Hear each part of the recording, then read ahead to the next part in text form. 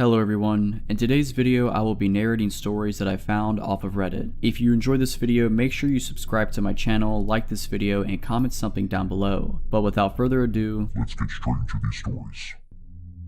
I was 19 years old and the only female working at a shop specializing in automotive batteries and things of that nature. I had been working there long enough to realize that most of the clients were male and oftentimes made for some awkward situations. For instance, I would get talked down to and patronized quite a bit or flirted with to the point where I would be somewhat uncomfortable. However, this never really bothered me. One day during a particular busy rush, a very tall man who was maybe in his mid-30s came through my line. This guy had some very strange energy. He seemed a little off. However, it was my job to be professional and assist whoever came through my line. I brushed aside the uneasy feelings. I just wanted to ring this guy out and getting through the rest of the line that was now trailing out the front door. I greeted him and talked to him as I would any other customer while I was processing his transaction. Things were going fine until he realized I was almost done. He started stalling, making up weird excuses as to why he couldn't use certain credit cards, how he needed me to put his battery on hold and he would be back, etc. I told him that I would hold it for him and that he could come back whenever he found the time. I figured he would leave at that point, but he just stood there and just stared at me. Now that I think about it, he was more staring through me than at me. I was a bit uneasy but kept my polite, professional demeanor.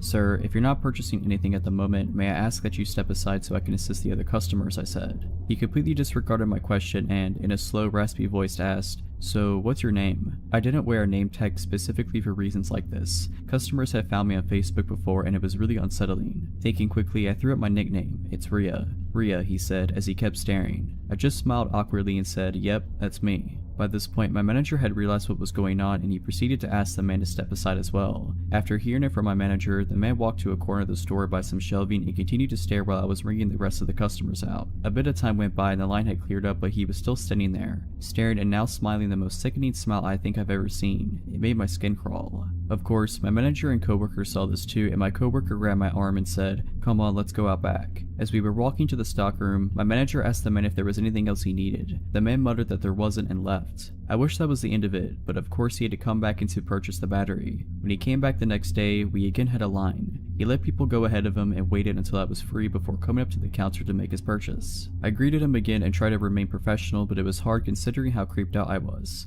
I was again met with the same stare and the same freaky smile. I can't remember the entire conversation, but at one point, the questions he was asking became personal / weird / inappropriate enough for my coworker to cut in. He looked at the guy and then at me and said, "Rhea, go take your break," before he basically pushed me out the way of the computer and rang the guy out. I stayed in the back until my manager came and got me, telling me it was safe to come out. We were all pretty creeped out but thought that was the end of it. A few days went by and we had all mostly forgotten about this creepy dude until he walked in again. This time though, he didn't look through the store, didn't approach the counter, didn't say a word to anyone. He just stood, jacked hood pulled over his head, in the corner of the store, staring and smiling. The smile had become even wider and more sinister looking, and at this point I started to freak out. I started shaking and feeling sick to my stomach. Then my manager cut the horrible tension by pretty much screaming at the guy, "Hey, I'm sick of you coming into my store and pulling this crap." The creep paid him no mind and kept right on staring. This pissed my manager off and he walked out from around the counter and told the dude, "Look man, if you don't quit coming in here and staring at her, I will not hesitate to call the cops. What you're doing is harassment, so you need to get out of my store." At the mention of police, this dude's smile dropped and he slowly sauntered out of the store. We never saw him again, but I was immediately taken off closing shifts due to fear that the man would come back and try to catch me when I was alone. About 3 years ago, I was in a long-distance relationship with a younger man, meaning he was only 17 at the time while I turned 19 in the relationship. His name is Peter. Peter was not a nice person to say the least. He thought that the first impressions he made on people were the only one he needed, and as such he stopped being nice, polite, or reasonable to people after the first meeting. I was young and saw past this, thinking I could somehow change him. However, this abuse towards people around me and myself eventually became too much and I broke off the relationship with him. The breakup went smoothly, all things considered, except he wanted me to say the words so he could play the victim. This had been a core element of our fighting because he hinted that he would wanted to break up, but instead of just saying it, he kept me on the hook and became even more abusive. I'm getting sidetracked, but the point was that I thought of the matter as resolved and entered a loving relationship with my current boyfriend shortly after this. Then came the day where Peter wanted to get his belongings back. I texted him a list of everything he had left in my apartment and he okayed it that it was everything. We also made an appointment for him to stop by my apartment around 3 p.m. the following Thursday. I have no intentions of letting him get back into my house nor being alone with him, since he suddenly seems to have many mood swings after seeing me in another relationship. He has been blocked from my Facebook account, but somehow knew I was in a new relationship, which was a major red flag to me and my boyfriend. Thursday came and I felt eager just to be done with it. My boyfriend and I are walking home from high school when my phone rings. It's Peter. He yells at me that he has now been waiting at the train station for over an hour. I try to reason with him, agree to meet him there with his belongings since he needs to catch a train. My boyfriend walks with me to the train station, but we arrive only to find it vacant. I live in a small town and the train station is mostly used during rush hours in the morning and evening. It is also located rather bizarrely among normal residences, and there are a lot of off alleyways leading all over town from there. I get a text stating that Peter can see us, but won't come out of hiding when my boyfriend is there. We leave his stuff on a bench at the train station, calmly replying that I'm not actually interested in meeting him. When I say calmly, I mean that my reply is calm. I'm shaking and my boyfriend is furious over this child's play. On our way home, I receive another text. This time, he states that he has a gift for me and it is in my mailbox. This freaks us out even more, mostly because this indicates that he might be waiting at my home. It is entirely possible that he watched us on the train station and then ran all the way to my apartment. However, there is no trace of him and nothing except a bill in my mailbox. By now, we figure that he is acting out of spite and proceeds to ignore the bombardment of texts, calls, and so forth that follows that day. After a while, life returns to normal. Then I get another call, this time from my ex-elder brother who is worried about his sibling. Apparently he has disappeared, taking one of his brother's gas pistols. I am speechless, but since I haven't seen anything, I shake it off as another childish act. The same day my boyfriend sees police officers walking around the basement staircase on the exterior of the house we lived in while doing some grocery shopping. He did this every day around 4 p.m. The next day we are contacted by my boyfriend's mother. In the newspaper, there is a description of an unnamed young man from the same town as Peter, who has been arrested for attempted robbery of the pizza place I lived above. He was armed with a knife, a gas pistol, and lighter fluid, while stating that he was not attempting a robbery but was there to visit his ex, presumably me. Contacting the police, I discovered that he also had a mask, fake papers, and a wig in a duffel bag, which he had thrown down in the staircase when, around 4 p.m., he had jumped a fence and tried to enter the pizza place. This means that my boyfriend went out our front door, while my ex was hiding right beside the front door armed. I have never been that freaked out before. The sad truth is that my ex never got charged with anything because he is a minor, has a father with a military background and money. Luckily after this, me nor my boyfriend ever saw him again. So this happened when I was in 7th grade, a 12-year-old kid. At the time, it was just my mom, my brother, and I living in a rental in a rundown low-income area. We moved in during the summer before the school year started, and we were welcomed by our next-door neighbors, which wasn't too uncommon, but not super common at the same time for that area in Oregon. My mom worked 8 a.m. to 5 p.m. every day, so my little brother and I would ride the bus home every day from school. My cousin would also sometime ride back to my house with us, and her parents would pick her up later. Important for later. One day when I came home, I noticed our small laptop we owned was gone off the counter. I figured my mom had moved it. Later when my mom came home later, we determined it was missing and that a lot of other things were missing like my iPod and wallet and my mom's safe with her handgun in it, and lots of family valuables. We called the cops and reported a robbery and they came to investigate. They determined the person probably slid through the doggy door leading into the garage and then entered the house through our unlocked garage door. Cops stayed in their cars on the curb all night and said they would stay on watch for our house more than normal. I was terrified all night and my brother and I slept in my mom's room. The next day we locked all our doors. It was Wednesday and it was a random half day at my school, so I rode the bus home around noon and my cousin came with while my brother went to a friend's house for the afternoon to hang out. I used the key under the mat my mom leaves for me, and my cousin and I hung out for about an hour or two until her mom came and picked her up. After she left, I hear the doorknob of the closet right next to the front door slowly open, and out comes this skinny, what looked like a 35-year-old man that I recognized as our next door neighbor. He seemed to be constantly shaking, intense eyes, had a really unhealthy look to him because of the extremely sunken face. Terrified, I'm in the living room just standing looking at him while he looks at me, with a surprised look on his face. I think he thought everyone left when my cousin did, until his face changed to an amused smirk when I believed he realized that I was alone in his house. He begins to walk towards me while I stand there shocked, not sure what to do. He grabs me really hard on the shoulders. He seemed crazy and excitable with his intense eyes. I instinctively jump and buckle my knees to allow my full weight to be the force that rips me from his grip and fall down. He then bends down for me when I heel kick him as hard as I can. He then yells and falls to his knees. I use that time to run past him to my front door. I open it and run to a kid I rode the bus with's house about 6 houses down. He and his mom were there and she called the cops and my mom while I waited. The cops got to the house and he wasn't there but had managed to steal a few more small valuables. I gave my testimony that it was our next door neighbor, and he was later caught the same day selling some of our stuff at the pawn shop in town. He ended up being a crystal meth addict, stealing our stuff to sell and pay for his addiction. He was super weak from all the drug abuse, which is probably why I was able to get away from him. He also was apparently somewhat high when he spontaneously decided to attack me, being that I was alone. He had apparently watched us for a few months, learning our schedules from when we left and got home. He took the time to take the key from under the front door mat while we were gone, get a copy, and then put the original back under the mat for my brother and I to use when we got home. The cops were surprised he was smart enough to do that, as he seemed to be mostly dim-witted with everything else due to the drug abuse. Either way, I testified against his physical attack, and he got a few decades of jail time, being that he was already on parole for drugs. I was terrified and slept in my mom's room for the next year. About 25 years ago, when I was in middle school, 7th grade, I had a real bad problem with bullies. I couldn't handle the ridiculing I took while riding the school bus, so I started walking 3 miles to and from school every day. The path I walked was pretty safe, mostly on a sidewalk and always on a busy road, with the last 2.5 miles being a straight shot directly to the school. Back then, there wasn't a stigma attached to kids being outside on their own, so this wasn't deemed unsafe or noticed by anyone, or so I thought. I lived alone with my father, parents being divorced, and my mother saw me on weekends. He didn't see any harm in the walking, and my mother wasn't aware of the bullying or the walking. I did not want her to know, so I continued unimpeded for over half the school year. Now, I wasn't really an active kid, and I sure didn't like having to walk 6 miles every school day, so I assumed this was the motivation for the error I was about to make. One day on the way home, a car pulled up on the shoulder and stopped, about 100 feet ahead of me. That car looks familiar. Hey, it's my father. He's gonna drive me the rest of the way. I started to jog up to the car, seeing him in the driver's seat waiting patiently. His hair looks darker than normal today. Wasn't the inside of his car tan and not red? The thoughts left as soon as they entered, and I caught up to the car and opened the passenger side door and started to get in. As I was tossing my backpack on the floor in front of me and swinging my legs into the car, I started saying, "Thanks, Dad," but the sentence never completed. Before I knew it, I had shut the car door and we began to move. This isn't my father. This man was much older, by at least 20 years, hair obviously dyed black, and hands propped at 10 and 2 on the steering wheel. The shirt he was wearing looked just like one my father would have worn. A short-sleeved collared button-down, brick red with black horizontal lines, not pressed, but not too wrinkled either. He was smiling at me, which probably would have felt warm if it was coming from my grandfather, but instead it felt menacing. I heard a click and looked over at the door, which had just been locked. I stared at the door for a moment longer, then turned and faced front and completely froze, terrified. "Hello, I saw you walking. I figured I'd come give you a lift." I did not move or answer. His voice matched his smile, deceivingly friendly. We were roughly a mile away from home, and half a mile from the next turn needed to head in that direction. All I could concentrate on is how I was going to get out of the situation.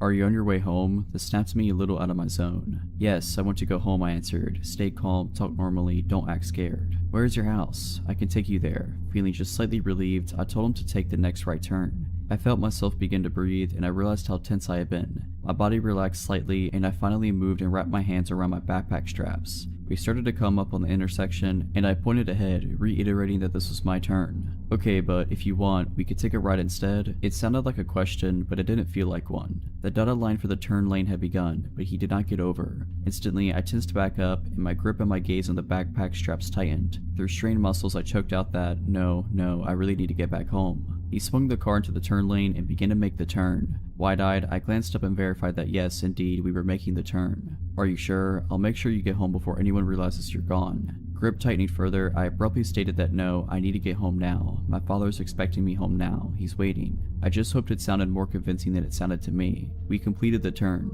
Sigh, "Okay, maybe next time, we can meet at the same place tomorrow?" "Yeah, tomorrow's good. I just need to get home today, now." My eyes were firmly trained on the road ahead of us, hoping that if I just focused on the direction to home, I would get there. The turn into my neighborhood was approaching, and I informed him, again pointing towards the direction home. The next few moments were silent. As we came upon the turn, I reminded him, and to my slight surprise and incredible relief, he made the turn. For the first time, I had more hope than doubt. My old neighborhood consisted of mainly apartments, but in the back were a block of townhouses, which is where I lived. If you were unaware of the layout of the complex, the townhouses might go unnoticed. Right before we got to the area where I lived, I told him here, stop here. He pulled over to the side of the road in front of an apartment building. He unlocked the door and I hurried out of the car, backpack still in hand. I began to close the car door behind me. "See you here tomorrow, same time?" I paused for just a second and risked another look at the man. Still smiling, still terrifying. "Yes, tomorrow, see you later." I finished closing the door and hurried off.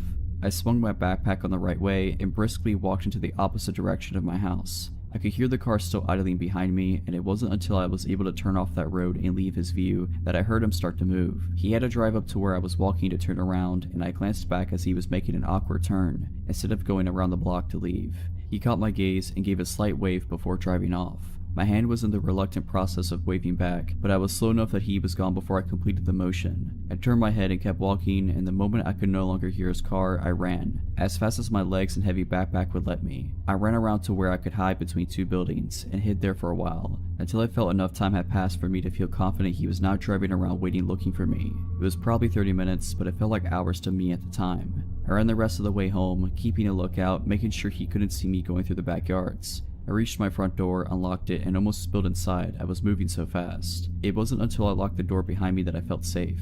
I didn't feel scared anymore. I was home. In the end, I told both my parents, and my mother forced my father to drive and pick me up from school for the remainder of the school year. And luckily for me, the bullying stopped the next year. My father didn't believe me and thought I made up the story to get out of walking to school. In his defense, me trying to explain that, no, the car was exactly like yours, except the entire color of the inside, and no, he did look like you, just with darker hair, and it all happened so fast. It was worth his disbelief and annoyance every day in the car, so I never had to meet that guy again. So this happened when I was 16, visiting my grandma, who lives in a small town in Poland. Just for context, it was summer and my family wasn't with me at the time. As you can imagine, living without my parents for a short time, my grandma's really chill was a dream. I could stay out late as much as I wanted to without my parents being able to prove it. Now at 16, you feel you're invincible. You don't really think about how many screwed up people there are in this world. Because of this mindset, I wasn't worried about walking alone at night. The day on which the story takes place was very hot. I remember shopping and hanging out with my friends until about 8 p.m. when it started to rain. Instead of walking home quickly, I decided to visit my aunt's house, hang out with my cousin for a bit, and walk home when the rain stopped. Well, I lost track of time and ended up leaving her house at about 10:30 p.m. At this point, the rain had mostly stopped, and this being my favorite type of weather, I declined my aunt's offer to drive me back, telling her I was getting a cab. I'm still surprised she believed this, but maybe she just didn't care. So I went on my way, called my grandma to tell her I'd be home in 30 minutes, but not telling her that I was walking alone. If there was one thing that scared me, it were the huge train tracks which you had to cross in order to get to my grandma's house the fastest, so I decided to take the longer way around through some sort of nature preserve. I'm not sure how to call it. I enjoyed my walk through the light rain until the long metal bridge came into my view. Just as its beginning, I saw a man. It was a small, quiet town, so it wasn't common for the people here to be out this late, but I wasn't scared immediately. I only saw his back, but he looked like every other guy you'd pass by on the street. He didn't seem to notice me, and I didn't really care. I got distracted by looking at the trees to my left, but when I came to the beginning of the bridge, the man was nowhere to be seen. I suddenly stopped dead in my tracks and got an ominous feeling. This man couldn't have already been out of view. It would have been impossible for him to move this fast. He would have had to run, and I definitely would have heard him running on the metal bridge. At the end of the bridge, there was a small path that led under it, which was hidden by thick bushes. I got even more scared by the thought that he was hiding there, waiting for me. I slowly started to walk backwards, not taking my eyes off the bushes. I hid behind a tree and decided to wait a few minutes to see if he was hiding there. After about 10 minutes, my biggest fear came true. Suddenly, the man emerged from the bushes, looking in my direction.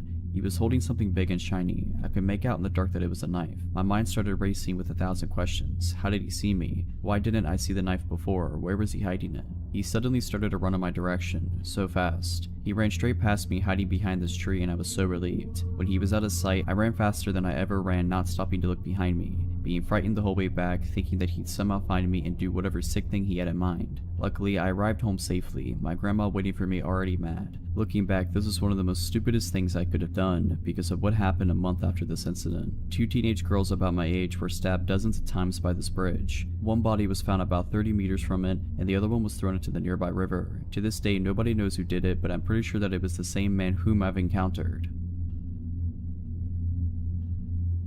For context, this took place when I was 16 years old. I'm 24 now, so it's been a while, but this was one of the many stupid things I've done in my life where I could have ended up dead or even worse. I grew up in Portland, Oregon, and me and my friends would often go to the Lloyd Center to go shopping or just to hang around the food court being degenerates. I was walking around the mall with my friend Crystal and my mom when a man at a pop-up kiosk stopped us. He said that he represented a modeling company and wanted to talk to us about modeling for their clothing line. I considered myself better looking than the average duck. Spoiler alert, I am about as plain Jane as they come, and so I promptly announced that I wanted to sign up for the modeling agency. which my mom quickly shut down. I replied with a why, which got me in trouble later down the line with both parents, but that was the only start of my woes. I convinced my mom to allow me and Crystal to go off on our own, and with a reluctant sigh, she allowed us to go off. Me, being the dumb kid I was, marched right back over to the modeling agent and signed myself up with a phone number and email address. He said that he would be back in contact with me shortly to set up an interview with the company. That night, I went home and saw that I had a friend request from someone that shared no mutual friends with me. Hesitantly, I added the person and a message popped up. Hi, I'm such and such from the modeling company. You signed up with our agent earlier today and I wanted to get in touch with you. I know you're in the Portland area, so we wanted to set up an interview with you next week at 9 p.m. at this location. Are you able to come speak to us? I responded with a maybe and logged off my computer. That's when my phone started to ring. I picked it up and it was yet another guy from the agency. This new agent asked me whether or not I could come and do the interview. I said maybe and bid him farewell. It was about here that my gut instinct started to kick in. Why would they set up an interview so late at night? And I googled the address and it was in an industrial park by the airport. I chose not to answer the onslaught of emails, Facebook messages, and phone calls that I was getting. This went on for about a week before I got radio silence. The guy on my Facebook blocked me. There were no more emails or calls. It was at this point I began to worry. What if I had allowed my career to not even blossom, let alone flourish? What if I had made a mistake? I was already in hot water with my father for telling my mom off at the mall the first time. So with school in my mind, I allowed the idea to fade from my mind of what could have been. About 2 weeks later, our home phone started to ring. My father answered the phone, and as soon as he started listening to the message, his face became ash and he instantly hung up the phone, turning me to demand what I had done. I tried to feign innocence, but I knew the jig was up. We had just gotten a phone call from the Portland Police Department to warn our family about a ring of traffickers who were targeting young girls with promises of modeling and acting. They had stumbled upon the name of one of the men who worked for the ring and through that started contacting families of young women whose information they had gotten a hold of. The worst part of it all, they had my family's address and home phone number as well. I was grounded for the rest of the year, which was to be expected, but it was better than being carted off to some trafficking ring, so I couldn't complain. When I was finally allowed back to the mall with my friends, we walked by the kiosk where the modeling agent once peddled his false hopes and dreams. All that was left was an empty booth. This happened about 4 years ago. I had just graduated from high school and was a month and a half into summer break. Needing money for college, I began working full-time for the school district I had just graduated from. Due to a music festival I wanted to attend as well as monetary concerns, I did not go with my family to North Carolina, which was fine by me. What 18-year-old doesn't want a house to themselves for a week? Furthermore, my parents' house is out in the country, so I had little to no fear about my neighbors complaining about parties or being bothered in any way whatsoever. But I was wrong. I often take the back roads home from my friend's house, but on that night I decided I wanted some McDonald's, so I took the main drag and came home on a different route. This way takes you past a mechanic shop not a mile away from our cul-de-sac. It was between midnight and 1 a.m. and as I passed the mechanic shop I noticed a car's lights turning on, or should I say light, for this car had only one headlight working. I remember thinking that it was strange that this car all of a sudden turned its lights on as I was passing, and began to become even more concerned when it pulled out behind me. But I tend to be paranoid by nature, nothing serious, but I always question if the person behind me is following me and whether they mean me harm, so I brushed this off as an unfortunate coincidence. But as I neared my street and the car was still tailing me, I started to become freaked out. I looked at my gas tank and my heart sunk as I saw I was on E. Either I pull up my street and go home, or I risk driving around some and seeing if this dude follows. Yet that option held the risk of my car running out of gas and leaving me stranded on the road, and I figured I'd rather take my chances on my own soil than on the side of some dark and lonely country back road. So I turned onto my street only to have my heart sink when the one headlamped car makes the turn right behind me. At this point I know I'm screwed. With nothing left to do, I began pulling up my driveway. It's a hill about 100 yards long. To my utter horror, they begin to follow me up.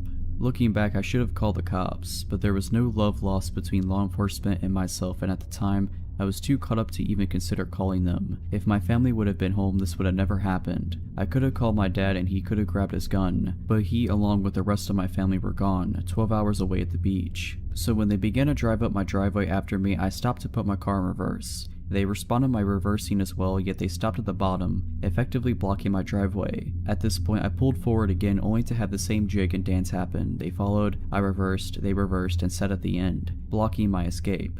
I quickly pulled up and turned my car around to come at them head on. By this time they were halfway up my driveway, the furthest they had come up. Looking back, I was terrified, alone, and angry. Who did this person think they were? With my brights on and shining right into their face, I opened my car door and got out. I pulled out my pocket knife and held it in my left hand while I grabbed my hammer in my right. I used to keep one in between my seat and door. In some weird desperate mindset, I made a split-second decision to grab the hammer from the head with the handle sticking out. My hope was that it would be mistaken as a gun. I began yelling and pointing my hammer/gun at the car, screaming at them to get out and what do you want? All the while I held my hammer as a gun and prayed they would fall for it. Whether they did or not I cannot say. Part of me believes they thought it was a gun due to my brights being behind me making my whole front side a shadow, yet they could have just not wanted a fight. Perhaps they thought I was a girl or was timid and wouldn't resist so aggressively and violently. Who knows, but it worked. They slowly backed out of my driveway and crept around the cul-de-sac. As they were leaving my street I ran after them, hiding behind my neighbors' houses, and at every driveway the car would slow down to a near stop, as if scoping out the houses. Thankfully they didn't pull into any driveways and they turned off my street altogether. After I was safely in my house I ate my McDonald's by the front window with all the lights turned off, waiting to see if they'd come creeping back. Thankfully they didn't, but that night I locked every door in the house, which I always did anyways, and slept with a hammer, machete, and baseball bat next to me and my pocket knife under the pillow. Complete overkill I know, but I was terrified. Now I know where my dad keeps his gun, so if it ever happens again I'll be better prepared. Last year, I was dog sitting for my aunt. The dog is small, sweet, and a little skittish. I had worked most of the week, so I was just living in the house for the time being. It's a nice house, not big enough to feel empty if you're alone, but not small enough to feel cramped. The only rooms I used were the kitchen, bathroom, living room, and the guest bedroom. My last day of work this particular week was a double shift. I was excited because after this I had 2 days off. I planned on using them to introduce the dog to RuPaul's Drag Race. I usually try to keep good spirits for a double shift because regardless of the time and annoying customers, extra money is always needed. My old job was a barista and cashier. Mornings are always busy and nights are slow. On weekends, people are more concerned with coffee and breakfast than anything else we may have to offer. I was having a nice time, actually, because this day was turning out to be not as hectic as the previous ones that week, one even involving a small fire. As the morning rush line was dwindling, the limited tables in the restaurant came into view and I started people watching. As I slowly scanned the customers eating bagels and reading the paper, my eyes met a man at a laptop. He had long, dirty hair and a bit of a stubble. He stared at me with a little too much intensity. I wondered if he found my people watching rude, so I decided to clean and restock instead. It didn't take long for a line to reform, so I returned to my register. Once again, after the line died down, I could see the few tables in the front. The man was still there and he was still staring at me. Every now and then he would look at his computer and then back to me. It almost felt like he was looking right through me, or like he could see every part of me. It felt so uncomfortable that I went and cleaned in the back of the restaurant, out of his sight. After the next rush, I took my break and sat far away from the man. He was out of sight and I was out of his. When I came back from the break, the man was gone. My manager asked if I had interacted with him at all. I told her about him making eye contact with me, but that nothing else really happened. She told me that the man had been watching 18+ content on his laptop and she had asked him to leave. So that was weird enough. The man had been watching that and stared at me. I really wish that this is where the story stopped. Hours passed and the rest of the day was entirely normal, despite me and a few female coworkers feeling a slight edge. We were in the process of closing, which is actually a process I really enjoy. We're well in and I'm almost done with my assigned jobs when my manager comes up to me again. She informs me that the man had found his way back in the restaurant at some point and she found him hiding in a back corner. She chased him out by threatening to call the police. She knew that earlier in the day he seemed to be paying attention to me. She said I could finish up whatever I wanted or needed to, but afterwards she strongly advised me to get home as soon as possible. She also offered to walk me to my car. I took both offers and quickly got my things together and clocked out. My aunt's house was not far from work. It was a 5-minute drive at most, which was helpful because then I didn't feel the crippling anxiety for much longer. I got in the house and after triple checking that I had locked every door, got into my pajamas. But unsurprisingly, I was not ready to sleep yet. Now was the time to introduce the dog to RuPaul's Drag Race. I went into the living room. The living room consists of a couch, 2 chairs, a TV, a window, and the front door. Unfortunately, the porch light was broken and the window had no curtains. That had me a little stressed, but I was willing to take that over the only other TV in the house, which was the one that exists in the scary basement. Facing the basement TV included having my back to a sliding glass door facing the very dark woods. No thanks. I was setting up the TV when the dog started growling. I really didn't think much of it. As I said, the dog is skittish so he growls and barks all the time. I wasn't looking at him. I was muttering shush shush and figuring out how to work the TV. The dog didn't stop and started to get louder, so I finally put down the remote and I turned to face the dog. I froze. The dog was barking at the window and there was an outline of a man at the window, the exact same build as the one at the restaurant. I screamed and luckily that was enough for the man to run away from the window. I stood there frozen for a while. The dog had calmed down but I hardly felt safe. So I went into the kitchen, grabbed a big knife and called my mom. She did not advise calling the police, my mom never does, and instead came and spent the night with me. I told my aunt, I spent the rest of my time dog sitting, clutching the knife anytime I slept or took a shower. My aunt also gave me permission to have one friend stay with me every night. Nothing else ever happened. I never even saw the guy come into work again. A part of me wishes I knew who he was or where he went, or what he even wanted with me. I'm glad he was a coward and that all it took to scare him off was my scream and an extra small dog. The year was 1995 and I was 16 years old. I lived in a 3-bedroom, 2-bath house in a middle-class suburban community with my mother, 2 younger brothers, and our 140-pound Doberman, Turbo. From the front door of our house, relevant, you could see directly into our living room, which had an open concept floor plan with the kitchen and dining room. Our couch was on the wall directly in front of the front door. It was the summer between my sophomore and junior years in high school. My brothers and I spent a decent amount of time outdoors. I suppose anyone paying attention knew who lived in our house, and I suppose they knew that the only adult was gone when the only car was gone. However, prior to the man showing up at the house, I never noticed anything off, and I never noticed anything afterwards, so maybe we were just a random target. It was a Saturday and Mom and the boys had run to the grocery store. In Nevada in the 90s, almost no one had air conditioning, so to cool off, you would open up all the windows and doors and use fans. On this particular day, I had the back sliding door and front door wide open to get a cross breeze. Neither screen door was locked. I was napping on the couch in full view of the front door in shorts and a tank top,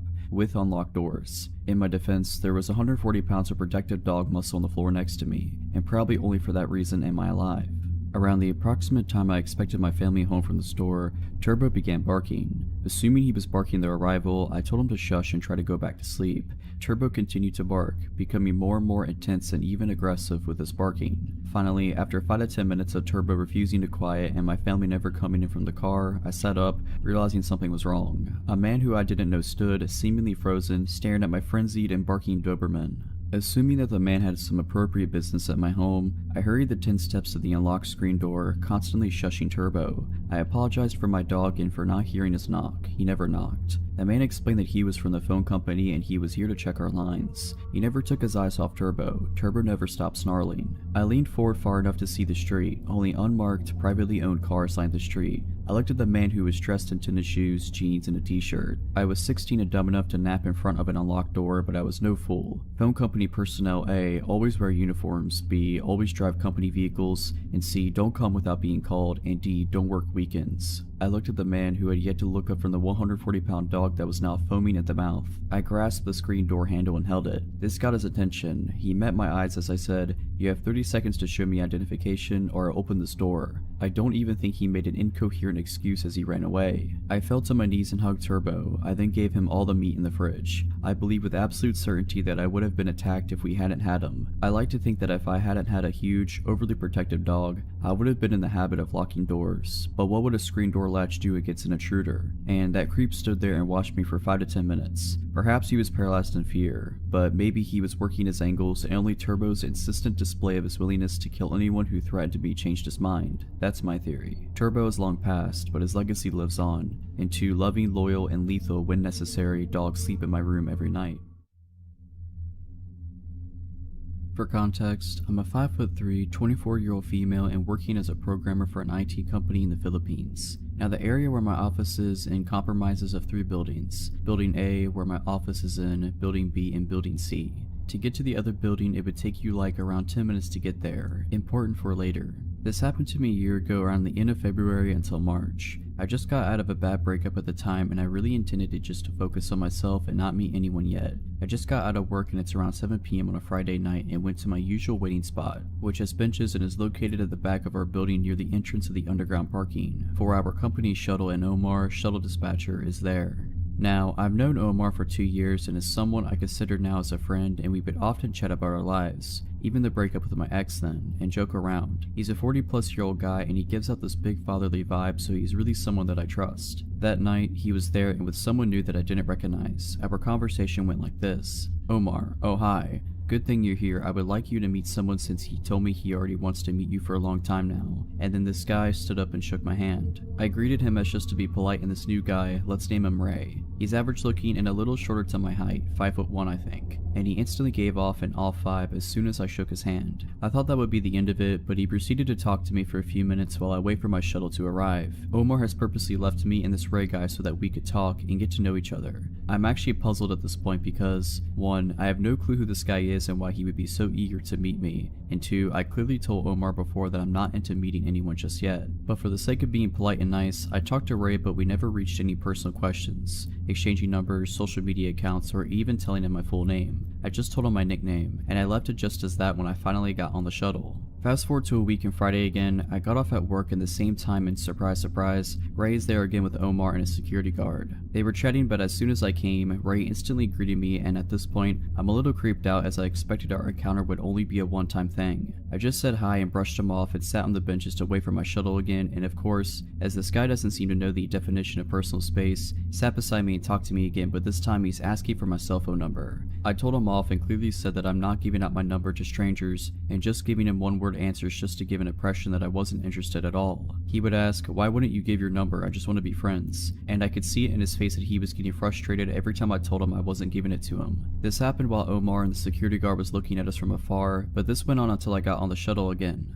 As soon as I got home, I mindlessly scrolled through my timeline and saw a notification that I have a new friend request, and guess what? It's Ray, and he even messaged me with a please accept my friend request. I just deleted his request, but now I'm pretty shocked since I didn't tell him my Facebook account, so how did he manage to find me? The following day was the last straw when I decided to get off at an earlier time so that I could avoid him, but to my surprise, he was there, again waiting for me, along with Omar and the security guard. Ray immediately ran up to me to say hi, but I brushed him off and dreaded the fact that I would have to wait with this creep again when I saw my shuttle isn't there yet. He immediately asked me if I accepted his Facebook request, and I decided to play dumb and said I haven't been active on Facebook and I haven't seen any requests. He got disappointed and he fiddled with his phone for a bit and then revealed his phone to show my Facebook profile and asked me if this was me. I said yes, and this time, I was completely ignoring him at this point and playing with my phone and told him that I wasn't going to accept his request because I don't know him. And then Ray grabbed my phone out of my hands angrily and said he was gonna add himself using my Facebook account if I won't. I muttered a what the and grabbed my phone from him, and with perfect timing, I got on the shuttle in a hurry and told the driver to go. At this point, I could confirm that this guy could be stalking me and now knows my daily schedule and social media accounts. I reported this incident to my manager and told her how this was already happening for some time now. She was surprised that I didn't report it earlier, but I blamed it on my lack of assertiveness and fear that I might be overreacting to his advances. We reported the incident to office security and told them what happened, and they couldn't do anything at first as 1. I need actual evidence about my allegations to him, and 2. I only knew Ray by his first name and they would need more information than that. I didn't bother to ask where he's from or if he's even working in our office/building, which is dumb of me and I should have asked in the first place. My manager then decided that I should be at least accompanied by some of my office mates to confirm the situation, and the guys volunteered to accompany me every time I got off work. They accompanied me for a couple of days, and no matter what time I got out, Ray was there to harass me. I felt bad for my office mates as they had to deal with his BS as well. First instance, when he saw I was with my office mates, I could see the visible anger in his eyes, and he would try to butt in our conversation even if we were ignoring him. At one point when I'm talking with my office mates, he let out an exasperated sigh and said, "Can I talk to you for a second please? What do you want? I just want to talk to you. If you don't, I'll leave." Okay, and then I went back to talking to my office mates. He butted in once more and asked that I should introduce him to my office mates when I didn't. He proceeded to introduce himself instead, which irked the heck out of my office mates and I, as his behavior doesn't seem normal at all. After that incident, my office mates and I told my manager what happened and how dangerous this guy might be. She decided that we should escalate it to HR and have them deal with it immediately. Gladly, HR responded and took the situation seriously and began to do an investigation on who Ray might be. Same day, they sent an email that after searching through records, turns out Ray wasn't an employee at our office and they might need to talk to building security to find out more about this guy. HR also requested our office security to escort me and observe the situation. I honestly felt relieved as now I'll feel safe for the time being while they search for who Ray might be. He still showed up even if I got out late or earlier than usual, but never went near me when he saw I was accompanied by security, but he would just keep his distance and stare at me, smile creepily, and linger outside my shuttle until it left. HR contacted me for a meeting with him and my manager about some news on Ray, and I was shocked by the information that they found out. Ray was not an employee of our building/office, but in fact, a temp in the security office in Building C. I then thought, okay, this creep is really putting an effort for someone who is clearly not interested, and if he's a temp, meaning there's a chance I won't be able to see him after this. But then what HR said chilled me to the bone. He was a temp assigned to work on the security cameras, meaning he had access to all the building cameras. It has been his way to spy on me and the reason why he was able to be there at the exact same time I got out. HR has already spoken to his supervisor and gave a warning to Ray, and of course, Ray denied the allegations even if I had witnesses against him. The supervisor wanted to apologize to me in person, but I decided not to as I just wanted this to be over with. After that meeting, I never saw Ray again, and I reckon he must have been kicked out after HR issued warning against him. As for Omar, I never seen him as well, and I felt bad, but he was also part of the people who enabled Ray and didn't do anything when I was clearly getting harassed. I received a bit of backlash from the security guards at the building for a while as well, hearing them say that I was overreacting and I should have accepted his advances, which was disgusting, as I heard the same thing being said by female building staff as well. Nothing strange happened for a few days, but then the security guard that was with Omar at the time when Ray was harassing me added me on Facebook, but I didn't make much of it and just deleted the request. I'm still working in the same office and building as of today and been totally shaken up by the incident that I decided just to keep my distance from people so I could avoid from this ever happening again, and to Ray, please don't meet me again.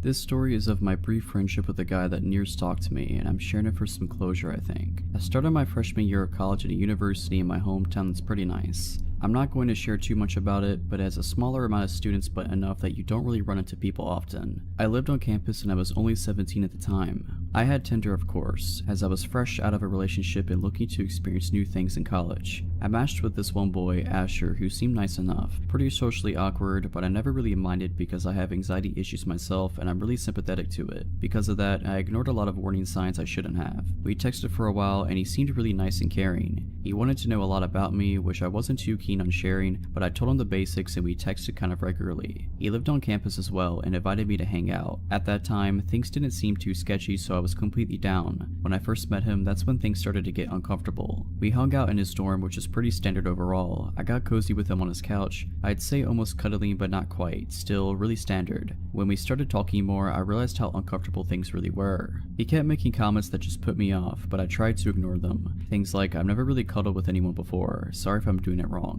And so many comments about how he already liked me a lot and wanted me to stay forever. Weird word choice, but whatever, he's just trying to be nice. I let him down easy. I ended that hangout pretty quickly for some fake excuse, and went right back to my room. He kept texting me and professing how much he was into me, and I told him sorry, but I'm not looking for any kind of relationship, so I do not want to keep things romantic. A bad lie, but I'm very non-confrontational and I didn't want to be mean. That's when things started to get really weird. He sent me this long paragraph saying about how it was okay I didn't want a relationship now, and that he'd wait for me to save his virginity for me. We had never talked about anything sexual. I had never really even told him I liked him or flirted back. I just never turned him down. It was one of the creepiest messages I've ever received. Unfortunately, this was just the start of all the things we were to come. He wouldn't leave me alone even though I kept trying to de-escalate things, and I kept running into him all over campus. I wasn't sure how he suddenly was nearby when my classes ended, and I wasn't sure why suddenly we'd both be in the dining hall at the same times, even though I hadn't changed my regular routine, but I just tried to brush it off. Definitely a mistake. I ended up turning him down completely because I was getting creeped out and couldn't figure out how he wasn't understanding that I didn't want anything romantic or sexual with him, telling me how he was gonna off himself and no one was ever gonna love him. I've been in a manipulative relationship in the past, and I recognized that behavior right away and shut it down. I told him I couldn't be friends with him, and in my head that was that. He didn't reply for a while, but when he did, everything broke loose. I was luckily out of town at the time for a concert, so that made me feel a lot better. He went off, sent me paragraphs after paragraph about how horrible of a person I was, and how I needed to get put in my place, etc.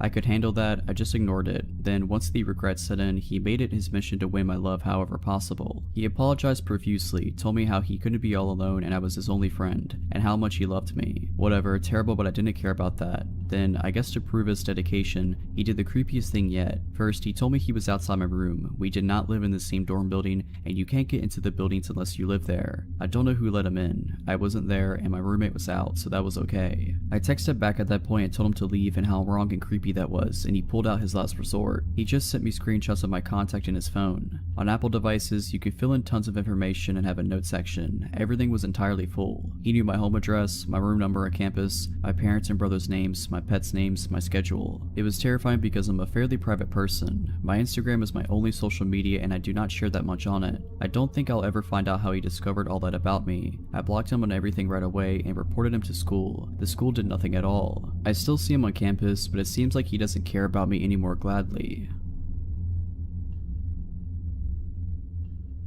I was around 16 years old when this happened to me. It was just me and my dad at our house, and since he was a businessman that traveled frequently, I was left home alone quite often. First of all, I'm going to try to do my best to describe you the layout of my house so you can better understand my situation. My house is pretty small since it's just my father, my dog, and me living in it. There's a long hallway full of full-size windows separating my dad's room and mine. Our dog loved to look out the windows, so we always kept them open enough for her to look out. I'm the last room at the end of the hallway, and between the two rooms is my bathroom and a spare room. All the rest is irrelevant. Let's get to it. It was around 11 p.m. when the worst night of my life began. My dad was passed out in bed after a long day, and I was mindlessly dancing around my house getting ready for bed. I just hopped in my shower, not knowing what was coming ahead, when my dog starts aggressively barking up a storm. I walk out the bathroom and go out and explore. I head to my room to throw some clothes on while my dog is still barking. Months before, I'm not sure how I managed to break my door handle, but you don't have to twist the knob to open it. All it needs is a small push. Scared, I barely managed to put a shirt on when my dog opened the door. I looked to see her enter my room, while in the midst of barking, that's when I saw it. There's only one window that has vision to the opening in my room, and in the corner of it I saw a face. It was dark, so I took a second to comprehend what I just saw, but when I finally realized it, I screamed. My dad owns lots of guns, so when he heard me scream, he ran out with a pistol. He asked me what happened and could barely mutter what I saw.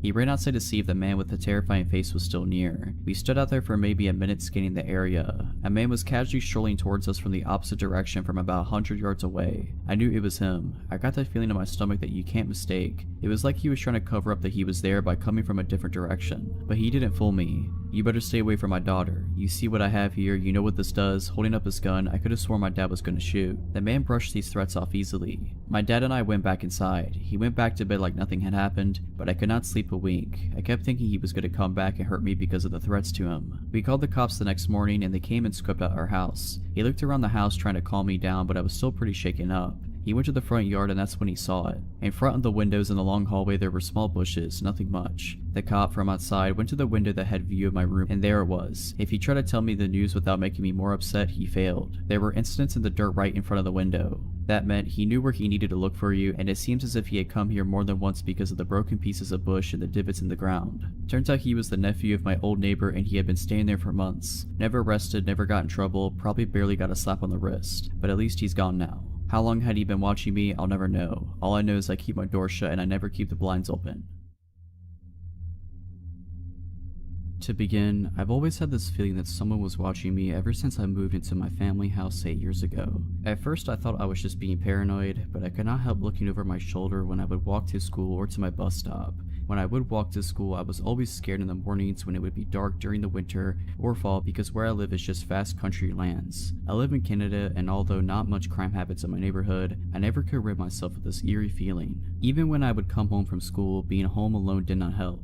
I would triple check my windows and locks to make sure everything was locked. However, in my basement, our garage door would never fully lock since the door hinge was broken and detached from the door. Therefore, it would never properly close. I always told my dad to fix this door, but because he would always go away for work, he never found the time to do so. Stupidly, I thought nothing bad would happen since my garage needed a 4-digit passcode to get in. Now, my theory is that he knew the passcode of my house. Therefore, he had free reign for 7 years to go through my things. At first, I thought I was being forgetful. Maybe I was the one who misplaced my underwear somewhere. Maybe I was the one who misplaced my favorite top, or maybe my dad accidentally donated it. But I should have known better. During my 4 years in high school, he never really contacted me. It was when I went to university that things started to change. Since I live in the countryside, I decided to go to a university an hour away. My dad did not want me to live on residence because he didn't want to leave the house unattended for long periods of time. So we came to the conclusion that it would be the best if I drive to and from school. Now, I would leave for university very early in the morning, around 6 a.m, and come back around 6 p.m. at night. I stopped being aware of my surroundings at this time because I would be tired from my 12-hour days, and now that I wasn't walking alone, everything would be fine. When I would come home from university, I would find certain things moved in my house. I am a neat freak and I like things a particular way in my house. When little things like my makeup or candles would be moved, I thought it was odd and would frequently bring it up to my dad, but he would just say that it must have been me who was doing it, but it wasn't me. During my second and third year in university, I started getting weird notes in my mailbox. The writing on these notes looked almost childlike and it would always be written in blue ink. I have those country-style mailboxes at the end of my driveway where the little red flag goes up whenever we get mail. From my way back from university, I would always check the mail and sometimes I would find these letters.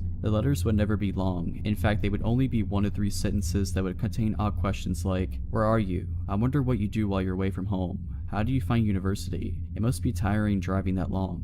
Did you make new friends? Do you still hang out with your best friend? You dress differently now. Why is that? I miss the scarves you used to wear. You don't close your curtains as much anymore. Why don't you look for me?" These letters would always come once a month at the beginning of the month. I would show my dad and at first he would say, "Oh, maybe your cousins are just pranking you, or it's probably your friends." But every time I would ask my friends or cousins, they would give me this confused response saying that they never sent me any letters. Now that I am in my 4th year at university, the letters do not come as frequently, but 2 weeks ago something happened that makes me think that things are escalating. I came back home from university at 7:45 p.m. and it was fairly dark outside. I saw that my mailbox flag was up, so I checked the mail and it was just bills. At this point, I haven't gotten a note for a little over 3 months now, so I am thinking maybe the notes will not come anymore. As I settle in for bed, I change into my pajamas and I check the locks usually. As I checked my front door lock, I look out the glass panel on my door and I saw that the red flag on my mailbox is up.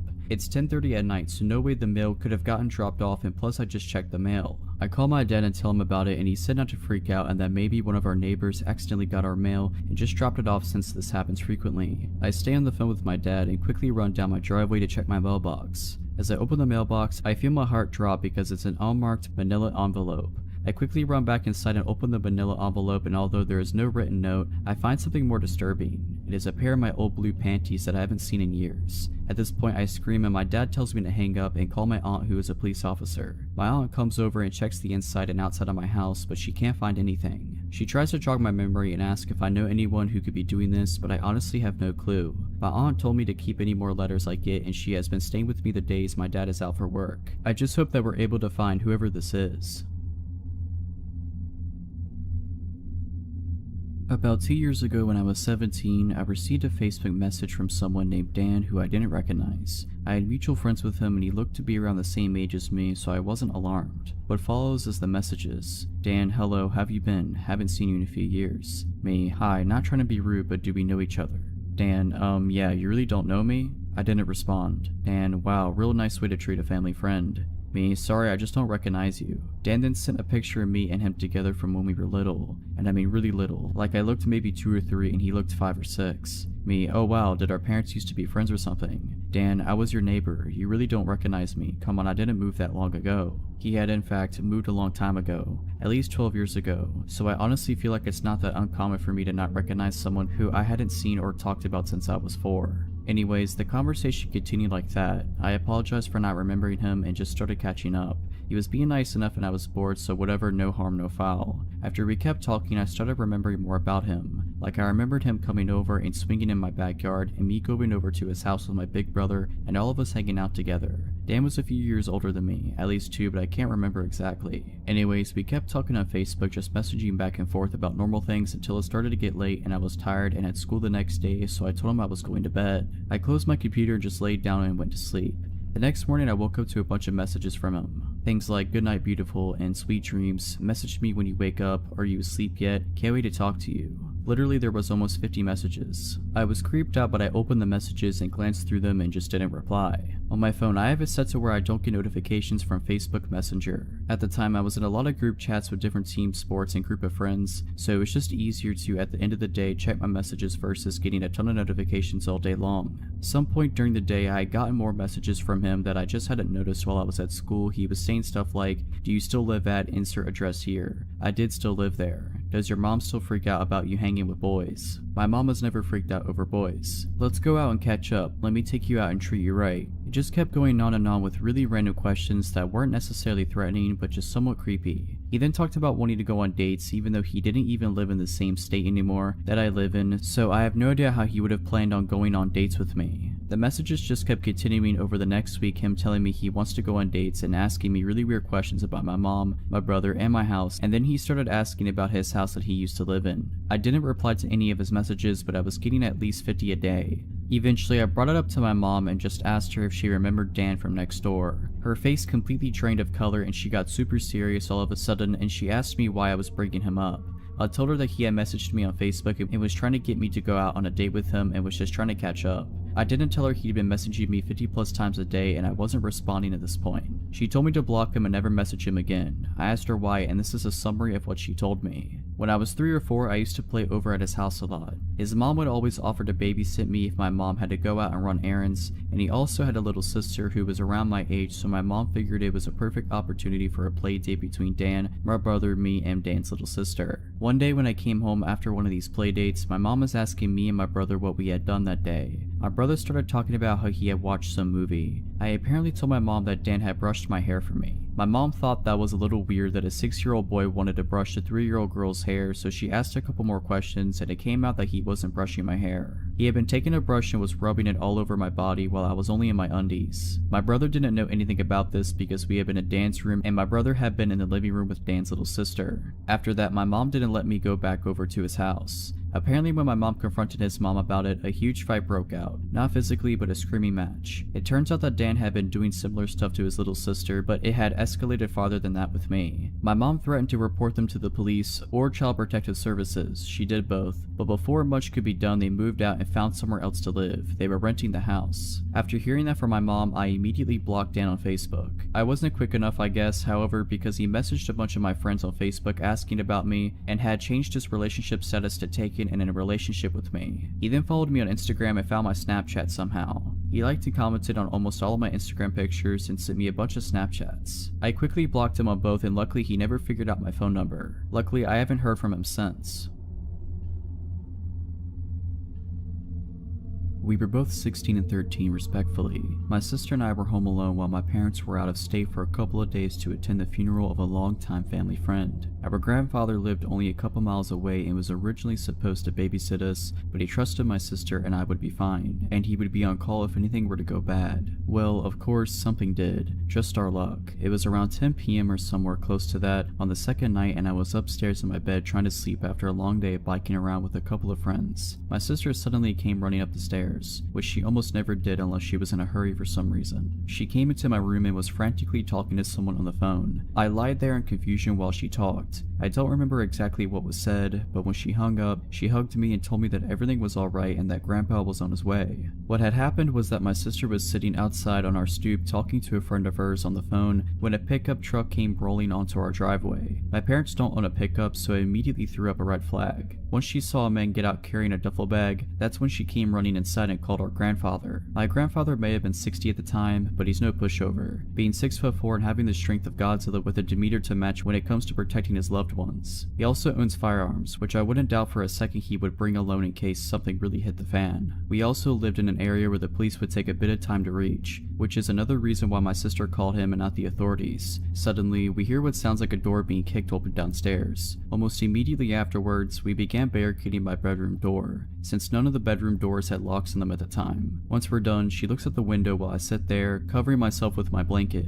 All the while we hear footsteps downstairs on our hardwood kitchen floor. My sister then looked around my room and asked if I had a bat or something, which I did in my closet. My Louisville slugger that I used when my parents made me play baseball when I was in elementary school. I also had a hockey stick, but who would use that as a weapon unless in a very circumstantial situation? She rummaged through my closet and found it, then stood next to the door while I ducked down behind her, thinking maybe I should grab the hockey stick, but it's much less intimidating than a bat. Unless this burglar has some sort of PTSD associated with hockey, then this is the ultimate weapon. We then hear the sound of a gunshot followed by a man yelling out in pain. The sound of both I can still hear even to this day when I think about it hard enough.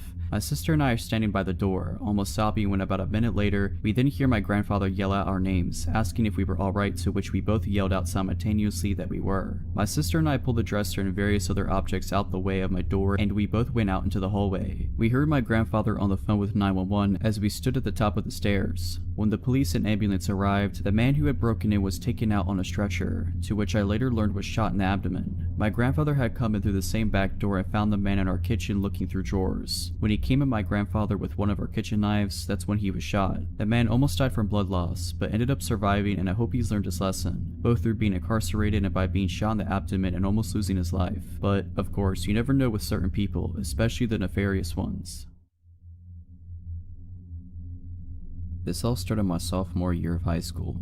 I was 15 and at a new school, so I didn't have many friends yet. I was in that phase where I thought I needed a boyfriend to have validation, so I was actively trying to find a date for the homecoming dance. A classmate suggested a junior in one of her classes, whom I will call David, to be my date and got him to ask me out. He seemed nice, so I said yes, a decision that would haunt me for the next 2 years. David and I had fun at homecoming, so when he asked me to be his girlfriend, I said yes. It's important to know that he was quite the loner. He was very much into science and often spent alone conducting experiments in his room and even at school at times. I just brushed it off as him being quirky and figured I shouldn't get in the way of his passions. But it wasn't long before I realized there was much more to his nice guy facade. Over the first several weeks of our relationship, we would talk over the phone and David would make increasingly inappropriate comments about things he wanted to do to me. I was 15 at the time and he was 17, so not only was I incredibly uncomfortable, but he was also nearly an adult making these comments to a younger girl. I kept telling him I wasn't comfortable with the things he was saying, but he always laughed it off as me being prude. I was fed up after a while and finally threatened to break up with him, and that finally made him stop. I should have recognized the red flags and bailed at that moment, but again, I was dumb and felt I wasn't worth anything unless I had a boyfriend. Although the inappropriate comments stopped for the time being, he would still become increasingly possessive and downright obsessed over what I was doing at all hours of the day. He would intrude on conversations I had with my friends and want to know things that frankly weren't any of his business. One day when I was getting into the shower, he called and my dad told him I would call him when I was done. Instead of simply waiting like any rational person would do, he called a total of 4 times over the next 10 to 15 minutes to see if I was out of the shower yet. I began to feel suffocated, but every time I asked him to back off, he would cry about how depressed he was and that he only wanted to talk to someone to feel like he was wanted. I always fell for it like the dummy I was, but now I recognize the clear manipulation that it was. One day I finally had enough. I broke up with him in person at school and he bawled like a child. I didn't let it get to be this time, however, and firmly told him that I didn't want to be his girlfriend anymore. Although he couldn't get his way, he still somehow convinced me to stay friends. I know I was an idiot, but things didn't end there. Over the next several months, David kept trying to get me to go out with him again, even going as far as to cry in front of other people to garner sympathy. Fortunately for me, David had earned a bad reputation throughout his school year, so no one really believed him. He would even try to trick me into a date by subtly suggesting we go see a movie as friends, which I always got around by inviting my friends to come along too. They knew what he was doing and never turned down the chance to help a girl out. In the last few weeks I spoke to him, he would sit on the phone for hours on end, literally begging me to take him back, and thankfully I held on strong and kept refusing. One night his brother actually called me telling me he was crying hysterically. Eventually it came to a point where I told him I didn't want to hang out anymore, because it was clear that he would not stop until I became his girlfriend again. He agreed to not approach me anymore, but I wouldn't be writing this story if it ended here. The very next day at school, David came up to me like nothing had happened. I once again reminded him of the conversation we had the night before about how we agreed to not hang out anymore, but he acted offended that I would even suggest such a thing. Eventually, my friends and I convinced him to leave, but of course it didn't stop there. For 2 weeks straight, he would follow me around school, call my house and my cell phone. For 2 weeks straight, he would follow me around school and call my house. This was the days before smartphones, so blocking his number wasn't as easy. I tried to get help from the school staff, but the vice principal basically told me that there was nothing I could do because he wasn't trying to hurt me. I was frustrated, but thankfully David seemed to back off when it was clear that I wasn't going to give in. That is until I got another boyfriend. The following school year, my junior year, I started dating a senior named Justin. Not long after we went public with our relationship, I noticed David following me again. Now Justin was a football player and he was a pretty big guy with unresolved anger issues, so he didn't take kindly to this guy. He would hang out with me and my friends and David would hover over nearby, walking by every now and then and making it blatantly obvious that he was spying on me. One day, Justin walked straight up to David and confronted him. He didn't lay his hands on him or threaten him in any way, but he did ask, "What are you doing?" in a really angry tone. David simply muttered some kind of excuse and scurried away. We thought that was the end of it, but later in the day I was called to the principal's office. Turns out David claimed that Justin threatened him and blocked the doorway so he couldn't move. Justin denied it, of course, and told the principal I could back up his claim, which I did. Thankfully, nothing came of it, but this was only the first of a long line of incidents. Over the school year, David and his brother, who was a year younger than me, would try to get Justin in trouble every which way they could. He even started rumors and threatening his life. A classmate of mine overheard them talking about ambushing Justin and hurting him, but even though I brought this to the staff, nothing was done about it. All the while, David kept following me when Justin wasn't around. There was even an incident in the school gym one day when a bunch of classes had to stay there for the period. He and I both were there and he made sure to sit on the bleachers nearby, even following me when I moved. I was on the verge of tears, but then I saw 2 guys I knew sitting on a few rows down from me. They were cool with me, so I got their attention and, after explaining what was going on, asked them if I could sit with them to feel safer. They accepted and we ended up having a good time talking about music. In spite of this, things just kept getting worse with David. Finally, it came to a head when David's brother wrote a letter to Justin's sister. They had been good friends before this whole mess started, and in the letter David's brother threatened physical harm to me and to Justin. The sister gave the letter to Justin, who then came to me, and we both brought it to the principal. That was when the principal called everyone involved into his office and had a nice little chat with us. The principal showed the letter to David's brother and said, "I can expel you for this right now, but I'm willing to let it go on one condition." David and Justin were both about to graduate, so the principal gave them the ultimatum. He stated that David and his brother were not to contact me or Justin in any way, shape, or form for the rest of the school year, or he would see to that neither of them would graduate. I was pissed because Justin did nothing wrong, but in the end, we just wanted this whole mess to be over with. From that point on, David didn't bother me again, thankfully. Justin and I ended up breaking up that summer for unrelated reasons, and the following year I didn't have to see either of them ever again. A few years later, however, David tried to send me a friend request on Facebook. I deleted the request and blocked him. I even unfriended and blocked the 2 mutual friends we had for good measure. Sure, I was being paranoid, but it made me feel better. There was one last incident involving David, not with me, but with my younger brother. When he was 14, he took his then girlfriend to see one of the Transformer movies and David walked in. Upon recognizing my brother, he sat behind him in his date and kept laughing uncontrollably at inappropriate times and even started kicking their seat. My brother tried confronting him, but it did no good. They didn't bother getting the manager because my brother's date was too afraid he would attack them if they tried to leave. Thankfully, that was the last incident I or anyone close to me ever had with him. I'm doing much better now. I'm 30 years old and, ironically, I ended up marrying one of the guys who sat with me in the gym that day. My advice to any teenagers reading this is that you should always pay attention to red flags and get rid of toxic people in your life. It's always better to end up alone than stuck with someone who makes you feel bad and treats you like your feelings don't matter.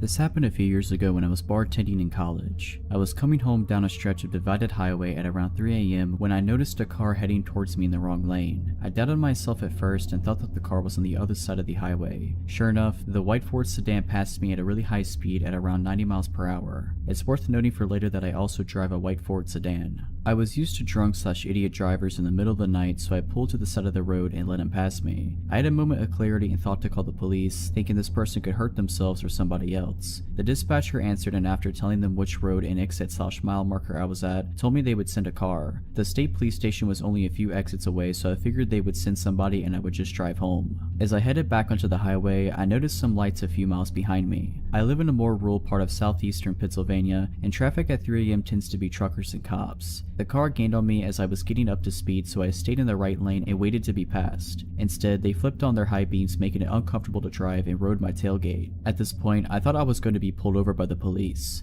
I drove a white Ford sedan and had just called out a different white Ford sedan, so I grabbed my registration from my glove box. Suddenly, the car behind me audibly slammed on the brakes and stopped in the middle of the highway. They must have shut off their car because the lights went out and I saw what looked like the same Ford sedan from earlier. Still, I thought this may have been a police car. They had a roof rack, and it could have looked like I had reached for a gun in my glove box or something. I panicked and called 911 for the second time and asked the dispatcher if they had sent a cruiser to investigate. The dispatcher was a little curt with me and assured me that they sent somebody out. "Dispatcher, we have sent a trooper out to find the car, sir." Me, I only ask because somebody is following me and acting weird. It could be a cop, and I think I freaked them out by getting my registration. Dispatcher, are you pulled over? Me, no, they didn't turn on the lights. Dispatcher, let me try to get the trooper we sent out. As she was talking, the car again sped towards me and stopped inches from my bumper. Again, their high beams were on, and again, they slammed their brakes. I told the dispatcher, I'm pretty sure this is not the police behind me. The car sped to my bumper again and turned their high beams on, this time laying on the horn. Hearing this, the dispatcher asked me what was happening. Dispatcher, what's happening? Did you honk? Me, that's the car behind me. I don't think it's a cop. Dispatcher, I'll try to get the trooper again, but I don't think that's him behind you. For some reason, this is what shook me. Before that, I was thinking I would get pulled over and maybe get a ticket. Up until then, I was going to the speed limit and trying to avoid getting pulled over. I told the dispatcher, I don't care if I get pulled over, I'm speeding, and if they put their lights on, then I'll pull over. I started to accelerate and the person behind me just kept up with me. The speed limit was 55 and they kept on my bumper the entire time, but this time they were swerving. I tried to signal for an exit then bail on it, but they followed. At the next exit, I took the off-ramp and continued onto the on-ramp, and the car behind me followed the whole time. I thought about trying to go to a Wawa gas station, but the dispatcher and I thought that it would be unsafe. She was calm and talking to another person trying to send police to me. The other person, maybe a supervisor, asked if I could drive to the state police station. Realizing that I was was one exit away. I told her I was coming there and she said that she would have troopers meet me outside. As I pulled off to the exit, the car followed me. I blew a few red lights trying to get to the police station and the car tried to pull into the other lane to pass me or pull up alongside me. Once the police station was in view, I put on my turn signal and the car slammed on its brakes again, turned off their lights, and turned into a parking lot.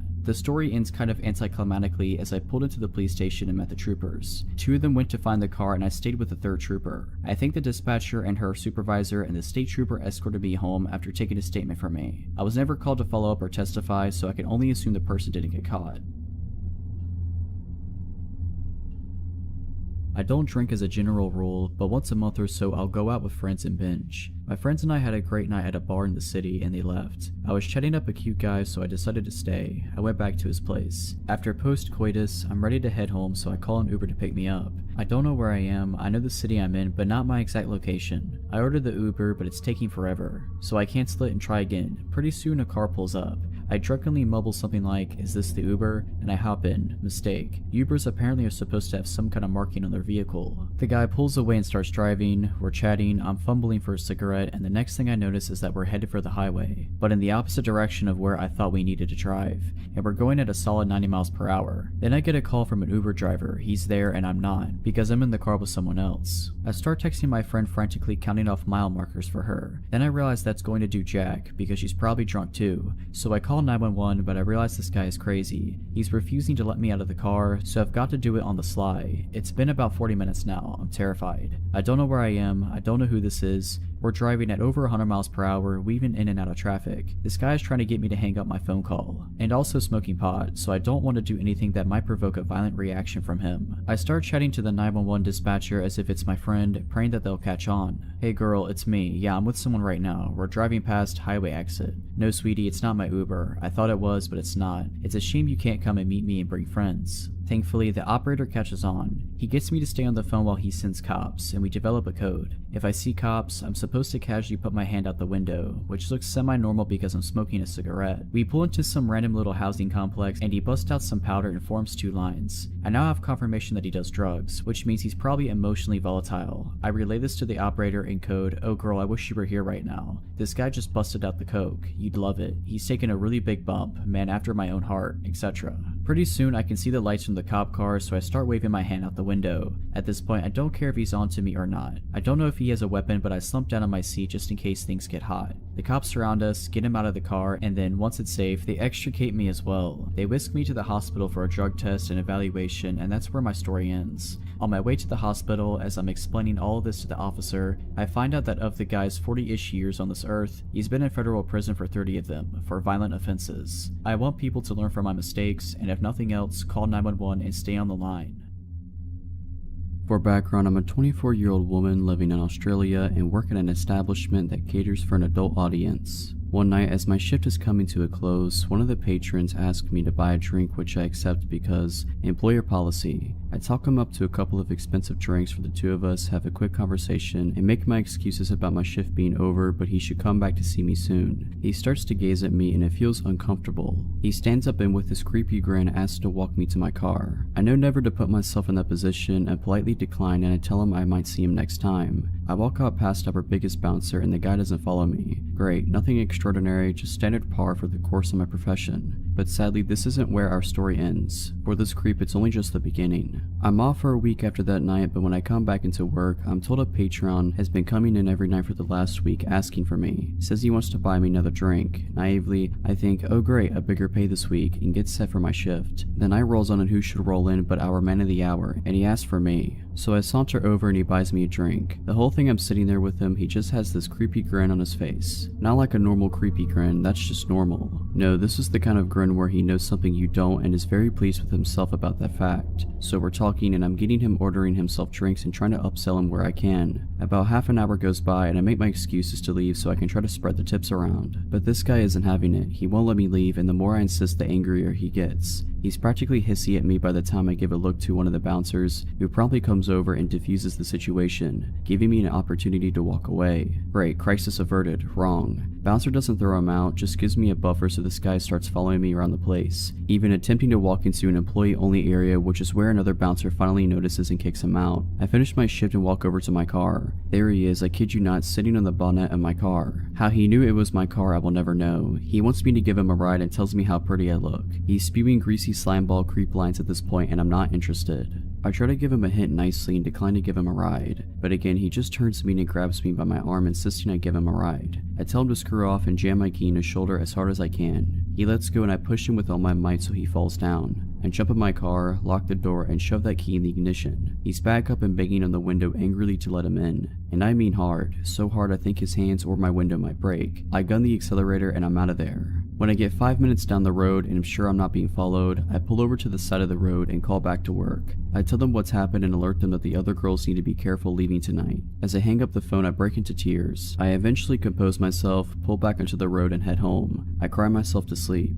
Next morning word has gotten around and owner calls me to make sure I'm okay. I assure him I am, but he insists I take some time off in case this creep comes back. He wants to put some distance between us. Makes sense. A week goes by, then 2, he's coming in every night asking about me and being told I quit and don't work there anymore. I lie to get him to stop coming in, you know, but he just keeps coming in and asking, clearly not buying it, and then suddenly 2.5 weeks in, he stops. Great, I am really needing money at this point, so I'm happy to be able to go back to work the following week. Time goes on and everything seems to go back to normal. Same old chances, but the good kind that leads to higher paychecks. Abusive guy doesn't come back in, I'm happy. I start being forgetful though. I think I leave a door closed when I leave the house, but it's open when I get back. Lights on or off, food left out, things ending up in different places than I remember putting them sometimes moments before. I'm losing it, but it's probably just the stress of everything that's gone down. One of my close friends who works with me reassures me that it's normal after being grabbed like that and it will pass. This keeps up for a month until one day I head out to work, get 15 minutes down the road and realize I forgot some clothes I'll need that night at work. I head back home only to find the lights in my front room on and the TV visible as on from the outside. I really am losing it. Good thing I came back, I guess. I head inside, grab my stuff, make sure to turn the TV off and the light out and head to the door. Suddenly I freeze. There standing blocking the door is the creep that grabbed me. I'm stunned, jaw dropped on the floor. Then after what seems like a lifetime of standing in silence staring at each other, him smiling, I scream what the, I'm screaming for him to get out and ask him what he's doing here, how he knows where I lived, all in one jumbled mouthful of confusion. He just stands there with that smile on his face while I'm loudly freaking out but stupidly not moving. I start gasping for air in a mixture of panic attack and bewilderment, then he decides to speak in my wake. The words ooze out of him and leave me chilled. Welcome home, honey, you're back early. A switch goes off in my head, I throw everything I have on me at him and sprint to the back door. I'm out ski. I leg it faster than I have in my life, screaming bloody murder as I go. I hide in some bushes around the corner, tears running down my face, gasping for air. I check my pocket and my keys are still there. No phone though, I threw that at the stalker creep along with everything else. I sneak back to my house, jump in my car and nope out of there. I head to work, tell them what's happened and call the cops. Cops head to my house and send others to my work. Stalker guy is gone, but when they turn up, they search the house and turns out he's been living in my crawl space. I'm paranoid that's what all those doors and lights and misplaced things was about. I pack up whatever I can fit in my car while cops are still there, that they'll let me take, and I drive. Haven't been back since. I moved states, knew everything.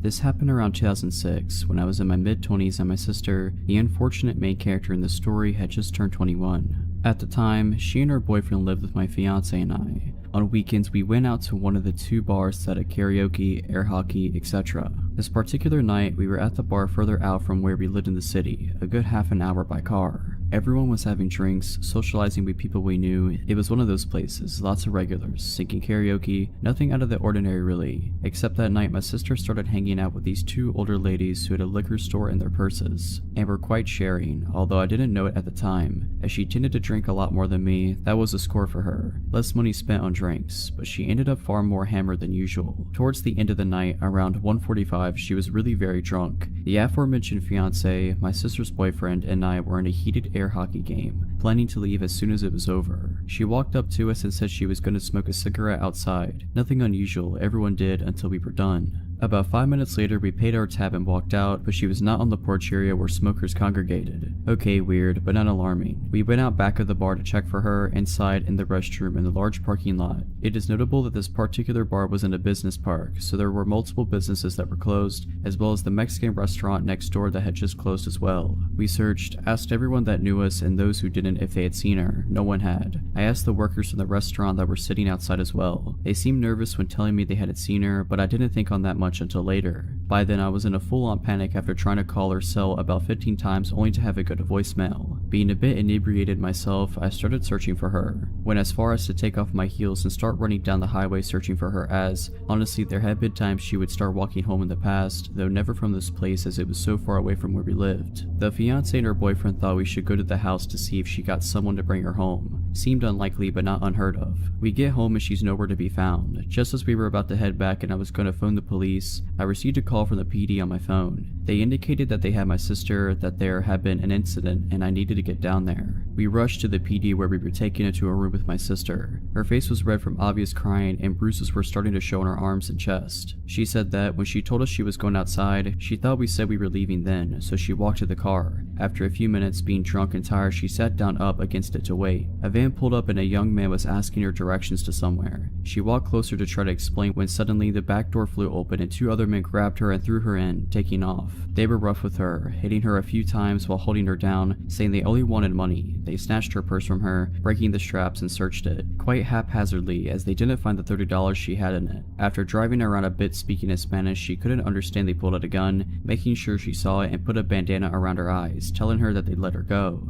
She was driven to some woods by a neighborhood she did not know. The door was opened and they pushed her out, telling her to run, that if she took the blindfold off or turned around, they'd shoot. She ran and ran. Eventually she did take the blindfold off and came to the first door she saw, beating on it and screaming for help. The police were called, she was picked up, and now we are back to my being there, hearing what I feared had happened. Report filed, police did a search and did locate the bandana she ripped off, but as she was so intoxicated and terrified, she was not able to give a clear description of the van other than white older model or the three occupants other than young Hispanic men. The investigation turned up nothing as no cameras caught any of this. We even had detectives in our home who said, look, we need the truth. If you got drunk and just went home with someone and didn't want your boyfriend to find out, we will file charges against you. Aside from the bruises, broken person, or trauma, there was nothing concrete to go on. That was unpleasant. I am still fairly convinced someone at the restaurant knew something given their suspicious behaviors when I asked about her, but the police were never able to find that link. All said and done, the guys were never found. Eventually we just moved on, in different states. It's now just a story in our lives. It still makes me sick thinking of what could have happened, but thankfully it didn't.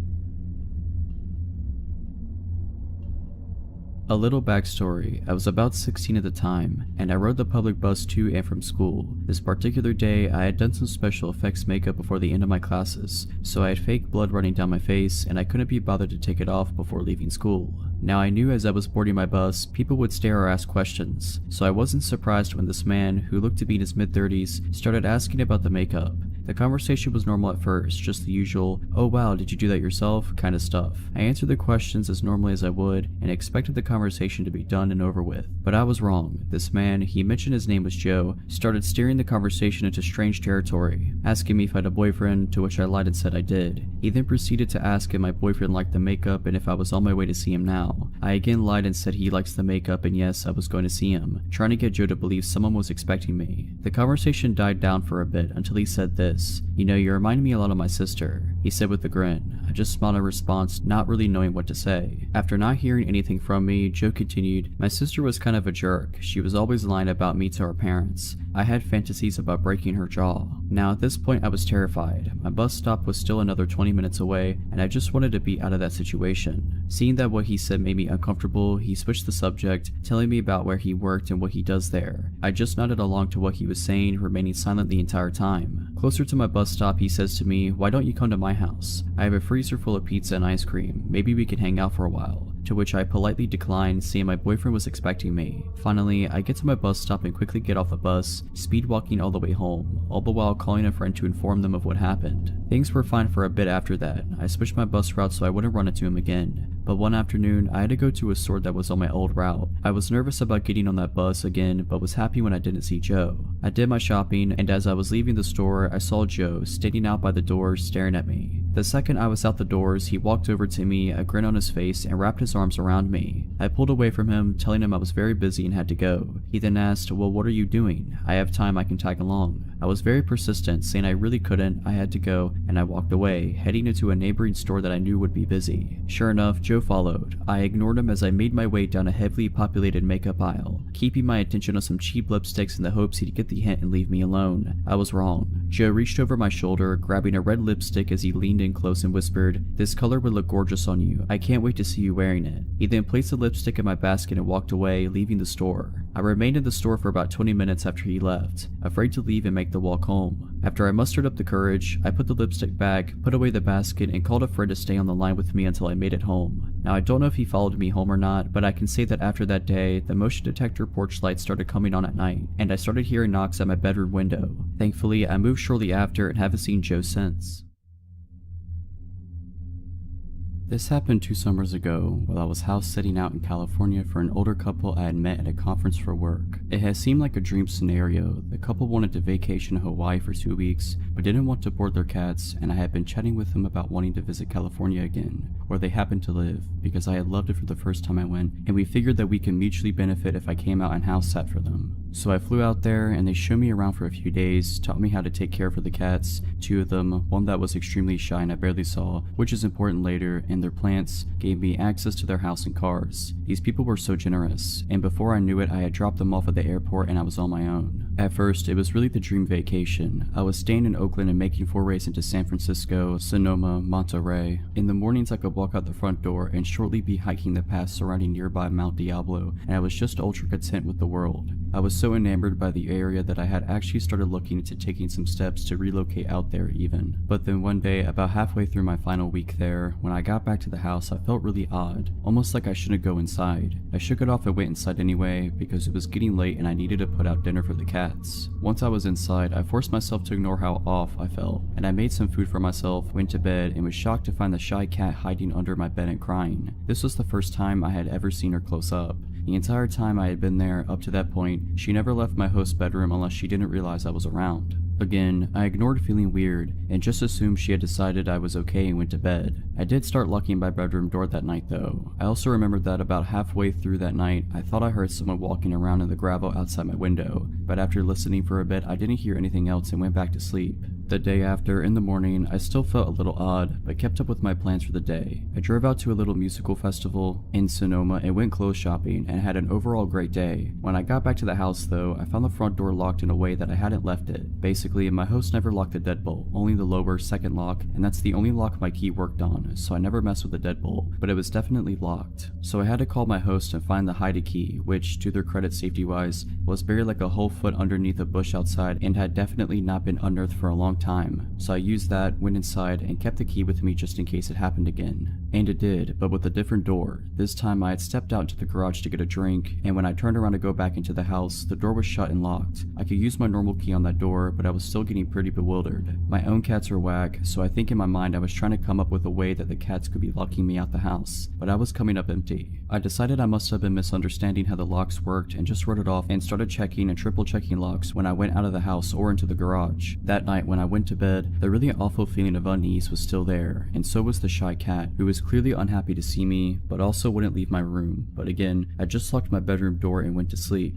The next morning I felt awful, nausea, body ache. I had no desire to leave the house, so I decided to stay in and Netflix for a day. This vacation stay was like a full 2 weeks, so I didn't feel like I was in any hurry to get all the touristy things in anyways. But as the days went on, I started to feel that feeling of wrongness again, and it morphed into feeling incredibly watched. Around mid-afternoon, it got to the point that I was so uneasy that, even feeling awful, I decided to get out of the house for a bit to shake it off. I was getting a bit low on food, so I went to the grocery store and bought a couple food items that I didn't think would hurt my stomach, and then I left. When I got to my car, I started crying and my entire body was telling me not to drive back to the house. I couldn't not though, because it didn't didn't want to neglect the cats, so I drove back, parked in the driveway, and convinced myself after about half an hour to just go open the front door. Once I did that, I thought I would get over it and would be able to go in and at least feed the cats, and then maybe I'd go get a hotel room after, but my body physically would not let me inside. It was like I was stuck in the entryway. I then made a deal with myself. I would yell into the house saying I had already called the police and that they were on their way. In panic logic, I figured that would make anyone in the house leave, so I faced the inside of the house, looking down the hallway towards the bedrooms, and I did just that. The second I had finished saying, "They're almost here, so if you want to avoid being arrested, you need to leave now," the light in my host room turned on and I heard some banging. I immediately hightailed it back to the car, called the police for real, and proceeded to have a mental breakdown while talking to the dispatcher. Once they got there, they checked the house and didn't find anyone. The double doors in my host's bedroom were left wide open. I'm so glad the cats didn't get out, and there was a pile of food wrappers in the corner behind the blinds, so they said it looked like someone had been there. What makes it so scary to me is that nothing was taken, and that based on the shape of the house, that would have been the perfect vantage point to see me in the living room as I stayed home sick. To explain this, the house was in an L shape, and from the windows into the garden that were in my host's bedroom, you could see into the living room windows. Also, the minute the police were gone, they said they couldn't prove anyone was there were no signs of forced entry, and we couldn't get a hold of my host immediately to verify if anything had been taken, etc., which once they were back, they verified that nothing had been taken, so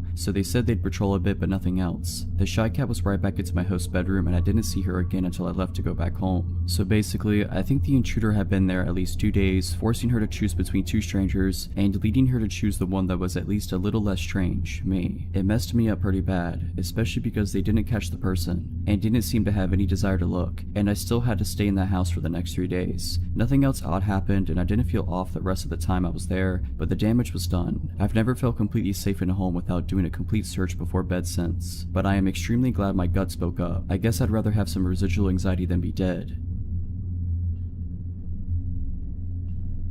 So about 5 years ago, I, male 26 years old, set out to travel the world. Being straight out of college had left me dead, ever more desperate for any job I was overqualified for, and generally depressed. I felt isolated and alone in my small town in Washington and found the only way to get out, travel. My high school buddy suggested I look into COMPILATIon and volunteering as a way to travel cheap, and so I did. The way it works is quite simple. You work for around 25 hours a week on some farm for food and housing. The draw is that since the community of cheap travelers is quite big, it is a great way to meet new people, get outside of your comfort zone and just let yourself live and figure life out. Fast forward 8 months and I'm a seasoned cow patty shoveler. I started out in Washington, Oregon, and went south to California. There, I was able to save some money I was paid under the table for some extra work and was now faced with a decision, where to go in the world. The excitement of being able to purchase a ticket to almost anywhere in the world got the best of me, and on the advice of my volunteering partner, I chose it at random. I went to a randomizer website and clicked the country button, Georgia. The country of Georgia. To say I didn't know anything about it was an understatement, but the fear of the unknown made it exciting and exotic somehow, and so I did it. I purchased a ticket and started browsing for a farm that could host me. There were a few options, and most were remote and hadn't even had an internet connection. I messaged every single one because few ever respond, and got a response from one farm on top of a mountain. The pictures showed a traditional Georgian stone house with a large garden out in the back, a family with several cheerful children, grandparents having dinner, animals. It seemed warm and inviting. The description was written in good English, and the requirements for work seemed reasonable. I was excited. After I flew into Tbilisi, the capital, I followed the instructions that they have sent to locate the farm, which wasn't an easy task. Few in Georgia speak English, the roads are screwed since few have been maintained since the fall of the Soviet Union, and the country is generally poor. It took me around 20 hours of Soviet buses and taxis, weird serpentine roads and paths to get to the desired blue pin on my map.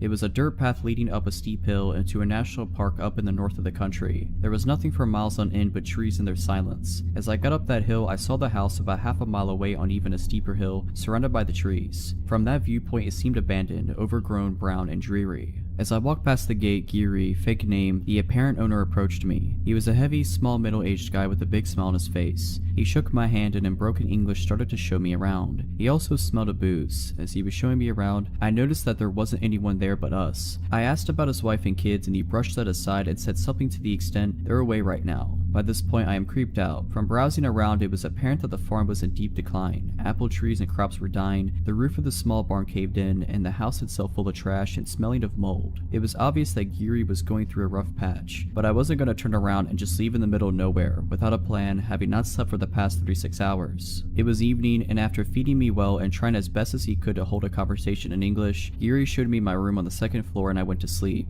I almost immediately blacked out from the exhaustion and stress, and would have slept for 10 hours hours if I wasn't awoken by a strange noise in the middle of the night. It sounded like something metallic and heavy was being dragged across the wooden floor. And that sleepy in-between state, I listened to it for a few minutes, thought nothing of it, and went back to sleep once it stopped. In the morning, Geary, now sober and grumpy, asked me to repair some of the windows and doors in the house as he himself planned to go and fetch some components in a nearby village. Again, I got this weird feeling creeping down my spine. Something wasn't right. He didn't maintain eye contact and was evasive. There was no cell reception, no internet. Once he left, I checked around the house to get a general idea of the place, and it became apparent that the place was hardly ever lived in, like one of those abandoned houses. There was broken furniture, newspapers, and old photos on the floor, a shattered mirror. I took my phone and looked through the saved listing again. The photos didn't match neither the backyard, the garden, or the walls. Geary wasn't in any of them. It was a completely different house. Now by this point, I am full-blown panicking. I pack my stuff and start to leave when I see a group of 3 men going up that first hill. There aren't any other paths I can take, so I go behind the house and rush down this hill into the forest. After some time I stop and listen. I hear them in the house. They're clearly looking for me. Afraid of making any noise, I remain still, hidden behind a bush. I don't know how long I wait, but they were persistent. At some point I hear them leave, so I count until some large number and proceed back into the house and path, and once I find it's all clear, I book the heck out of there. Never ran this fast. But I am still in the middle of nowhere. No traffic, no public transport. I reached a paved road and start walking in the general direction from where I remember coming. Hours go by and finally a car drives by and stops. It was a really nice Russian family that gave me a ride to town. The listing disappeared from the website a few days later I left, and I haven't heard from Geary since. I've yet to make sense of that experience. I have traveled since and volunteered too, and have yet to have an experience like that again, but I trust my gut feeling something was really not right.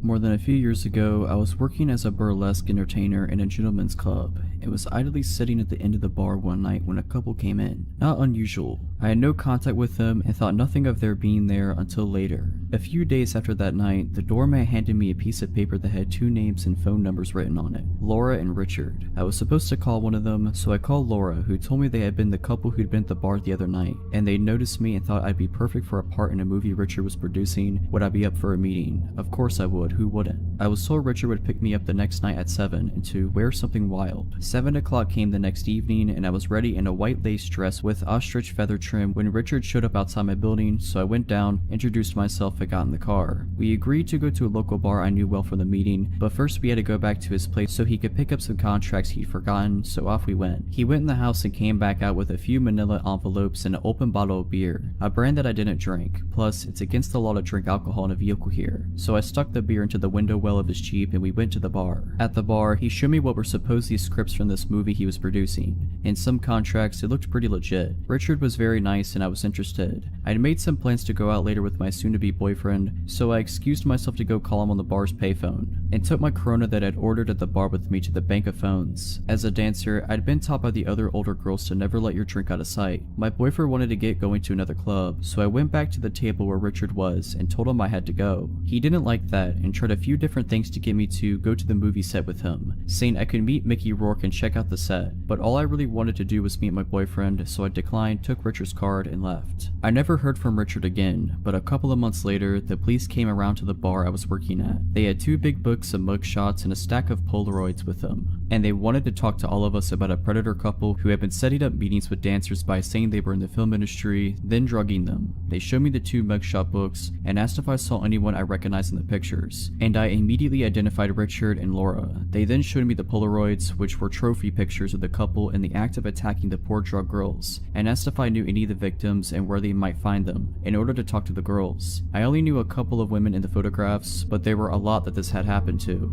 Richard and Laura were prosecuted. He went to jail, but she didn't because she was from a wealthy family and she also turned witness on him. About 12 years after Richard was convicted, I saw in the newspaper that he was up for a possibility of parole, so I wrote a letter to the parole board telling this story and urging them not to let him back out, because he's a dangerous offender who should have to stay in prison for the entirety of his sentence. If I had drank that open beer he had handed me in his Jeep on the way to that meeting, I wouldn't have made it to the meeting and would probably have ended up in that stack of Polaroids. Girls and guys, always keep your eye on your drinks. Have fun, but be careful out there. So this happened about a year and a half ago. I moved to Los Angeles 3 years ago. First time living on my own and I love it. Even with everything that happened, I still love living here. So I'm a smoker, on average about 3 to 4 cigarettes a day. So thankfully I'm only at a pack, like every 5 or 6 days, whatever. Math isn't my strong suit. Anyway, I live in a non-smoking building, so I have to step outside when I want to smoke. The first time I saw this guy, he was outside my building, sitting next to a dumpster. No big deal, probably just another neighbor I hadn't met. His name is Oz. The first time I saw Oz, I was having a cigarette outside, and he just glanced over at me every once in a while, but that's it. 2 days later, it's like 11:30 p.m. and I'm heading downstairs to smoke. I look at the lobby of the building and see someone underneath a blanket behind some chairs. I see a cord going behind the blanket bulge, so I immediately assume someone's in the doghouse for the night and charging their phone. I have my smoke, head back upstairs, and go to sleep. A week later, it's the middle of the day. I've gotten some work done and decided to take a smoke break. I go and sit outside like I always do. Oz is sitting outside as well. This time he's got some paperwork with him. A lot of paperwork. At this point, I feel like I should provide a description of Oz. He's about 6 feet tall, early to mid-30s. He has medium length hair that has been styled into dreadlocks. A full but short beard, if that makes sense. He was wearing worn down pants and jackets. Based on his face, he seemed like he cleaned himself up regularly, but his clothes made him look homeless, and sadly he was. So Oz is going over the paperwork in his hands when he looks over at me and says hi. So I responded kind. He then asked me how I'm doing today. I'm doing pretty okay, I respond. How are you? I'm good, man, I'm good. Good. It's a nice day, right? Yeah, it is. So when are you moving? Now that question came out of nowhere. Was he hoping to find a new place to live? Was he trying to move into this building? Was that what his paperwork was all about? I mean, if he's moving into a new apartment, great. I hope life works out well for him. But why was he asking me when I'm moving out? I know the building at the time had a vacancy or two, so if he was going to move in, why ask a question like that? Why make it sound like he's waiting for someone to move out so he can have a spot? My brain asked all those questions in less than a second of Oz asking me that. After a couple seconds of being stunned by Oz's question, I just said, I'm not moving anytime soon, man. My cigarette was over by then, so it was time for me to go to my apartment. Another week later, I go see a friend stand up set, and when I get back to my apartment at like 10 p.m., I see 2 police SUVs outside my building with lights on. I go inside because if there are 2 police vehicles already there, I can't do anything, so might as well stay out of the way. The cops are talking to one of my downstairs neighbors, and I can't catch anything they're talking about. 2 days later, notices have been put up next to the mailboxes that say, this man is not allowed in this building, and it has a photo of Oz. Turns out the blanket bulge I saw was actually Oz, when he somehow managed to get inside the building and sleep in the lobby with an electric blanket.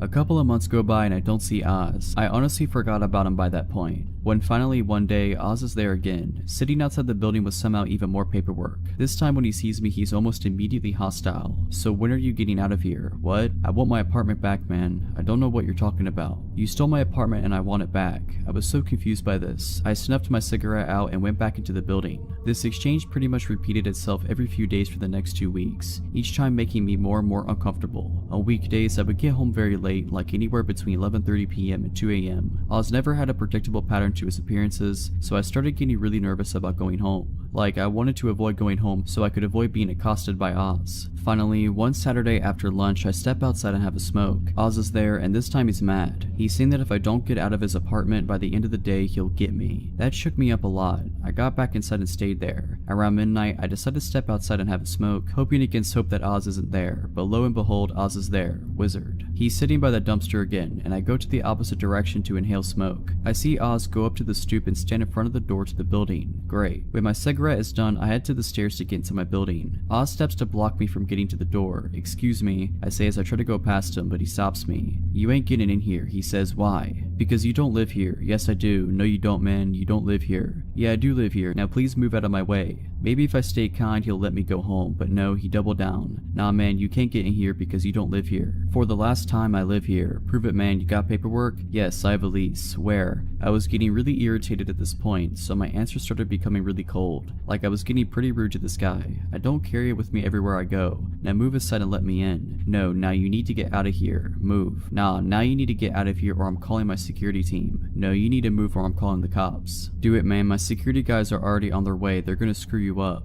At this point, I was already stepping away from the door and pulling out my phone. I called the non-emergency number because in the moment I didn't feel threatened by Oz, but I should have called regular dispatch instead of non-emergency. Cops got there about half an hour later and Oz was still there. The cops came and got out of their car. One cop was holstering their nightstick and dropped it on the ground, then holstered it properly. The two cops that showed up separated and talked to Oz and I separately. I tell my cop that I was just trying to get back into my building. He's blocking me. He's been harassing me lately, saying I need to move out. Oz, however, had a very different story. He claimed that I stole his apartment from him, stole his credit cards, and stole his insurance payouts. The apartment he claimed I stole from him isn't the apartment I live in. The cherry on top of this lack of a sundae is the part where he accused me of throwing dog water on him. An actual water bottle filled with a mixture of dog spit and water. That's the guess I have as to what dog water is. First he claimed I threw it up at him while I was standing on the sidewalk and he was on the stoop. Then he claimed I was on the fire escape above him and literally poured the water on him from above. Thankfully the cops knew immediately that this was a lie, but because I guess no actual crime had been committed, all they could do was tell Oz to go away. He was not happy about it, but he did. I hoped that Oz would not come back after that, but sadly I was wrong. Oz did come back just one last time. A few days later, it's the middle of the day and I'm walking downstairs to inhale fire. As I step outside, I see two cops, Oz and one of my downstairs neighbors. Oz and my neighbor are separated and giving statements to the cops. When my neighbor is done, his name is John. I go up to him and ask him what happened. John then shows me his elbows, both scraped up and lightly bleeding. One of his knees is also lightly cut up.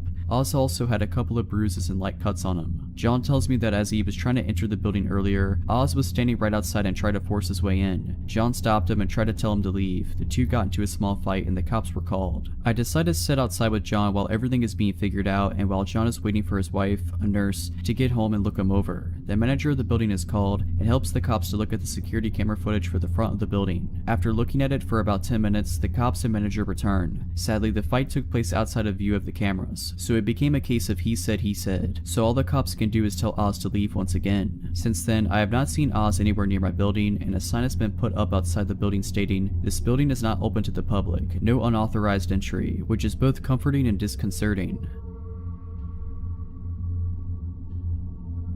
This event took place quite a few years ago, so unfortunately I don't remember everything that happened, but I remember nearly all of it. Anyways, this happened when I was around 4 to 5 years old and on Easter Sunday. My family always gathers at my grandmother's house to celebrate holidays, birthdays, etc. So as we do every holiday, my mother and I started our hour-long trip to her house. My mother prefers to live away from all the city commotion, which explains the long drive. We were probably around 20 minutes away from our destination when my mom noticed that we were a little low on gas, so we pulled into this old, almost rustic looking gas station with just a handful of customers inside. It was red and white with a few festive decorations outside and lots of Easter stickers on the two large glass windows that were on either side of the door. My mom, having taught me not to talk to strangers nor open the doors for anyone but her, trusted me enough to leave me in the car alone as she went inside briefly to pay for gas. She told me she would be right back before going into the gas station. It felt nice that day, so the windows in the car were down so we could feel the breeze while driving instead of the AC. While I was waiting on my mom, I remember adjusting the colorful paper clippings in my Easter basket next to me, then looking out of the backseat window. When I looked over, I saw a tall, older man, maybe around 30 or 40 years old, approaching my window.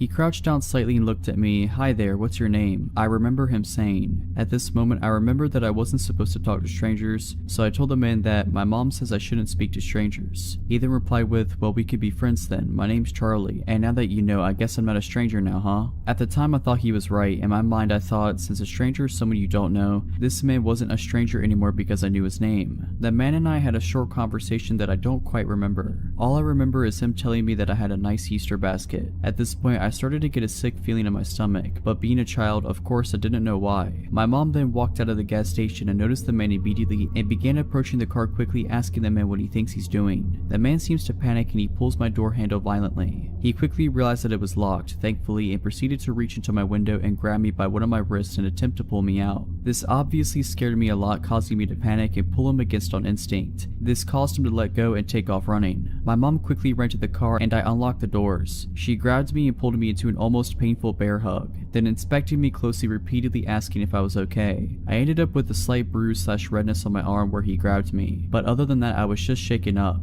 The reality of what had just happened set in at this moment, and I remember just crying and holding onto my mom right after I said I was okay. I don't remember anything after this point, but I recently asked my mom about it and she said that she called the police immediately after. To this day, my mom still says that this was the most frightening moment of her life and claims that if she had gotten there any later and came back to an empty car, she wouldn't have been able to live with herself.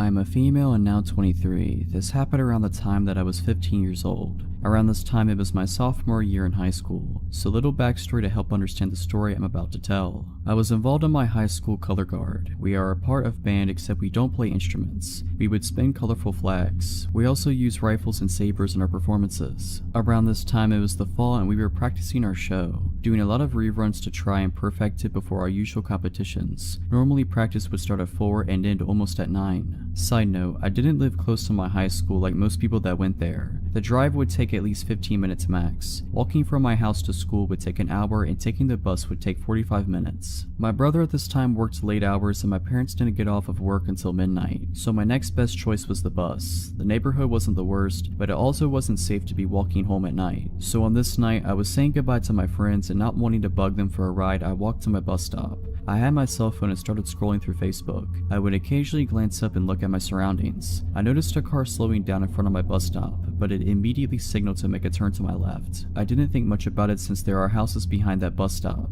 It wasn't weird until I noticed this car doing that again and then again and again. I found this odd. It wasn't until he had basically passed by me for the 7th time that he finally parked on the curb by my bus stop. That's when I got a good look at him and then I took in his appearance. This happened a couple of years ago so my memory isn't great, but I do remember he was Hispanic and reminded me a bit of an uncle of a friend of mine. He spoke his first words to me that sent me panicking. To translate what he said to me in Spanish, it was basically him saying, "Hey, come over here, do you need a ride? Hop in, I'll take you." He kept saying that for a good 5 minutes and then suddenly drove off. I then let out a breath I didn't know I was holding in. I was trying to calm myself down and tell myself it was over, but I knew it wasn't and I was right. His car showed back up and the thing about my bus stop is that there is a house behind it, except before the house there is a good amount of space with just dirt. Cars can actually go in this space and I've seen it before. He parked behind my bus stop. At this moment I was already thinking about how to get out of the situation. I was frozen in place, not fight or flight but freezing. The worst thing to ever do. At this time this big guy was close by and was walking his pit bull on a leash. In my frozen state I knew this was my only chance and fought to get the words out. It was my only chance to save myself and I'm so glad I spoke out. "Excuse me, could you please stay with me? That man in the car right there won't leave me alone. I'm very scared. Please stand by my side." My words choked up and I was shaking at this point. The guy was kind-hearted and agreed. He stared down the man who at this point had his window up and began reversing. He drove off and the guy stayed with me till my bus came. At this time it was 9:59. I know that some of you might ask, why didn't you go back to your high school? Well, at this point no one was really there. Mostly everyone had been picked up. I had a cell phone but no one was going to be able to pick me up. This was my only transportation and that time I didn't know about Lyft or Uber. I'm not even sure if it was a thing back then. Overall, I'm just happy to have been saved by that kind-hearted guy. Because of him, I am here and able to share this story of mine. I'm still shaken up at the memory of it because of the scare it gave me. After that incident, I asked for a ride for the remaining of that season. Sometimes, even when you don't want to bug people with rides, it doesn't hurt to ask. It's better to be that annoying person than finding yourself in my situation. Stay safe when taking the bus at night.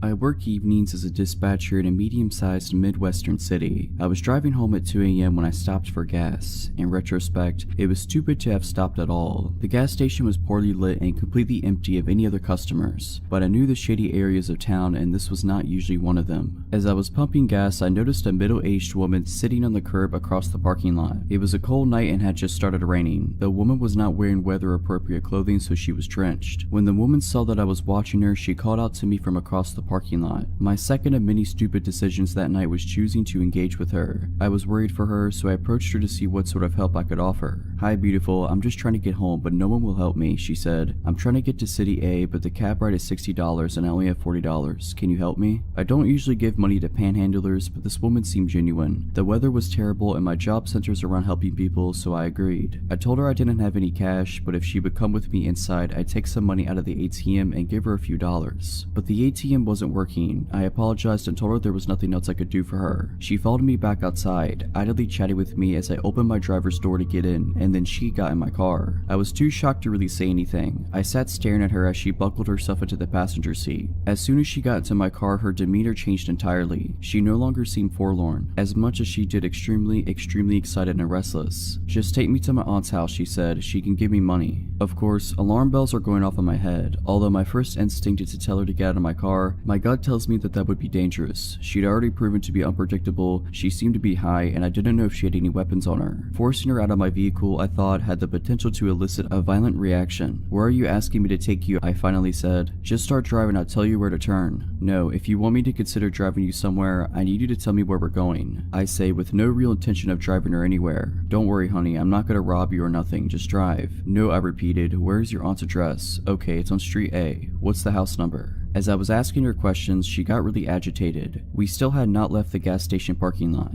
I considered getting out of the car and going into the gas station to help, but A, she had seemed to know and be friendly with one of the attendants that was inside when I tried to get money, and B, I wasn't about to leave her alone in my car. Finally, she snapped at me and said, "Why are you asking me so many questions? I thought we were friends. You don't trust me?" "I work at a police department," I said. "It's my job to ask these sort of questions." She flipped out. She started yelling at me about being a snitch, about trying to get her into trouble, just in general losing her mind. At this point, I'm more scared than ever. I just wanted her gone, but my instinct still told me asking her to get out of my car wouldn't work, so I decided to take a risk. "I'm not a police officer, I just work at a police department. Why don't I take you to Walmart and see if they have an ATM that works?" My idea was to get her out of my car as peacefully as possible, then lose her in the store. She liked my idea and immediately calmed down. I knew that driving off with this woman in my car was incredibly risky, but it seemed like the best option at the time. As we're driving, she keeps talking to me. Her thoughts were erratic, bouncing all over the place. It sometimes seemed difficult for her to follow through one thought, but this is roughly how our conversation went. "I'm glad we're friends now. I have about 5 or 6 people trying to get to me. I'm going to come to your work tomorrow so we can go arrest them together." "Okay, we can talk about that tomorrow. Tonight you said you're trying to get home?" "Yes, honey, I'm trying to get to City B." "City B? I thought you said you needed to go to City A." Yeah, City A, that's what I meant. That's why the cab ride is $40. It's far away." "The cab ride is $40? Yeah, you said you have $40. "I do, I have $40, but the cab ride is $60. Silence. "Are you sure you can't take me to my aunt's house? She lives close by on Street B." "I thought you said she lived on Street A." "No, I meant Street B, but it doesn't matter because she won't give me my money anyway." "You sure you just can't take me to City A?"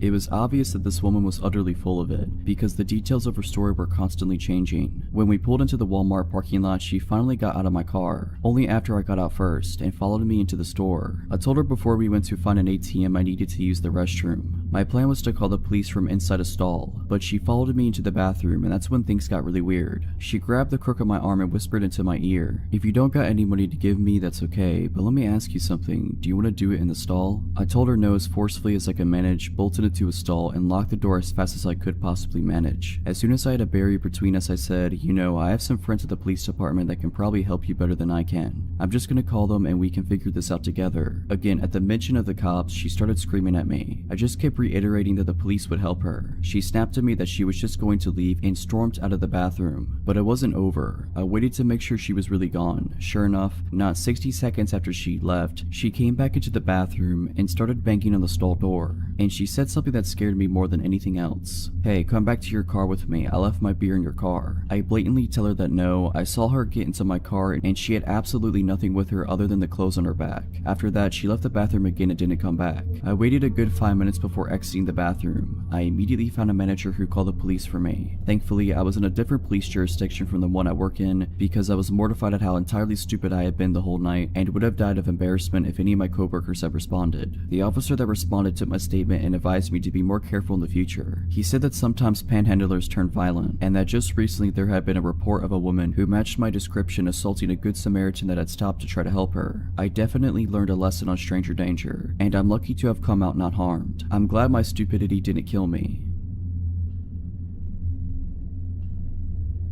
This happened a few years ago when I was around 20 or so. I was hanging out with my buddy Matt at my apartment, located in the downtown area of a medium-sized Midwestern city. We were drinking whiskey, watching comedies, playing tunes, etc. He mentions that he has a close friend, Emily, who used to live in my apartment building with her mother. She now lives across the street from me, and he thought it would be a swell idea if we met because apparently we are very similar and I was single at that point in my life. He rings her cell and tells her to come by my place. She arrived at my apartment and I instantly became became fond of her. She was hilarious, very pretty, and a musician just like me. She was around 30 or 10 years older than me. My friend Matt was 35. I've always had friends that are much older for some reason. We played songs together and laughed hysterically for hours. Matt decided to go home, leaving us two alone. We chilled for a while longer, ended up making out, and I got all of her contact info before she told me she's going home and that we should meet up soon. Over the next few weeks, we developed a strong relationship, and we hang out almost daily. I would throw some pajamas on and walk across the street, and we'd get wasted and watch movies. It was awesome. After arriving home from my 10-day trip to New York City, things got really weird. The day I returned, she asked if she could come over, so I unpacked my stuff and then told her to stop by. She rings the buzzer, takes the elevator 7 floors up to my apartment, and lets herself in. I was talking nonstop about all the awesome things I did and people I met in New York City, and I could immediately tell she didn't want to hear any of it. She would change the subject every time I brought it up, and eventually she said, "Can you stop talking about New York? I really don't care." I was surprised to hear her speak like this. The Emily I had been getting to know was not like this. She was caring and passionate and an amazing person, so I thought. Fast forward to a few nights later. I had just gotten home from a working 12-hour shift and I collapsed in my bed, ready to pass out for the night. It's about 9 p.m. and I get a text from Emily that says, "Hey, what's up?" I don't feel much like replying at that moment. I am too exhausted and our last hangout was too weird for me to comprehend, so I am still trying to decide how to deal with that. I plug my phone into my charger, turn the lights off, and fall asleep.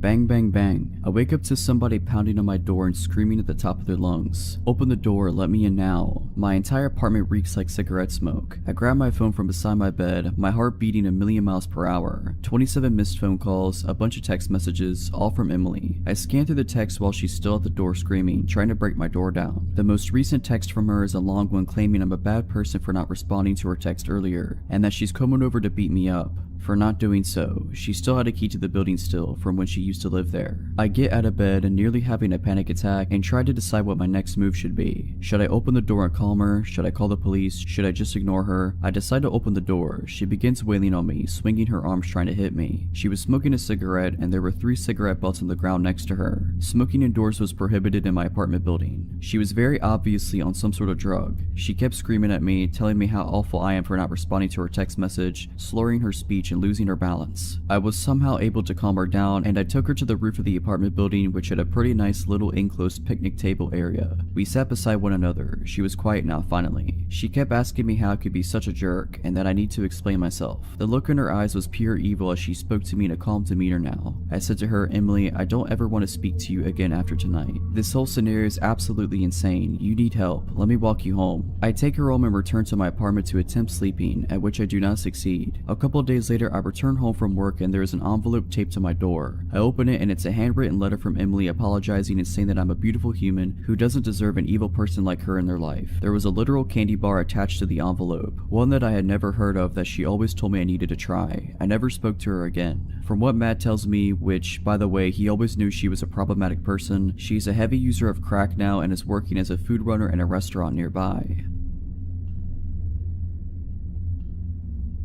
This happened on Saturday. My girlfriend, Tess, my puppy, Jack, and I are all getting ready for a road trip. We're planning on meeting some friends at their house and then starting the trip from there. On our way to their house around 11 a.m., a white car with all tinted windows cuts us off and brake checks us close enough that I had to slam the brakes and swerve to avoid an accident. In the immediate fury, I honked and flipped the driver off. I wish I hadn't done this. Immediately, the driver rolls down his window and waves his hand over. He slows down to go back to the other lane so that our cars are parallel to one another. The driver is gesturing wildly and yelling at us while we continue driving down the avenue. I proceed to make gestures to calm down and then try to ignore him and continue driving. He continues driving next to us. Eventually, I try speeding up and he revs in front of me and tries brake checking me again. At this point, I swerve to the other lane and he again slows down to match my vehicle speed. He is still gesturing and screaming while I try to ignore him. Suddenly, he reaches in his lap and I notice he is holding a glass bottle. He throws it and it shatters at the side of my vehicle. Tess is hysterical at this point and the pup had hidden under the passenger seat. I go into adrenaline mode and try turning into different streets as the chase ensues. He is following close behind when he throws another glass bottle that shatters against my back window. I tell Tess to call the police as we speed down a 2-lane street and up a hill. She calls 911 as I come to a stop at the light at the top of the hill. The guy chasing us slows down to a stop behind us. Suddenly, he hops out of his vehicle and in my rearview mirror I see him reach back into his car and grab something and puts it into his shorts. He begins walking towards the side of my car as the car in front of me drives away. I noped out of there, slammed the gas and turned into the next avenue. Within a minute, he has caught back up to us as I am now on speaker with with 911 explaining the situation and giving them the details of his car and appearance. Tess is crying as we speed down a busy avenue, weaving in between cars at 20 above the speed limit.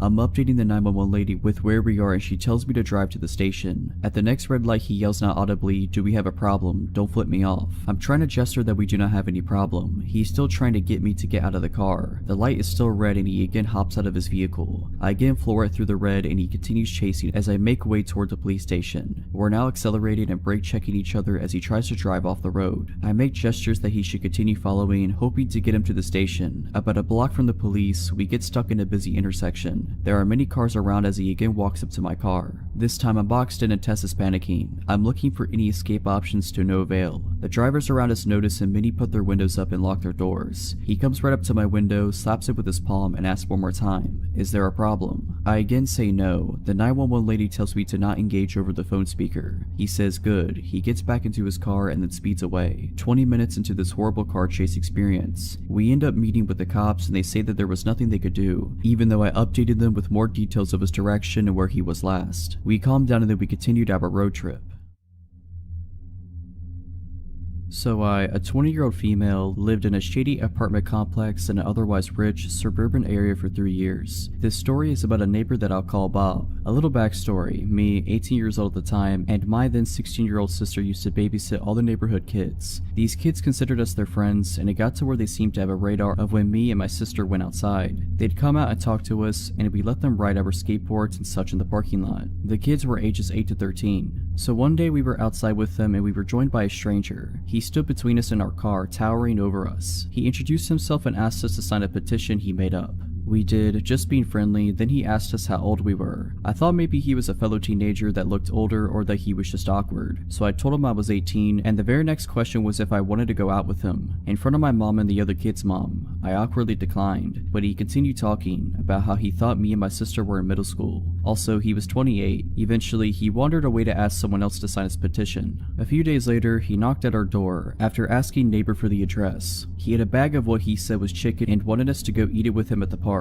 We declined because we both had schoolwork to do. He walked away and he was mumbling about how antisocial everyone was. Later, we look out our window and see him playing baseball with 2 girls. He kept physically moving their arms to different positions even though they shrugged away from him. Next day, one of the kids runs up to me. I'll call her Maddie. She's 8. She's got a new pair of Heelys and wanted help with them. I was holding her hand and guiding her along when Bob appears and says he can help better. Maddie says no, but he insists. He pushed me aside and reaches for Maddie, holding her tightly around the upper chest area. Her grandma was there too and flips out. He wanders away. The next day, Maddie's freaking out, saying Bob was just sitting on her porch when she left for school that morning. Her parents found out, and as they walked outside he let himself in, and they said he went to their kitchen to make orange chicken. We later found out another neighbor had a similar story. Another time, we were helping a family move. They have a 2-year-old son. The garages are in a triangle shaped to the road, almost a roundabout. There's a flat patch of grass behind them. Well, here comes Bob to help us. He criticized the way we packed things and didn't help until our neighbor politely asked him to leave. Well, he left the garage, but instead of leaving, he asked the 2-year-old if he wanted to play. The kid said no, and it made him mad. He picked up the kid to play, and the kid slapped him. He asked the kid if he wanted to go behind the garages to play ball, so I go with him and guide the kid to his mom. The climax of the story is when me and my sister went on a walk with our 17-year-old friend and her other friend. Maddie found us and wanted to come along, so we are starting our walk when Bob comes out. He sees our friend and asks how old she is and how much she weighs because she's so skinny. He asks where we're going. My friend tells him we're going for ice cream on a girls trip. We didn't ask her to say that. He's like, "Aw man," and stomps away. We continue our walk, but halfway through we have a weird feeling. I look behind us and Bob is running towards us. He yells at us for hiding from him while also telling Maddie how pretty she is. An older neighbor sees this and asks him what's going on. He tells them that we're being mean and he needs to go write a song about us. He leaves, but we see him sitting at the park. Well, he saw us and again comes running. We stop and he asks which one of us is over 18. Maddie's dad is here at this point and tells him we aren't interested in him. He explodes, telling the dad to screw himself and that he's so rude. Maddie is crying and the neighbor who saw us before came to check on us since he saw Bob running. Bob goes inside, muttering to himself. For weeks we don't see him. A single dad and his 5-year-old daughter move in and we are introducing ourselves to them. My mom kind of tips him off that there's someone in their building who is a little off, especially around Maddie. The dad says he's seen someone like that giving kids candy at the pool when the kids looked uncomfortable. Well, here comes Bob, as if on cue. He immediately tells the girl in front of her dad that she looks like a movie star and that she's so pretty. He asks to play with her, but the dad says no and they go inside. Turns out they're next door neighbors. We still didn't see him much, but other neighbors were telling us stories about him. them. There's a woman who's alone most of the day with her 2 kids under 5 who told us he watches her when she goes to and from her car. Also, Maddie's parent continued to see him watching her. Then one day we're again babysitting and here he comes. Only this time he's swinging nunchucks. Maddie screams and hides in our car. Bob strolls over with his nunchucks and starts talking to us all casual. Then his head cranes to look into the car and he says, "Where's Maddie?" We told him she wasn't here and he walked away. By then, most of the kids were afraid to go outside when they saw him. He had a habit of wandering around the complex. We could tell by his height and lanky gait. A few times we'd see Bob with his dad. Those times, neither of them glanced at us. Then one day he just stopped showing up. We'd see his dad and brother come in and out all the time, but never him. We only saw him again a year later, and it was only for one day near Christmas, and then he disappeared again. So I don't know what happened to him, but it was just one of our weird experiences with neighbors in the 3 years living there.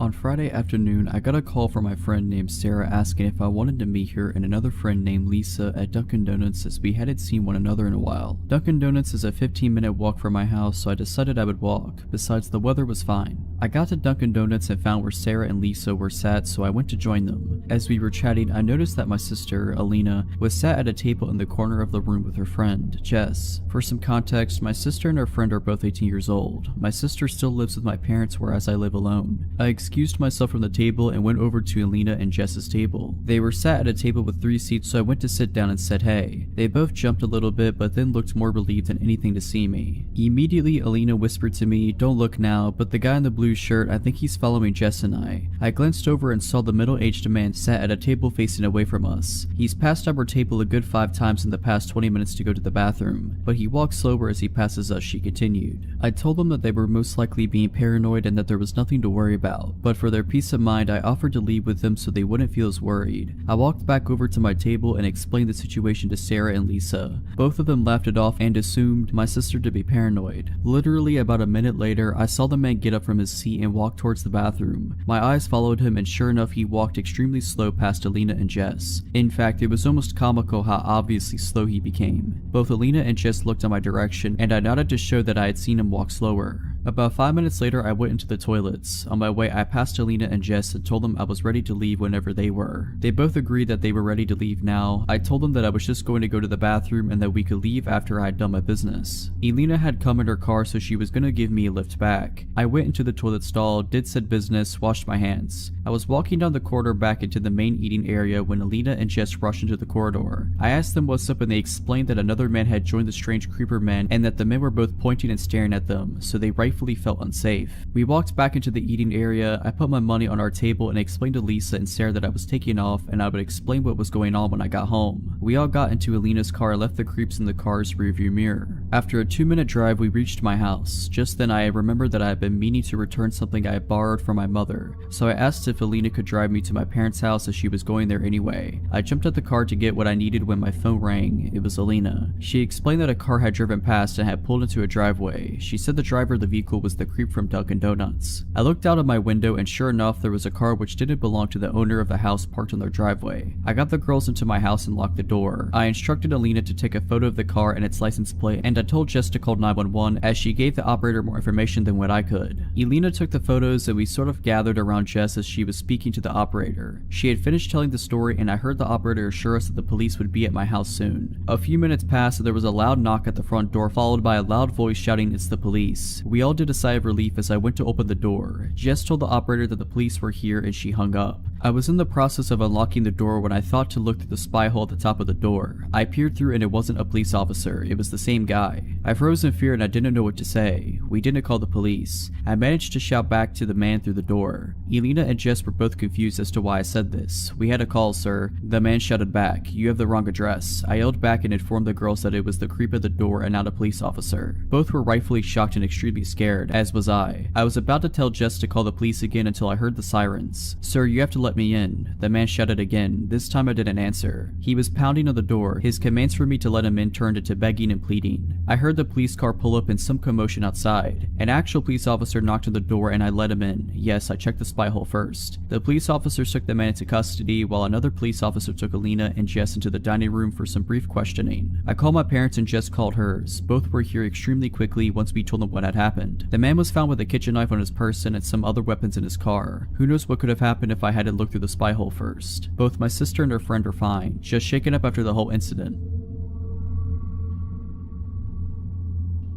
Back when I was 17 or 19, I worked at a small local bakery. There were less than 15 employees spread across all the night and day shifts, so we only had a few people working during the day. One of these people was Dave, the delivery driver. Dave immediately gave me an off vibe. He was in his mid-50s and way too friendly to a teenage girl, but the boss told me straight up that yes, he could be annoying, but no one worked harder than he did, so just ignore his antics. When I signed the paperwork, they never asked me to submit to a background check. In hindsight, that should have been red flag number 2. Over the course of the year or so that I worked with Dave, I tried very hard to ignore him. He was rarely outright creepy, but he was always just a bit too friendly. He would stick around long after his shift was over to talk to me and the other pastry chef on shift. He always wanted to lick the bowl after I made Rice Krispie treats. He would always stand in front of the racks of equipment or ingredients, just enough that sometimes my hand would brush him while reaching for something. He always stood just a little too close. He was constantly asking me about my life, what I liked, what I did for fun, if I had a boyfriend. Almost daily, he would tell me how a nice girl like me should have a boyfriend, how maybe a boyfriend would be good for me. I let this slide because sometimes older people can say things that were meant differently in their time. Then it was concert invites. Every other week he had tickets to one concert or another. Once he figured out my genre of music, it was almost exclusively tickets to bands I desperately wanted to see. But I also knew I should not go anywhere with him. I don't like to associate with coworkers outside of work anyway, and I had seen way too many red flags about Dave to trust him for even a second. My birthday came. He brought me a t-shirt. It was 2 sizes too small. He told me to try it on. I said no. He told me to try it on after work and text him a photo. He gave me his number. He asked for mine. I said no. He asked for the other pastry chef for my number. She had my back and refused as well. He also brought me 2 tickets to a band I'd been wanting to see. VIP section, 21+-year-old only. He said he could get me in, but I had to go with him and him alone. I refused. He told me he could get me booze. I declined. For months and months this continued. I brought it up to one of my bosses, but they laughed it off as classic Dave. When he wanted a hug on his birthday and hugged me without my consent. That's Dave for you. Offering to get me booze or pot? Ah, Dave, you scamp. When he pulled up his shirt and showed me his abdominal scar from a snowboarding accident, well, that's just Dave. No respect for boundaries, but a good worker. I seriously considered having one of my male friends come in under the guise of being my boyfriend just to placate Dave. I was repulsed by him, but he hadn't really done anything to classify himself as a predator. Besides asking for my number, he had never tried to harass me outside of work hours. And besides the odd hug or two that I was too afraid/shy to refuse, he hadn't gotten super physical. Then one day, Dave was gone. His name disappeared from the employee roster.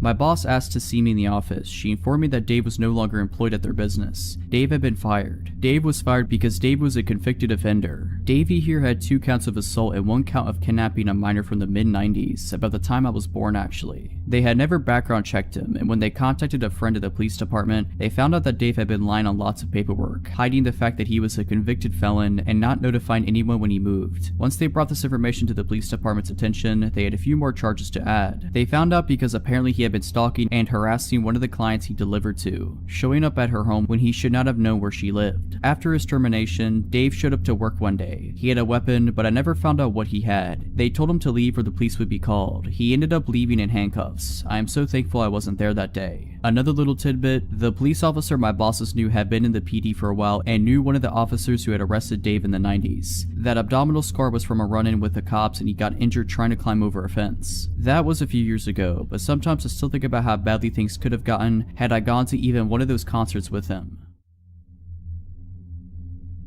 This happened when I was a bartender about 4 years ago, but I think about it often and has changed the way I operate throughout life. I now refuse to go to any store alone after midnight. For the story's sake, I will tell you that I was 25 and a blonde at the time. On a busy Friday night, I was bartending with the bar manager and he had noticed that they were very low on some bar necessities after the dinner rush. Lemons, limes, bitters, that kind of thing. So I was sent out to go to a 24-hour grocery store down the road to pick up the odds and ends that we would require to get us through the weekend. I picked up everything that was asked for me without trouble at the store, until I got to the liquor aisle. There were 2 country-looking guys that were probably around my age in the aisle and they were staring at me and whispering to each other in a way that made me uncomfortable, as I assumed they were making comments about me. All pretty innocent so far. Before they could approach me, I grabbed what I needed very quickly and power walked to the self-checkout. I really booked it out of there because when you're a bartender, it's kind of like you are on stage and are required to be charming and interact with people that you otherwise absolutely wouldn't be able to tolerate unless you're getting paid to, thus why I am not a bartender anymore. I get to the self-checkout and the 2 guys are on me. I'm scanning my stuff and they use the scanning station next to me. I get a better look at them now that they are right next to me. One is taller, muscular, and average looking. The other is shorter and more plump.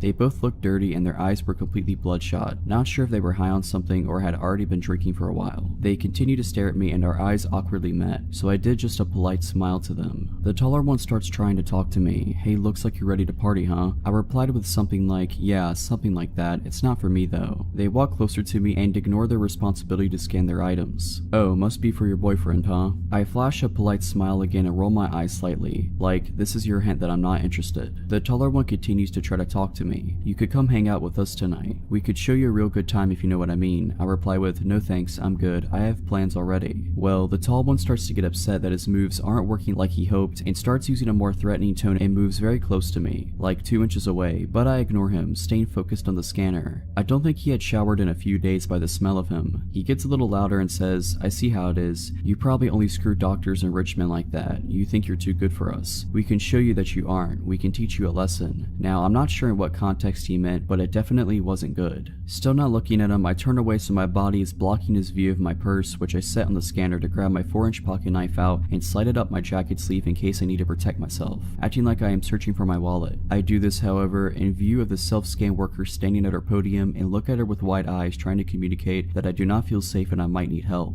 I turn back to the machine and slide my credit card to pay, while the creepy and hostile guys are practically standing on top of me. The machine malfunctions and starts beeping. The lady worker comes over immediately, and the guys standing next to me change their expressions from, I am planning to torture you for a couple of days and toss your body in a creek, to, just your friendly good old country boys making polite conversation over here. They actually try to act like I knew them and we were friends so the worker wouldn't be alerted to their ill intentions. They tried joking with the worker saying I was stealing something, and that's why the machine went off. The worker was definitely not buying it. She was a 6+ foot tall woman with some muscle on her, by the way. I wouldn't mess with her on my best day. Anyways, she presses a few buttons on the screen, shooting the guys a very unimpressed look when they were trying to act charming, and cancels the order completely. She turns to me and says, I am sorry for the inconvenience, ma'am. This machine seems to not be working correctly. Why don't you gather your things and I will bring you up at an actual register. She puts her hand on my back and gives me a wide-eyed look, like I gave her a minute earlier, letting me know that she sees I am in danger. I pick up my things to follow her to a register that is near the security office. The guys linger around the self-scan, still glaring at me, and eventually complete their purchase, but stand at the exit assuming they are waiting for me. I felt like I would be walking to my death if I made my exit in that moment. The worker keeps a close eye on the guys and scans my items. As she's scanning, she tells me that there wasn't really anything wrong with the machine I was using. It just misread my credit card. She said, I had a bad feeling about those guys from the moment they walked in, and I then saw them getting aggressive towards you. I already rang security to be ready to walk out to the parking lot and make sure you left safely when you were ready to leave. Then I saw you take that knife out and put it up your sleeve, getting ready to protect yourself. As much as I'd like to see you show them they picked the wrong chick to mess with, I'm glad I was able to pull you aside and make sure you are safe.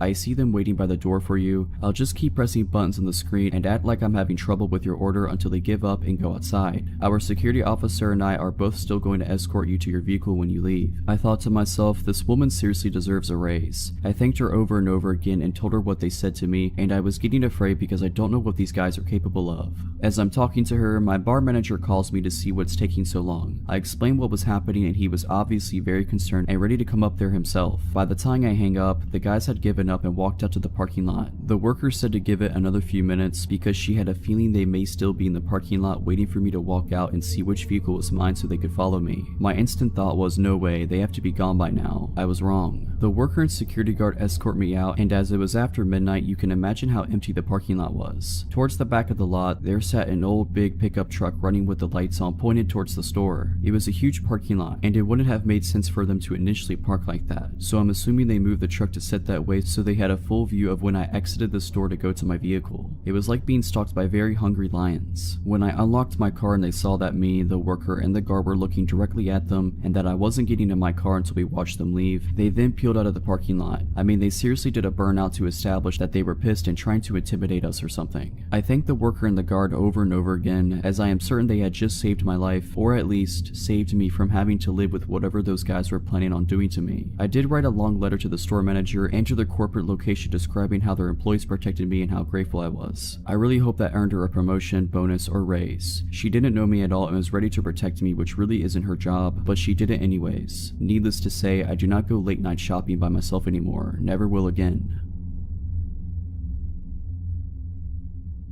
This is my brother's girlfriend's story. She doesn't have a Reddit account, but I've told her about this subreddit and she wanted to share her story because it's creepy but also a good lesson to learn from. I go to a school in a big city that is one of the least safe cities in the US. I chose this school for nursing and definitely not for the location. I live in a row house off the campus with 4 other girls. Cheaper and nicer than dorms, or so we thought. I guess you get what you pay for. We're all sophomores in college. As you would guess, we go out and drink, come back to do things we don't remember. We had just started our rent in August. 3 floors, plus a basement which was padlocked by the owners. Understandable, we would definitely have parties down there to avoid immediate cleanup. The house was great, amazing location to the school and work. I am a CNA who works odd hours, important for later. It was not expensive, and in good condition. I had never lived with that many people before, just one roommate, so before we definitely knew if one of us had misplaced or changed something. I started to notice my snacks were either half gone or completely gone. I was getting annoyed, but a house with many people, it's too much work to go and figure out who ate what, so I ignored it. Slowly, we started making comments about someone eating our food but passive aggressively. We all just let it go because none of us want a whole house fight. I work until about 11 in the NICU. I get home at about 11:30 mostly on weeknights. I started to notice pants left out or snack wrappers around. I thought it was odd cause none of my roommates had done that before, but just thought, oh, they probably drank a bottle of wine then went to bed and forgot all about this. Again, my roommates started making comments. This time we started to ask because it was getting annoying that all of our food would disappear and things being left out. I knew it was one of them, but no one wants to admit that they ate someone else's snacks in college. We chalked it up to the girl who always smokes and eats her weight in food. She swore it wasn't her. This went on for about 2 months. It got more obvious that someone was clearly taking everyone's food. It definitely had to be the girl that always smokes. I see her eat her whole snack pantry in a night. Come to find out it was not her. One night at work, I was about to get off, but a situation happened and I ended up leaving about 12:30. I took the bus home. I got home and was about to collapse. I wanted to go to bed ASAP. I walked in the front door and the stairs are directly in front of you. You can also see down the side into the kitchen. I walked in and saw someone in the kitchen but was way too tired to say hi. I thought it could end in like a 30-minute conversation about nothing, so I went straight upstairs. When I got to the second floor, I noticed all of my roommates' doors were closed, which always means they're either all in their room for the night or asleep. I got a weird feeling, just something that made it click. I texted our house group chat asking if anyone was in the kitchen. I felt stupid for even asking. 2 responded no, and they said the other 2 had been asleep.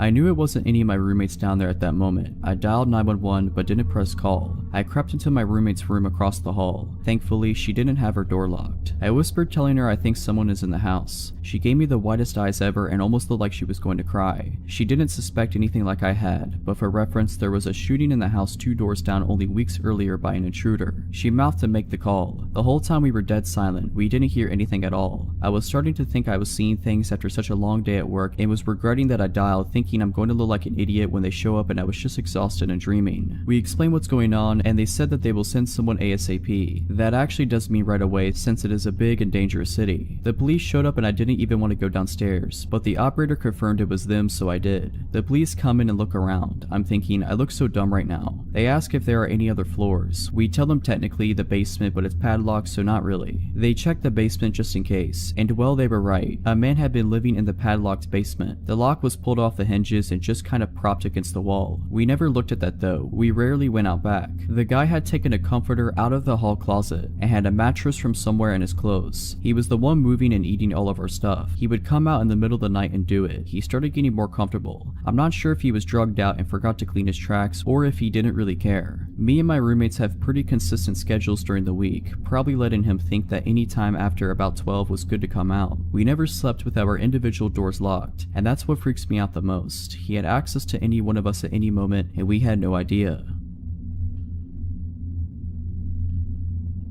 A little backstory. When I was 19, I lived with my mom in a ranch-style house on a road that backed up to a large field. On the other side was the main highway. About a half mile down from me was a loony farmer, and about a mile on the other side of me was pretty much a drug house. I guess someone used to live there, but it was run down. I will say that they were pretty quiet. Other than those 2 houses, we were isolated. At the time, I was working full-time and going to school full-time. One of my classes ended at 10:30 p.m. I often wouldn't get home that day of the week until about 11:15ish. I was driving home one night and I noticed some guy walking down the road. He had a yellow shirt and track pants. I remember his outfit because it was weird. It wasn't weird to see people walking down my road because of the whole drug house thing, but I instinctively looked over at him when I drove past. He turned and smiled and waved, which freaked me out. So I speed the half-mile home and pull into the driveway, weirded out. I made sure all the doors and windows were secure and then sat on the couch to be a paranoid freak and wait to make sure the dude walked past my house. Except he didn't, and there was another guy with him, dressed in darker clothes. They actually walked up my driveway and started playing around with my car, testing the handles and stuff. In my hurry, I forgot to grab my phone from my car, so I was kind of worried that's what they were after until the guy in yellow started approaching my door. I'm freaking out, so I go and wake my mom up. She's bleary and I'm trying to explain the situation when we both hear the doorknob turn very slowly. Good thing it was deadbolted. She got out of bed, walked to the door, and then yellow shirt knocked. I perched up on the couch so I could get a good look at him and his friend, still in the driveway. The porch light was on because of the sensor. Yeah, my mom said, "You dropped your wallet." I told my mom that I had my wallet, it was in my purse. So she calmly told him that she had her wallet and it was too late to be knocking on people's doors. I remember perfectly what he said next, even though this was about 6 years ago. "Okay, I'm not a bad guy, just so you know."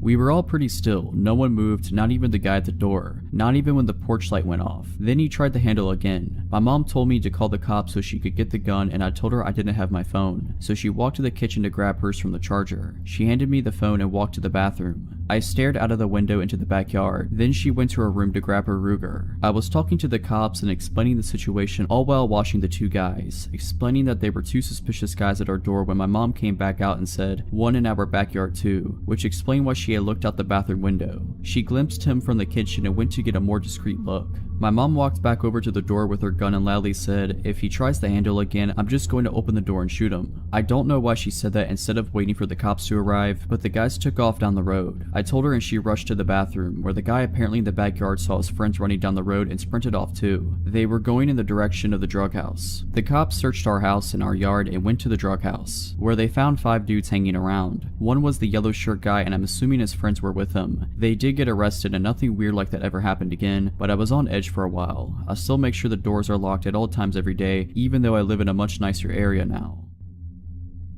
This was back in 2015 or 2016. I'm a career tow truck driver. At this point, I've been towing cars for most of my adult life, and will likely do so until I either retire or die, whichever comes first. At the time, I was working for a pretty small towing company with only 2 employees, and we rotated who was on call each weekend. It was my weekend on call and it was summer, so with people being out and about late and whatnot, I was pretty busy. Cleaning up accidents, towing broken down cars both in the city and off the highway. I was fine with it, as I was paid commission at the time, so the more calls I did, the more money I made. So it's Saturday night, now Sunday morning, and it's around 2:33 in the morning, and like I said, I've been busy. I'm tired, a little grumpy, and kinda wanna go home when my phone rings. It's an insurance company calling asking if we can do a tow for one of their customers who is broken down on the side of the highway. The breakdown location they give me is about 15 miles out of town, which I normally wouldn't do, but the tow destination happens to be a dealership that's just a couple of minutes from my apartment. I contemplate rejecting the call, but because I'm paid commission, I figure screw it. I could run up and grab this car, drop it off around the corner from my place, then hopefully I can head home and get a couple of hours of shut-eye. So I take the call and hop on the highway. The insurance company provided me with the customer's first name, which we'll say was Kara, and gave me a phone number for her. Usually I try to make contact with people who are on the side of the highway to let them know I'm on my way and give them an ETA. I try calling her a couple of times, but she doesn't answer, not unusual.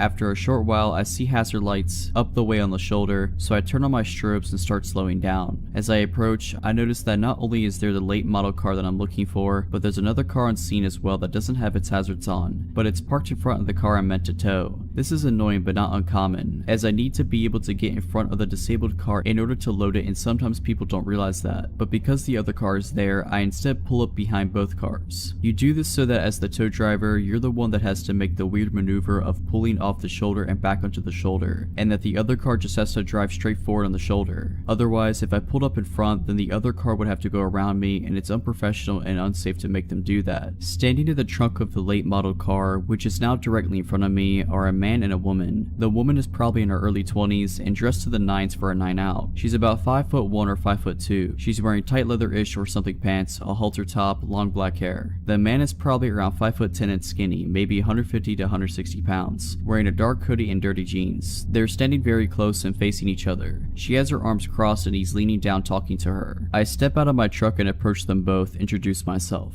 They separate a few feet and I look to the woman and say, "Are you Kara?" She nods. I say I'm here for her insurance company and I ask what's going on with the car. Immediately, the man pipes up and says, "Yeah, it's just having some fuel issues. It's an easy fix. Can you just drop it off at this commuter parking lot? I'm gonna fix it for her there." I'm rather annoyed at this because the commuter lot in question is further up the highway and I'm already 15 miles out of town. Like I said before, I only took this call because it was supposed to be coming back toward my apartment and I really wanted to go home. Not only that, but in order to change the original tow destination, I would have to call the insurance company back, wait on hold for who knows how long for a representative, and then let them know the change and try to get them to pay me extra for the deadhead miles back home after unloading, and I really didn't want to do any of this. And thirdly, this is a late model car. I'm no mechanic, but it's new enough that whatever's wrong with it is likely covered under warranty, so the dealership is really the best place for it to go anyways. I explain all of this to the guy, but he's really not having it. He gets stern with me, saying something like, "Look man, you just need to take the car where I tell you to take it." We go back and forth on this for maybe 60 seconds and he's just getting madder. "Well, you know what man, you're not the name insured, Kara is." The easy way to settle this is to ask what she wants me to do with the car, and whatever she says is what I'll do. Fingers crossed she'll want to take it to the dealership so I can get home sooner. I turn to look at Kara to ask her that question and I don't see her right away. She's no longer standing where she just was a minute ago, which was slightly off to my right. I continue to not see her until I've turned almost all the way around, because she's standing directly behind me, and by directly I mean within an inch of my back, arms still crossed. I look down at her and she locks eyes with me. Her eyes are as wide as plates, almost owl-like, and immediately it feels like she's staring into my soul. She didn't say a word and she didn't have to. I took a step back and did what felt like a double take. I looked at him, then at her, then at him again, and then back at her, and it slowly started to dawn on me that maybe something isn't right. I asked her, "Do you know this guy?" And she ever so slightly shook her head no. Without a word, the guy starts to move for Kara, and I move to stay in between them. He tries to push me out of his way by shoving me in the chest, but because I believe he underestimated my weight, only pushed me hard enough to make me take a single step back. Immediately, I took that step forward towards him and body check him hard as I could, hard enough to completely knock him over basically onto his back. Because we rotated during the back and forth push bit, Kara is now in front of me to my right, somewhat between me and the guy who's trying to scramble to his feet. I reached out and snatched the poor girl up by her waist, spun her towards my truck and yelled for her to get into the driver's side, and she does so. I turn back to the guy who is standing up again at this point and he's breathing hard. He gets right up in my face but doesn't do anything, just breathes at me. I stare him right in his face and tell him, "You need to go." I'm shaking now and I'm absolutely terrified. I don't know if he has a weapon, I don't know if he's gonna try to fight me, and I don't know what I would do if he did. After probably around 15 seconds or so, which felt like eons, he kinda huffs a bit, smiles one of the creepiest smiles I've ever seen, and starts to back off. Sucking his teeth and rubbing his hands together, he slowly walks backwards a few steps, then makes his way to the front car, gets in and drives off. I stayed motionless, watching him until I could no longer see his taillights. I got Kara's car loaded up on the tow truck, and as we made our way to the dealership, she told me through tears that her car had shut off while she was driving, and she pulled onto the shoulder and called her parents because she was on their insurance. Her parents made the call to the insurance company, who eventually dispatched me to her location. While she was waiting, a bit after she made the call, the guy pulled up in front of her and walked up to her passenger side window to try to talk to her, asking if she needed help, etc. And she told him she was fine, that a tow truck was coming, and that she didn't need help. He persisted and she tried to tell him off and eventually tried to roll up on the window. Apparently he stuck his arm in the window and got the door unlocked and opened the door. In fear, she jumped out of the car, leaving her phone inside, and ran to the back of her car and stayed put there because it was in the line of sight of traffic. Apparently he was pretty lewd with her, and whenever she tried to go back to the car, he would prevent her from getting in. Several minutes later I showed up. Who knows what would have happened had the timing been any different. Her parents were waiting at the dealership when we arrived, and she told them what had just happened. Her parents gave me a $20 tip, which was all the cash they had on them at the time, and Kara gave me a very tight and clearly heartfelt hug before I left. I never saw her again.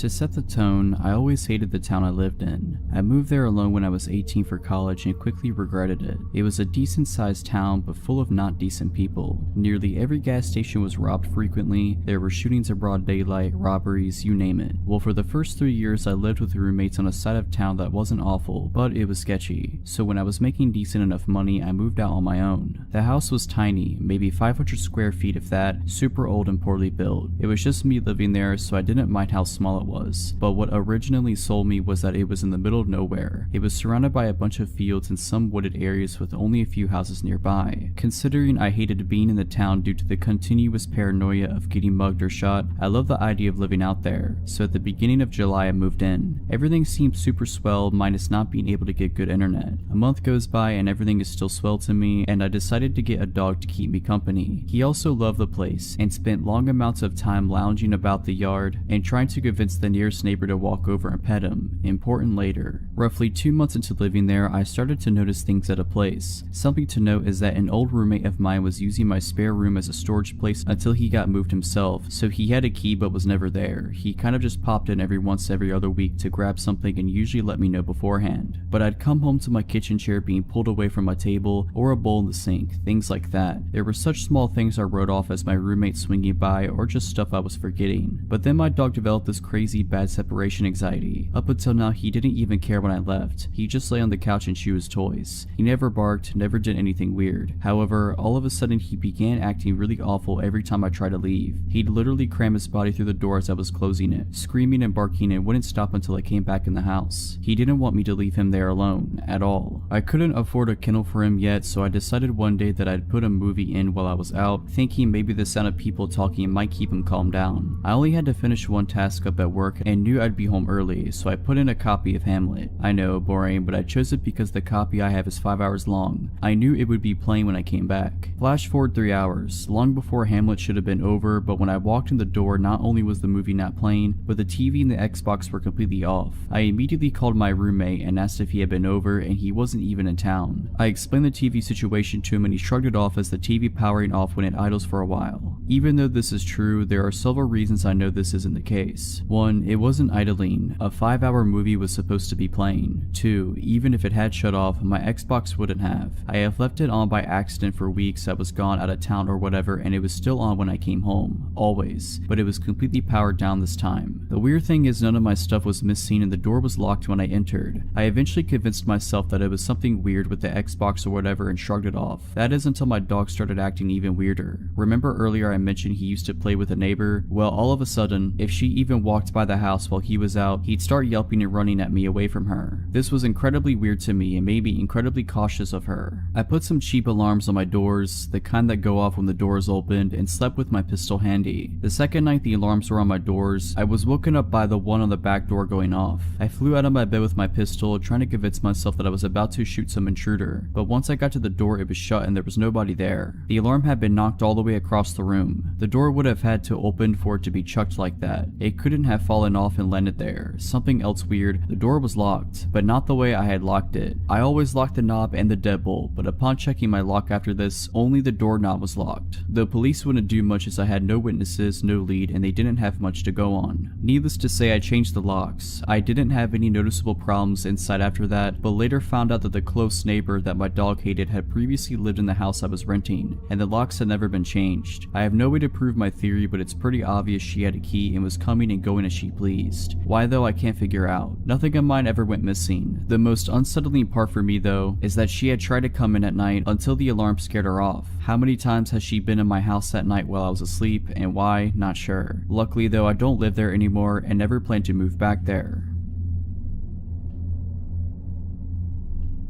A while ago, I was staying in an upscale hotel in the safe area of a large Midwestern city. I am a 16-year-old female and I was in a room all by myself with my parents a few doors down. In theory, this isn't unsafe by any means, but I had bad luck on this particular trip. Our first night there passed without incident. Me in my room, my parents in theirs. I watched a pay-per-view movie and ate way too much from the snack bar. I didn't have any reason to feel unsafe. The next morning, we did the usual tourist stuff that one does when visiting a new city. As we ate a breakfast breakfast in the hotel restaurant, I noticed a man who looked to be in his 60s staring at me for an abnormally long amount of time. I ignored it and chalked it up to him thinking I looked like his granddaughter or something. The next night, my parents allowed me to meet up with a friend for dinner who lived in the area. He met me in the hotel lobby and we had a nice dinner and then went back to the hotel for drinks. Yes, I am underage, I had a drink, my bad. Coincidentally, the same man who had been eyeing me earlier was at the bar. This time, I knew I didn't remind him of his granddaughter. Even with my buff guy friend next to me, his eyes traced my body. I felt unsettled and mentioned it to my friend, Ethan, who glanced over and also seemed really weirded out by how obvious this guy was leering. We left the bar quickly and by now it was around 12:30 a.m. Ethan walked me to the elevators of the hotel and once I pushed the button, I left. I wish I would have asked him to stay, because no sooner had he walked away that my creeper came, rounding the corner, and stood there waiting with me for the elevator. I felt so uncomfortable knowing that he would be seeing what floor I was going to, but it hadn't occurred to me to get off on a different floor at the time, and even if it did, he planned on following me, so it would have been just as bad a move. When we were in the elevator together, I tried to keep my eyes averted from his, but they literally bored into my body. He kept trying to step closer and I kept backing up, too scared to even speak. What freaked me out more was that he hadn't pressed a separate elevator button, so he planned on getting off when I did. When I got to my floor, I almost ran to my room, and the guy just stood at the end of the hallway, waiting to see where I was going. I stayed in my room for 15 minutes until I was sure he was gone before I told my parents what had happened. They were freaked out and told the hotel staff, but there was no sign of the guy and it was really late, so I just locked my door and tried to get to sleep. I had almost drifted off when I heard a knock at my door. I obviously wouldn't just go and open the door at nearly 2 a.m. Instead, I turned on a light and froze. At this point, my intuition had kicked in and I knew it was the guy. I was near tears, but the knocking kept continuing, harder and harder, so I finally shouted and asked who it was. The voice that replied to me was the most chilling thing I had ever heard. High-pitched but growly, almost giggly, and so disturbing I could barely describe it. "It's hotel staff. Please let me in." I was terrified. A look through the peephole confirmed that it was the same creepy old guy. I locked myself in the bathroom and called my dad's phone. He has a habit of always keeping his ringer on, so he answered me almost immediately, and I tried to tell him what was wrong through my tears. The guy before I managed is at my door, and what happened next gives me nightmares. My dad naturally went into superhero mode and opened his door to find the old man in just a robe, whacking it. It's pretty obvious to piece together what he was planning. My dad slugged the dude in the face and made sure he didn't move an inch while my mom called hotel security. We pressed charges and the guy's in prison now.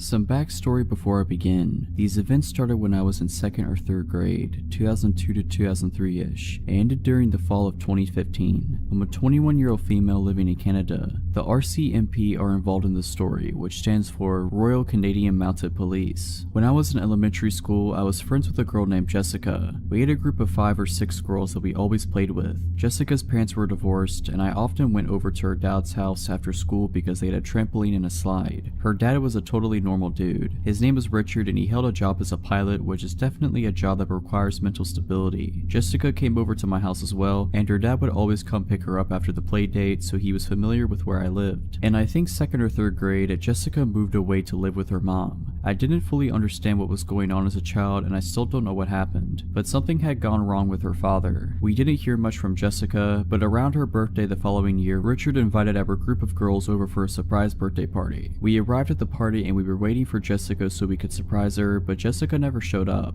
We were just hanging out with her dad for a while. As a child, this didn't seem as weird as it does to me now. When our parents picked us up, we obviously told them what happened, and we didn't hang out with Jessica or Richard again. After that, some of the girls started receiving presents from Richard at their homes. I never received them, but my mother told me about it years later. The presents usually consisted of cheap jewelry and notes. I have no idea what the notes said, but I'm not sure if I want to. After this, Richard goes away. My mom later told me he was in a mental institution. Years go by, I completely forget about the whole situation. Then, in the winter of 2013, I was out of town for a cheer competition. I was scrolling through Facebook one night when all of a sudden a new group chat popped up with 5 girls from my elementary school. I had not kept in touch with any of them, so this was weird. The chat was about how they had received messages from Richard on Facebook. I checked the other folder of my Facebook messages and sure enough, I had some too. I had a variety of messages that did not make a lot of sense, including some strange poems. Many of the messages were descriptions of dreams he had about me. Though some of them were nonsense, others were understandable enough to come across as violently threatening. I don't feel comfortable sharing some of the more explicit messages, but here are a couple of the shorter and less scary messages. Hi little girl from not long ago, pristine of pristineness, I want you, I want you, I want you. We're gonna have planets to go to someday provided you don't melt them first. I'm so proud of you, stay happy, and I haven't found a way to keep you all off my mind. I clicked on Richard's Facebook profile and his whole profile was dedicated to his 5 girls. He didn't have any friends added, so clearly nobody had seen it. Unfortunately, we didn't have very good security settings on Facebook. He had saved dozens of photos of us and then reposted them with nonsensical and inappropriate captions. The captions ranged from essays about his love for us to a one-sentence caption that simply said, "She is so ugly." Here are some of the shorter photo captions. Emily, hopefully and not too soon I'm gonna find out your address and I'm gonna show up as a man that knocks on your front doorstep and bite your bottom lip off before you can say a word. Kiara, because of my initial euphoria turns into sucking depression when I realize that there is nothing I can do about anything beside you because you're inside me and I can't get you out of my mind. I love you so much. Melissa, can I paint your picture? I want to lift you around to see how heavy you are and we'll go for a drive on Hollywood Drive with the windows rolled down so we can get a crystal clear view. We were all freshly 18 at the time and didn't know what to do, so our moms contacted the RCMP. They told us not to block Richard on Facebook, but not to reply as the messages could be used as evidence. He continued to send us messages every single day, and we shared the screenshots with each other in the group chat and sent them off to the RCMP. He had several different Facebook accounts that were all variations of his name, along with one randomly named Esteban. One of the girls got in touch with Jessica to find out if she still had contact with her father. She only saw him on supervised visits every once in a while. She was very embarrassed and apologized a lot. She was a super sweet girl and obviously none of us were upset at her in any way. Eventually, Richard was charged with 5 counts of criminal harassment. He pled guilty and went to jail for around 5 months. When he got out, there was still a no contact order in place, meaning that he could not contact any of us girls or come within a certain radius of our homes. He was not allowed to use the internet either. I'm not sure how all of this works, but this is what the constable handling the case told me. However, not surprisingly, he started contacting us on Facebook again. He went back to jail for breaching his probation. It was the summer of 2015 and he got out again. I started receiving more messages. I immediately wrote on the group chat to see if the other girls had gotten anything. They hadn't. It was just me. I immediately contacted the police. It seems they had forgotten to include my name on the no contact order. He knew not to contact the other girls, but thought it was still safe for him to contact me. This time things got worse. I had just started working at a new job, and being the idiot that I am, I had my workplace public on my Facebook profile. One day I came into work and there was a package waiting for me. I was obviously confused because I would never order something to be delivered to my work. I opened it up with my managers and there was weed inside along with a disc with encryption software on it. He had mailed me weed to my work. I knew immediately that this was him, and awkwardly explained the situation to my managers who thought it was hilarious. The security in my office tower was alerted and given a photo of him. They began walking me to my bus stop after my shifts. It was scary knowing that he knew where I worked. At this point, I hadn't seen Richard in years, but it was clear that he was mentally unwell. I had absolutely no idea what he was capable of or what his motives were. The RCMP did not seem to take this case very seriously, and they moved very slowly, passing the case around to various officers. Meanwhile, I was terrified. I could hardly walk down my street at night without freaking out. Every time somebody knocked on my door while I was home alone, I would drop whatever I was doing and hide under the kitchen counters. I had not moved since I was a child, so it was very possible that he remembered where I lived. The packages kept coming. I received more weed in several different forms, including cookies, what appeared to be cocaine, and a key to his apartment along with some miscellaneous items. I opened all the packages at the police station. One of the packages included a USB stick with a bunch of audio recordings on them, but I decided it was better for me not to listen to them. The return of the packages was to a random PO box in another city that did not belong to Richard, and no fingerprints were found on the packages. During all of this, the Facebook messages remained constant. Luckily, in one of the messages he informed me that he had sent me drugs and the key along with his home address. This confirmed that the packages were from him. He was charged again. I received a subpoena in the mail to appear as a witness in court. However, he once again pled guilty and I never got to go to court. I was actually a bit disappointed as I thought seeing him in person would provide me with some sort of closure. He is still locked up somewhere as I am writing this, but I still get scared walking at night or when somebody knocks on the door. The police provided me zero information on where he was being held or when he would be released. I feel like I am just waiting for the day that he will contact me again. I just hope that he never does.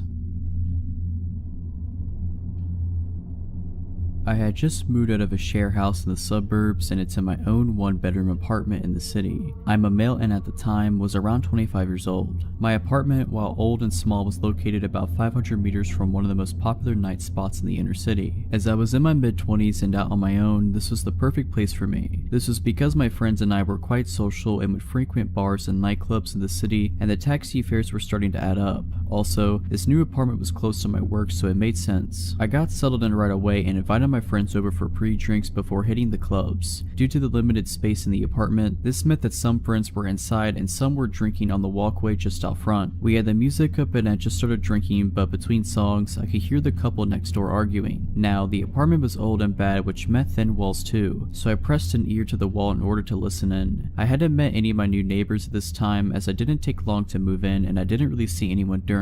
I was curious. Judging from what I could determine while eavesdropping, they were a gay couple in their early 30s. One of the men was yelling at the other to go next door and tell us to keep it down. The other was arguing that it was just a housewarming and to let it go for the night. Since I didn't want to cause trouble, I marshaled everyone outside to start making our way to the nightclubs, leaving my new neighbors in peace. Later that night, I came home alone as I was tired from the move. I decided to let my friends carry on partying without me. I arrived at my door and proceeded to fumble around for my keys when I looked up to see a man standing in the walkway in front of the next apartment smoking a cigarette. He was tall and thin with brown oily hair. I noticed that he also had a cut lip and a faded but still visible black eye. I said, "Sorry about the noise earlier," correctly assuming he was my neighbor. He replied, "Nah, you're alright man, I'm Chris by the way." I shook his hand. I noticed his knuckles were red and a little bit scratched up, so I knew something was off. I apologized for the noise and said, "I hope I didn't cause any trouble for you." He withdrew his hand and with a soft but cracking voice said, "Nah, that's okay. Rick just gets a bit cranky sometimes. I'm used to it." With that, I finished off the conversation and told Chris that I'd see him later. It was about 2 a.m. at this point and I just wanted to sleep but couldn't help worrying about the potential domestic abuse going on next door. I decided to just keep an eye on it for now as I didn't have all the info. For all I knew, he could have gotten into a fight with someone else. As the weeks passed, I noticed that my new neighbors got drunk regularly and would argue almost every time. I could tell that Rick was the dominant one as his voice was a lot deeper and Chris seemed to be afraid of him during their shouting matches. This is why I kept my distance and never really socialized with them. I would even overhear them arguing about me and that Rick thought that Chris liked me, etc. I would just tune all of this out with headphones and video games, not to mention an active social life and full-time work to keep me occupied. I did find myself avoiding having guests over because of the neighbors. I would opt to meet people out as their arguments could be quite upsetting. This was working out fine enough for a while until Christmas Eve that same year. I was arriving home after coming from last-minute Christmas shopping. I was getting ready for a night of present wrapping as I was to visit my family the following day for Christmas. As I arrived home, I noticed 2 police cars outside and Anna, an Asian woman who lived a few apartments up from Chris, was screaming. I asked her what was happening and all she said was, "It's just so sad," while sobbing. I could see 3 officers trying to restrain somebody and there was blood on their uniforms. I came just a little bit closer to see Chris's oily brown hair in the center of the affray. His face was bleeding from his jaw where he had apparently been slashed by something sharp. They got him to his feet and I could see that his cheek had been cut so deep that the skin was flapping open as he struggled and resisted with the police. I recoiled in shock and went to comfort Anna, who was crying uncontrollably at this point. Suddenly, Rick's voice boomed out from nowhere. "You see what you've done, you loser." This frightened me and my instinct was to get myself and Anna to safety. Even though the cops were here, they had their hands full with Chris and I certainly didn't want to get involved in such an ugly fight where knives were involved. Anna refused to come with me and said that she would be fine. I looked around to see where Rick was as he kept yelling at Chris the whole time. The 3 cops struggled to restrain him. I could hear Chris whimpering apologetically in between. I couldn't see where Rick was, so I decided just to go to my apartment and lock the door. As I turned to go, I froze in horror as Rick's voice boomed, "Where are you going?" A deep chill went down my spine as my brain struggled to reconcile the fact that these words were coming out of Chris's mouth. I felt panic grip me as I realized that all this time Rick and Chris were the same person. All the fighting, laughing, drinking, and carry on that I couldn't help overhearing over the last couple of months had come from one solitary person, a lonely guy in his small 1-bedroom apartment. For some reason that made me feel sick. I learned later from Anna that this wasn't the first time the police had to come take Chris away. Anna explained that he spends a couple of months at the local psychiatric hospital each time. His father owns the apartment, so it's here waiting for him when he gets out. I moved out a few months later, and while it is a sad situation for Chris, I really do feel him.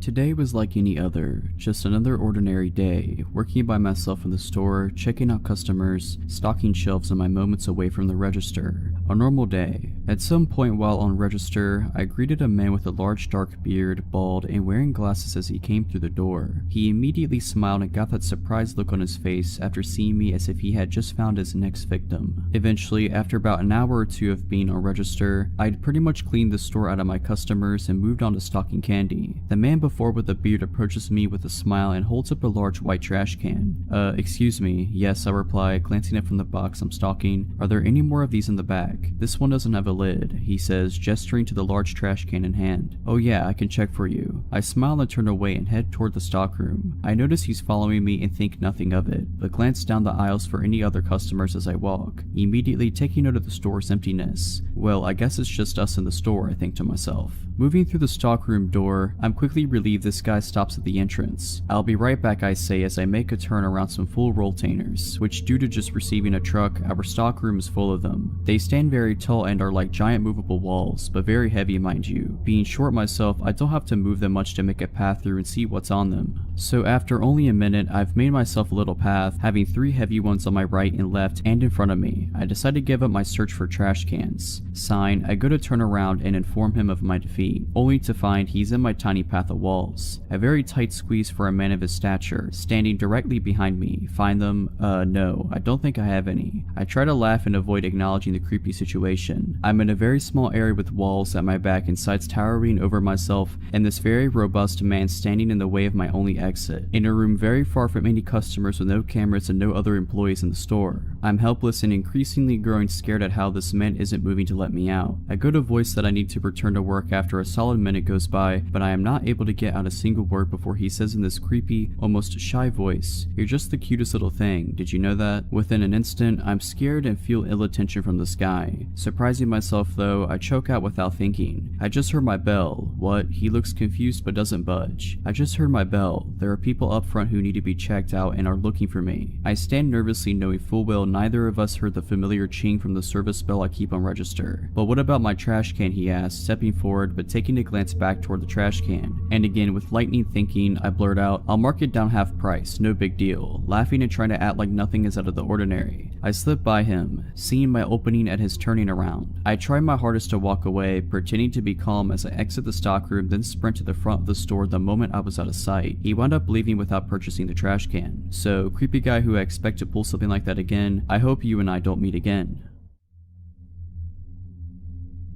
My fiance and I threw a dinner party one time to celebrate his mom completing chemo. I hired a caterer. We were expecting 25 friends and family, so it was more than the kitchenette of our single-story ranch house could handle. We'd also only just moved in, so didn't have a lot of cooking staples. The caterer said he'd bring everything 75% done, but he needed to finish off some dishes in our kitchen. I told him that was fine as long as he was finished by 5, because the kitchen is centrally located and we'd prefer everyone be finished before the guests arrive due to the intimate nature of the occasion. He said that would be fine. He arrives as scheduled at 12 p.m. We gave him until 5 and the guests aren't even arriving until 6, so it's plenty of time. He smelled bad. It was more than a sweat smell though. It smelled like a sun-baked diaper, and that made me uneasy because he was going to be preparing food for sick prior and young kids. I just made sure he washed his hands and then left him to his own devices, worrying I was being presumptuous. Throughout the entire process, he keeps pulling me aside to ask me questions and have me taste things. I was super busy because my husband had to work during the day and pick up the surprise guest right after, so setting up the deck, decorating, putting together the slideshow equipment, coordinating the surprise guest, we flew in her sister and I had to make sure she got an Uber at the airport and her hotel had worked out, etc., and just a million other little details. So every 10 minutes being asked things like, "Do you prefer this with paprika or without? With this, fine, whatever you think. Taste it to be sure," was getting old. When he was still there at 5:45, after 2 gentle reminders, I flat out told him I needed him completely out by 6 no matter what. He apologized and said there had been a delay because our oven wouldn't stay up to temperature. I never had a problem with our oven, but I figured he's the professional, maybe it was a subtle problem. A little before 6 rolls around, a few of our friends start trickling in. I decide to tell him whatever's done is done and whatever isn't he should just put in the fridge, but he's nowhere to be found. I go out on the deck to ask my friends if they'd seen him and he's out there, alcoholic beverage in hand, out of his chef whites and now in a t-shirt and jeans, mingling with my friends. I walked out just in time for him to introduce himself to my cousin-in-law as a good friend of mine. fine. Nope, too weird for me. I met him in person for the first time barely 6 hours ago. I told him he needed to leave, now. So he goes inside and gets his bag and makes a beeline for my bedroom. I'm taken aback. I say, excuse me, where are you going? And he says, to change. So first of all, we have a guest bathroom clearly visible. Second, why can't he wear a t-shirt and jeans home? I tell him I'm not comfortable with him going to my room, but he insisted to only be a second and goes in and shuts and locks the door. I couldn't even get a word out before he went in and I felt helpless. I was going outside to ask one of my friends to help me usher him out, but at that point my fiance got there with my aunt-in-law. I had to explain the situation to him, nearly in tears at this point, and he was like, what? He went in the bedroom? Why? So he pounded on the door, and the caterer came out, still in a t-shirt and jeans, and my fiance said, you shouldn't be in there, you need to leave. And the caterer said, excuse me, but this is not your house. It is not up to you to decide. And my 6'4", 260-pound fiance tells him, yes, actually, it is his house, and puts a hand on his back and guides him to the door. The caterer says, I thought she lived here, referencing me, and he says, yes, my fiance lives here with me.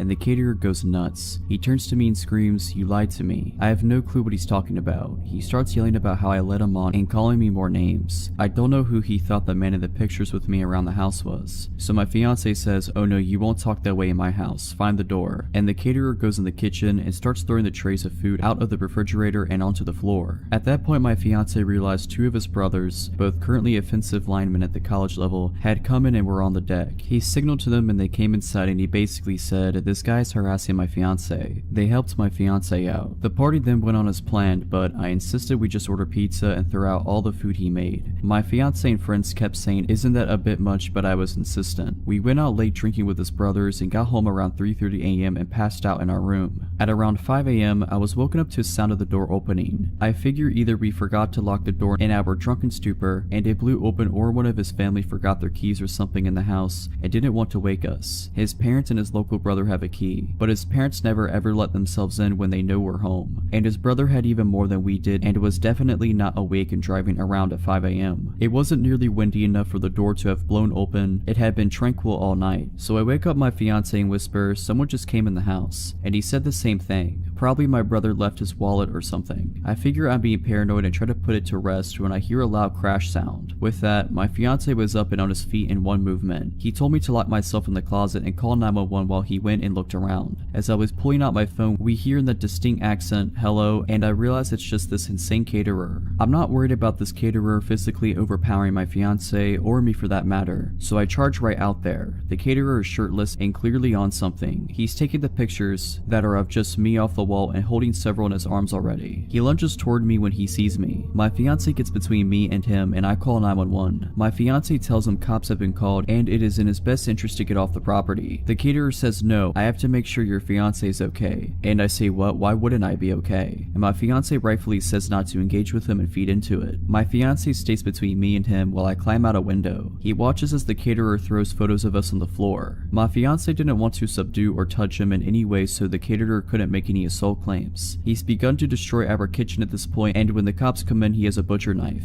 My fiance considered going for the gun safe when he first got the knife, since we live in a stand your ground state, but he decided the situation was hectic enough without introducing a firearm. The caterer doesn't obey the police's orders to drop his weapon, and he says he isn't leaving without me, so they tase him. It's lucky for him he only got tased and he didn't antagonize my husband into squashing him. As he's let out in cuffs, he's shouting how he and I are in love. He continues on this tirade the entire time police are reading him his rights. The police ask us to do an inventory of the house and see if anything's missing or damaged besides what we witnessed him do. We go around and there's nothing, but then I remember he was in our room yesterday and he went through the room. All of my underwear from the dirty laundry hamper were gone. We were so freaked out in the aftermath that we replaced all of our kitchenware, toothbrushes, sent our sheets to be professionally cleaned, and had a cleaning crew do a deep clean on the whole house. So glad we decided not to serve the food to our guest and my fiance's medically fragile mother. He sent me a letter from prison that thankfully my husband intercepted, because I was still recovering from the whole thing. We gave it to the police who helped us get issued a no contact order. He was sentenced to 3 years in prison. This happened in May of 2015 in California, which will help those of you who are familiar. I had graduated college in June of 2014, moved back into my old hometown, and started a consulting company with my boyfriend, which is going very well. We had just finished a contract in the Bay Area, and were beginning a new one about 8 hours south in Torrance. He moved down there first to start setting up, while I took care of loose ends at our closing contract before moving down to meet him. The day comes and I pack my car and head down south to I-5. For the uninitiated, it's a straight highway with little in the way of scenery aside from the occasional strip mall, and its monotony has a reputation for putting drivers to sleep at the wheel. I pass a strip mall with gas and a fast food joint and decide to fill my car and my stomach. I go to park in the food venue's parking lot, but it's completely full, so I park across the street at a hotel, which at the time I didn't think anything of. I go inside to eat my meal, then cross the street to get back to my car. I'm well into the hotel parking lot when a pickup truck pulls down the aisle and cuts off my path and stops, with the passenger side facing me. The driver is alone and a clean-cut white male in his mid-30s. I don't remember anything about him except that he looked very generic and buttoned up. The way he pulled in front of me to block my path didn't initially set off alarm bells, as he has done it pretty organically. He rolls down the window and the dialogue follows. "Excuse me, miss, but could you please tell me where the grocery store in town is? I'm sorry, I'm not from here, so I couldn't say." "Oh, where are you from?" Good question, I don't know, not here though." I didn't say that to be rude. I had just moved through so many cities at that point and was on my way to a new one. I wasn't sure how to answer. He laughs and makes a joke, then asks me where I'm headed. I mention that I'm moving. I will say he was very charismatic, and at this point I just think he's trying to flirt with me, and if I hadn't been so exhausted or in a relationship on another date, it might have worked. He makes another comment about how unpleasant moving can be, and then gives a warm chuckle and extends his hand to shake mine and goes, "Well, I'm glad I got to meet you. I'm Scott." If you recall, the truck is in front of me with the passenger side facing me. I actually take a step forward to grab his hand, and then got the delayed response of every alarm bell that should have gone off earlier. I'm in a hotel parking lot. He asks me a question that establishes I don't know where I am, another question that establishes I'm alone, and another question that establishes I'm not expected at my destination for many more hours. The thing that connected all these synapses, when he extended his hand, he didn't make even the faintest effort to make it accessible to me. He didn't lean over the seat or move toward me in any way. His hand was hovering comfortably over the center console, waiting for me to grasp it, which in order to do I would have to lean well into the car. Again, I had already taken a step toward him and begun to raise my hand to take his when the sirens went off. I rocked backwards back to where I was standing, and I just remember looking in his eyes what felt like forever, feeling everything click into place while also half convinced my imagination was just running wild. His hand still waiting, I lowered mine and felt my eyes slightly narrow with suspicion, and slowly said, "I'm going to walk away from your car now, Scott." Boom. Truck burns rubber with thick gray smoke as the guy guns it out of the hotel lot at 100 miles per hour. He must have floored it. Regrettably smart on his end, because I didn't have the license number or anything to offer the police. In the immediate minutes following the event, I felt relieved but hadn't really processed the full weight of what happened. Unfortunately for me, I had many more hours to think back and analyze the whole interaction to shreds. The car was somewhat lifted. There could have easily been another person or even 2 to 3 other people hiding inside. I still get creeped out about thinking how close I came to taking his hand, and how fortunate I was that I didn't allow my reaction to be driven by manners, as criminals often take advantage of. This happened when I was in high school long ago. My mom just recently found the paperwork about it when she cleaned out her office upon retiring from the police department. I remember being upset and scared when it happened, but reading the details as an adult, it sounded even worse than I remembered. I was a 17-year-old female working at a flower and gift shop. It's nighttime. A man comes in, short, overweight, balding, and 40 years old. He tells me about how he needs an apology gift for his girlfriend, so I offer a bouquet. Obviously, it's a flower shop. He says she doesn't like flowers because they die. This is the first weird thing, as he came into a flower shop. Then he goes into detail about how he hit her, and asks me if I think it was the right thing to do so. This was long ago, so I don't remember exactly what I said, but it was something along the lines of, "Not if you want her to continue being your girlfriend." He then tells me what a great job I'm doing and asks me when I get off work. I dodge answering and he leaves. Nothing for 6 months. Then right before Valentine's Day, he walks in the door 1 minute before close. It was dark, and from the outside it looked like I was working alone, as my coworker, about a 40-year-old female, was in the bathroom. Instinctively, it felt like a predator had just entered the room. You know when something isn't right, and everything felt not right. I then noticed he has a tarnished revolver tucked into the front of his windbreaker, which is halfway unzipped. It was obvious he wanted it seen. I quickly scribbled a note to my coworker that said he has a gun, and handed it to her when she came out of the bathroom. She calmly walked to the phone and looked at me, wordlessly asking if she could call the cops. I shook my head no, as I felt like it would escalate the situation. on. God forbid he heard the police coming and took us hostage or something. I was just going to try and act as calm and normal as I could, and hopefully not tip the situation into something more dangerous. He spends 15 minutes wandering around what was a fairly small shop. In retrospect, he was probably waiting to see if my coworker would leave, as it was now well past closing. Finally, he places an order for pickup on Valentine's Day, which gives me his name and info, which I'm going to for sure file with the police report. He buys a card and pulls out a wad of $100 bills, which he slowly thumbs through as though looking for the right one with which to pay for his $40 order. I ask him if he wants a bag, as it wouldn't be very inconspicuous if he just showed up at home with the Valentine's card. He replies, "No, I didn't feel like being inconspicuous tonight," which seemed like an obvious reference to the gun hanging out of his coat. He leaves. We quickly lock the door and watch him sit in his truck outside. We were not about to exit the shop until he was gone. Finally, he pulls out of his parking spot and moves to another spot further away and continues to just sit there. I don't know how long we waited, but he finally left. I called my mom crying. She called the police, who came to the shop the next day to take a report. I told my best friend at the time what happened. She told her mother. Her mother happened to work with the man and informed security at her job. She said he was very weird, creepy, and liked to talk about weapons a lot. Security at his job, it's a large company with government contracts and things having to do with tech and security, pulled him into the office and questioned him about it. He claimed it was a glove in his pocket, not a revolver. The police were pissed that this company made contact with him about it before they did, and he successfully dodged the cops' multiple calls and visits to his apartment. My mom, much to my teen fury at the time, made me quit my job, which was devastating as I loved it there. In retrospect, totally the right call. I never saw him again. In my late teens and early 20s, I was friends with a girl named Lucy. She was a very lonely kind of girl whose parents were, well, honestly, not really great parents. Her mother was verbally abusive and her father really couldn't care less about anything. Because of the lack of love in her life, Lucy searched through dating sites for love and comfort from strange men, and she was not afraid of meeting them face to face even if they'd been chatting for only a few days. My friendship with Lucy was a strange one. I found her quite annoying sometimes, but I also felt awful for her because of her loneliness and lack of friends and love in her life. Sometimes I really didn't want to hang out with her, and some days I would accept her offer to hang out. When it was just her and I together, she was normal and okay to be around, but also very appreciative of having someone giving her attention. We had a small group of friends and she would try to get all of us together as often as possible, and honestly, the whole group together was really quite fun. When we were all together, Lucy was very hyper and you could just tell that she was happy to be around people who didn't insult her as her mother does. Suddenly, Lucy tells us she has a boyfriend. We were all surprised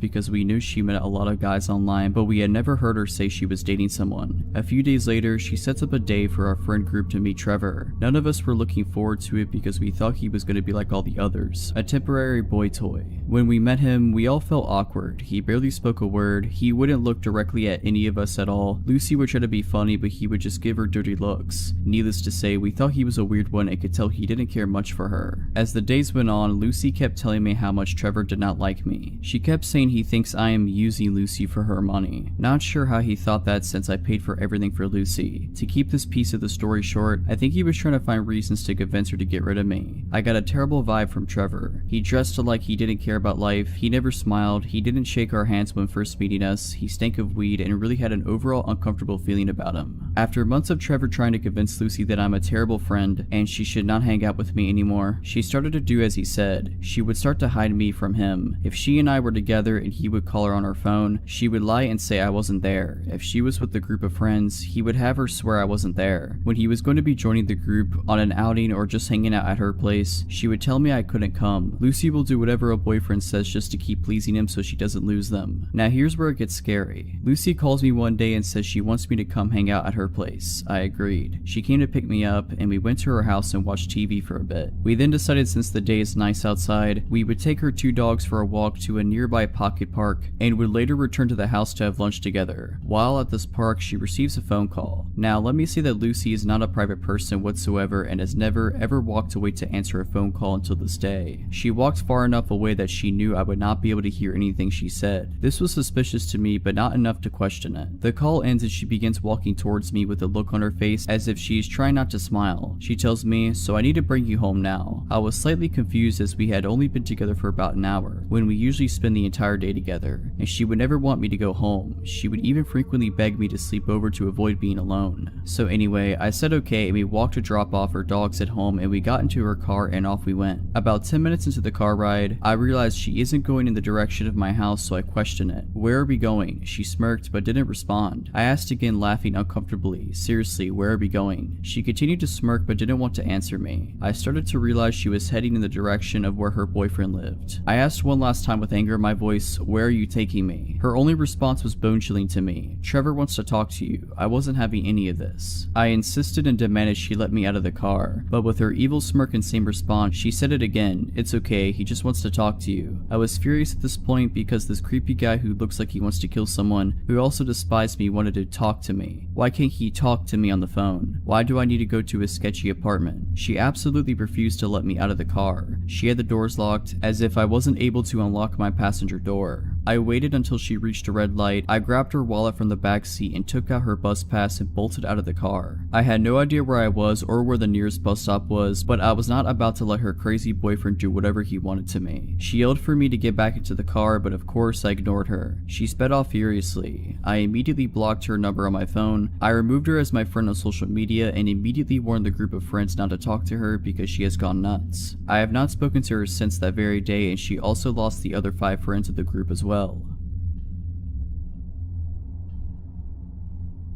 I've recently moved into a new apartment 3 weeks and I'm starting to share it with my sister. The only reason we know properly is a single mom who lives in the apartment next to us. Ever since we moved in, she's been giving us advice and helping us out with things, etc. We don't know any of the other neighbors properly yet. Today I was out with my friends, and after that I went to get my sister so we could go out for some food. We got home around 10 p.m. My sister and I got into our PJs and were sitting around watching TV when our buzzer rang. I jumped up to answer it and it turned out to be our neighbor, a single mom. I asked her what was up and she said that our dad is asking for us downstairs. Straight away my stomach dropped. I immediately asked her if she's sure he said that he was our dad. The reason I asked this was just to make sure that is what she actually said, but she replied that yeah, he said he was our dad and he was asking for us. The neighbor then asked me if she could let him up to our flat, but I told her no. I wanted to shout out to my sister, but I didn't want to worry her right away, so I asked the neighbor to not let him come up yet, and I heard her repeat this to him. I couldn't hear anything for a few minutes and I started to get really worried. At this point, my sister comes up to me and asks who it is. I called out to my neighbor a few times, but she didn't answer. It must have only been about a minute, but it honestly felt like ages when she didn't reply. I was about to tell my sister to call 911 because I was starting to panic and I didn't know what was happening out there. But then she came back on and told me that he was gone. She then came up to our flat and explained what went down. She said that she was walking back to her flat after finishing work and she saw a man by the buzzers. At first, she assumed that he was just someone who lived there, but when he noticed her walking up, he asked us by name and asked us if she could let him up to our flat. She asked him who he was, and he told her that he was our dad. Obviously, she buzzed us and told us first, since our neighbor doesn't know us that well, so she doesn't know what our dad looks like. She said that because we were young and on our own, and she didn't want to buzz an strange man up to our flat. She said that her mom instincts kicked in when she heard me being hesitant to let him up to the flat. She said that apparently after he heard me say that he got really pushy with her and started trying to move her out the way. He kept on saying to her, "It's okay, I'm their dad, let me in, I'm not gonna do anything." She started arguing with him and told him that if I don't feel comfortable letting him in, there's no way he's getting in. He then got into the car and rode away. Now this is the reason why I hesitated. We haven't spoke to our dad since I was 16. We even considered getting a restraining order from him at one point. He's not even our biological father, but we were legally adopted by him when I was 9. He was very abusive. It got to the point where me, sister, and my mom had to leave him in the middle of the night. He was always really controlling, and after we left, he would secretly follow us around and leave threatening voicemails on the phone. I found out that he has a criminal record, as well as I believe he was convicted of manslaughter in the 80s. I have no idea of the backstory behind that, and I honestly don't really want to know. Like I said, we haven't from him since I was 16, which was 3 years ago,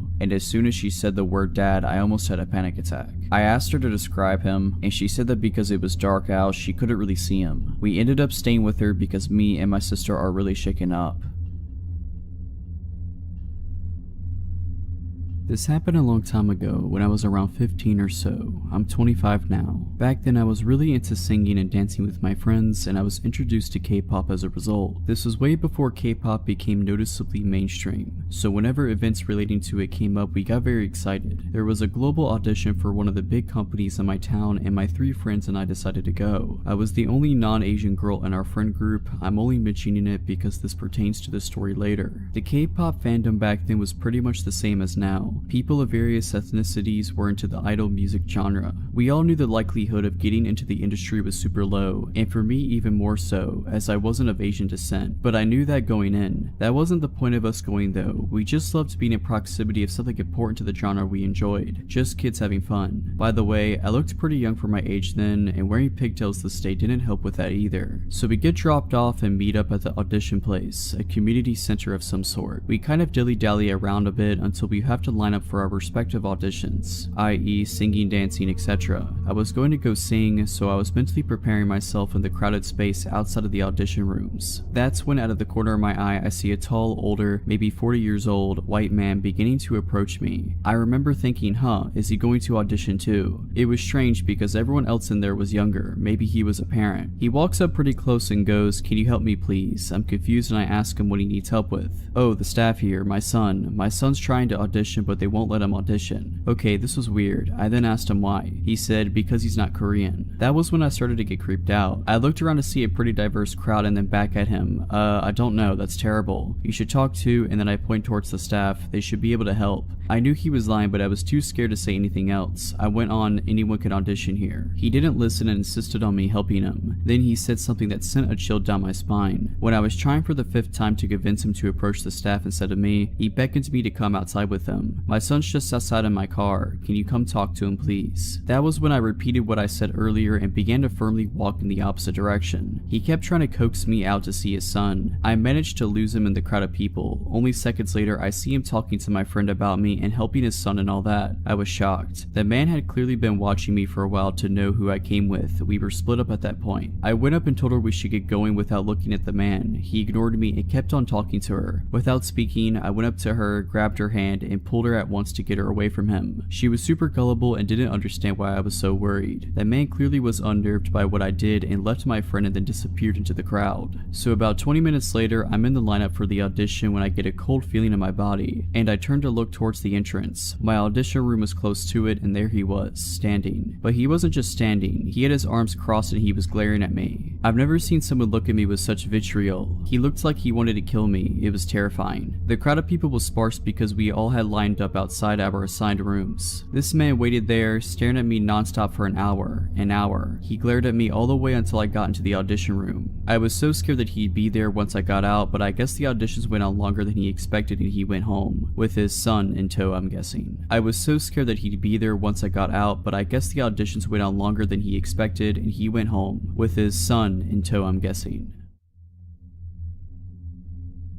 I've worked a few odd jobs in my life. My first job was a summer job at 16 during summer break at a dairy farm. I absolutely hated it there and made it harder for me to find the motivation to even try finding work again when the time came. I don't really remember how I was first referred to the job, but the following summer, I ended up working as an office assistant for a self-employed photographer. My parents knew her because she used to be a member of their church, and my sister attended her 4-H program when she had it. By that time, her health had begun to take a hit as she claimed it was a mixture of things from chronic Lyme to fibromyalgia. I had also been warned by my parents that she was a little off. She was very religious and claimed to have had real encounters with demons, even participated in a few exorcisms. I'm an atheist and a skeptic, so I never took her story seriously. Aside from the weird things she would tell me, she was mostly harmless and working for her was not hard. The job basically required me to do a lot of data entry, as well as help prep her photos with some minor touching up and the addition of her company watermark before uploading them to a site where her customers could browse them and then pick which ones they wanted to order. She primarily photographed horse events, dressage, stadium, and cross-country jumping, etc. And for the first several months, my job stayed in her living room, which is basically my office space at the time. Eventually, I was talked into tagging along at shows where she trained me as a photographer, and soon I was shooting at the events along with her. It was boring work, I won't lie. I'm not a horse person. But things didn't get weird until a year later when I learned the hard way it was not her that I needed to worry about. She had 2 sons, one who was out of state, the other one was in the Navy. The latter of the two, a guy called Nate, I had only heard small things about. When he finally finally returned home and I met him for the first time while working in her living room, he seemed like a nice guy, a little odd but not concerning. He was obsessed with movies, and being a bit of a movie buff myself, whenever he would venture to the living room to strike up a conversation, it would always be about whatever movies we were into or were excited to see. I should point out here that I was 18 by this point and he was in his mid-30s. At some point he got it in his head that I was interested in him, though he never said anything directly to me. I had to find out about it from my parents. My mom worked as the secretary at her church and Nate knew it. I can only guess my boss had told him. One afternoon, Nate showed up at my mom's desk and started gushing about me. He talked about how much fun I was, how he loved talking to me, how he was planning to take me to the movies and take me to this church and all these other plans he had for me. My mom was beyond uncomfortable, as was the pastor who happened to overhear it, and when I got home that night, she told me what had happened and suggested I make sure not to lead him on. I was completely baffled because I hadn't done anything. We never even discussed the possibility of doing anything together. I made an effort to acknowledge him less when he was around and keep the conversation short while stressing I had work to do. Eventually, he got his own place and moved out of his parents' house, so I figured the problem had solved itself.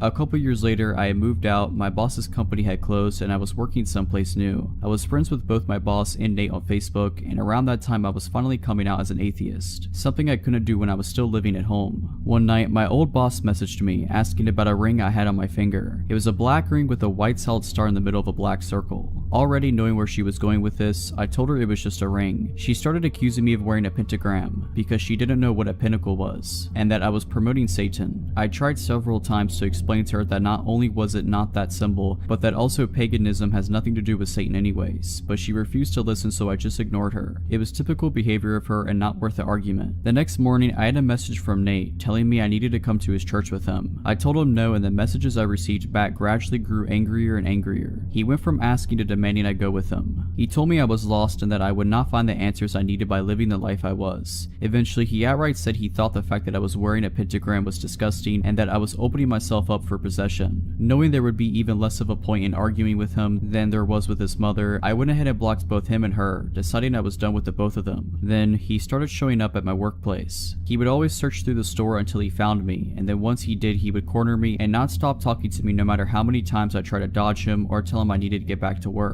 Eventually, the managers caught on and started intercepting him whenever he showed up. I wasn't making enough to pay the rent with that job, so I had to take up a second one. Within a week of working my second job, which was in a different town, he showed up there too. This time I told the managers outright who he was, and after that, every time he showed up, I was allowed to hide in the back room behind a locked door while they sped his order along and got him out. One of those many encounters, while I was hiding in the back, one of the managers was back there with me, inputting employee time punches into the computer when the both of us heard Nate shout in our directing, "I know you remember me." That was the last straw for them, and they told him his business was no longer welcome there. He started showing up at my other job as well for a while, which was a relief. Fast forward to a few years later, I was getting used to not having to look over my shoulder every shift or checking the parking lot for his truck. Then one day he reappeared. He was browsing a section I was walking past when he spotted me and got this deer in the headlights look. I made a beeline to the break room because just seeing him made me scared. After that, he started showing up regularly. I would always find ways to dodge and avoid him, but he would still eventually spot me and know I was still there. I was debating whether or not to tell the managers because at this point it had been a while since he had done anything, and saying something just because I was nervous didn't feel right. Call me a coward or an idiot, but that was my thought process. What happened next made me regret not speaking up. It was bound to happen eventually, but one night he managed to catch me while I was at the customer service desk. He approached me and said hi, and I immediately started to look for someone to signal over so I could make a break for it. But before I could say a word, he said something that made me feel sick. "How's your little girl doing? She's 3 now, right?" I looked at him horrified. I had him completely blocked from all of my social media, I had his number blocked, I was living at a new address, and I had not seen or spoken to his mother since she confronted me about my ring. I had not told either of them I was a parent now or that I was married, and I was not friends with anyone who knew them, but he knew. "How's your husband doing too?" he asked when I didn't answer. "He's good, he's a good man," I said, trying to reinforce the idea that I was not available to him and that I had no desire to have anything to do with him. "Where does he work?" At this point, I felt like I was going to pass out. Thankfully, another employee approached just to gather some reshelves, and I got out of there. As I was leaving, he called out behind me, "I'll see you again, we'll talk. We'll go out and do something together, we will." I reported him to the managers, telling them everything about the encounter, including all the information he had on me and my family that he should not have had. They were able to pull up his face on CCTV. I haven't seen him since the incident with my managers. I think he may have gotten scared off. Turned out one of my coworkers used to work with him too at a different job, and she also made a complaint about him to the managers. I don't know what they did with that information afterwards, but I know he hasn't shown up since. It sounds like they plan to call the cops if he sets foot in the store again. With 2 employee complaints of stalker-like behavior, they refuse to ignore that.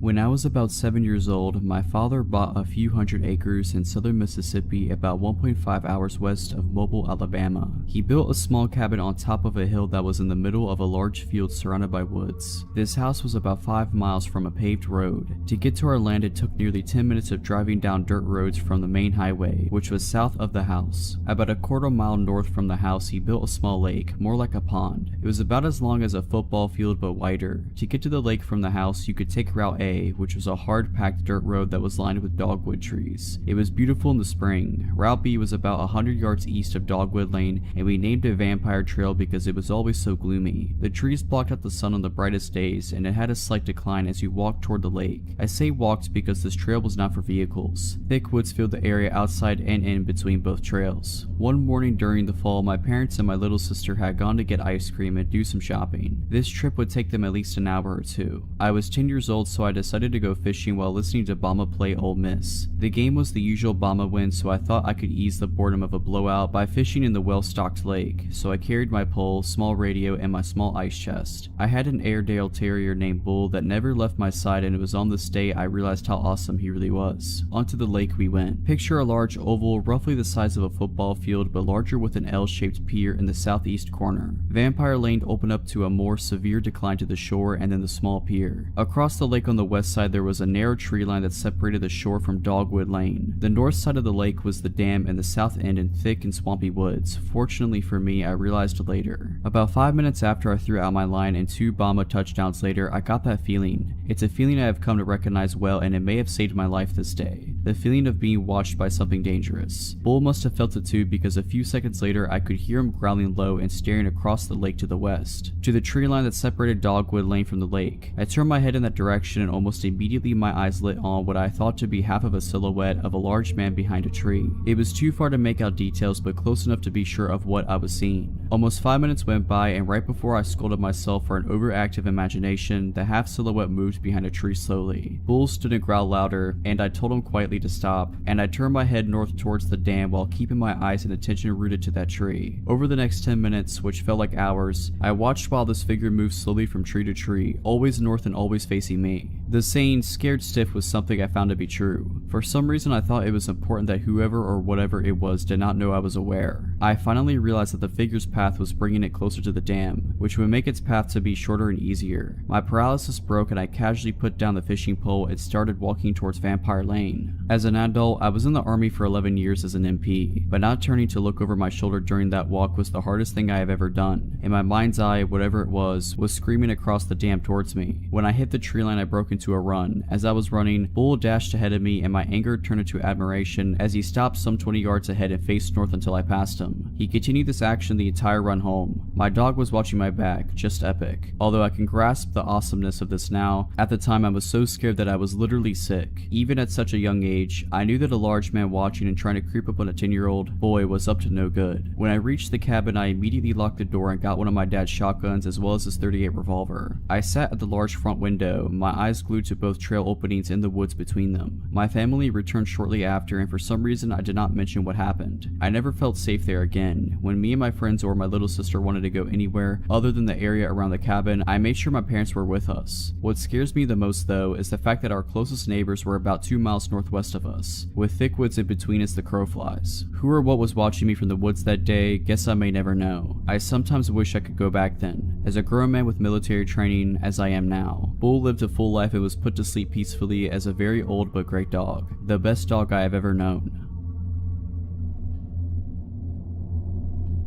This happened a few years ago, and since then it has made me look at people very differently. I used to work in a strip mall out in a fairly rural area. Most people are recognizable even if you don't know them personally. People from out of the area frequently stop on their way through to other towns, so it's not like there are never out-of-towners, just that they might be easy to spot. Like in many places, we have a few homeless folks that hang around the shopping center, and they occasionally ask people for change or food. It could be a nuisance, but the folks that worked at the shops kind of kept an eye on them to help them out or to keep track of how they are doing. There's this one guy, let's call him Shane, that over the course of years has slowly gotten in worse and worse shape. He would be filthy and was clearly not doing well mentally, and was usually intoxicated. He always had several layers of clothing, and the pants that he wore on the outside of his other pants always sagged, making it hard for him to walk. He'd go missing for days and then show up again. We'd wonder what happened to Shane and ask around a bit, and a few days later he'd appear again. He was always so dirty. I always wished there was a way we could get him some help, but I didn't really know what to do. One day I was out in a major city that is about 80 or so miles away from where I work. I happened to see a well-dressed, very well-groomed gentleman that looked exactly like Shane, but at that moment I figured my eyes were deceiving me. This guy has an expensive looking shoulder bag, a new iPhone, and an Apple Watch. We were both in line at a popular food truck, and it was usually a long wait to order and get your food. Most people just mind their business and scroll on their phones while waiting. This guy, on the other hand, is staring daggers at me. I keep avoiding looking that way, but I keep glancing to see if he's still there, and at the time I want to look at him because I'm so curious about how much he looks like Shane. I glance his way and I have to stumble back because he's practically right up against me. He has such intense eyes. He sort of whispers to me, but really intensely, and tells me he knows where I'm from and what shop I work at. He gets closer and I can tell he smells good, and I can even smell his minty breath. I ask how he knows, and he just smiles. I ask again and he smiles brighter, exposing a perfectly clean set of teeth, minus one tooth. I'm almost positive Shane is missing that tooth. I edge away, feeling more than a little uncomfortable. His order gets called up, but they say his name is James. The next few days I don't see Shane anywhere around the shopping center, and I ask around and no one had seen him for a few days. Someone says they hope he's okay, another person shrugs and says they wish they could do something to help him. The next day he is here, filthy as ever, grimy teeth, dirty fingernails, and wearing all his layers. He sits on the curb outside my shop and asks people for change. I decide to venture out and confront him. I'm 100% sure it's him, but I don't understand how he could get so filthy and smelly in such a short time. I ask him if he was in the city, and he looks at me through bloodshot eyes and mumbles that he'll kill me if I tell anyone. This takes me aback and I look at him puzzled. He slurs again that he will kill me if I tell anyone that he's not actually homeless. He starts to get worked up, but I ended up calling the police because I didn't know at that point what he was capable of. He wandered off and I haven't seen him since. This story takes place late around 1:30 a.m. when I get the call. A very drunk friend of mine, Claire, is begging me to come pick her up and give her a ride home soon. The bar is closing soon and she's too drunk to drive home. The bar she is at isn't too far from my house, about a 10 to 15 minute drive, but the issue is that she lives like 35 to 45 minutes on the other side of town. Claire has been extremely nice to me in the past, and I did owe her a solid, so at about 10 to 2, I grab my keys and my concealed carry and leave the house. I get to the bar at around 2:05, and she's sitting outside on a bench by the doorman. I pull into the parking lot, which is pretty empty since the bar is closed, and I assumed the cars remaining were the workers who had yet to leave. I get out of the car and start walking to Claire, who is kinda slumped over. I was hoping she wasn't passed out drunk, and when I got to her, the doorman asked me if I was her ride. I told her yes, showed my ID for proof, and what he said next was of some concern. He kinda pulls me in and says, "Hey, I was supposed to leave when we closed, but I have a strong feeling your friend was roofied. She's been on the porch drinking all night and some guy kept hovering around her. I assumed it was a boyfriend or whatever, but she never turned to talk to the guy. She was either drinking or chatting with other girls around her. Well, anyways, she chugged her last drink, came up to me and told me you would be coming to pick her up, and she asked me if she could sit by me, and she told me she felt very dizzy and sick. I told her sure, hoping she just drank too much, and she passed out right after she sat down. After that, I couldn't see the guy anymore, but I didn't want to take any chances. So visibly concerned, I thank the guy profusely, and he even helps me carry Claire to my car. Midway to carrying her, she's kind of coming to, like someone just waking up after a surgery. That really groggy, not knowing where they are, talking of nonsense kind of talking. I don't remember exactly what she was talking about, but I'm sure if I wasn't on high alert about her possibly being drugged, it was some funny stuff. So we get her buckled in, I thank the guy again, and he just says he hopes she gets home safe. So now, hoping my friend is only stupid drunk and not drugged, I start driving to her house. The whole time I'm trying to keep an eye on her and an eye on the road. She's now snoring asleep sleep, which puts me at ease a bit, but about halfway to her house, my fuel light comes on. Cursing the fuel economy of a sports car, I pull into the next gas station. It's one of those small gas stations that doesn't have 24-hour store, so I'm on extra high alert while I start to pump gas. The gas station is about a block from the freeway, and right at the corner of the intersection. The street itself is pretty dark, with lonely lampposts shining very pitiful lights at large intervals. I get that really dead feeling like this place is just abandoned. To give an idea of positioning, because this is important, the gas station is at the corner of the intersection. The storefront would be facing south, and we were right in front of it where the pumps were. The east would be where there are air pumps for tires and parking spaces, and the north would be a diesel fuel pump right behind the store accessible from the street behind the gas station. I drive a Corvette, so the filler is on the rear end of the car, and I'm leaning against the rear looking around. To my left, I hear this weird metallic scraping sound, so I turn and see this guy about 15 to 20 feet from me come around the corner dragging a long metal pipe on the ground. I immediately sense that I'm in a possibly dangerous situation now. The guy looks almost possessed, but he's not looking at me, rather like he's trying to look into my car. I'm on the defensive, but hope I can get him to leave, so I call out, "Hey, everything alright?" Without looking at me, he answers back, "You took my girlfriend from me. I'm here to take her back." Now he turns to look at me and he's got blood in his eyes. Before he begins to take a step though, I start yelling, hoping it'll get him to back off. "Back off, please turn around." He takes a step towards me, clearly unimpressed, so almost automatically, I pull my handgun from my inside the waistband holster and draw a bead on him. "Back off, you don't have to die," I start yelling louder. Anyway, in a panic, the guy throws the pipe at me. It whizzes by and I dive behind my car for cover. I have no idea if he has a gun himself or what, but I was going to put some kind of cover between me and him, and by the time I kneel up and aim over the rear of my car, he's booked it. I hear a car door slam and tires screech, and he launches off the curb on the east side of the lot and is tearing down the road, swaying all over the place. In my own panicked hurry, I pull the pump out of the car, screw the cap on, and tear out of there myself. Claire, however, is still passed out in the car, and now I'm afraid because I'm convinced she'd been drugged and we were followed by that guy. Me being more concerned about her earlier and keeping on the road, I must have not noticed being followed. The whole way back to her house, I'm wary of any car that's behind me. I'm also driving very aggressively, and when I get to Claire's neighborhood, I circle a separate block that's not hers 4 times to make sure no one followed me. When I was satisfied thinking I wasn't being followed anymore, I pull up to her house and try to shake her awake. She's doing that groggy waking up stuff from before, but now she's able to get up.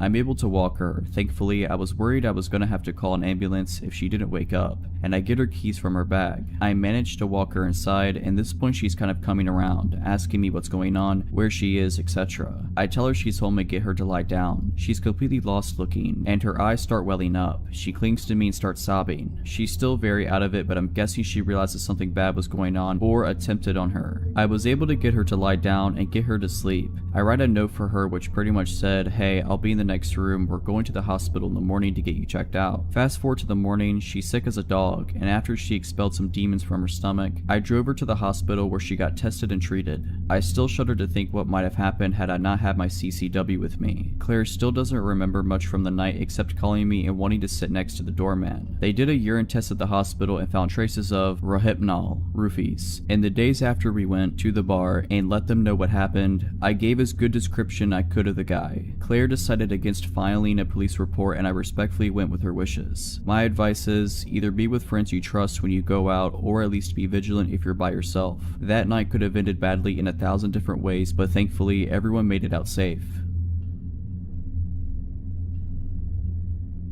I don't really know where to begin, but I suppose it started before I was born. My birth set in motion a series of actions that led to the threat on my life beyond my control. So pre my existence, my mother, Jane, dated an older guy named James when she was in her mid-teens. He adored her but wasn't of the same religion as her, so she ended up marrying a gentleman from her congregation instead, leaving James' brother put out. A year after being married, Jane gave birth to me and decided that she was unhappy with my father, Dave, and contacted James with the intent to go back to him. So Jane packed a bag one night, took me, and left. As soon as she arrived at James, she was bombarded with messages from Dave telling her that he would take full custody of me if she didn't return. So with a heavy heart, she chose me over James, and therein lies my problem. She went back to my father, and after another year of failed attempts, they divorced and my mother moved south to be with family, completely forgetting about James. My childhood was fairly normal for the next 13 years. A few house moves, a new stepdad, and a few siblings. Mother's second marriage falls through and she's single again. The year is 2010 and she has just discovered Facebook. Being newly single and having sudden contact with all of her old school friends, she quickly strikes up a few romances out of nostalgia. Nothing sticks though until she finds him. James has a Facebook account, not very active, no profile picture, but my mom is sure it is him and immediately falls in love again. He comes down south and meets his kids and stays for my 16th birthday party. Looks wise, he is easily in his 50s with shaved gray hair and glasses. My mom leaves him a third time and he finally flips and the crazy comes out to play. He starts turning up at the house uninvited. He is told to leave every time. The visits become less frequent and we think maybe he's got the message. But then hand-delivered letters start arriving for my mom, and it's the contents of these letters that cause me alarm. In them he details how if she had never met my father they could have been happy together, and he had a plan to get her back that was ruined by the untimely arrival of me. So he did what any crazy man would do and started plotting to get me out of the picture. Back in 1995 she had a near miss of a car accident, with baby me in the car when a car clipped her at a junction. She didn't get the car's details but put it down to chance. In the letters James tells her that the incident 15 years ago was him, and that he won't miss this time. He informs her that he still believes that there is a chance for them, but only with me out the picture. I'm not a baby anymore, my father's well and truly out of the picture, but the crazy in James' brain won't let it go. The next letter tells her that he will burn the house down. If he can't have her, no one else will. The next letter informs my mother that he has told social services that she is a drunk and that they will come and take me away. Not hard to prove that false, so we don't panic. The next letter tells her that he will burn the house down. If he can't have her, no one else will. This one she takes to the police. Upon investigation, it is revealed that an ex of James, with the same first name as my mother, has a restraining order against him for stalking and attempted arson. We are put on high alert and the process for a restraining order is begun. A few nights later, my mom hears someone outside the house. Thinking it's him, she calls the police. They arrive within 5 minutes and search the street. No James, but his car is found behind the resident garages. He doesn't return to it that night. The next day, the police contact a woman's hostel in a neighboring county. They have a room spare, so we pack our bags and head there. And so the summer of my life was spent in hiding, no friends, no social media. Well, I wasn't supposed to have social media, but using proxy servers on the computer in the teens rec room, I was the only teen in the hostel at this point, was easy, and possibly very stupid. James began messaging me through Facebook, playing nice, telling me how much he loved my mom, and needed to know that she was okay. I ignored him and blocked his account. I had a number of fake accounts try to befriend me, and they were all blocked also. After 3 months, they find us a new house. We have a week to go back and pack up our old lives. So that's what we do, and now it's 8 years later, and I've moved several times since, including for university, and honestly haven't given much thought to the man who wanted to kill me so he could be with my mother. 2 years ago, I moved back up north not far from my birthplace. 2 weeks ago, I received an email on an old email account for a rental agreement. At first, I thought it was spam, but upon opening it, the name at the top read to James Smith, and the rental address was not too far from me, only a town away. That sick guy gave my email to the renters as his so that I would know he was nearby. I've heard nothing else, but I seriously hope that we don't ever meet again.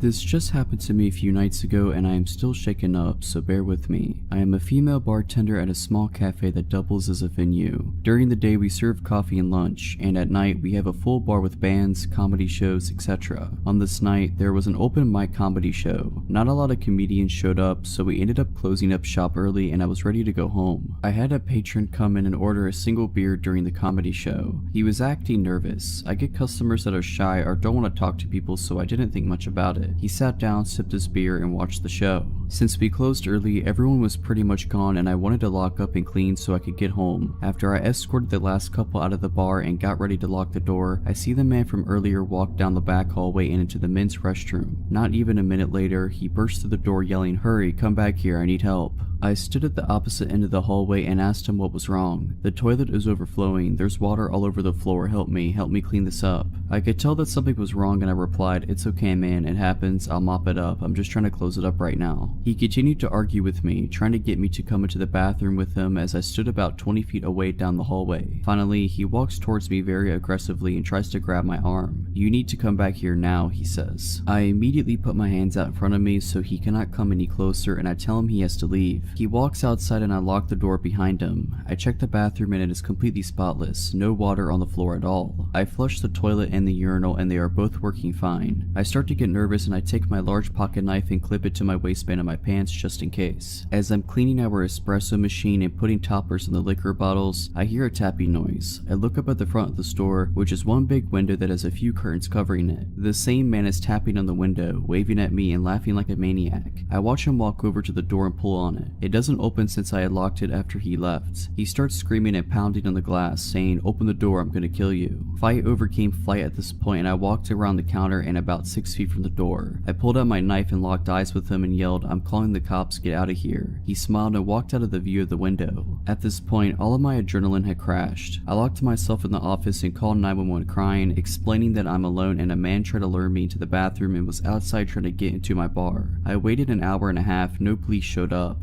I called my boyfriend and he drove up to the shop. My manager watched the security cameras from home, making sure that the man didn't come back. I did the deposit and immediately drove home, my boyfriend following close behind me. My male busboy has been coming into work with me, so I'm not alone, and the managers have been keeping an eye on the security cameras while I'm working.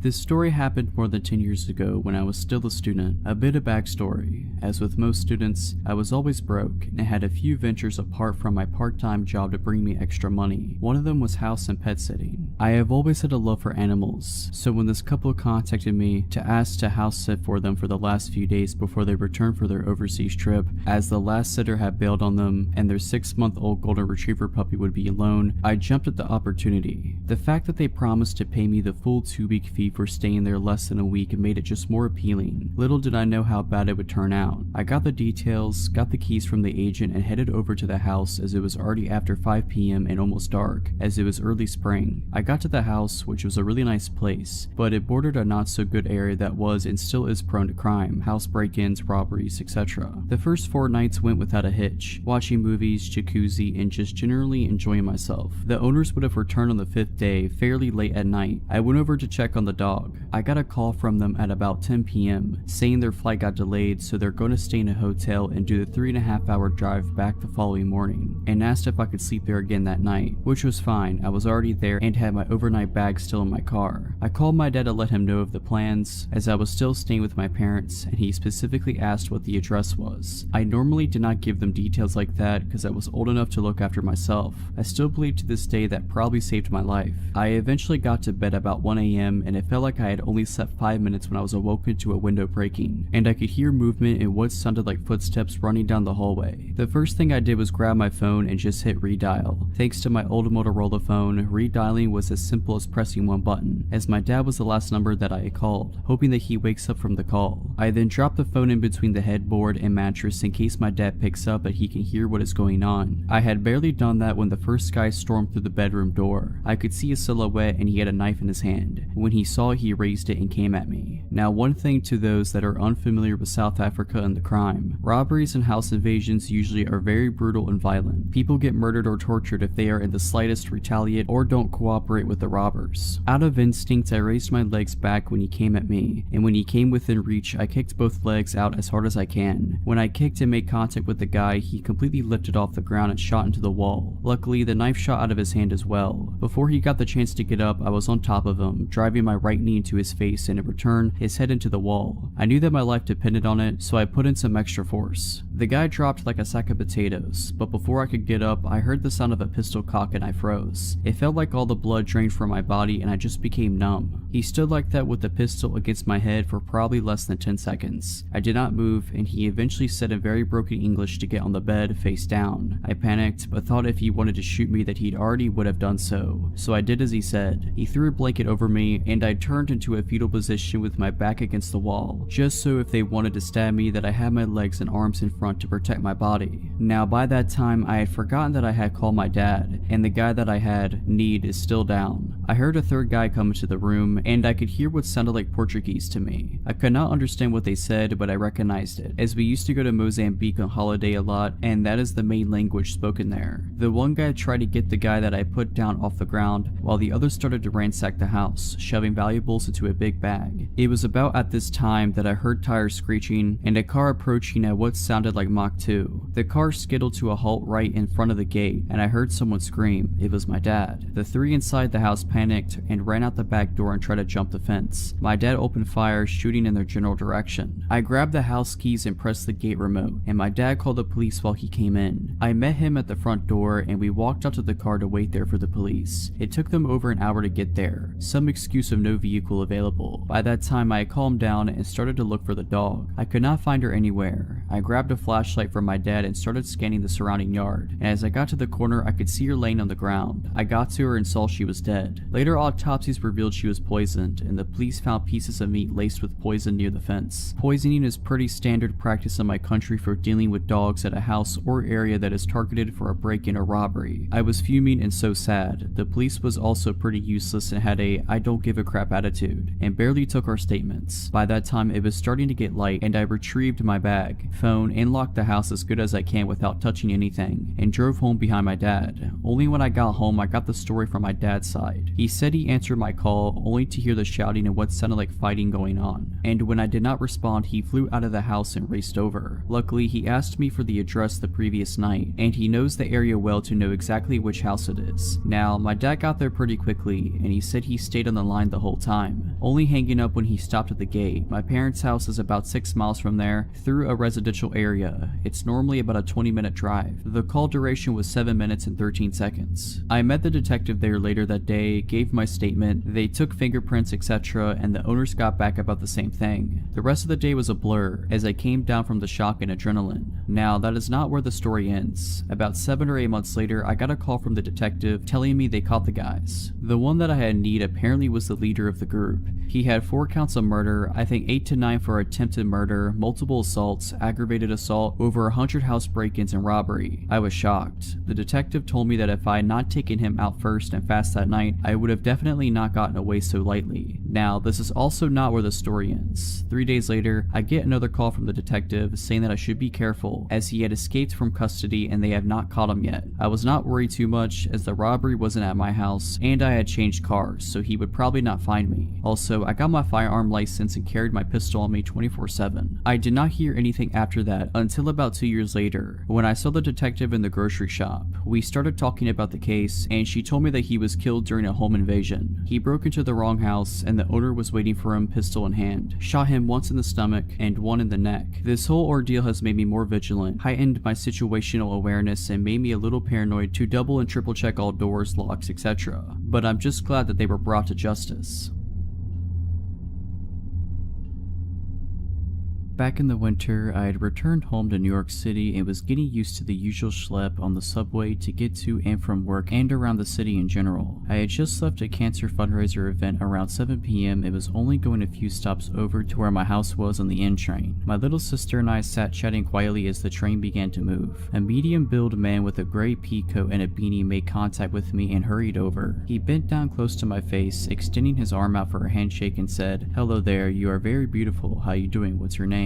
I sort of just recoiled back, giving him a confused, "what are you doing in my personal space" kind of look, shaking my head in a clear disinterest to make his acquaintance. All of a sudden, it was like a switch flipped and his previously sweet tone turned to an ugly rage. "You think you're better than everybody? Get out of here, clown." He screamed at the top of his lungs, and I noticed everyone turning and staring in our direction. "Screw you anyway." He made a waving off gesture while I kind of just sat there staring at him wide-eyed, wondering what he was going to do next. His entire stance was very aggressive. He then stopped screaming and to my surprise made a direct pass to try the exact same thing on my sister who was right next to me. "Wow, you are beautiful too, can I shake your hand?" And he reached directly next to me to touch her. I extended my arm and said firmly, "Hey, leave my sister alone and back up out of our space." This guy smacks my hand out of the way. Now he's fully pushed my buttons. I stand up and realize I'm about eye level with him, so he must have been around 5'9", maybe 5'11" at most. "Don't touch my sister," I said, and I was officially heated. This part is a blur as I don't remember what he said when he pushed me and we began to scuffle, but I landed a very sweet uppercut on his jaw. This enraged him and he had me on my back within seconds, kicking me and screaming, "I will kill you." After what felt like an eternity, 2 good people of the subway had run up behind me and grabbed him off of me. I heard one guy say, "Leave her alone, dude," and when I looked up I saw several horrified passengers staring at us as we engaged in a full-on brawl. Adrenaline was pumping through my veins, so everything was bright and my vision was pinpoint and I felt numb. The conductor said something over the speakers about holding the train at the platform, and I stood there shaking as the guys threw him onto the platform and made a barrier between the platform and door as he attempted to get back into the car, clawing at the air and sputtering curses at me, staring me dead in the eye. The subway doors finally closed, locking him out. He pounded on the doors as though possessed by a demon, screaming so loud you could see every vein in his neck as he pounded on the glass. His eyes were so bloodshot they almost glowed red, and his voice was so loud it pierced through the entire car. "I will kill you." Then the subway car pulled away from the station. Someone pointed to the ground. He had dropped his cell phone in the altercation. It was unlocked. I found out everything I could about this crazed stranger. His name, his social media handle, saw all of his selfies, the fact that he had been trying very hard and was unsuccessful at getting laid. His text messages revealed he was a drug dealer of some sort. I suspected crack because of the prices, increments, and wording of the text, which would also kind of explain his violent outburst. I had seen my fair share of crazy in New York City, but it hadn't gotten this up close and personal in years. I was shook and emotional following the attack. I went to the police station with my aunt and uncle soon after to file a report. I gave them his full name and they said they had a lot of people in the system with the same name. I said, well, I have all the specific info I got off the phone. They said they couldn't use anything off the phone without a warrant. They ended up taking his cell phone from me and nothing ever really came of it, except for the huge bruise I had from getting a blunt kick to the thigh. An officer came by my house a few months later with some photos of extremely similar looking men, none of which I could confidently identify as my assailant. Haven't heard a single thing since I filed the report and I couldn't find the guy on social media again. I just hope the man is found and arrested. So, a little backstory. I was a dancer for 6 years. I have worked in many cities and clubs. At the time of the story, I wasn't a rookie. I was well versed in the industry. At the time this took place, I was like 20 or 21. It was also in Texas at one of the upscale clubs. I never imagined something like this would happen in this place, but apparently I was wrong. I started my shift at about 6 p.m. I like to get there early, meet with some of my regulars before the crowds come in. It was like 8:39 and this really good looking guy came in with some friends. They were all older, like 40 to 45. I grabbed some of my hustle friends and we went and sat with them. It wasn't hard to convince these guys into a VIP room with a bottle service. But this is where it kinda gets weird. The guy I was talking to wanted a separate room for just us. I thought maybe because his friends seemed rowdy and wanting to party hard, he wanted to have a more relaxed area. I wasn't complaining because this meant I wouldn't have to share my cut of the room, so stupid me saw dollar signs and went with it. We get some mixed drinks and shots. Now a lot of the guys that come into strip clubs really want to let loose and brought drugs as well. These guys had just about everything besides crack, meth, and heroin. I was definitely a party girl at the time too, so yes, I partook in some of these. So at this time, we were all hanging out in one room together. I took a little hit of coke off the back of my hand and continued drinking. After we were all hyped up and ready to party, my guy pulled me into the other room. This guy was like 6'4", obviously worked out a lot and was attractive. I, on the other hand, without my heels was 5'6" and was like 120. I sat down in his lap and I started talking to him and laying down my moves to get him to empty his wallet basically. We were having a really good conversation and my bouncers were really good about checking up on the girls in the rooms because they were pretty secluded on the second floor. After about 20 minutes of talking, something snapped and all of a sudden he literally put his hands around my neck, lifted me up and slammed me against the back of the couch. The couch backs were tall and padded, so it wouldn't have been heard on the other side plus with all the music. I was literally frozen in fear. After almost 3 years of dancing, I had never been in this situation. He started calling me names, spit in my face, and his grip on my neck would get tighter when he would feel me take a deep breath like I was going to scream. Luckily, there were also VIP rooms across the large overlook and a bouncer noticed me kicking and flailing. I faintly remember, like all the bouncers, running into the room. They had to pry me out of his hands. When I was finally back sitting on the couch, they had him on the floor outside the room and his buddies acted like they didn't even know him. My manager grabbed me and carried me like a baby to the dressing room, asked me if I needed any medical. I said no, I was just really shaken up. His buddies talked to my manager and basically gave me guilt money for that happening. Apparently he was going through a bad divorce and just snapped on me instead of his ex.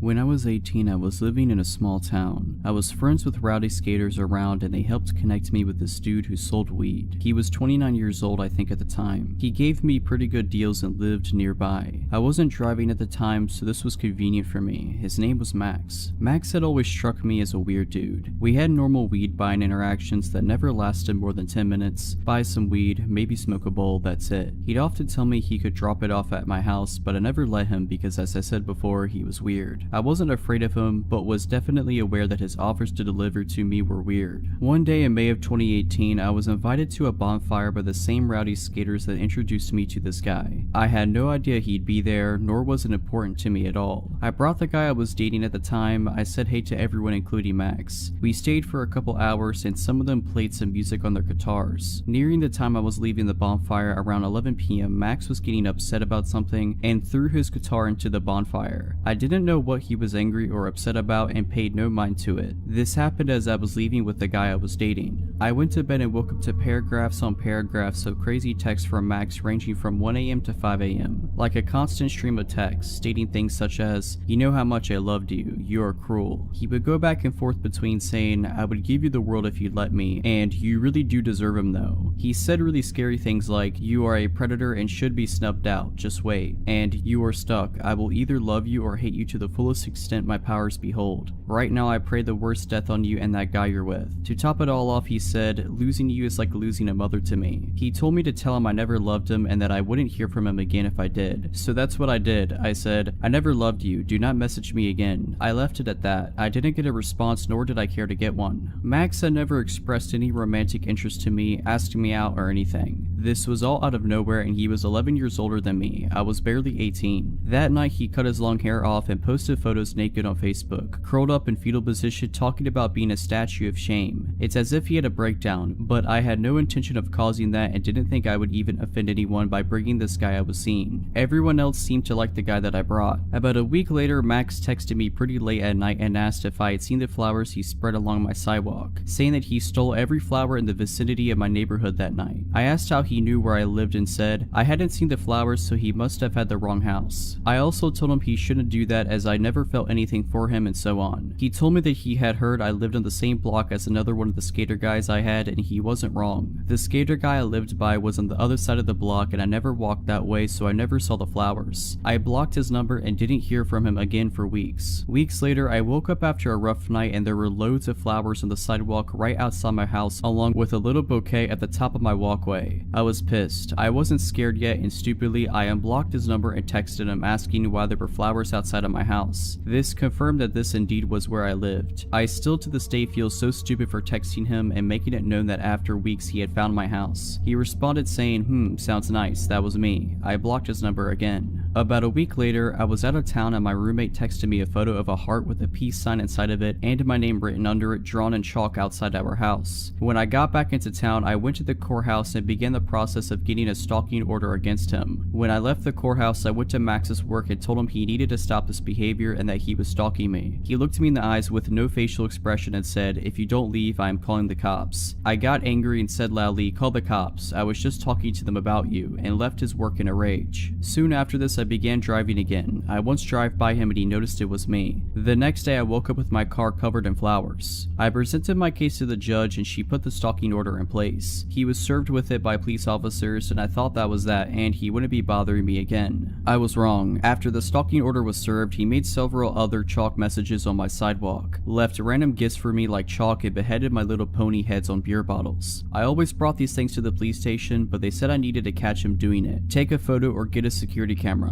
So I got a security camera and really hoped I would catch him. It turned out my security camera was stupid and I couldn't just watch the videos it took but had to skip through second by second by hand. It was an impossible task. I was terrified of leaving my house at night at this point. I never had my curtains open anymore and I was so frustrated that my livelihood was being taken away from me. Ultimately, I unblocked his number in hopes that he would text me directly violating the stalking order, and after a few days, it worked. He sent me a weird text saying, "Forgive me, we are charming, this is harming, let us try again." By now it's September of 2018 and he finally goes to jail. He is facing up to a year in jail and has to stay there until our court date. I finally start calming down. I am able to go outside at night, even if just to get into my car. I let myself have my curtains open sometimes. I am starting to feel alive again. Right when I start feeling secure in my small town life again, someone posted bail and he was released after only 3 months in jail and I went back to living in fear. We still had court dates coming up and I was optimistic that he would serve more time for ruining my life for so long. long. His lawyer kept pushing the court date back to gather evidence, and after about 6 months of pushing it back, the state decided he wouldn't do anything more and closed the case basically. I had moved out of town 3+ hours away at this point, so he didn't actually have an option to continue this behavior. Living in this new place, I feel safe. I can walk at night and I don't have to have my curtains closed all the time. It's been over a year since they decided to close the case. About a month ago, he began responding to my friends' Instagram stories. Friends that live here in this new town, telling them how fond he is of me, etc. I have always had him blocked, but my Instagram isn't private, so he must have found them that way. I have since changed my account to private, and he hasn't messaged any more friends of mine. I refuse to be fearful now, the way I was then. He will never find where I live or where I work now. However, my life is forever changed after this experience. I will always be more aware of people and their weird energy. He ruined my life for a year, and I truly wish he had gotten that time in jail. He deserves it. So a 19-year-old female, was at a house party a couple days ago. I only really knew a couple of people there, and it was packed. I hung around with my 2 friends there for a while, having some drinks. After a while, my friends went into this room that everyone was hotboxing. I didn't go because I really didn't feel like drinking and being stoned at a party where I barely knew anyone, so I just mingled for a bit, then went on my phone talking to my other friends. I noticed this guy that keeps staring at me up and down, and instantly felt my stomach sink. I instantly had a bad feeling about the guy. I looked back down at my phone and sent my location to my friends, just letting them know where I was because things were changing from feeling chill to sketchy. There were a bunch of cans of soda in the kitchen, so I got up to grab a Sprite instead of having any more drinks. As I'm there, the same guy that kept looking at me comes in and started trying to get me to take this drink in a red Solo cup. I was like, nah, I have a Sprite, thanks though. He kept trying though, and I was getting annoyed because he kept being super pushy about it, and I'm pretty blunt, so I just said, look, I don't want your drink or your company, and walked away. I thought that'd be the end of it, and pushed it to the back of my mind as one of my friends came out from the hotbox room stoned and happy. We hung out some more, and my friend wanted a cigarette, so I went out on the balcony with her. As we're there, she put her cigarettes on the ledge, and as she's talking gibberishly, her arm pushed her cigarettes off and they fell down into the yard. I was gonna go downstairs and outside with her to get them, but she told me she had to grab something from her car anyways and that she'd be right back. I decided just to wait there for her. I'm on my phone and hear the door open, and I expected it to be her. As I'm about to say that was quick, I spin around and now I'm face to face with that guy from earlier. He just grabbed my face and kissed me, and I pushed at his chest and said, dude, did you not hear what I said? He proceeded to say something in Spanish. I can't speak Spanish, but I could tell it was Spanish. I told him to screw off and went to push past him to go back inside, and he proceeded to push me up against the wall outside and try to kiss on my neck. That's when I pushed him away as hard as I could, but he then let go of my wrist and grabbed my throat hard while maintaining eye contact and smirking at me the whole time. Just when he used his other hand and grabbed my butt, my friend came back from getting her cigarettes, poked her head out, saw what was happening, and she tried to intervene, but he pushed her with his other hand. I heard her say, oh nah. She grabbed the closest guy to the door from inside and brought him out. Random heroic guy from inside then grabbed the crazy throat grabber, putting him in some type of hold, and started screaming at him. He got kicked out, pretty sure someone punched him in the face too. Everyone was super apologetic and said they didn't even know that guy and weren't sure who he even was. I wasn't about to call the cops or anything because I didn't want to get the party busted, but I went to the bathroom and immediately broke down crying. Called my friends. My friends here weren't sober enough to drive, and they came to get me. I have a couple finger mark bruises on my neck still, and I'd hate to think of what would have happened had my friend been distracted by something and not came outside when she did. All I know is I'm not going to a party where I barely know anyone anymore. That was scary.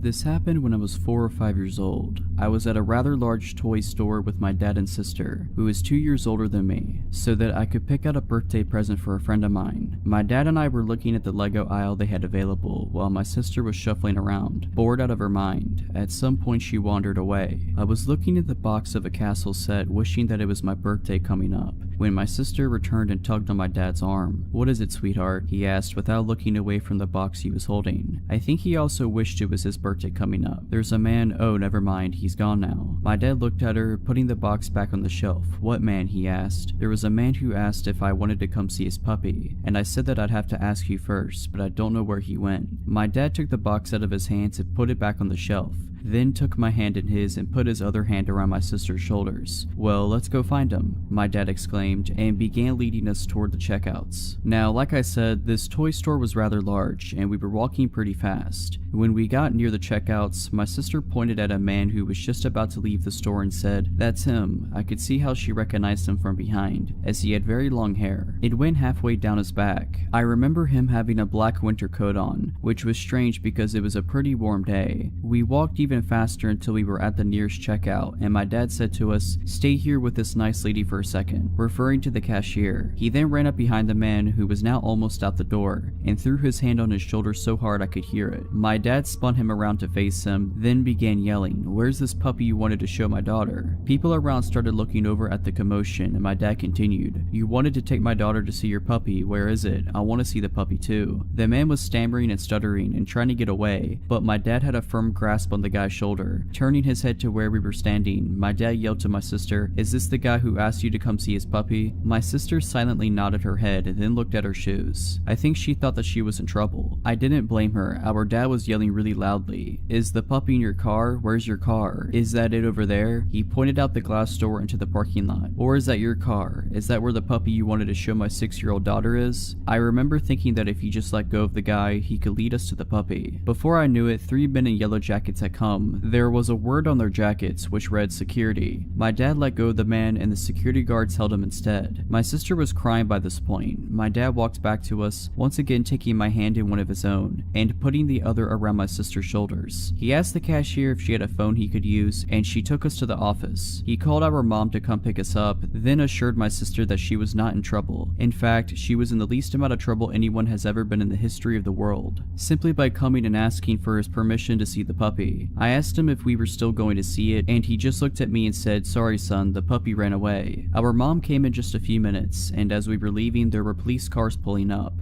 "Are they gonna help find the puppy?" my sister asked my mom, but she said no, they're here for something else. After a while, I remembered this incident and recently asked my dad about it. Apparently when the cops searched his car, they found rope, duct tape, a knife, pliers, and a hacksaw. My dad and sister testified at his trial, and the guy got 20 years. This story dates back to about a year and a half ago when my daughter was around 4 months old. I'm 26 years old. I had just moved with my then SO to a dangerous part of town, but the street we moved to wasn't too bad. Everyone knows their neighbors and everyone seems to get along. Well, since everyone in the neighborhood chats with each other, one of my neighbors warned my SO and I about a homeless woman that parks her van on the street and harasses everyone who walks by her car, and to try and avoid her as best as possible. Side note, parking in this town is street parking only, no reserved parking spots. This'll have significance later. I thought, that's one small downside of living here, along with the street parking. Not that big of a deal as long as I avoid her, right? Wrong. So the next day after our neighbor's warning, after returning home from a long day at work and picking up my infant daughter, homeless lady, really slender, wearing what appeared to be newish clothes, breath reeking of something foul, is walking up to the left side of the sidewalk, screaming up a storm at these teenage kids who look terrified. The teenagers aren't engaging her, just keep walking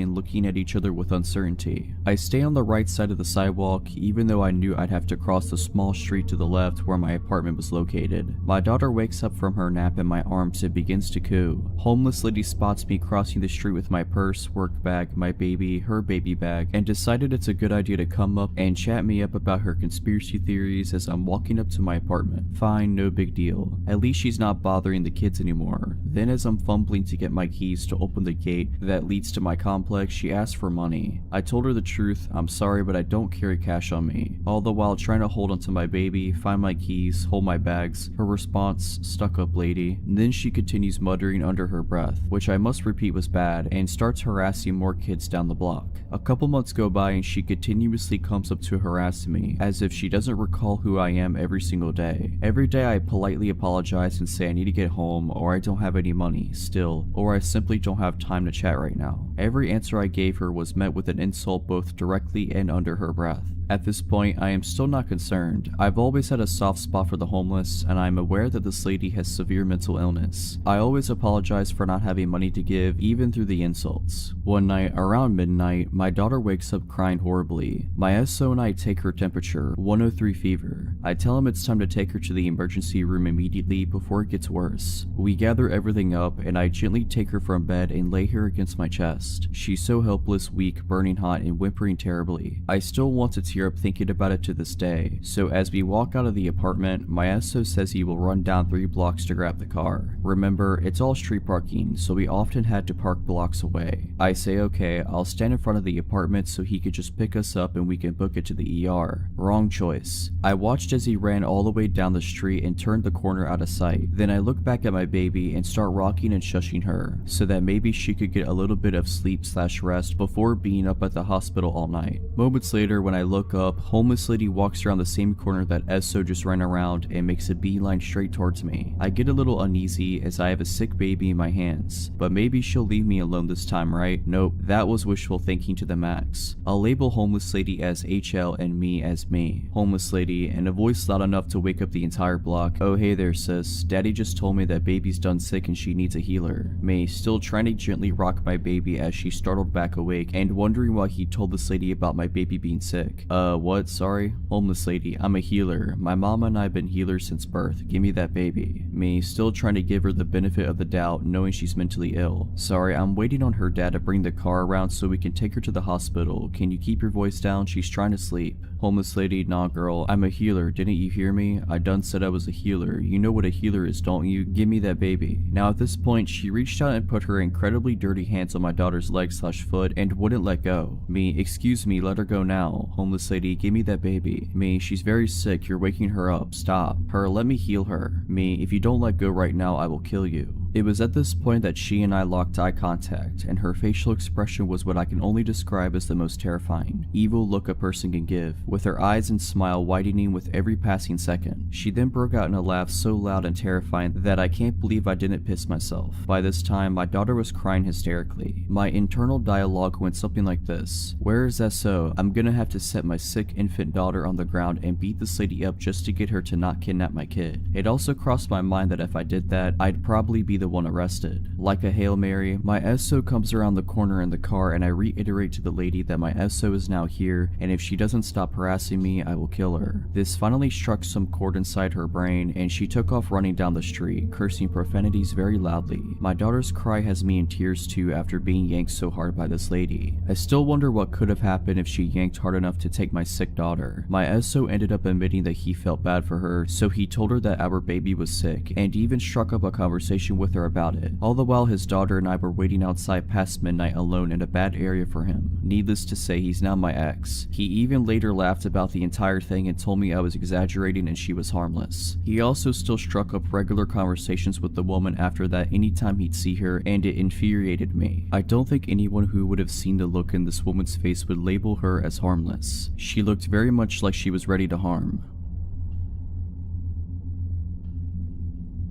From 2006 to 2011, I worked in the electronics department at the local Walmart in the small city I lived in. Through those 5 years I had worked there, I had plenty of creepy encounters with strange customers, especially considering the state hospital was directly across the road. This story isn't just a regular old creepy encounter, but something that would lead me to being stalked for nearly a year. It all started in 2010 on a night I was working second shift. I was doing my end of shift ritual when a woman in her late 40s interrupted me. She was with a little girl no more than 3 or 4 years old. Excuse me, I need help with my cell phone. She spoke softly and proceeded to tell me her problem. I need to turn my phone into a straight talk phone. The girl earlier said you could do it. I said sure, let me see what I can do. She handed me a 6-year-old phone from Verizon and I knew as soon as I saw it I wouldn't be able to do what she wanted. I explained that she would have to buy a new phone from Straight Talk and transfer her old number. Basic stuff really. Now, I always took my job seriously and held myself to the highest standard of customer service. this. I did nothing to actually piss off this lady, but sure as it is, she was pissed. Why would I buy a new phone? I already have one. She starts screaming at the top of her lungs. Her claims of me upselling her and being a corporate goon. I finally managed to defuse the situation, and as she left the apartment, she gives me the classic, "You'll never get a job in this town again." As I'm getting ready to leave my shift, my manager stops me and tells me I got a complaint at customer service from a lady claiming I swore at her granddaughter. Apparently I told her to screw off. I explained what happened and he just laughed it off.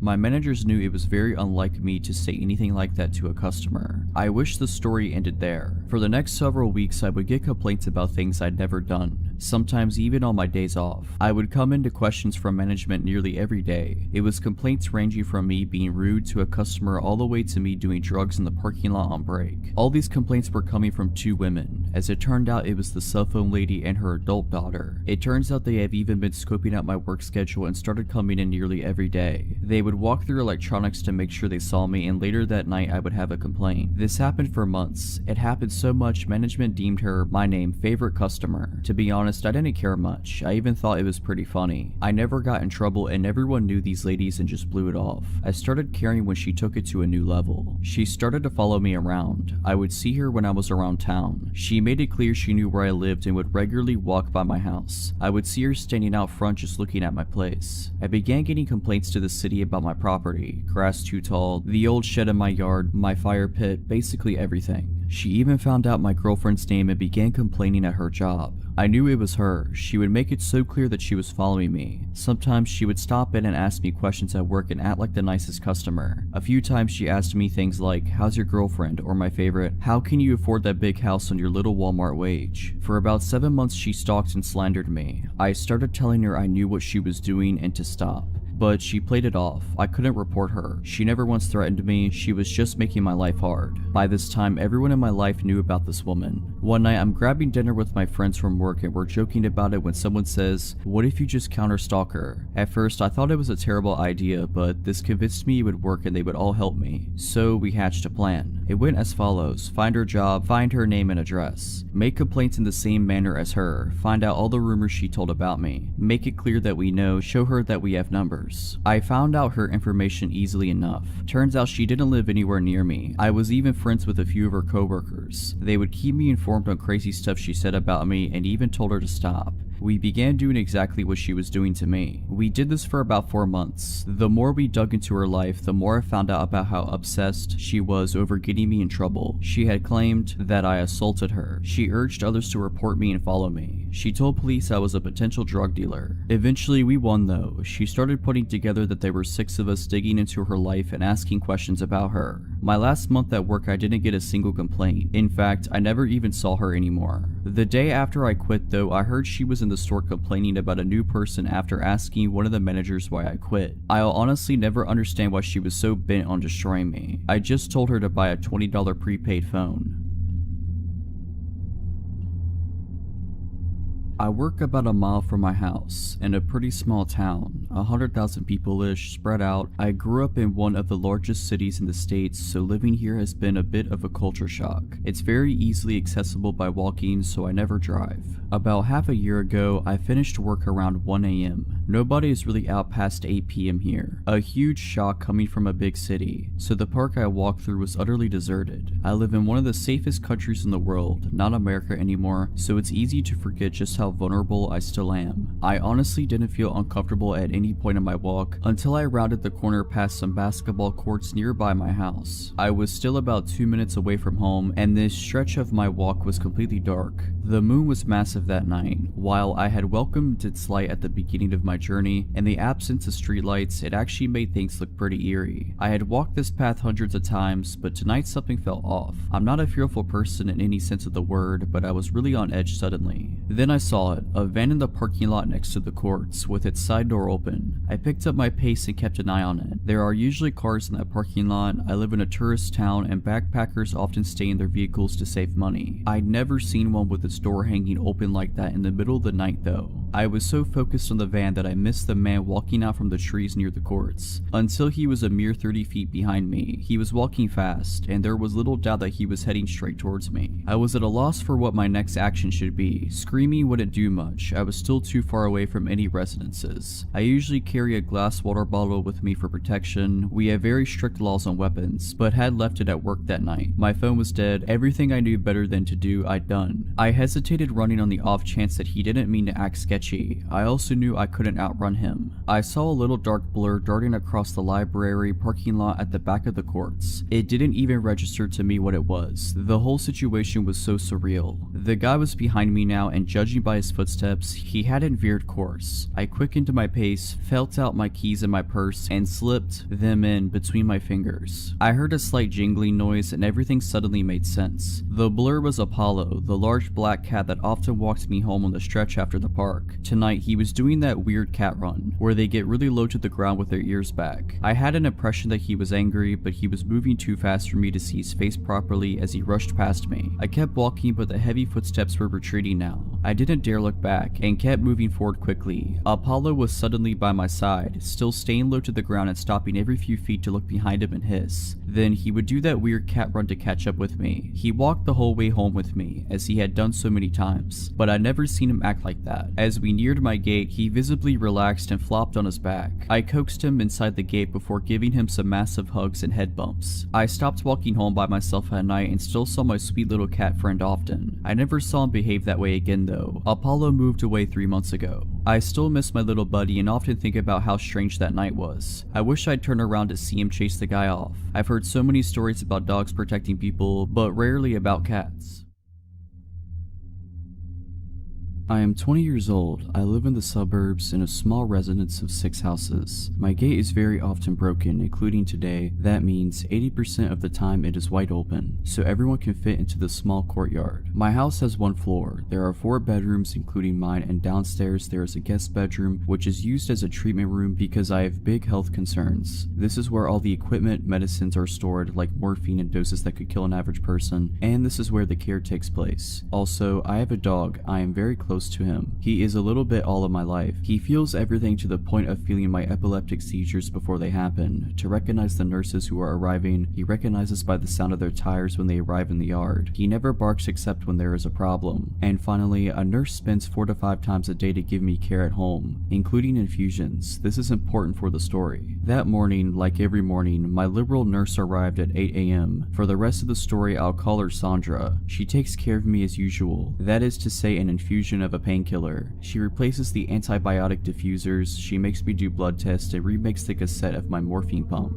We usually chat about everything and nothing. She tells me stories with patients during the treatment. My nurses are an integral part of my life. They have looked after me for 6 years now. She leaves after 40 minutes and says, "See you later. I'm sure I'll be a little late, don't worry." That day, I have a medical appointment in the morning, and I'm alone all day because my parents are working, except the nurse's passage every 4 hours. Once back from my meeting, I sit on the sofa with my dog while waiting for my nurse. After a while, I hear the tire noises. I get up because I think it's the nurse, but my dog started to growl behind the door. I look at the time, 11:50 a.m. I tell myself that it is a bit early, but sometimes instead of going after, my nurse exchanges me with the patient from before. I hear a knock. Surprised, I go to open it. Usually the nurses come in like that, and I see a young woman standing, whom I have never seen. She said to me, "Hello, are you? My name. I'm Camille, a 3rd-year nursing student. Your nurse will be a little late, so she told me to come and start preparing and she will arrive." I'm not wary at all. I'm used to students coming, but I'm just a little surprised that Sandra didn't warn me, because usually she warns me in the morning or sends me a message, and then she never leaves a student alone when it's the first time we see each other. I tell myself she must have forgotten to tell me. I bring her in and show her the way to the treatment room. I take out the things for treatment while she washes her hands. My dog is weird. He growls at her as soon as she approaches me and he turns around me. I was embarrassed, so I left him in the living room and closed the door to be quiet. I don't really care what she does, so I let her do it. I'm on my phone at the moment. She begins to put the IV on the infusion stand and takes a syringe. Normally, we rinse my central catheter with a syringe of serum already made. You just have to open the packaging, and there I see it's not a pre-made syringe, but a syringe that she has prepared. I look up and see that the ampules for my treatments are intact and have not been opened, yet I did hear the sound of the ampules breaking. I'm starting to think it's weird, and there she starts to approach me to inject the syringe when I get a message from my nurse. "I'll be there in 5 minutes. Can you start pulling out the material?" Camille, my blood has only run for one spin. I got up and said, I'm just going to the toilet, I'll be right back.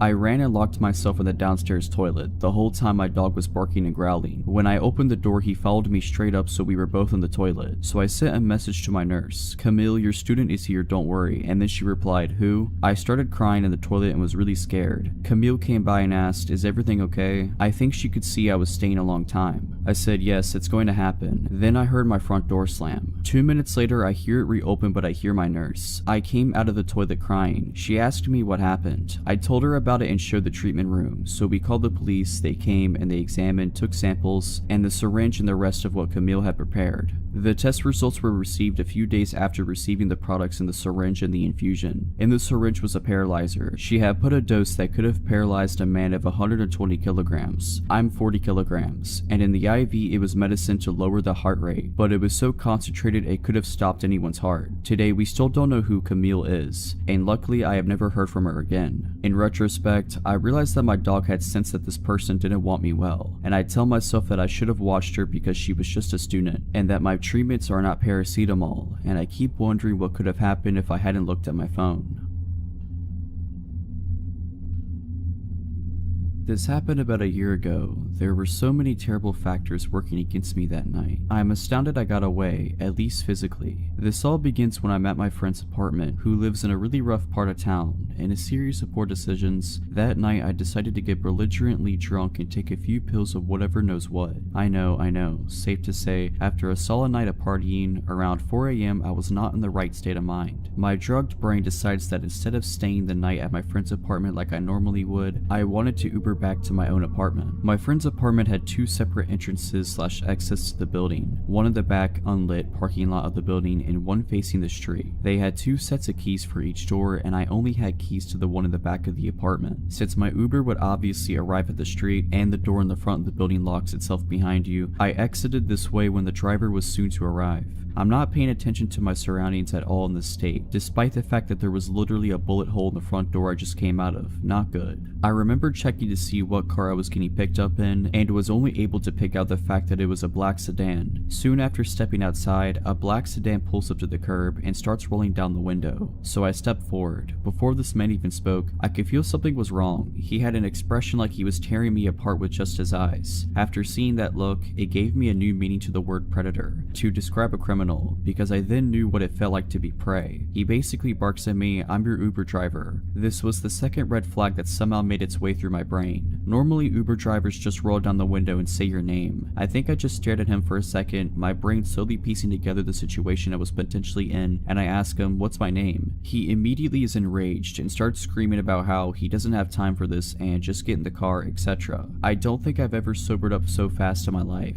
I'm completely panicking. Obviously, this wasn't my Uber. Quickly checking the license plate, I immediately see it's not a match. Meanwhile, this guy is still screaming at me, and I have absolutely no idea what to do. If I bolt in either direction, this guy could easily outrun me or have a weapon. I'm also pretty sure at this point that if he's trying to nab a random girl off the street, he must have a weapon of some sort. I can't run back into the apartment door right behind me since it locks behind you, and I don't have the keys, nor the time to unlock it. Running towards the back door would do nothing as well, as he's idling right by the mouth of the driveway towards the back parking lot. And again, I would have to take the time to find the right keys and get in. If I screamed, I'm not exactly in the type of neighborhood where someone would try to be vigilant, and I could still hear the music radiating from my friend's third floor apartment. I knew they wouldn't hear me. Also, it's 4 AM and absolutely no one is around. It was the absolute worst feeling I've ever felt in my life. Everything in me wanted to run, but I felt that if I did, it would be the end of me. But if I kept standing there, staring in shock at this screaming man, the result would be the same. From when he started screaming at me to this point, I'm guessing only 20 seconds has passed by. Just as he's looking like he's getting ready to get out of the car, another black sedan pulls up right behind him. Checking the license plate as quickly as I can, I realize it's my actual Uber and make a full sprint to the car, really only like 6 steps, and throw myself in, screaming at my real Uber driver, what's my name? The poor dude looks terrified, but responds with my name quickly, to which I reply, get me out of here, that man is trying to kidnap me. If I was in this Uber driver's position, I think I would be too shocked to react as quickly as he did. But my dude flew out of there, offered to call the cops for me, which I declined and now regret, and then walked me to the front door of my apartment, ensuring I got inside safely. Truly an incredible human being. You can rest easy knowing he got the fattest tip my college student bank would allow for, although he deserved much, much more. I was one of those kids you see walking around zoos or amusement parks wearing a leash. Those were already a thing 20 plus years ago, but less common, and were initially only tied around the wrist. In my case, it was a necessity. I would always start wandering off from the rest of the family no matter what situation. This is one of the stories that led to me earning my leash. It happened when I was about 6 years old, and I went to the zoo with my mom and sisters. Before every family outing, my mom made sure to give me the talk about not walking off again or face the consequences. My mom was a strict parent that made good on her promises. She had to, being a single mother of 3. I didn't try to disobey her per se, but I often just didn't pay attention to the world and people around me. No different this day. I behaved and followed the group for a while, but then a butterfly garden caught my attention and off I was. When I finally realized I separated myself from my mom and sisters again, I panicked and started walking around the zoo looking for them, being afraid for my mom's reaction more than anything else. After a while, I somehow got it in my head that if I could just walk out, find our car and wait there, my family would eventually find me. So I did. I got lost within a couple of minutes, walking around a strange neighborhood looking for either our car or the way back to the zoo. Nothing looked familiar. I started crying. Then this man came up to me, just normal looking, about 40 years old, asking if I'm lost. I explained I lost my family when we were visiting the zoo and I'm looking for the way back. I couldn't believe my luck when the man told me he had just come from the zoo and saw a family there standing near the entrance who were waiting for a little girl with blonde hair and a baseball cap.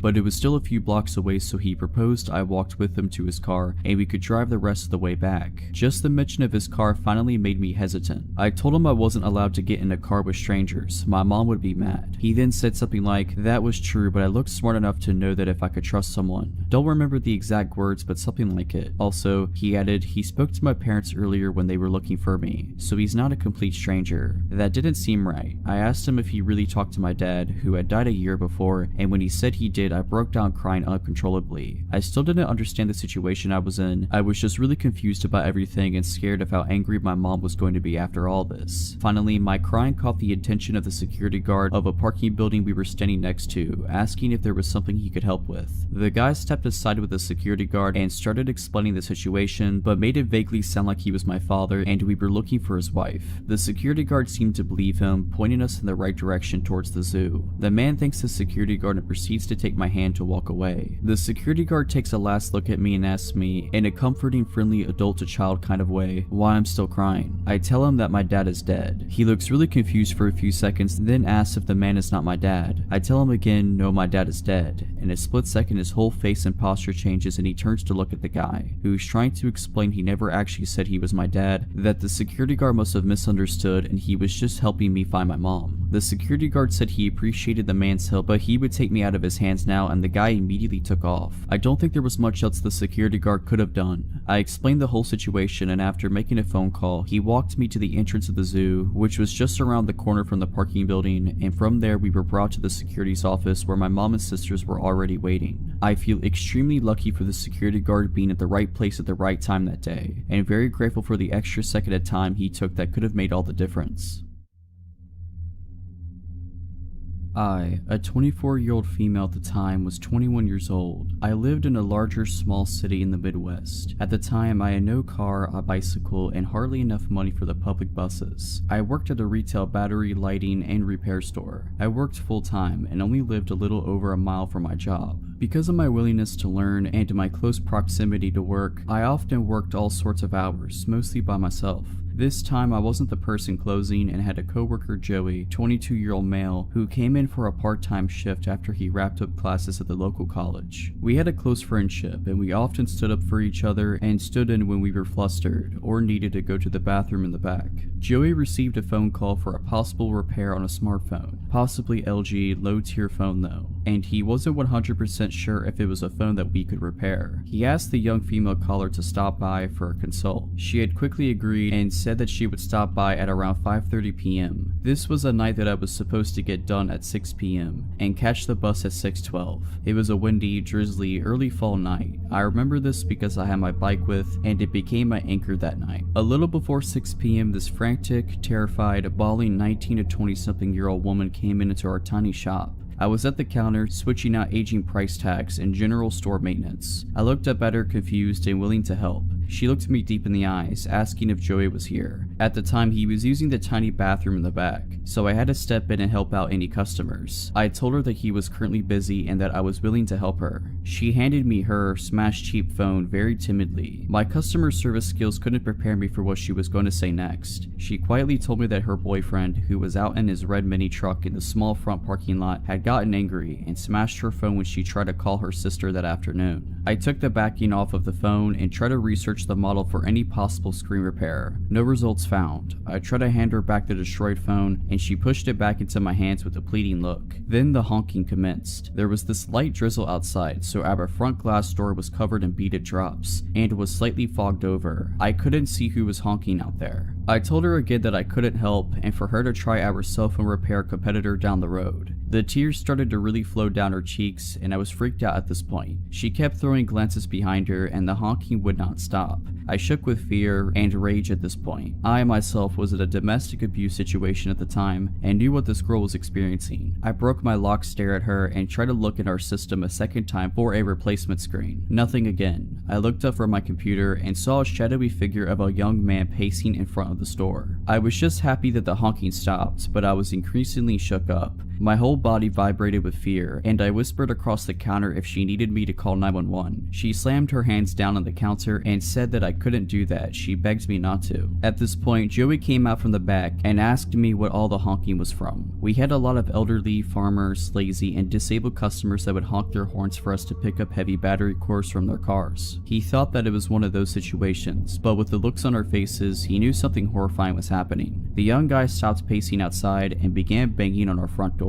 Joey took the girl's phone from my hands and said for me to go in the back and lock the back employee-only doors. I did what I was told and grabbed my bag, my bike, and my jacket. I looked at the clock in the back and it read 6:14. I spent 15 minutes with this girl, both of us feeling like trapped animals. Joey did bodybuilding during his free time and was a gentle, non-confronting, short but stocky guy. I was a short, obese, kind lady that would respond either of two ways, like a doormat or ready to stand my ground. I knew that I couldn't fight a customer and neither could Joey. Not because of physical reasons, we'd lose our jobs and we had no idea what to do. The young guy threw the door open and the wind kept the door open. He had this manic, hateful look about him. A total predator he was. He was slim but muscular, early to mid-20s, and was soaked by the rain. He took the broken phone off the counter and took the girl in tow. He hurled insults at us and I gave the girl a pitied look. He slammed the door back shut and both Joey and I stood in absolute silence. He snapped out of it and ran to the front door and locked it. I told Joey to call our manager from our store landline and stood around while he did.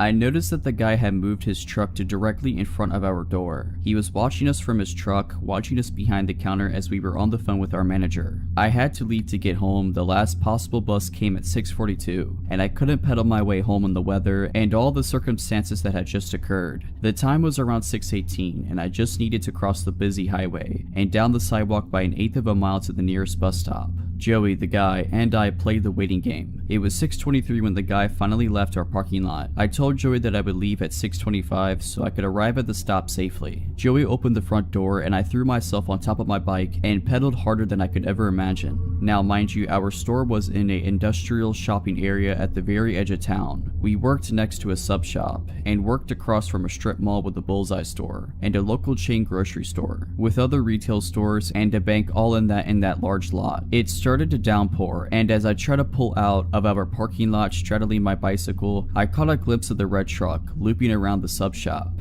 The highway had dual lanes each way and I had to play real life Frogger. If I wanted to make it my destination in one piece, there was a few cars that slowed for me as I hauled myself to the other side of the road. I jumped off of my bike and threw it on top of the curb. I promptly hopped back on and tried to pedal off. My front wheel was stuck in the grassy strip and my right foot had slipped off of the pedal. My shin struck the pedal and I had to act quickly. I grabbed the frame of my bike and jogged awkwardly to the bus stop. The red truck pulled into the bank parking lot of which I had just passed. The truck pulled around and went out through the entrance across from the sub shop and took the closest lane to me. He went at a crawl and turned at the red light so he could circle the main parking lot of the shopping center. There was 3 ways to get into that parking lot, one to the left, one in the center, slightly off to the right across of the sub shop, and the other far to the right next to the grocery store. I stuck to the sidewalk since it felt safer and was in front of people. The truck patrolled the parking lot, the hunter stalking its prey. I felt cold, sore, and cornered just like an injured animal. There was a couple of cars that pulled into the left entrance of the parking lot, causing the truck to stop from re-entering the lot again. I almost collapsed in the bad small bus stop, and I felt my phone buzz. I saw that it read Joey, so I rested my bike on my person to answer the call. Joey told me that he was watching, and even though he had an elderly couple in the store that he was helping, that he wouldn't allow the guy to hurt me. I started to cry. All of this had just gotten to me. The red truck looped around once again and again. I saw the bus pull up early at 6:39 and I couldn't be happier. I knew the driver since I used the buses to get around town, errand shopping, and to get to and from work. I had my stupid bike to worry about. I hung up the phone with Joey, putting my phone in my jacket pocket, and strapped down my bike in the rack that was in front of the bus. I struggled since I shook and my bike was slick from the rain. I got on the bus and turned to the open bus doors and saw that the truck took a left at the center entrance of the lot. I could finally let my guard down. I sat at the front of the bus and my hand shook at trying to get the $1.25 for the fare. The driver said that it was okay and that I could take my time with the change. I kept my backpack on and pulled my damn phone from my pocket, dialing Joey's number, letting him know that I was fine. In under 15 minutes I made it to my apartment safe, but deeply disturbed. I took my bike in so it wouldn't draw any attention to where I lived. All of this gave me an idea to leave my own domestic abuse situation. To this day I wonder about that girl and hope that somebody more daring and stronger than me called the cops on her abuser, that she had the strength to leave that violent man for her to write her own story and to recover from all of it. I'm currently doing significantly better in life and finally have my own car, and I live a couple states away safely from my past life, even though I'm states away and it's been 3 years now. For a little background, I'm a 27-year-old female and I recently just moved into a nice apartment in a safe neighborhood with my 2 dogs, Charles and Wigwam. Charles is a Corgi/German Shepherd mix and is the most loving but overly obnoxious dog, while Wigwam is a Lhasa Apso who is quiet, sweet, and most definitely scared of his own shadow. I've only been in my new place for about a month, and after this experience, I highly doubt I'm gonna make it here for the duration of my year-long lease. The way these apartments are set up is that each floor has its own set of doors that lead to 4 apartments and a fire escape door that only opens from the inside. I'm on the back side of the building, which places my patio about 10-ish feet from the fire escape stairs. I take my dogs out 3 times a day, midnight being the latest I will go out by myself, and every time I leave my apartment, I put the bar lock on my patio door and lock my front door without fail. About a week ago, we had a snowstorm and I cracked my patio door because, well, I love cold weather and I'm an adult, and if I want to watch the snowfall, then I can do that. It was around 11 p.m. and I decided that since it was getting late, I should take the dogs out for the night, and since they both hate snow, this would be a quick trip.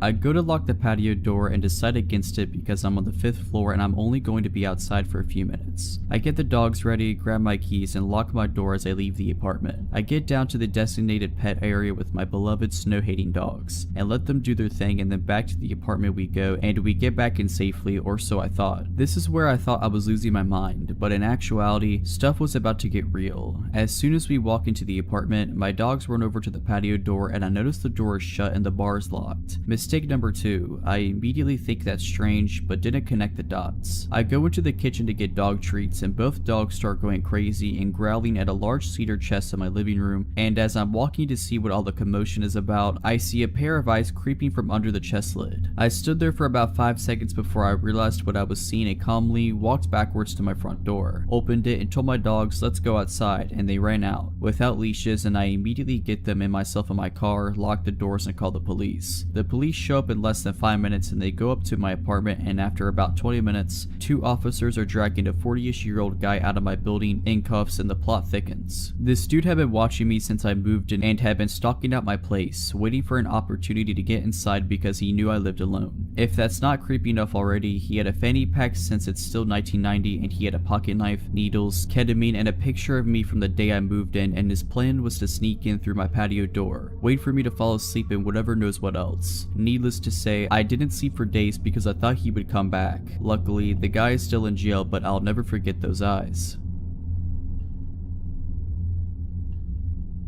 When I was 11, almost 12, the woman living above me was a coke dealer. The night of my 12th birthday, she went missing. Not long after, her boyfriend came down to ask if he could use our phone. This was 2004, so having a cell phone was more of an exception than a rule, at least in my area. For a little context, I was home alone at the time while my mom was at work about a 5-minute walk away. My mom had let our neighbor and her boyfriend come in to use our phone several other times before, so I assumed nothing was wrong with it and let him in, bringing him into the living room, which is towards the front of our apartment, to use the phone in there. He picks up the receiver, dials a number, waits a few seconds, then hangs up on the phone. He does this a couple more times before the front door of the building opens. You can easily hear the front door open from where we were. It's a heavy door, the walls are thin, and the way our building is set up, it's a small, old single-family house converted into apartments. Me and my mom's apartment were the only ones on the first floor, and our upstairs neighbor's apartment was the only one above us. Irrelevant, but there was also a much smaller apartment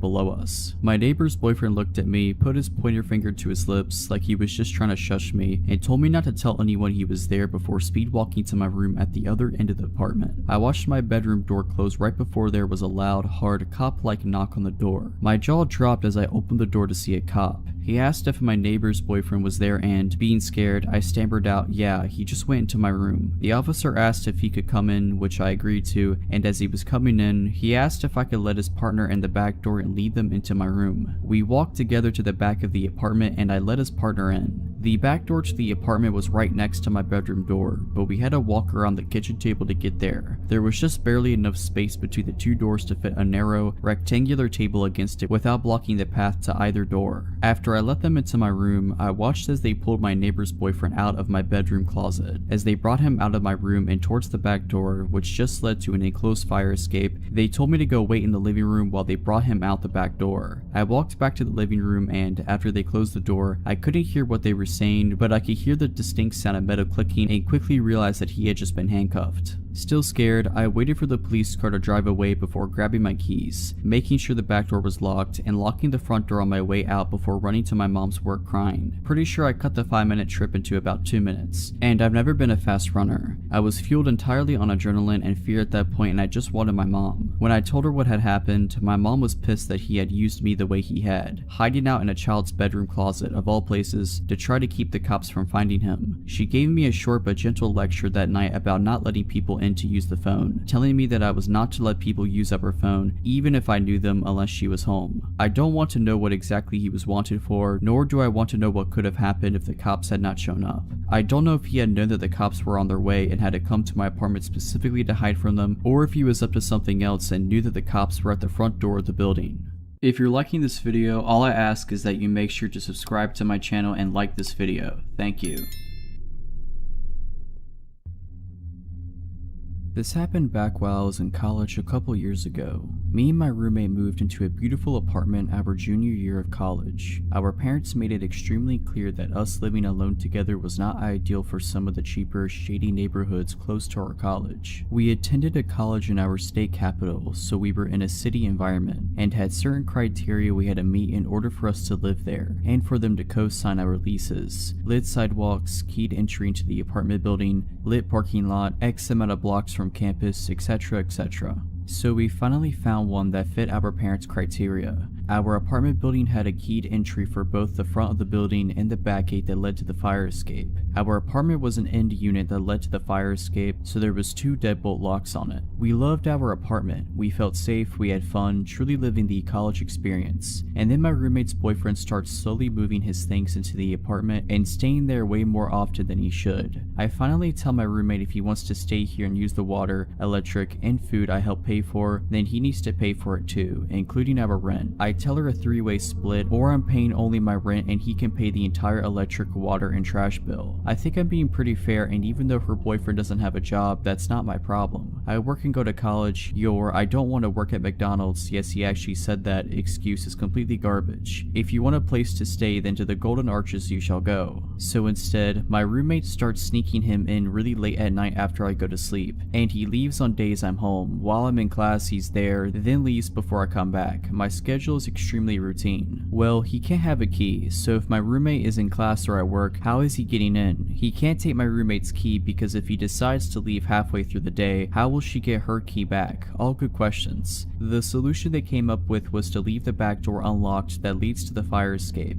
and then he can just jump the fence at the bottom of the fire escape to get back on the fire escape when he's ready to come back, or stick a rock in between the door, whatever works for him. So I'm off of work and school one Thursday morning and I decide I'm going to sleep in as long as I possibly can. My roommate and her boyfriend had already left for the day, so naturally they leave the door unlocked. I'm asleep and it's about 10 in the morning when I hear the back door open to the apartment. I come to just enough to recognize the noise, realize it's my neighbor or her boyfriend, and I brush it off and go try to drift back off. All of a sudden I start hearing someone creep through the apartment. Wooden floors. It definitely doesn't sound like casual walking. It is clearly someone stepping slowly and quietly through the apartment. My door to my room is ajar just a sliver, but I don't see anything out the door and I'm honestly too tired to get up and look. A couple minutes pass and I figure that my roommate and or her boyfriend are just being weirdos and I fall back asleep. I can't be sure how much time passes before I open my eyes, but it can't be too long. I wake up to my door opening. My back is to the door and I am facing the opposing wall. I slowly start to turn over to see why my roommate or her boyfriend would dare wake me from my slumber, and there he is, a burglar. In my room, next to the bed I'm currently laying in, a 6-foot tall burglar, unplugging my TV about 5 feet from where I currently am. I immediately pretend I'm just shifting positions in my sleep and continue to roll over with my eyes as shut as I can make them seem, still open enough to watch what was going on. He hears me shuffling as I turn over, stops, looks dead at me, and luckily doesn't realize that my eyes are open just a tiny bit. He goes back to unplugging my TV, my DVD player, shoves it in his bag he's brought, like those bags from IKEA, and steals my change jar and casually starts walking out of the front door to my apartment, like he came in for a cup of tea or something. After I hear the door shut, I immediately spring out of bed, grab my phone, start dialing 911, all while locking the back and front doors. The dispatcher is trying to calm me down. At this point I am hysterical. I can't even catch my breath to tell her okay. Luckily, I told her my address before I started hyperventilating. I will take a second to commend the police department, both city and college, because they were there in less than 3 minutes. She tells me the cops are there, but they need me to go downstairs to let them in the building because they don't have the key to the front door of the building. I am so afraid to open the door to my apartment and even look down the hallway. I'm about to walk to the front door and extend my arm out to the handle when I hear, "Ma'am, it's the police." As if I didn't get scared enough already, they yell through the door. I am paranoid because the dispatcher just told me they couldn't get in and didn't realize someone probably let them in downstairs. I ask the dispatcher to confirm that the people at my door are actually police officers. She tells me that they are at my door. Okay, cool. I open the front door and I collapse right there. My legs completely turn into jello and I just hit the floor. I blacked out for a brief period of time, but they helped me up and sit me down on the couch. There's at least 10 officers in my apartment from both the city and college departments. When I look outside the living room window to the street below, there are 5 or 6 cop cars blocking the street. I later found out that they were doing a perimeter search around the immediate area.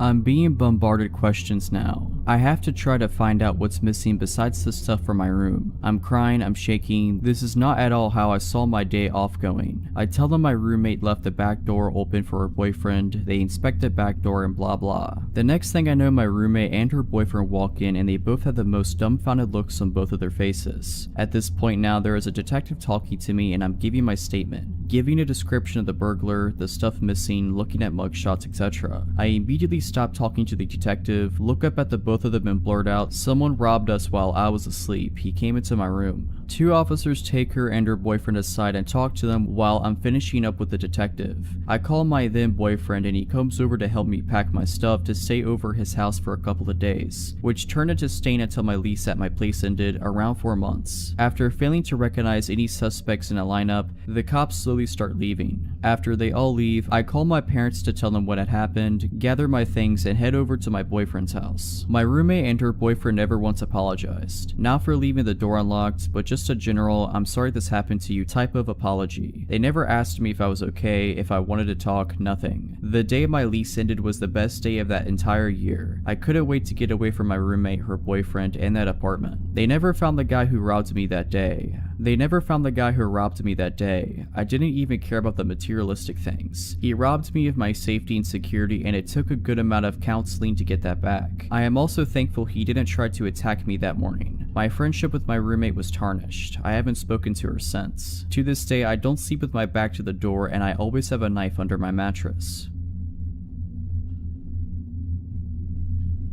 This happened to me 2 to 3 years ago. I was around 23 at the time. I am a female and I live in Romania. One night I was coming home from class, masters. Classes start after 6 p.m. and end at 10 p.m. At around 11 p.m. I had to take the subway for about 12 stops. The destination I have to get off at was the end of the line for the subway. At the time, there wouldn't be many people in the subway. All I need is my headset and my music and I am good to go. Said and done, I plug in my music. I pick the furthest chair in the subway, away from the only 2 people that were taking the subway with me at the time. So far so good, until I see, with the corner of my eye, a silhouette approaching me and sitting right next to me. It was a man, fairly built, dark hair, wearing glasses, a black shirt with a black hoodie, and a sickening smile. He doesn't engage in talking with me, but would just stare at my phone as I would browse through my music. I can hear him breathe heavily, not like painfully, but still like he was feeling something very strong. I feel uneasy, so I decide to change my seat and go even further behind, trying to avoid him. I pick a new chair, sit down, plug my headset again, and proceed with the remaining 6 to 12 stops on my way home. I see the silhouette growing bigger and bigger and a breeze running on my skin as I realize the guy is again sitting right next to me. Glancing in midair, dead eyes, a big smile staring right into my phone. I panic. There are still 4 stops to go. I have nowhere to hide. I look after the other person in the subway trying to sit next to her, thinking that strength comes on numbers. She is no longer there. I start shaking a bit, but not allowing the creeper to notice me being vulnerable. I stand up, go to the door, and just decide to stand until my stop comes. This way he won't sit next to me, right? Wrong. He comes straight after me and sits on the chair right near the door because he couldn't see my phone, on which he was so focused so far from that angle. He fixates me right in my soul with his eyes and says, "Hi gorgeous, why are you avoiding me?" I am freaking out as I look at my phone trying to call my boyfriend or message him, and he stops me by saying, "I know no one will help you. You would have sent an SOS message by now. I know you didn't." That moment I realize I am cornered. He has been focusing on my phone to see who I was talking to, trying to figure out if I panicked, trying to see if I would ask someone for help. He cornered me bad. I had the luck to reach my stop as I would delay any reaction or ignore him so that he would repeat whatever he wanted to say. I drop off and run for the exit, not looking back.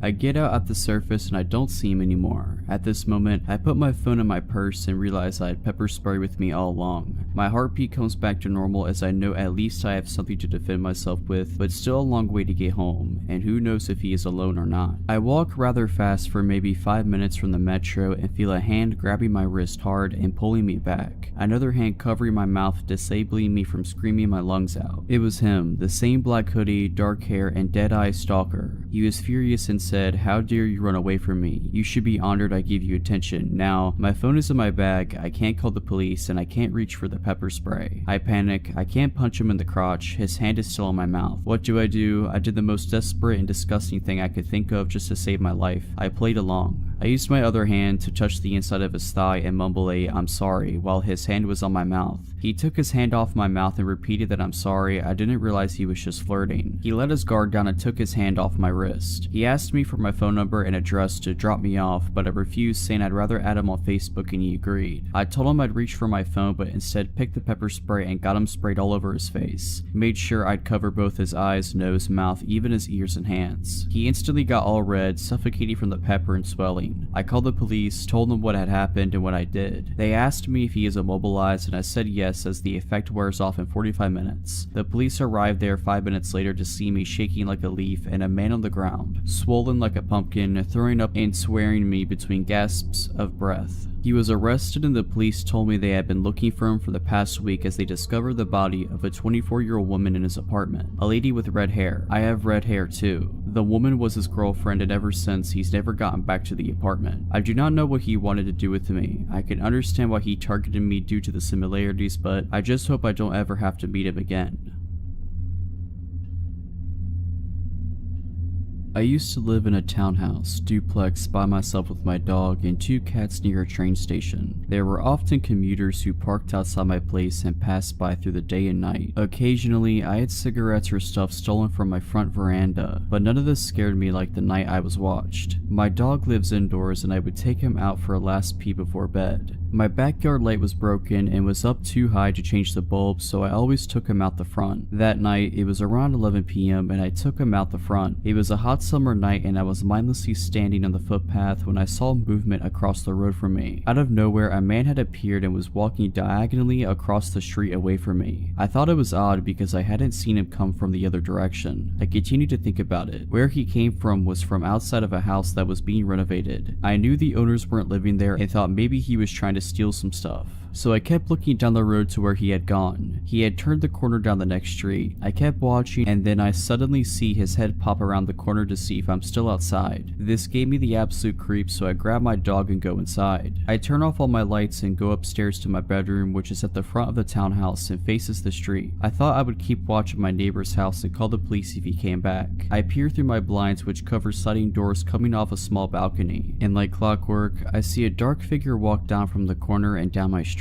He's moving towards the house across the road, and then I suddenly lose sight of him. A tree in front of my townhouse obscures my view for a moment, and then he is there. He's not just there, he has stopped at the top of my driveway, just standing there. I kid you not, his arms were out by his sides and legs apart in an unnatural stance, like he was preparing for something, like he wanted to come kill me. My heart is racing so hard I can barely hear, and I'm standing there slack-jawed looking at this would-be assailant when one of my cats comes to see what's happening. My cat slides his body between the blinds and window, further opening it, and I see this person, this man looking up towards me. I'm thinking surely he sees me. If he does, this doesn't stop him. He starts walking down my driveway undeterred and fixated. I lose sight of him under the balcony and awning. By this time, my eyes are watering in fear and tears are streaming down my face. I don't know what to do. I go sit in my bed. I pick up my mobile and dial my dad, who lives in a suburb away. He answers. I whispered to him what was happening and he said he will be there as soon as he can. I lie down on my bed and lie as still as I can, tears rolling down my cheeks, pure fear, not knowing what this man was doing downstairs and if he could get in. What if I hadn't locked the doors? And then it dawned on me, why am I lying here in the dark crying? Turn a light on. So I did. What seemed like a lifetime but was probably just a couple minutes later, my dad arrived. He had an umbrella with him. I live in Australia, so no guns, but he could have at least brought a knife.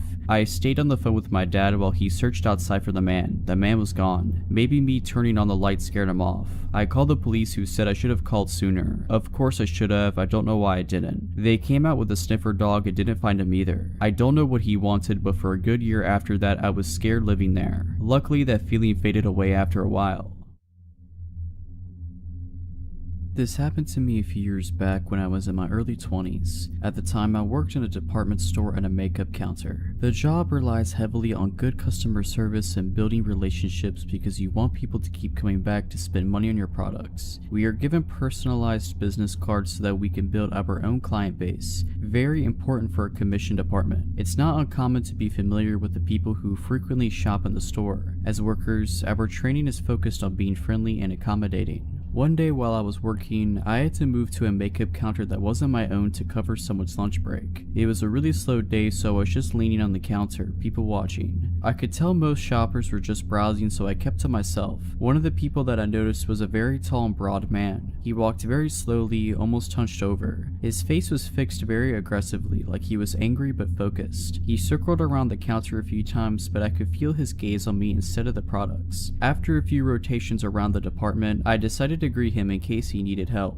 It wasn't until he came directly over me that I realized just how big he actually was. I'm a 4'10" female, so I feel pretty small regardless. But even with his slouched posture, he was over 6 feet tall and well over twice my weight. I'll never forget his teeth. They were completely black in the front. Your eyes couldn't help but go right to them. Despite his menacing appearance, he was soft-spoken. Truthfully, I could tell he wasn't all there by the way he talked. He told me no when I asked if he needed help, but requested my number, so direct. We had never spoken before. I declined and said that I was in a relationship and that it would be inappropriate. He then asked if he could have a business card for the counter in case he wanted to get products. Since I wasn't on my normal counter and I really wanted him to go away, I handed him my coworker's business card and told him to call if he had any questions. It worked and he walked away after that, filling me with relief.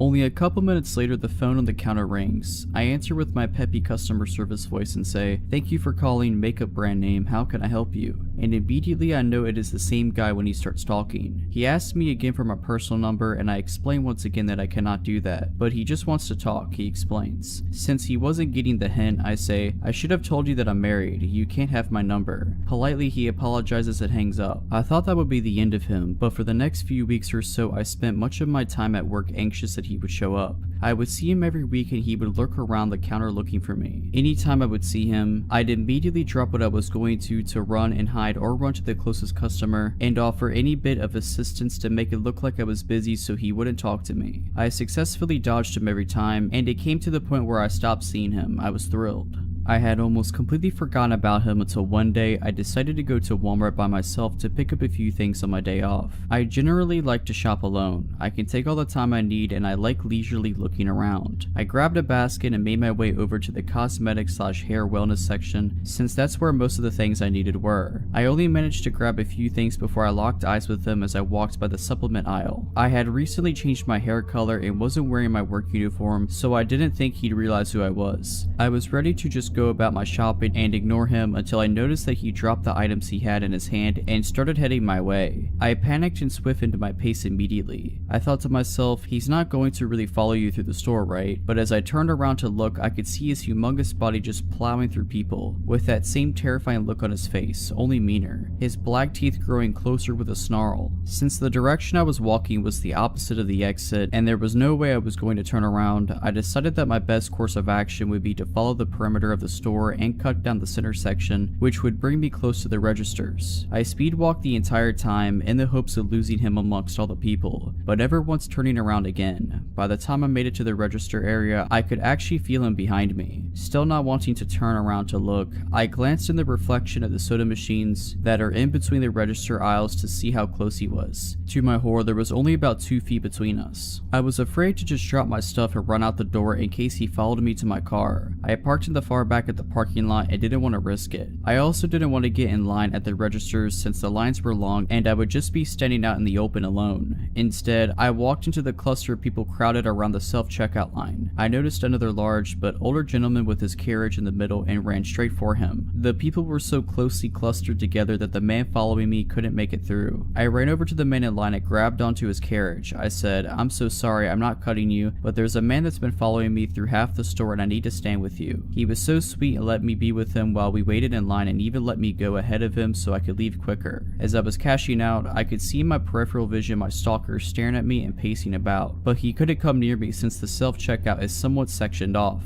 By the time I had finished and grabbed my receipt, I couldn't see him anymore. I looked around but he was nowhere. I thought about asking the older man to walk me to my car, but he still wasn't finished at his register, so I decided to call my boyfriend and make a run for it. Staying on the phone, I explained to him what was going on as I sprinted to my car, frantically looking around in case he tried to follow me outside. I made it to my car safely and rushed right home, breaking down to my parents about what just happened. I could feel it in my bones that the man wanted to do something to me, and thankfully I didn't find out what that was. His aggressive aura was bad. To this day I could still remember the adrenaline that I felt when he followed me. I had never felt so vulnerable. I quit that job roughly 2 years later. This incident happened in the summer of 2015. I lived by myself in a nice house inside a small town. Low crime, but still the occasional shady person. Anyway, at work that day on a smoke break, I watched a dog get thrown from a moving vehicle, 4-lane city traffic during the start of rush hour. I ran right out there, scooped his little self up, and booked it back to my workplace. He was not injured, amazingly. As a bleeding heart animal lover, I decided to take him home with me until I could figure out what to do with him. I have a large amount of cats, and always have. This was my first experience with a dog that I was solely responsible for. This guy was very shy, head hung, tail tucked, jumpy, just looking at me like I was about to beat him. I was clueless on the subject of dog personalities and tendencies. I just knew that they needed to be taken out frequently. His first night with me, we had been out about 15 times, as I did not want him using the bathroom in my house, obviously. I was having my final cigarette of the day on my porch. The dog was on a lead, chilling under my chair as I smoked and chilled. I see a man walking on the sidewalk that runs by my house. He kept glancing up at me before passing. Shortly after, he passed my house, he stopped, turned on his heel, and approached. "Hey, can you tell me where 302 Church Street is?" he asked. I told him I would search the address on my phone, which, of course, was taking a minute to pull up. He explained he didn't have a phone of his own and was attempting to get to a friend's house, taking small steps toward me the whole time. Finally, the address I summoned came up. "It's exactly 2 blocks north of here, right on the southwest corner of the cross street," I told him, pointing in the direction. He kept his eyes locked on me, continuing to slowly move closer. The dog starts growling very softly at this point. I forgot he was even there until now. "Mind if I take a look at the map?" He grinned sheepishly. "I'm bad with directions." I rose from my seat, pointing again. "It's truly just 2 blocks up the road. Just follow the road. 2 blocks. The house will be on your left," making it very clear that I wasn't going to just hand him my phone. "Well, can I call them? I need to let them know I'm coming," he said, still creeping closer, extending his hand. "No," I curtly replied. "How about text them?" Pushing forward still. "Dude, no." I started toward my door. "Just let me see your phone." He was visibly becoming pissed off, clearly trying to contain it and getting way too close to my porch. As a last-ditch effort of getting this dude to screw off, I say, "You need to get out of my yard. My dog's protective. He will screw you up." I didn't know the first thing about this dog, let alone whether he had the capacity to screw someone up. I just hoped saying would intimidate pushy phone guy. Like I had said the magic words, Pupper springs into action. The dog emerges like a bullet from under the chair, growling, snarling, and barking his head off. He jerks me near off the porch trying to get at this guy. He sounded and acted like an 80-pound attack dog, not a 40-pound timid beagle mix. I was afraid. I didn't know if the pup would turn on me. As stated previously, at the time I knew absolutely jack nothing about dogs. He backed his hindquarters into my legs, almost nudging me to the door. Still carrying on, eyes locked on phone dude and baring his teeth. Phone dude holds up his hands and backs off, stammers something like, 2 blocks north, yeah? And begins walking that way. I go inside, cut off my lights and peek out the window at him. He glances at my house, assured I'm inside, turns and begins walking the completely opposite direction I pointed him in. Icing on the cake, he pulls a phone from his pocket and raises it to his ear to make a call. The dog secured his place as a member of the family that night. He is incredibly protective of me and has frightened away another creeper since this incident. He is attached at my hip and has made it known that he is grateful to be in a safe, loving home, wherein he will never again become a projectile from a moving vehicle. His name is Hank, and I truly believe that night would have ended very poorly for me had he not been there. So about 3 years ago, I was going to school in a US city and was living with 2 other roommates. My one roommate was known to usually bring seedy characters back to the apartment. At one point during our fall semester, she befriended a guy in her advertising class who went by the name of Dallas. He became her weed dealer and she would frequently bring him over to the apartment. I suspected they were sleeping together, but she denied it. It was a strange relationship, but who am I to judge? My other roommate and I thought he was charismatic enough, but also didn't see the appeal that Christy, my roommate who befriended him, saw. I remember one night we had Dallas over for dinner. He told us how he played for our college's football team, that he just started his own business at the age of 25, and how he was a very well-known weed dealer who made a lot of money, and his name was Dallas because he used to live in Dallas, Texas, and his parents named him after that. Me and my other roommate nodded our heads and listened, but we didn't think much of it except for this dude thought he was hot stuff and wanted to gloat about himself. I believe he came over for dinner or something maybe 1 or 2 other times. My roommate claimed that one time she decided to buy weed from him and went to his apartment off campus. When she arrived, she saw our roommate, Christy, just passed out on a chair in the middle of the day in Dallas's apartment in some random room. When my roommate arrived, he mentioned nothing of her being there. My roommate shook her awake and Christy just woke up in a haze and basically told my roommate to screw off. My roommate recounted the story to me and we both agreed it was weird and Dallas was probably not the safest person to hang with. After a couple of months, Christy stopped hanging with him. I remember her saying he got pissed she didn't want to sleep with him. I also found out that a friend of hers, who knew him for a long time, was engaged to him. Oh, also, his real name wasn't Dallas. Yeah, real shocker there. Fast forward 2 years. Me nor my roommate talk to Christy anymore. We are living elsewhere in said city doing our own thing. We get an alert on our phones that a girl who had just transferred to our college went missing after leaving from one of the campus bars the previous night. It doesn't take long, maybe a few days, when this huge story breaks. This girl was killed by someone she left the bar with that night. My roommate calls me and goes, "Do you remember what Dallas's real name was?" I go, "Yeah, I believe it was said name." She goes, "Go online and read this article. He killed that girl who just went missing." Sure enough, I go online and there's the most horrifying mugshot of Dallas with a photo of the girl he had just plane. It gets crazier. Apparently he had taken her home that night and attempted a one-night stand, and he killed her by blunt force and strangulation. If that isn't terrible enough, he cleaned up the evidence-ish in his apartment, threw her body in a storage container, took a lift to his grandma's house hours away, and buried the storage container with her remains in it on the property somewhere. After obtaining a video of the two of them leaving together from the bar, it didn't take cops long to bust him. Weeks after the story broke, so many girls came forward and shared similar creepy stories about Dallas, the guy who played for State College's football and ran a successful business. You can guess that none of this was ever true. Also, he was like 28 years old, claiming he was still a student at our college when this happened, prying on younger women. I just hope he rots in prison for the rest of his life. For a bit of backstory, my mom was dating an abusive guy at the time. We'll call him Ian. Because of Ian and the crazy fights they had gotten into, we couldn't lock up my house at all. He had kicked in both the front and the back door to the house, and they never fixed. My mother and Ian were at the bar all day, every day. I told you this so you would know why the house wasn't locked up and where my parents were when this happened. This incident occurred when I was around 12 years old and my little brother around 10. I was a really small girl at this age, and my brother was sick all the time, so he was very tiny and frail. My mother and Ian were at the bar as usual. When you opened my front door, it put you in the living room and you could see the back door. There was a hallway to the right that led back into the bedrooms, and that is where my brother and I were. We were in his bedroom with the door closed playing something on a PlayStation. It was around midnight or 1 AM and we were playing and having a good time when I heard a weird noise. My brother didn't hear it and I didn't want to creep him out. I told him that I wanted to go get a drink and told him to stay in the room and I would bring him something. To get to my kitchen, you would have to walk down the hallway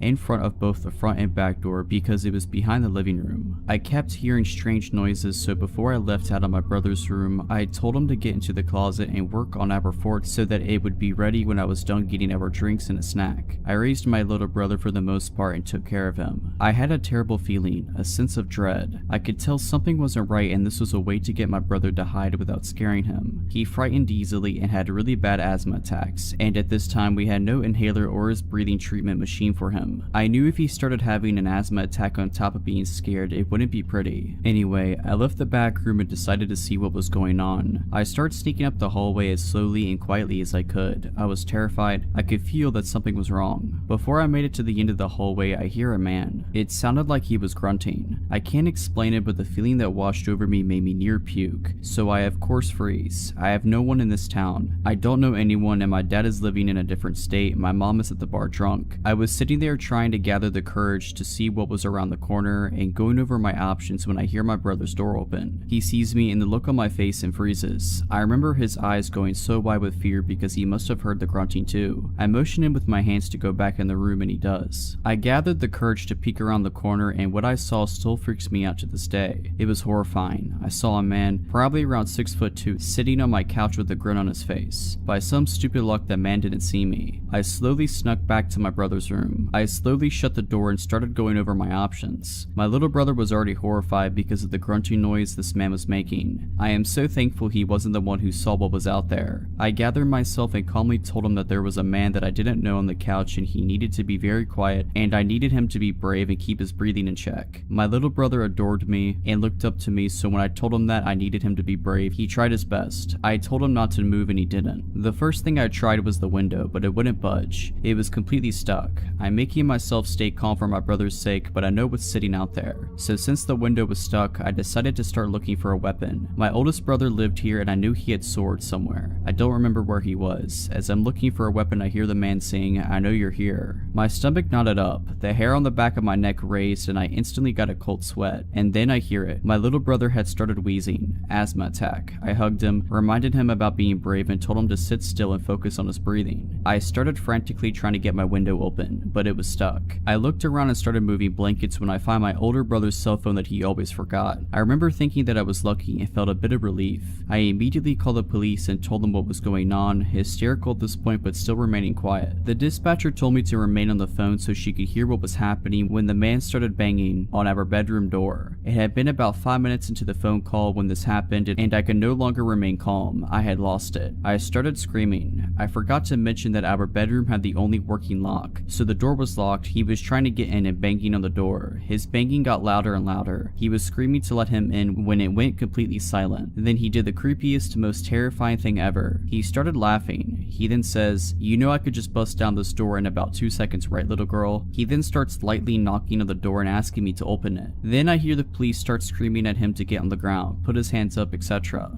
I heard him putting up a fight, followed by more yelling and eventually silence. After a few minutes there was a knock on my door, but at this point I was too terrified to open it. I thought that this nightmare guy was still there. So being in my hysterical state, I started screaming, "No, no, no, please," over and over again, sobbing and shaking. I couldn't stay brave for my little brother anymore. I was on the floor holding him this whole time, convinced we were going to die. Eventually I calmed myself a bit, and this time a female officer was at the door, so I opened it. There were about 5 cops standing in the hallway listening to me being hysterical. I refused to let go of my brother at this point, but we both ran to this female officer and just collapsed, sobbing hysterically. We had been so scared. It turns out this guy was completely wasted and high on drugs. I remember the cops walking me up to him and having me stand in front of him to ask me if I knew this man. I didn't. The man's eyes were completely bloodshot and filled with hatred. My parents were called and investigated for leaving us alone like that and for the doors being like that. My mom is a different person now, doesn't drink, and is now married to a cop. She completely changed. I remember asking her about it later on, and she told me something that I didn't know. The man had a huge knife, so that's what he was scraping the door with. He also had some rope, tape, and a tarp. I still don't know how he didn't get to us, or why he didn't just bust the door down to get us. It would have taken 1/2 kick from him to kick the door down. It was super thin. So hopefully I will never have to endure that horrible experience again. This story starts around the fall of 2017. I was walking back to work from lunch when I passed this girl and noticed she got up and started walking behind me. She took a different route and didn't follow me. A few days later it happened again, but this time she was following me. I assumed she wasn't following me at the time because where my office building is situated, you have to go up a set of stairs and pass a few other buildings, and she did not follow me up to my building. After a while I noticed we took the same train home. A lot of the time she would be watching me. When we made eye contact she'd look away. Then she'd continue looking when she thought I wasn't looking. There's a Whole Foods across from my office. I went there for lunch a couple times during the week. I started seeing the girl sitting in the window for lunch, and she would almost always get up as soon as I left and walk the same way I did. Around this time I began seeing her more frequently. During lunchtime or when I got to the metro, she was almost always there. After a couple of months of this, I started noticing that she would get off at the same station as me sometimes. Sometimes she would walk the same way as me. Once I got to my place, I live in a condo with my brother. She would always pass by but never follow me up to the entrance. During this time, I started receiving phone calls at work from random phone numbers that at the time I assumed was spam. There would either be silence on the other end or the person would hang up immediately. I also started receiving fake Facebook requests from people I already knew or were already on my friends list. December of 2017 comes. By this time, I'm not going to Whole Foods as often. If she gets off at the same station as me, I go into a restaurant or go shopping for groceries before I go home. Around this time, an old friend I went to high school with contacts me kind of out of the blue. Said she wanted to follow me on Instagram. We text a couple of times and I accept her follow request. She contacts me again about a month later from a different number, but this time she's texting me frequently. I'm talking about every day / every other day. I'm not one to be mean or show when I'm annoyed too often, but after months of this, when she asks me if she's texting me too frequently, I don't hesitate to tell her that she could lay off a bit. She stops for a week or so, then starts texting frequently again. This whole ordeal should have sent red flags up for several reasons. During this time, she would ask me so many random questions, like what would you do when you're trying to get to know someone? She would ask for selfies, which I declined because I don't like taking pictures of myself, and I would tell her that there are plenty of pictures of me on Facebook. She would ask what I'm doing on the weekends and the names of my friends on occasion, which I wouldn't tell her because I thought it was weird that she'd want to know my friends' names. I only sent her a couple of videos of fun things I do, but that's it. August 2018 rolls around. I am still seeing creepy girl everywhere during the week. I get pulled into my boss's office. He says that a few coworkers received fake screenshots from Facebook of me talking badly about them. Now, I never post on Facebook and would never talk bad about my coworkers on social media. I don't have a grudge with anyone, nor do I know of anyone who has a problem with me. I managed to clear things up with everyone involved and still had my job. Of course, my friend is still texting me fairly frequently, and I tell her what happened a couple days later when I got home from work. I tell her I don't want to get much into it it, but she keeps pushing for details. I finally told her I was going to go to bed and she got the message. The more I thought about all the time she texted me, the more uneasy I got. Some things that she said just didn't make sense, especially from the way I remembered her. We had kept in touch over the years, just not as frequently, and we hadn't touched base for a while before I heard from her in December. A couple of weeks later, I decided to reach out to my friend on Instagram, but the Instagram she last messaged me through wasn't there. However, there was still an Instagram for her I followed and that follows me back. I reach out to her and ask what her phone number was. Phone number is completely different, and it turns out that she was never the one texting me, nor did she request following me on Instagram. I tracked the number and it turns out to be one of those fake phone number apps. I request to be blocked from the service and I never hear from my friend again. After talking about it with my brother and a couple of friends, I'm almost 100% certain it was the girl that's been following me. These things only started after she appeared. The phone calls to my office, the fake Facebook request, etc. A few days before I was pulled aside by my boss, my friend texted me and told me that she had a weird feeling about me and wanted to make sure I was okay. I just thought that she was being weird at the time and didn't think much to it. This whole ordeal is really scary when I look back on it because I sent videos of myself and my address at one point. My friend even confirmed a post my brother made with pictures he tagged of me on Facebook. I was texting a stranger for 8 months about my life, and they also apparently have access to my Facebook page. She doesn't follow me anymore, but when she did see me on the metro, she would always sit somewhere that she was able to make eye contact with me. I'm always careful now if anyone texts me from an unrecognizable phone number. I just hope that she decided to forget me and move on. About 5 or so years ago, I was 23 at the time and had just gotten out of my first and only serious relationship a year prior. That guy was my first love, so needless to say, when things ended and he had zero interest in trying to work things out, I was heartbroken. After about a year of moping around, I decided to try actual dating. I met this guy Rick on a dating website. He was a couple of years older than me, was an ex-Marine, and good at making conversation. After a few days of talking online, he asked for my number and we decided to meet up. I drove to his house and come to find out he lived with a few other guys who looked really shady. Now, he actually lived in a good neighborhood, but the way they kept their home and the way his roommates looked was my first red flag that a inexperienced, naive girl would not fit in his crowd, but I decided to stay and give it a chance. Once he saw me, he came up, gave me a hug, and handed me a helmet to his motorcycle. Now, I have never in my life rode a motorcycle before, but I had always wanted to, so I thought why not and hopped on. Now, the street he decides to take me up is known to be a very long and windy road that is pretty secluded. It's also important to note that this is the springtime and it's about 5 p.m. when we go on our ride. I didn't realize at the time he had decided to take me on that specific road, but once we got on it, my red flags started to kick in. I began to realize that 1. It is dead silent and there are no other cars on this road right now. 2. It's starting to get dark, and 3. Yeah, I don't know this guy, so what am I doing? And my alarm bells start ringing. Once my anxiety kicked in, I told him that I think we should turn around and go home. He started laughing and asked if I was scared, and I said no, I just need to head home because my parents are expecting me for dinner soon. He kept riding forward. More alarm bells ringing. Pictures of me lying dead in a ditch came up.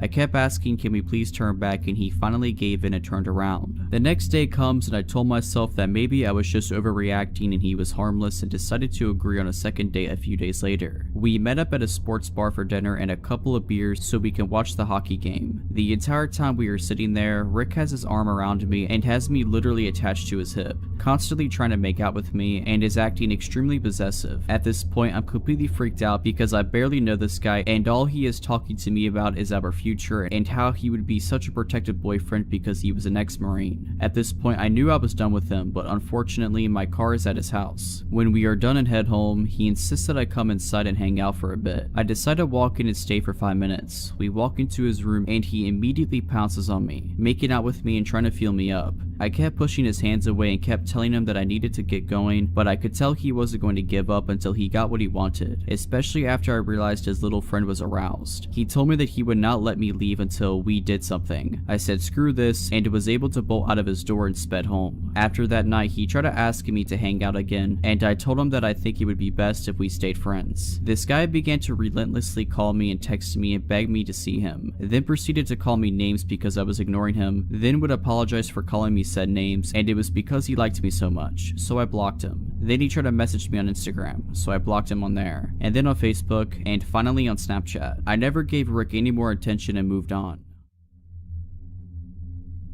This story happened to me about 6 months ago. I have lived where I lived for 3 years. It's a nice apartment in an amazing location, but they were built in the late 90s. In the last few years, the city I live in has had a massive population boom and people have been non-stop pouring in. Good weather, amazing economy, cool place to do stuff always. Because of this, I have seen the landlord's staff start to do heavy maintenance on the apartments to bring them up to date to attract more people to them. My neighbor lived in his apartment for something like 6 years before he ended up buying a house and moved. When he moved, the landlord immediately started redoing his apartment as one to bring up to date. The way that the apartment layout is that there are 2 stories. Where my bedroom is, on the direct other side of the bedroom wall is the staircase in my neighbor's apartment. The way my bedroom layout has my bed right up against the wall. They were completely stripping this place clean. It was one of the first ones that they did such heavy remodeling to. For weeks I would always see the workers over there painting and redoing the floors, etc. A few days before this happened was no different. I left and saw them doing maintenance in the kitchen, and when I came home from work, they were gone for the day. Nothing unusual for a single bit. The part that is unusual though is what happened one particular night. I was awake around 1 AM watching TV in my room when I heard someone on the other side of the wall slowly walking up the stairs, and very obviously stopping halfway up.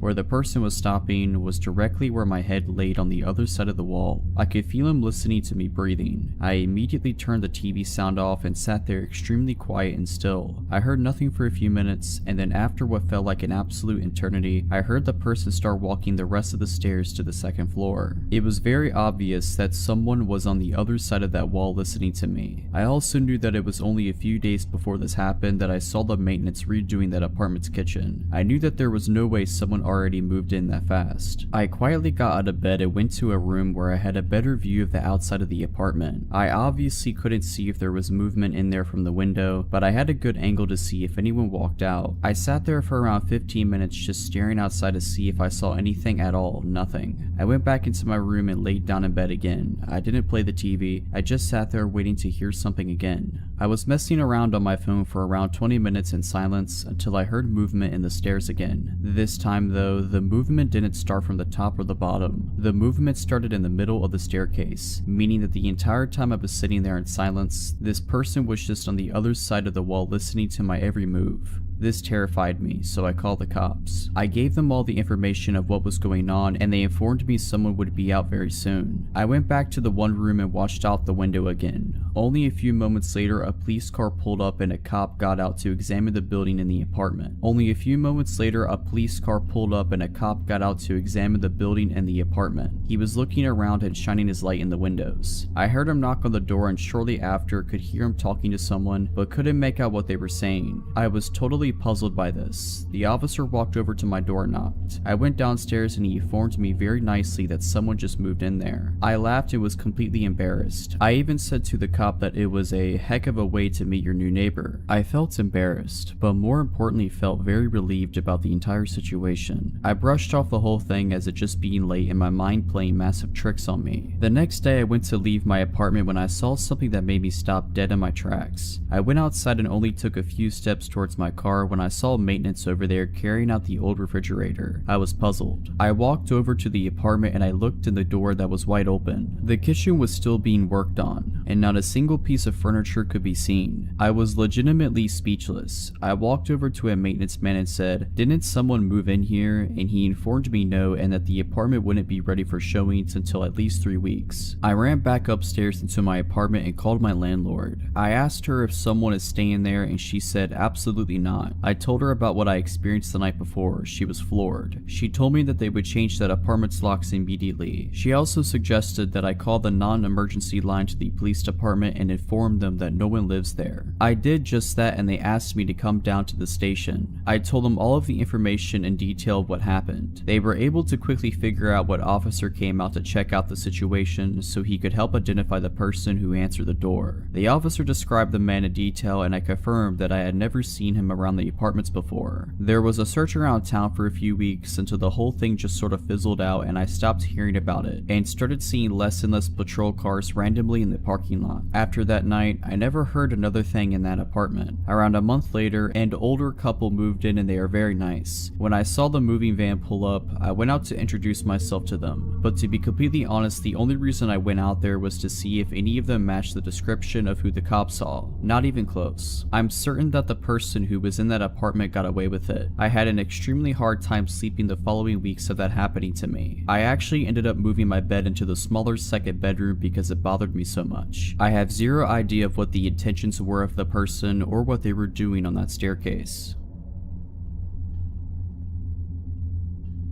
I am a proud Floridian. At the time of this story, early 2000s, I was going to college in South Florida and lived with my family in my hometown in the Florida Panhandle. It's about a 7-hour drive up through Central Florida to get between the two places, so I mostly only went home for the holidays. It was the Thanksgiving in my junior year, and I was excited that I had managed to rearrange my midterms to be able to leave campus 3 days ahead of everyone else. I was expecting to beat the masses of traffic and was hoping for a quick trip back home. My roommates wanted to have a last meal together before we all left for break, so I ate in the campus dining hall around 4 p.m. and I set off on my journey around 5:30 p.m. Around 10 p.m. I had just passed my 2/3 mark, where I always stopped at this little mom and pop's type of diner by the side of the highway to grab a snack, use the restroom, and call my dad to let him know I was okay. I didn't have a cell phone yet. Well, I hadn't been there since summer and the place was out of business, so a little bummed out that I wasn't getting my chocolate chip pancakes. I just kept going. There really wasn't much built up around there at the time, so when I saw signs for a rest stop in, of all the places on this green earth, some town called Alachua, so I went for it. So I went and parked directly under the street light for safety and used the facilities, called my dad, etc. I didn't see anyone else there, except for a very exhausted looking woman who approached me asking for directions, saying she was with her husband and 2 small children from Virginia and they had made a wrong turn trying to get to Disney.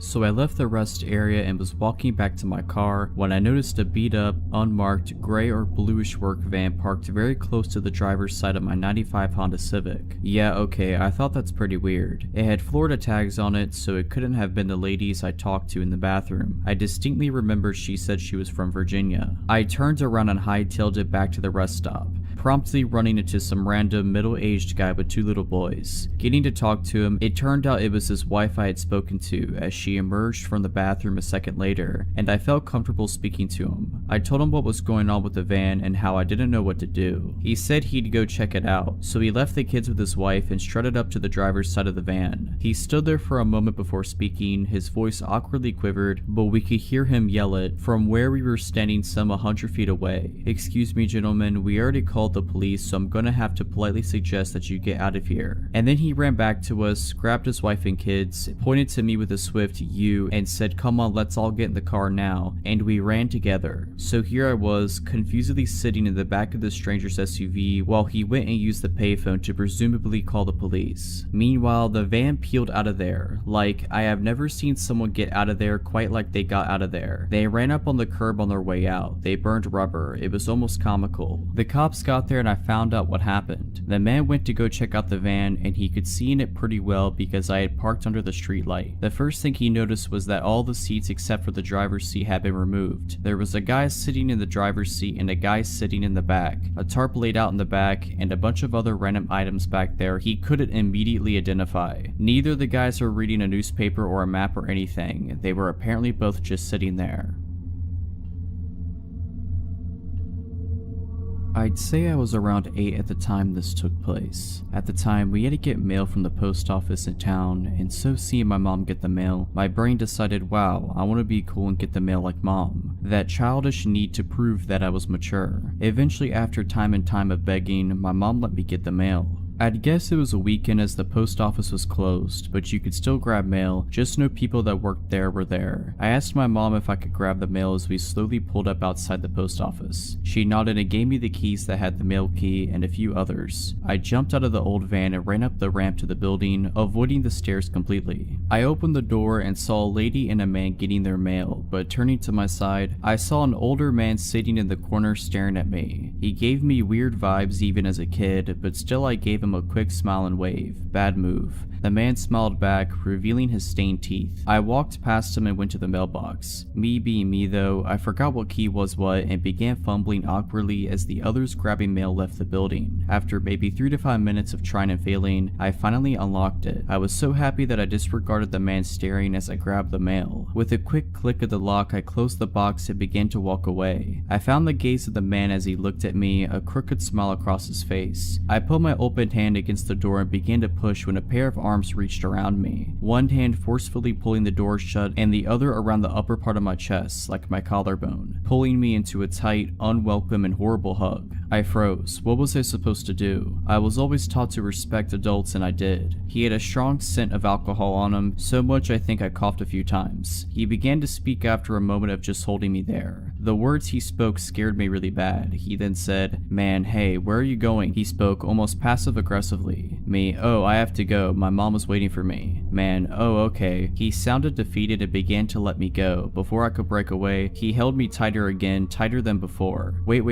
I have a dog, you know. He had a grin on his face. Me, "Oh, that's cool." Man, "Yeah, and you should come with me and you could play with him." I almost went with him at that moment, but luckily something told me not to. The next maybe 8 minutes he had let me go and pulled me back hard into him, his dirty coat brushing against me. He kept telling me to go with him. Finally, he seemed to snap. Man, alright, you're coming with me. Me, "What? But I need my mom. I have her keys and she's waiting for me, please." That was still my priority, her keys and mail. Man, "Nope, you're coming with me now." He opened the door and began to pull me out. In a moment of his weakness, I broke away, running to my mom in her car. I slammed the door shut, scaring my brother and my mother. I began shaking and crying, dropping the mail on the car floor. I picked it up and handed everything to my mom as she demanded to know what happened. I'd told her everything and she looked pissed. I was so glad that she was on my side. I looked outside, tears still streaming down my face, and noticed the man look at me through the car window from the top ramp of the building. I began to cry harder and panic as he started coming over. My mom stopped me as she noticed him coming. He fell at the bottom of the ramp and tripped. My mom laughed at the creep and started driving away, while she tried to comfort me, saying things like, "He was a harmless old drunk man and he didn't hurt you." I'm pretty sure I knew what his intentions were towards my younger self, and I'm just glad that I was able to get away from the man. This happened in 2015 when I was 16 and still living in my hometown, a forgotten little beach town in the middle of nowhere that's so remote it's probably not even known by surrounding areas. Basically, there's 3 things you can do there as a teenager: go to the movies, swim, or go to this pathetic little place called Miller's Fun Park. It's relatively similar to a lot of fun park type things, only a whole lot worse. There's a crappy arcade with broken skee-ball machines, batting cages that probably haven't been used since the early 80s, a pathetic mini golf course, and the most dangerous go-karts you've probably ever seen in your life. Miller's Fun Park is on the edge of a field. On the opposite side of the field, about 3 miles down, is the beach, and across the single street are woods. If our town is in the middle of nowhere, Miller's is practically on the moon. My cousin Emma and I decided one summer night that we wanted to go go-karting. It was around 10 p.m, so we knew it'd be almost deserted, but that was the way we liked it. I picked her up from her house and we made the long drive down. Once we had arrived and parked in the nearly empty parking lot, we hopped out of the car and paid for some go-karting tickets. The same people had worked there forever. There was no one there except for a few boys in the arcade and a guy who looked to be in his 60s sitting on a bench near the batting cages. Emma and I paid him no mind and went to the go-kart track. Like I said, these karts were incredibly dangerous, so I was focused on nothing but making sure I wasn't going to skid and flip as we raced way too fast around the windy track. This is why I didn't notice the guy walking over to the fence, and why I didn't notice him watching us until we pulled into the lanes after our last lap. He was standing on the other side of the fence right where I parked. He stared at me with the most unsettling expression, a weird smile with dark eyes. I managed an uneasy smile back, handed another ticket to the guy running the go-karts, who was obviously higher than a kite, and Emma and I went off again. This time I couldn't focus. The dude gave me the worst type of feeling. My eyes were constantly finding their way to the metal fence where he stood, unmoving and watching us every time we were in his view. And the thing that was bothering me the most was we only had bought 3 tickets. We were on our second to last run and he was standing directly next to the exit exit gate. I was just praying that he'd move before we were done. But of course, no such luck. Our last go came and went, and I had no choice but to pull in next to him, unbuckle my seatbelt, and get out of my go-kart. I glanced over at Emma a few feet away as I opened the exit gate to see if she was as scared as I was, but she didn't seem to notice as she bounced over and bragged about how she had beat me the last 2 times. I was barely listening. I opened the gate and the guy stepped in front of me just as I was leaving. "Hey there," he said. His voice was dry and he smelled of cigarettes. "What are you girls doing all alone here?" My eyes darted over to Emma, who was looking at the dude with both confusion and annoyance. What?" she said, pushing past the gate so she stood beside me. "It's so late." His tone was as hungry as his eyes, and he reminded me of a snake. "Do your parents know that you're out?" "Yes," I answered quickly. "They're waiting for us actually. We need to get going."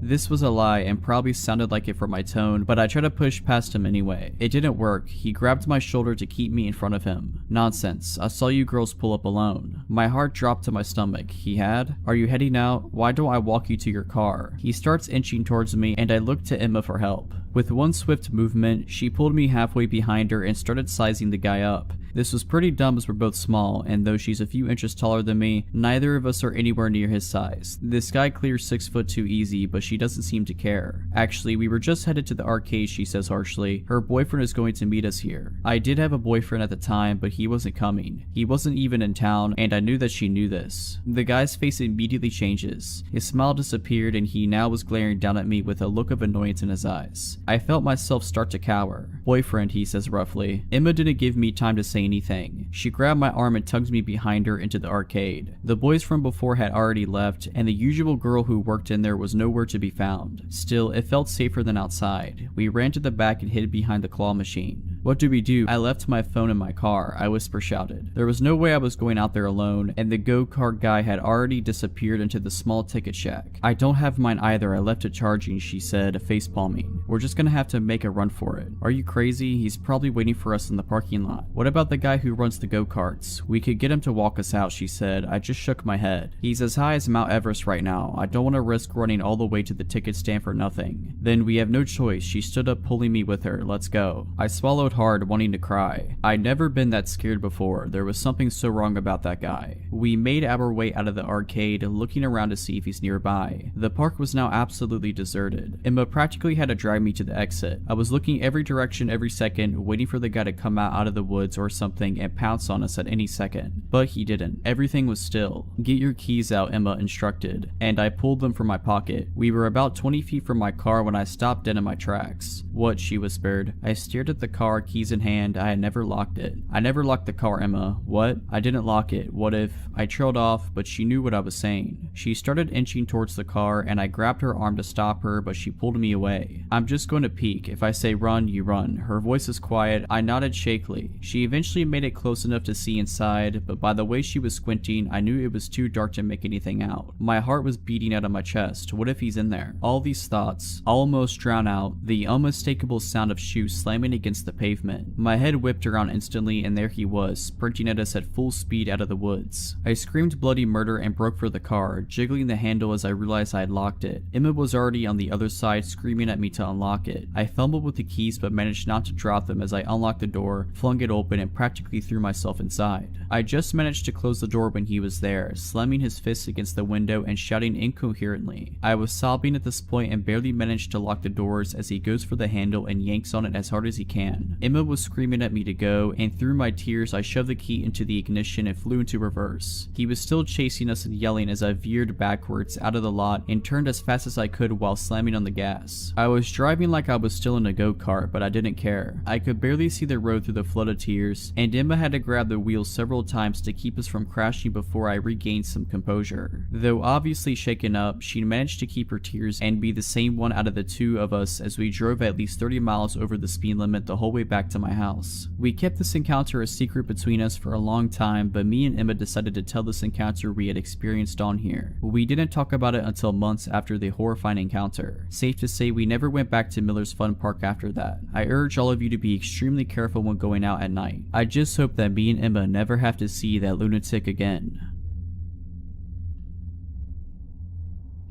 This story is about an event that happened to my mother around 1972 when she was 8 years old. To set the scene, both of my grandparents ran a restaurant/gas station in our hometown. They have always run a business of some type since the 50s. This means that a lot of days my mom would take the school bus home and stay by herself if my grandma had to stay and help run things, usually no more than an hour or two. My uncle, her older brother, would usually come home on the bus with her, but he was a little older and sometimes had football practice. So was the case on the day of the event I'm getting to. So my mother arrived home on this day, let herself in the house, and put away her things. She had just recently received a new puppy and knew the first thing she needed to do was take the pup out to the yard to use the restroom. She wrapped the dog in a white towel, this is important, and walked him outside. As she put down the dog, she shook its hair out of the blanket, flailing it about the wind. It's then she noticed the neighbor's son was staring at her from across the street. This guy was in his late 20s and was known to be very strange. My mom said he always creeped her and everyone else out. She said he would stare at her when she would play outside and made her feel generally uncomfortable. She said he appeared out of nowhere in his yard that day, and as she took out the blanket, he began grinning and waving. Feeling more than a little shook, she picked up her pup, went inside and locked the door. She began to do some homework, and after about 5 minutes of work, she heard a loud knock at the door. She slowly walked to the window to see who it was. She knew it wasn't my grandparents because of course they had keys. As she opened the blinds, her eyes locked with those of the creep from across the street, like he was already looking in the window. She jumped and said she screamed a little as she shut the blinds. She walked to the door and made sure it was locked. She said he just continued with the slow, continuous thud on the door, almost in rhythm. Knock, knock, knock. Then she really got terrified as he began speaking to her through the door. "Hi, sweetie. I saw you with your doggy. Let me in to see him." She was in shock. "Come on and let me in, sweetie. Please, I want to see your puppy." In full freak-out mode, my mom screamed, "You need to leave now. You need to go back to your house. I don't know you." He kept knocking. Knock, knock, knock. I can see the fear in my mom's eyes when she describes that part. He said, "Let me in. I saw you waving your flag of surrender." I kid you not, the guy thought my mom's shaking hair from the blanket was a flag of surrender and a sign for him to come over. My mom screamed, "I'm calling my dad and the police if you don't leave now." With this, the knocking stopped. She tried to catch her breath and shake off her fear. She then got up from the door and ran to the basement level of the home. It was an old house, so the kitchen and the rec room were down there along with the only phone in the house. She made it to the phone and began to dial 911. All of a sudden, she heard a shatter from the next room. She looked over to see the crazed neighbor attempting to crawl through the kitchen window. He was ripping down the curtain as his upper body got through, and my mother screamed what was happening to the police on the phone. All of a sudden, he was bleeding from the abdomen where the window glass had cut him as his lower half couldn't squeeze through. Then my mom began hearing my grandmother's screams, "What are you doing?" Then the guy yelling in pain and squirming out the window as she hit him from behind with some tool that was laying in her garden on the side of the house where the entrance to the window was. He managed to get out the window and bolted to his house. The police came, grandma called my grandfather, and he arrived as well after shutting down the business as soon as she told him. They arrested him for breaking and entering. On the day of his court date, he told them the white flag of surrender story, but this was the final nut on his crazy cake as they put him in a mental institution that day. He may have gotten out but went back because my mother said he later died in an institution. Outside the courthouse, the crazy family of the creep tried to blame my 8-year-old mother, and the man's father called my mother a harlot. We always can't help but wonder though, what would he have done to her if my grandma didn't come home at that moment? This took place when I was about 16. My aunt was in town visiting and we were coming back from the grocery store. We were driving back to my mom's house. My parents are divorced and she lived way out in the country. Like, it's a 10-minute drive from anywhere. We pull up our driveway and a red car pulls in behind us. My aunt and I stay in the car and the man approaches the driver's side door. I can't rightly tell you why he looked like a creep, but he looked like a creep. Very pasty skin, eyes that were staring down too hard, just overall weird. He claims he is lost and looking for his way to a fitness center in the town next over. The exact fitness center that is about a minute away from where the grocery store is, i.e. the opposite direction of where we just came from. Super odd, but I give him directions. He thanks me, but continues to stare at me. He asks if we know each other and I reply no. He gives me his name and I again repeat no, I do not. A couple of seconds of awkward staring and he asks me what my name is. Well, being an idiot and feeling anxious, I tell him that was a mistake. He confirms we don't know each other. Oh really, and heads back to his car and we watch him leave. My aunt and I agree he was very strange, but shake it off and take the groceries in. From where we were parked, you have to take a little windy path up behind the house to the back door. My aunt goes outside to grab the rest of the groceries, and I settle on the couch in the living room and look outside. Red car in the driveway. My aunt comes upstairs and said the guy was almost to our door and claimed he forgot the directions. My aunt curtly told him right, left, right, and told him to leave. The directions were truly that simple when following the main roads. I'm freaked, she's freaked, but we never see him again. A month passes and I'm chilling at my dad's and posted something like, I'm bored at my dad's house, who wants to chill on Facebook. Guys, always set your page to private. Several minutes later, I get a message from the same guy asking if I wanted him to come over. I'm home alone and understandably terrified. I immediately block him and tell my dad, who goes to one of his cop friends to see if they know anything about this guy. Well, this man was kicked out of a local university for stalking, and had 2 other counts of stalking on top of that and a restraining order. Another month goes by and I'm in study hall with a friend, and he is telling me about this guy who was stalking his older sister. I don't remember the specific details, but it was definitely the story of someone being stalked. The craziest part was the stalker almost drove this girl's brother off the road in an attempt to get him to pull over. Once pulled over, stalker jumped out and was making his way to my friend's vehicle when my friend noped right out of there. I'm sure you guessed it, but the stalker and the creep I ran into were the same person. I was always the weird kid growing up, so making friends was never easy for me. I was a bit of a punk in high school, so living in a preppy, religious town was not my ideal place. Eventually, I met this boy, Sean. I was so happy to finally have someone I connected with. We quickly became best friends and hung out almost every day. He was odd, but so was I, so I just looked past it. Most of the time we were hanging out, we were also on drugs, so I figured some of the stuff he said was just the drugs talking. But one day he said, I'm gonna stab someone this week. 4 days later, he threatened to shoot up a place on Instagram. He played it off as a joke when I confronted him about it. His parents took away his phone and forced him to move away for a few weeks to let the air clear, but we kept in contact. At this point, my dumb self realized I was in love with him. I did everything I could to clear his name. I even got into arguments with parents on Facebook. My parents begged me to stop talking to him, but for some reason, I truly believed he was good. I didn't want to believe he was capable of hurting anyone. The whole shooting thing never really blew over. When he came back to school, students would run from him in the hallways, people were sending him threats, his reputation was ruined. After all of this, something in him changed. He was angrier. We would be talking and joking around about something, and he would start attacking me with words. If I made a new friend, he'd go out of his way to ruin my new friendship.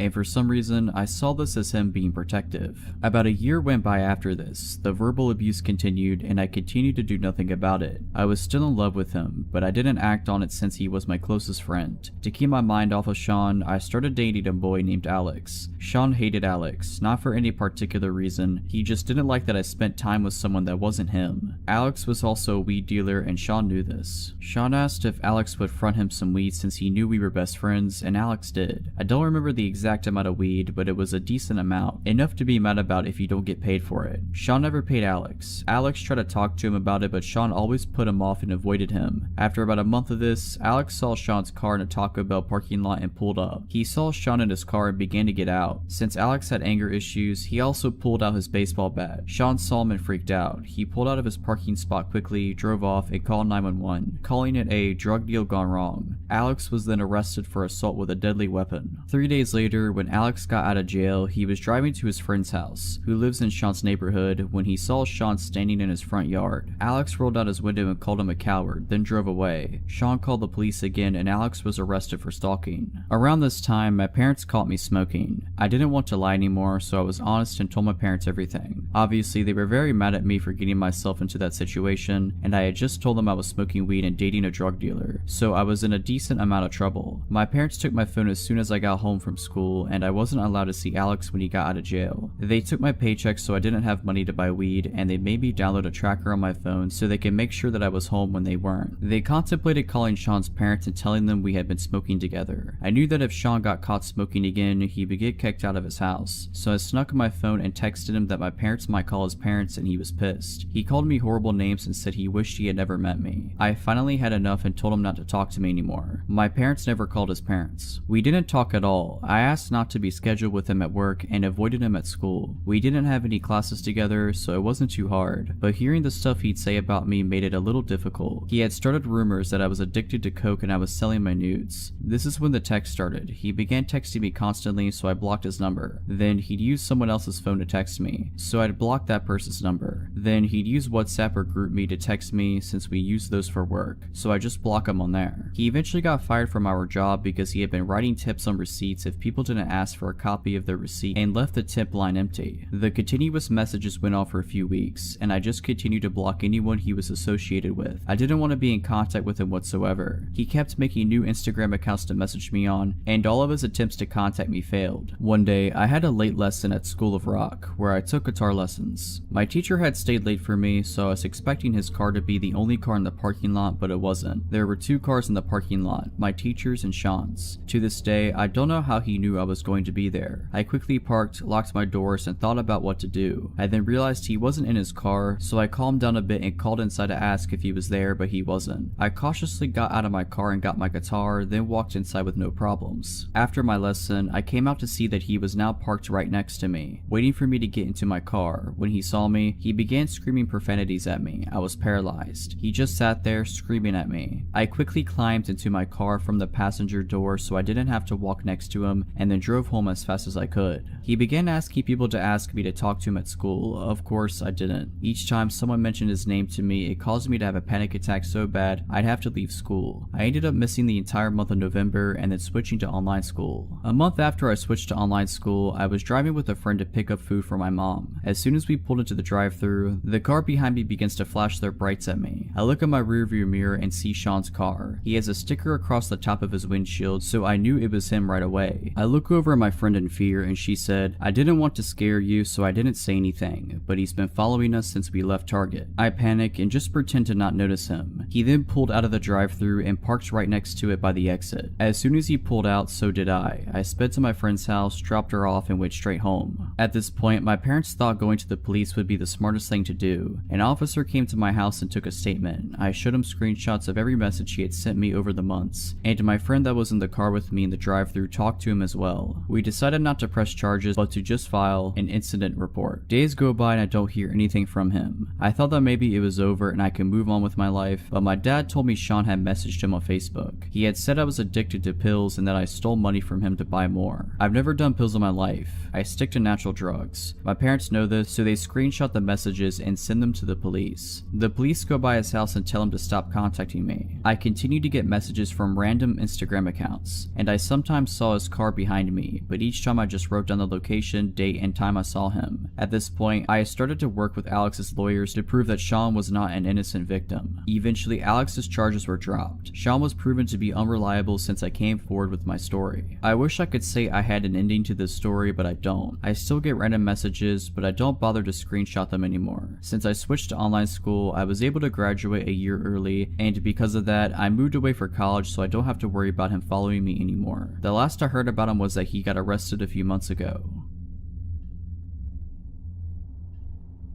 I went on a Tinder date some time ago while I was adjusting to a new city I had moved to. I didn't really know anybody there, so I used some online dating apps to see the dating scene around town. I landed one from a girl that seemed just like a chill person. We had a few exchanges through the Tinder app and then decided to meet up for a drink. I picked her up at her house and she greeted me at the door and gave me a hug. She said the name of a local bar she wanted to go to for us to chat and get to know each other. I told her I would drive and proceeded to my car. The first red flag I noticed was when I walked to my car and opened the door. She had just followed me to the driver's side and was standing behind me staring. I looked at her blankly for 15 seconds and asked her if she was going to get in. She said sure, I would love to, and went the long way to the passenger side around the back of the car. Since I had just met the girl, I figured she had just maybe smoked some weed or something, as I had kind of got the vibe she was a bit of a stoner. As I was driving to the bar, she talked in a very low voice, almost as if she was trying to whisper. I am not hard of hearing or anything, but I had to ask her to repeat herself several times just so I could make make out the full sentences she was saying. When we got to the bar, I made sure we got a seat closer to the back away from most people, just so I could have a little quiet in order to hear her. The conversations honestly carried on as normal from this point, and it was actually a fun time for the time being. We talked about different things we were interested in, and she did bring up she did recreationally use weed and a few other tripping substances like shrooms and such. I am not much of a fan of these, but it at least made me relax in the back of my mind to think maybe she was just high off marijuana, and that rationally explains some of the out of their behavior. Granted, I had a few drinks at this point, so I was honestly not thinking straight. I asked her if she wanted to go to my place after drinks, and she agreed. When we got to my place, we had a few more drinks, then she started talking about her jewelry. This is where it gets weird. She told me her jewelry was her big secret and it defined her. When I asked her why it was so important, she said, "I'm actually Anastasia, and I was never killed in Russia. My jewelry is my link to my past." It was hard for me to take that serious at this point with how much I drank, so I kind of challenged that statement using the little bit I knew about history. At this point, she freaked out and started yelling at the top of her lungs about how I don't respect ancestors in history. And then she got quiet and tiptoed right up to me and grabbed me by my neck. She then brought my face eye to eye with hers while still holding my neck. She says at this point, "I am a shaman and I will curse you. My ancestors have destroyed many people and you do not respect that. You are from oppressive ancestors and they will be punished." Then she put her hand in a whiskey glass and made a cross on my face and kissed my forehead. At this point, I started to sober up a little. I talked her into calming down, telling her I was only joking. Then she slowly started getting back to normal. Then she started talking about her cats. She tells me she has a list of people who she tames to act as cats. I am not about judging people on their interests, so I listen in. She then tells me all the things she does to them and starts acting like a cat in my living room. My red flags in my head were tingling like crazy at this point, so I just listened to try not to set her off. She noticed sage on my kitchen counter and asked me to let her light it and bless the house. Side note, I use sage to make my house smell better occasionally. It's kind of a ritual I like to do, but it's mine and mine alone. Something I take very personally and I like to do myself. I tell her no, she can't light it and that it's my thing to do on my own. Then she freaks out telling me I am a horrible human being and screaming all over the place. I tell her I can take her home now and she runs to the door and goes outside. As I get outside, she is screaming at the top of her lungs that I am a horrible person and I should go die. I tell her she can walk herself home then, and I go back to my place and lock the door. She then starts banging on the door hard in about 10 minutes saying she left her phone in there. I grab her phone off the kitchen counter and open the door to hand it to her. She tries to barge inside and I block her with my forearm. She then acts like she's about to punch me. I just hold my ground and tell her she is not coming in. She screams she wanted the whiskey bottle we were drinking from. I told her no, because I paid for the thing. I slam the door at that point and lock it. I hear her bang on the door for a minute. I then hear her footsteps going down the stairs. I waited about an hour and then went walking outside to see if she was still hanging around. I didn't see her, nor did I ever see her again after that.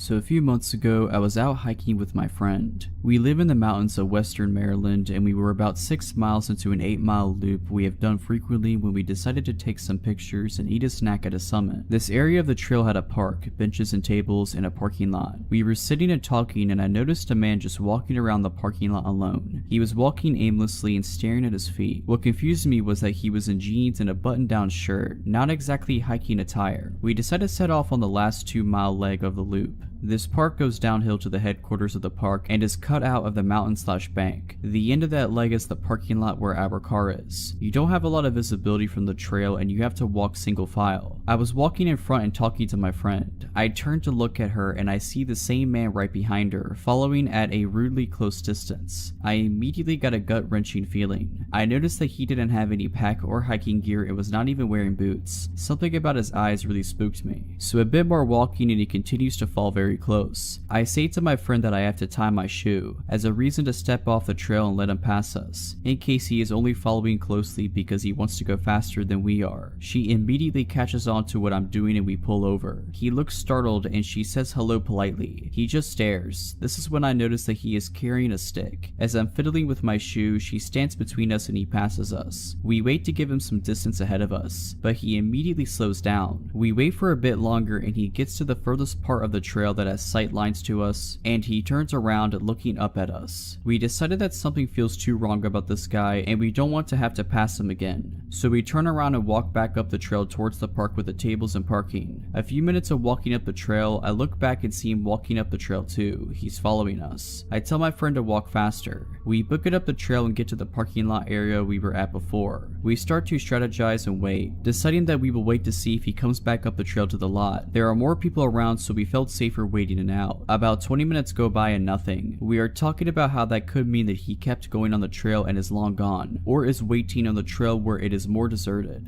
We see a couple come up from the trail where we were, presumably taking the loop in the opposite direction that we are. We approach them and ask if they saw anyone on the trail between the slot and the next. They tell us they saw a young man sitting on a rock about halfway down. They describe the man who was following us. We explain our interaction with him to the wife and get into a conversation back and forth about whether or not he was a threat. The husband finally interjects and says we need to call a ranger. He wasn't just sitting there, he had a knife and was carving that stick. Needless to say, we called a ranger. The nice couple walked that last leg with us to make sure we got to our car safely, and then even gave us their numbers in case we needed anything. The rangers then walked the trail, but there was no sight of him. I wish I knew where he went and what happened to him, but I'm glad to know that my instincts are legitimate. If you're liking this video, all I ask is that you make sure to subscribe to my channel and like this video. Thank you.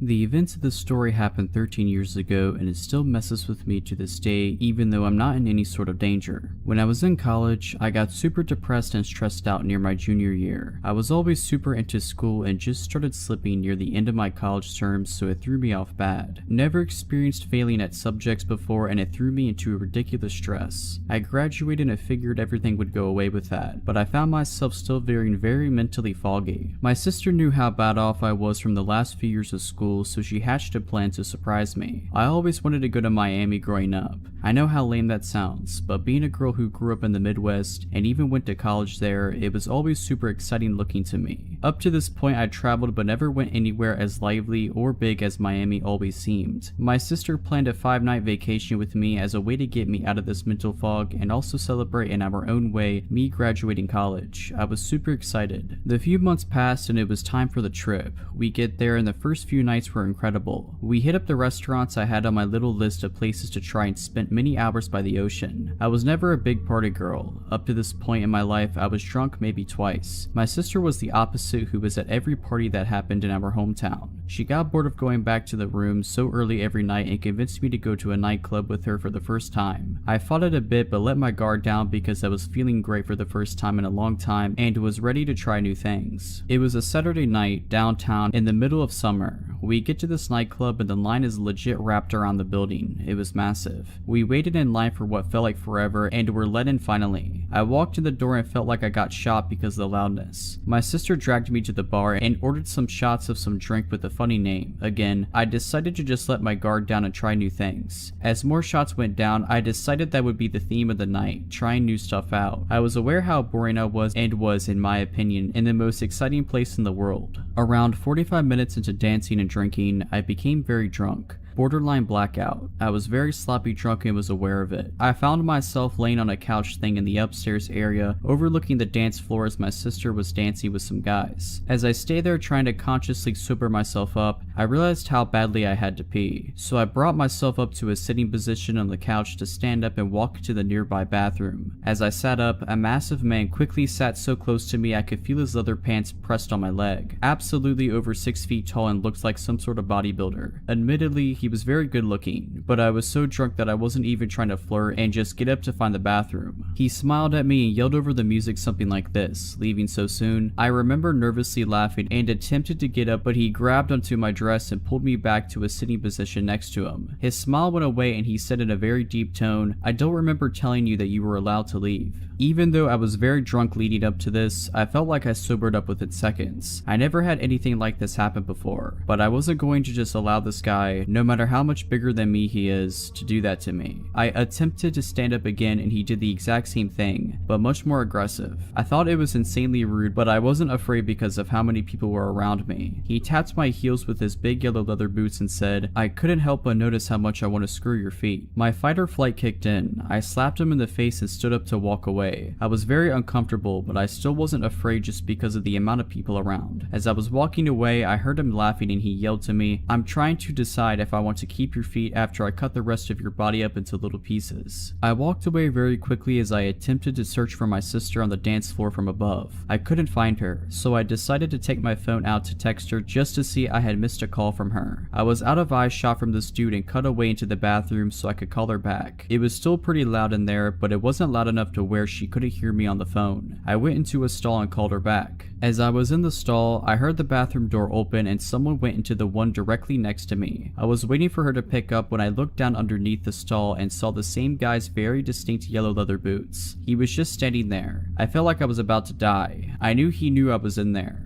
I held my breath and hung up on the phone just staring at his shoes, not moving a single bit from when he shut the door. I heard the main bathroom door open again and I immediately ran out the stall, out the door, and straight to outside the club without slowing down once. I was terrified. Just so happens my sister was close to where I came out trying to call me to ask if I was ready to leave. I told her we needed to get back as soon as possible. We got back to the room safely and I told her everything that happened. She suggested calling the police, but I was just ready to drop it. We changed our flight and the next night flew back home. I searched for a few years pretty actively online for arrests in the area to see if he would ever come up. He never did. After a few years, I moved on mentally and got over it for the most part. I don't know who this guy was, if he was trying to say things to scare me or if he was serious.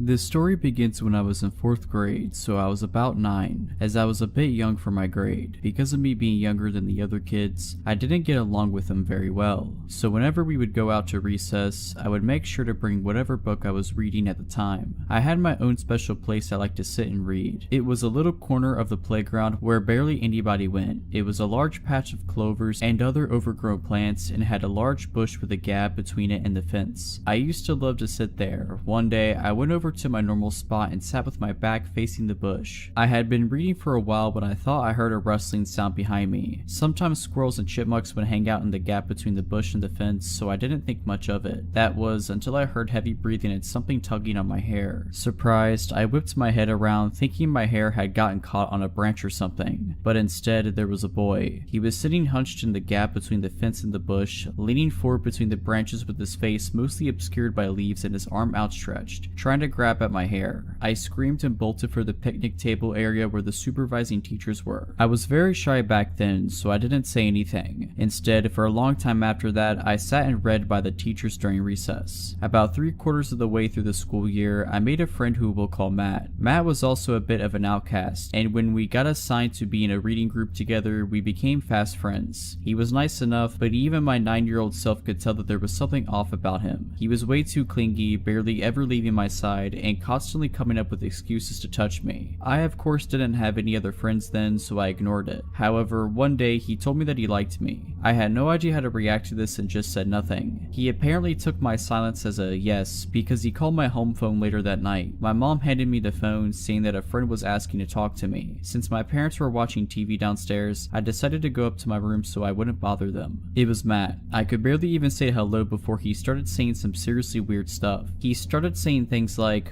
"What do you want to name our kids? When we get to high school, let's run away and start a family. I bet you look really cute when you're asleep." Now, this would be creepy for anyone, but I was 9. I had no idea how to handle the situation, so I just stayed away from him. He was not happy about this, constantly glaring at me and just being all around super creepy. A year later, I was halfway through 5th grade and had a serious bully problem, but that's a story for another day. It got so bad that my dad decided one day to not wait until the next school year and instead switch schools the following Monday. 5th grade at my new school was great, and starting in 6th grade, my parents got me my first phone. Of course, I called up Clara, who became my friend after the Matt incident, and let her know about my new phone. A couple more months passed, and one night, I got a call from an unknown number. Picking up the phone, I froze when I heard Matt's voice. I still vividly remember what he said. "Hey, I missed you so much. Why'd you leave me?" Not even a second after he said that, I hung up, blocked his number, and called up Clara, as she was the only person at my old school who had my number. Apparently, Apparently, after school, he had asked to see her phone to call his mom, as he had forgotten his at home. She handed it over to him, as she was a very kind but quite gullible girl. Soon, she noticed that he was taking a while and that he had a pen out and was writing something on his arm. She yanked her phone away and he panicked, sprinting off. Looking down at her phone, she saw that he had opened up my contact info. I was freaked out but felt safe as I had blocked his number. That didn't stop him though. He would call me every single week from a different phone, leaving at least 10 messages every time. Every time I would block one number, he'd somehow call from another one. When I got a new phone, the call stopped and I forgot about it until freshman year. At my high school, there were a couple of kids from my old school, and I suddenly remembered Matt. I asked one of the boys, Harry, if he knew what happened to Matt. According to Harry, he got expelled. Teachers had caught him smelling and touching girls' hairs, touching female students, and trying to sneak into the girls' locker room. The realization hit me like a semi-truck. Smelling and touching girls' hair. It was Matt from all of those years ago when I was reading at that tree.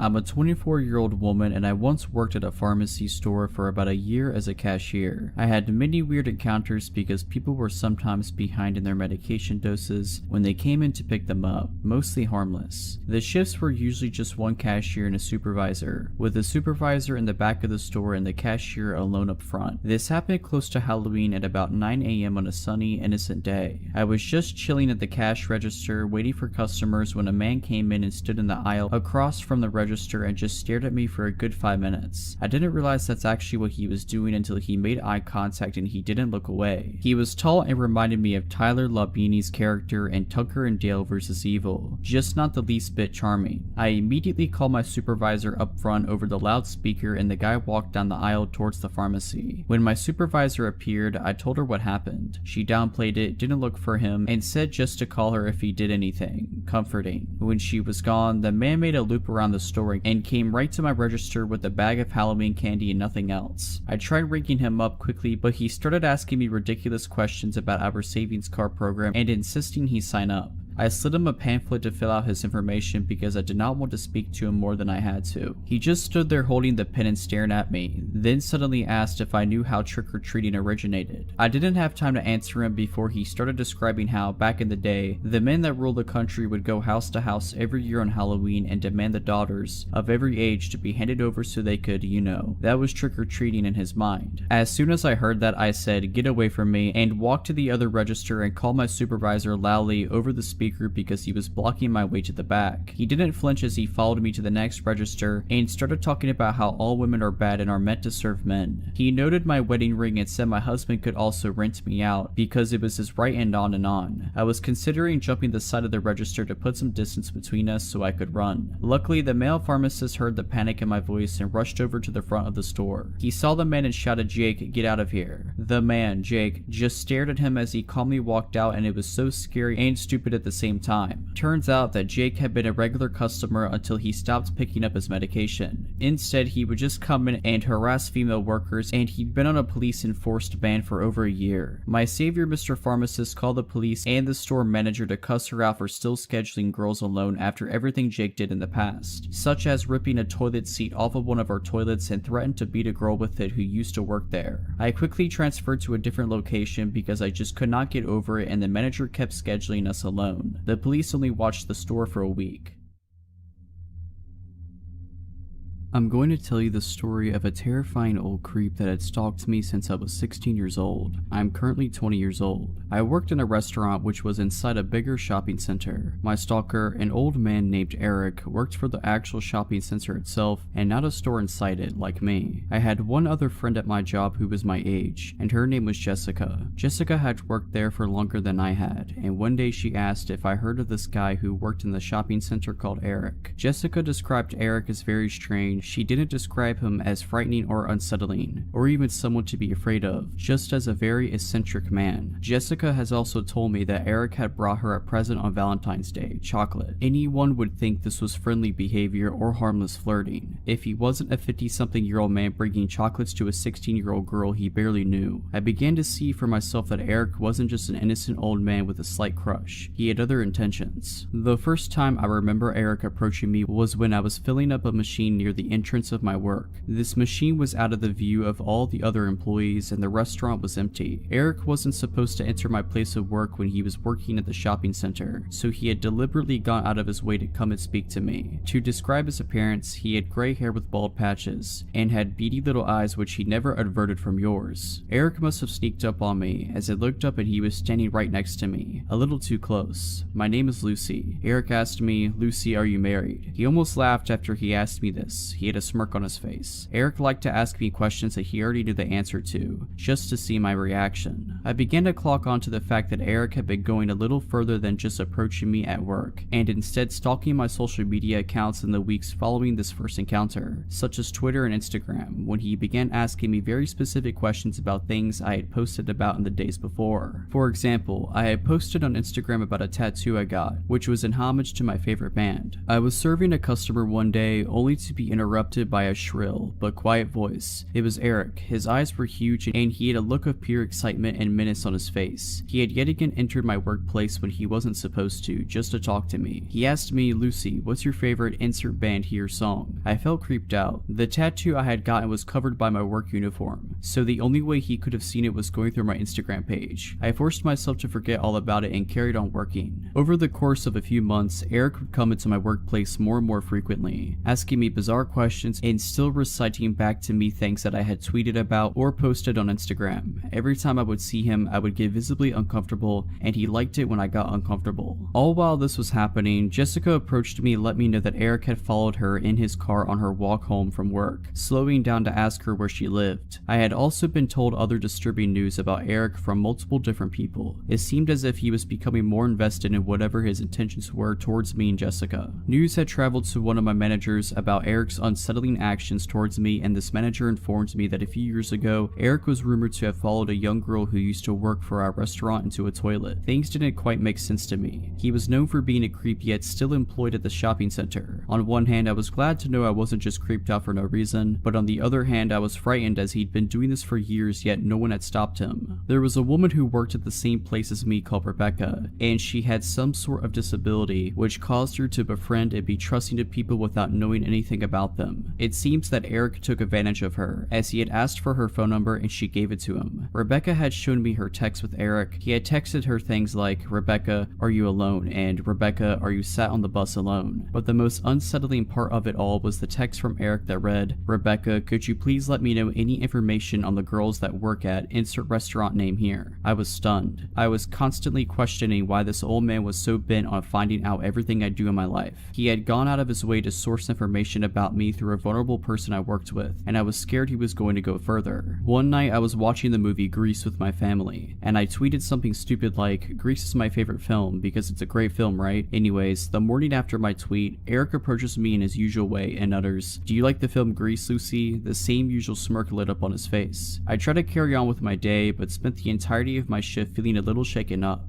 The very second I clocked out of work and got into my car, my phone went off. This was a notification for PayPal. I clicked on this notification to see that I had received £3 from an Eric, and the note attached to it read, "To Lucy, Grease is the word from Eric." He literally found my PayPal and sent £3 to it and quoted the movie Grease. If this wasn't crazy enough, in the days following I received a string of anonymous and incessant calls, one after the other. My phone rang all night. I had to turn it off to get away. Even when I turned my phone back on, the calls continued. The phone calls that I did answer were just someone breathing down the phone, making a point to breathe heavy. I had no proof that this was Eric, but it wasn't hard to put two and two together after all the links he had gone to in order to track down my personal information. If he had found out my PayPal address, my phone number, and all of my social media accounts, what was stopping him from finding out where I live, breaking in, hurting me or my family? I reported Eric to my managers and they passed my complaint on to the managers of the shopping center. At this point, I was genuinely scared for my safety. Multiple girls added to my statement and added details of times they had witnessed Eric's unsettling behavior, of times he had been inappropriate with them too. Eric had been cautioned by the shopping center's management, yet nothing was done, except the fact that he was warned not to talk to me. Eric found ways around the no talking to Lucy rule. He would make animal noises at me when he would see me, like a monkey or a dog or any bizarre noise that would get my attention. I think he just wanted me to think that he outsmarted me, and found a way around the rules. After this, I stopped working at the restaurant as a full-time job, and saw Eric less and less, which was obviously great for me. I moved cities studies as I went away for university and made new friends which distracted me from my old life in my hometown. After moving away and starting my new life, I forgot about Eric. I was soon going to remember though. On Christmas Day, I was back home in my hometown with my parents. My phone buzzed with a notification. I received a notification from PayPal and it was the exact amount of £3, only not from Eric this time, but from a girl whose name I didn't recognize at all. I opened up the PayPal app only to see a note attached to this payment I had received. The note read, "Sending on behalf of Eric." I had forgotten all about Eric and now he was antagonizing me through other people. I threw my phone down on the couch and spent the night drinking with my family, until I forgot about the notification. I since haven't seen or heard anything from him, and I wanted to stay that way. I'm not sure if he still works at the shopping center, but I don't go there anymore, so I don't have to find out. So this was back in 2011. There were 4 girls living in the house, including myself. Parents' place and I would sublet rooms. First girl was a child friend who moved in to get away from an abusive ex. Second girl applied via online ad and was normal enough except for telling everyone her daughter was actually her niece. Party girl. Third girl was a run-of-the-mill insurance claim processor and quiet type who kept to herself and usually declined any invitation from the rest of us when going out or socializing. Quiet girl. So party girl and I buy tickets to go to a concert at a town. Childhood friend can't get the time off of work and opts to stay behind, as does quiet girl. No surprise there. So party girl and I leave on our trip and spend the night dancing away. Meanwhile, childhood friend comes home from work to find quiet girl sitting in the shower screaming/crying with the bathroom door wide open. She asks if she's okay and calms her down. Quiet girl says she wanted to make dinner for all of us and party girl and I have ruined her cosmic plans. Childhood friend sees spoiled chicken breasts in the sink and thinks, oh, she just wanted to do something nice, and offers to go out to dinner together, as party girl and I will be back tomorrow night and we can all do dinner then. While at the all-you-can-eat Chinese food restaurant, childhood friend notices quiet girl is stuffing her purse with food. This is odd. She's not wrapping it in napkins, just shoving it in there. When they get home, quiet girl started talking all this crazy stuff that made no sense, and childhood friend gets a little nervous and goes to bed early, locks herself in her room, and nopes out for the night. When party girl and I get home the next afternoon, we notice a few things. Childhood friend is already at work, but quiet girl is sitting on the living room couch completely naked and has covered her body in the stuffed animals that belong to the rest of us. Rotten chicken is still in the sink and smells strongly of bleach and other chemicals. Knives are laying around it, pictures have been removed from the walls. I go to my room and see all the pictures of my dad have been piled up in the middle of my bed. I ask quiet girl about this and she explains I need to be reunited with my father. He died in 2003. Party girl emerges from her room wondering why her underwear is piled up in the middle of her bed and several other possessions have gone missing. Quiet girl says she needed them for the ritual and explains we can find what we are looking for in the backyard. We find the charred remains of our things in the smoldering fire pit. We are both angry at this point and demand she explain this behavior. This is where she goes full crazy and explains that our souls are all linked and only through death can our bonds be truly realized. She explains that her and my cat are one soul and that he has been telling her about all of our sins and bad behavior. Also that it's actually her cat. She then full on threatens to end our lives as soon as the last member, childhood friend, has arrived. I grab the largest knife I own while party girl and I barricade ourselves in my room in the basement. She calls childhood friend telling her not to come home as it isn't safe, and I call 911 as my life has been officially threatened by someone who has clearly lost her grip on all reality. Cops arrive within minutes and ask quiet girl her name. At this point she just starts screaming her first, middle, and last name repeatedly, over and over again, will not stop. My cat is trying to sneak out the front door and I ask one of the officers to grab him. She begins to scream that it is her cat and not to touch him. I am in tears and offer to retrieve his adoption papers. I am terrified and don't know what to do. Party girl is hiding behind me. Then quiet girl loses her mind, jumps up and attacks the officers. It took 3 of them to pin her down and arrest her. Once she was removed, I wrote up a letter of eviction and we began bagging up her room. That's when we discovered that she was a schizophrenic who was offered schizophrenia medication. Her boyfriend came later that day to collect her things as I had called him to notify him of the situation and he was totally clueless. He accused the rest of us of running a drug-ring party house and driving her insane. Not true at all. We changed the front and the back door locks that night and put new locks on each bedroom door as well. She later tried to serve me papers and sue me for wrongful imprisonment. Pretty sure the cops made that call, not me. Nothing ever came of it, obviously. I have not had a roommate I wasn't related to since.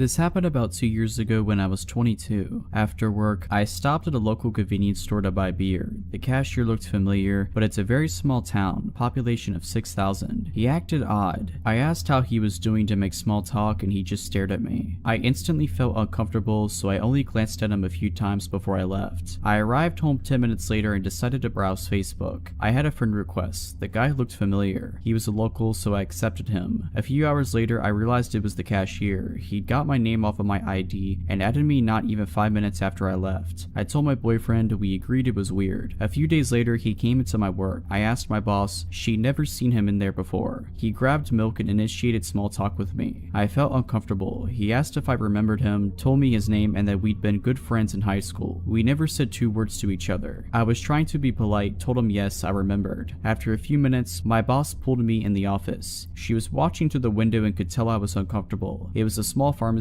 and we were all close. He started coming in every few days. If I wasn't there, he'd ask for me. After a few weeks, my boss would pull me in the office whenever he'd walk in. All the managers were briefed and did the same. That was all they could do until something happened. Then he stopped coming in. We didn't see him for a few weeks. I was relieved and went about my business. I was allowed to carry my cell phone on the floor. My mom was very sick, so if she needed anything, the managers were fine with her calling me. I got a text from a random number shortly after. I asked who it was and they replied, "You don't remember? You gave me this number. It's my stalker. I'll call him George." My heart started pounding. I sent a polite, short message back. After I work, I checked to see if my phone number was anywhere on my Facebook. It wasn't. George started messaging me daily, calling me babe. I was freaked out to say the least. My boyfriend was working out of town with limited cell reception, so I couldn't let him know what was going on. A few days later, I got a message from an old classmate I still talk to once in a while. "Hey, did George ever get a hold of you? He said there was an emergency and needed to contact you. Is everything alright?" I broke down crying, finally acknowledging that yes, I was being stalked. I didn't know if he was violent and he knew where I worked, so I sent him something like, "Hey, I just wanted to let you know that I have a boyfriend. I didn't want there to be a misunderstanding between us." That's when it got bad. He called me a liar, telling me he doesn't know why my ugly self would even think he was interested in me. "No man would be interested in your nasty self." I asked him to leave me alone. The insults got worse. I shut my phone off and tried to ignore him. A few hours later, after calming down, I turned it back on. The last message he sent read, "I know where you work. I know where your house is. I could kill you in your house. Try to call the cops on me. I'm in New York right now. Do it. They can't protect you." Obviously not as legible. I could tell he was mad and wrote it in haste. I called a friend and explained, showed her the text. She took me down to the police station where I showed them the text. I filed a report and later got a restraining order against him. Turns out he already had 2 other restraining orders from girls he'd done this to as well. My boyfriend came back a week later and I told him what happened and had to stop him from hunting him down. Last year, he tried getting my number from a friend over Facebook. She blocked him. I haven't seen or heard from him since, thankfully. There have been very few times in my life I've been that scared. For some context, I'm a 32-year-old female. This happened to me when I was about 25 or 26. I work full-time as a researcher at a university, which is where these encounters took place. I'm not a professor or anything, and because of my age at the time, I could have easily been mistaken for just another student wandering around campus. On some days, when the weather was nice, I would prefer to spend my lunch hour strolling around the university grounds outside, or sitting underneath a shady tree on a bench, enjoying the time I was not sitting in a cramped corner of a lab. On one of these days, I was sitting on a bench enjoying the fresh air, and a male student walking by asked if he could sit next to me. I'm a pretty shy and awkward kind of person, so even though I really would have preferred sitting alone, I said sure. He initiated simple conversation, to which I obliged, but being careful not to be too forthcoming. He mentioned he had seen which apartment building I came and went from, which slightly alarmed me, given I had never seen this person in my life. But I pushed the thought from my mind. After all, the weather had been decent lately, and I had nearly spent all of my lunch hours for the past week outside. He asked if I was studying within the mentioned apartment, to which I told him I was not a student, but rather I worked there. He told me he was an engineering student and then followed up with asking me out to coffee sometime. I apologized and told him that I had a boyfriend and would have to decline. We parted ways after that, and I assumed I probably wouldn't see him around again. About a week or 2 went by, and I was spending another lunch hour outside on campus, sitting on a different bench somewhere, seemingly out of nowhere. The same man from before asked if he could sit next to me again. Admittedly, I don't remember what he started talking to me about at first. My mind was reeling and I was rather uncomfortable having to potentially turn this guy down a second time. Sure enough, he asked me again if we could go out for coffee sometime. I apologized and reminded him that I had a boyfriend and I would not be meeting him for coffee. And again, he left after that. I was feeling rather anxious now, but it still hadn't reached a level where I felt I had to be too concerned.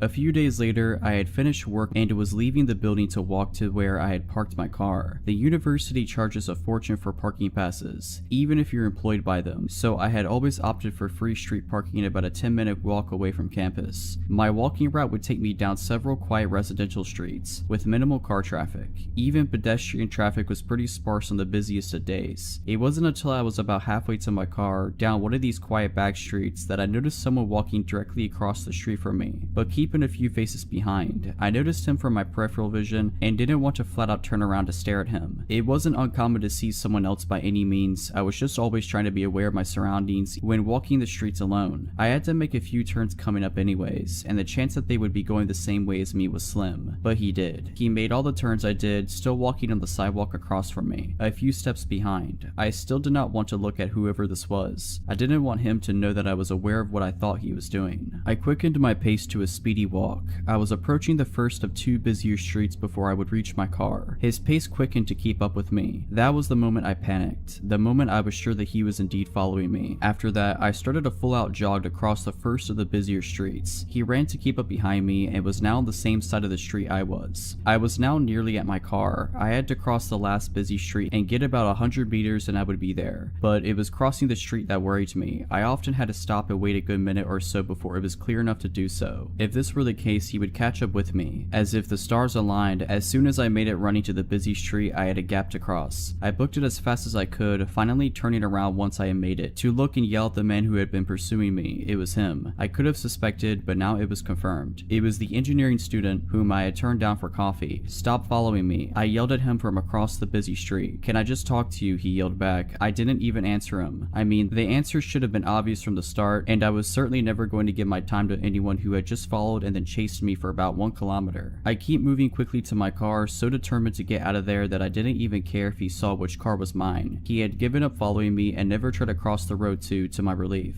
I got home and broke down. I was shook. I had some anxieties walking to and from work after that. It wasn't long before a coworker and I would walk most of the distance back to our cars together after work. I even changed where I started parking for a time. A few weeks had passed since the incident, and I had not seen him around campus at all. I had started spending my lunches in the lab instead of outside, but occasionally I would go to the student center to buy lunch instead. This one particular day, the food court in the student center was packed, almost shoulder to shoulder. I was standing in line at a burger stall, and I heard a guy try and get someone's attention through the crowd. I look up and it's him again, waving to me and trying to make his way through the people. I panicked, and even though I'm terribly shy, I started a scene and yelled to him to leave me alone. His face dropped instantly as people stared at us, and he slinked back into the sea of students. My heart was pounding and I was shaking. I don't even remember if I ended up getting food after that. I went back to work, and from then on was even more focused on my surroundings than I ever was before. It's been 5 or 6 years since then now, and I still work at the university. I am so relieved to say that I never saw him again after the food court, and haven't had any other harrowing accounts on campus. I never asked the guy's name, so I couldn't even report an incident to campus police or anything. All in all, I'm just glad I never saw him again, and I can only hope he never did this to any other girl before or after me.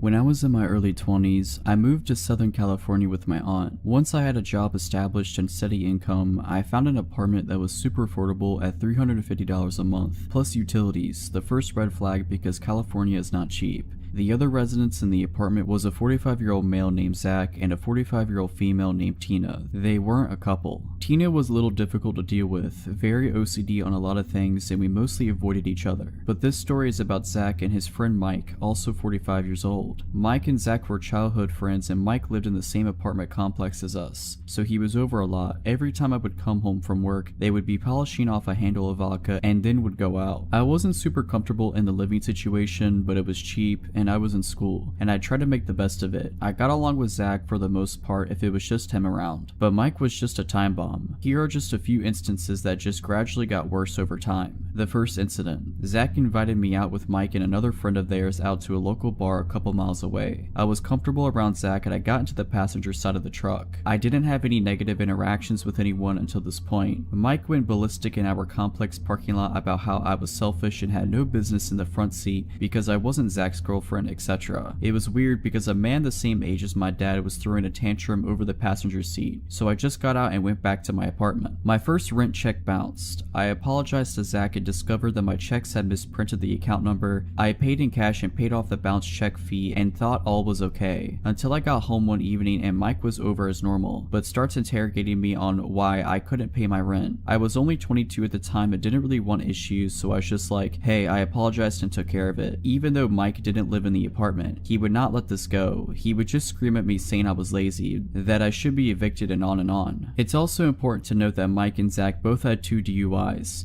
Zach was a school teacher and ended up being let go because of the DUIs. However, both men continued to drink excessively all the time. I also had to have a key made for the lock on my bedroom door because it would get violent a lot, and that was my safety net. A lot of other instances happened, but this one takes the cake and is the point to the story. Zach and Mike had gone out and took an Uber to whatever local bar. I had gotten home and went straight to my room as always. I hear the front door swing open and Mike was pissed drunk screaming his head off about how he lost his new iPhone. This guy starts beating on my bedroom door demanding to be let in because he knew I had his phone. I cracked my door open and he had stepped away from the door with his fist balled up like he was going to hit me. I told him I didn't have the phone. Mike circles back to the one time, months prior at this point, that my rent check bounced and I obviously need money. He demands that he come into my room and tear my room apart looking for said phone. I told him absolutely not and shut/locked the door. Mike started banging on my door and trying to unlock it, threatening my life, saying he was going to kill me and lots of other gross and scary things. I was told if I called the police that he would beat me to a bloody pulp. This was especially scary because my aunt was my only family nearby and she wasn't really helpful. She just told me to be an adult and deal with it. Other than that, I didn't really have a support system. I told Zach a couple of days later that I would be moving out immediately and would not be paying rent for that month. Then out of Zach's dark bedroom, Mike just pops up with a smile saying bye, almost taunting. I hurried into my room and locked the door. I could hear Zach blaming Mike for me moving out and Mike continued to just call me names and asking how I had the money to move out. The iPhone was found for anyone who's curious. It had fallen out of his pocket in the Uber he was in, but obviously the first step to finding the iPhone was to flip out on me versus calling the Uber driver. This was almost a decade ago and I don't know what happened to that pair.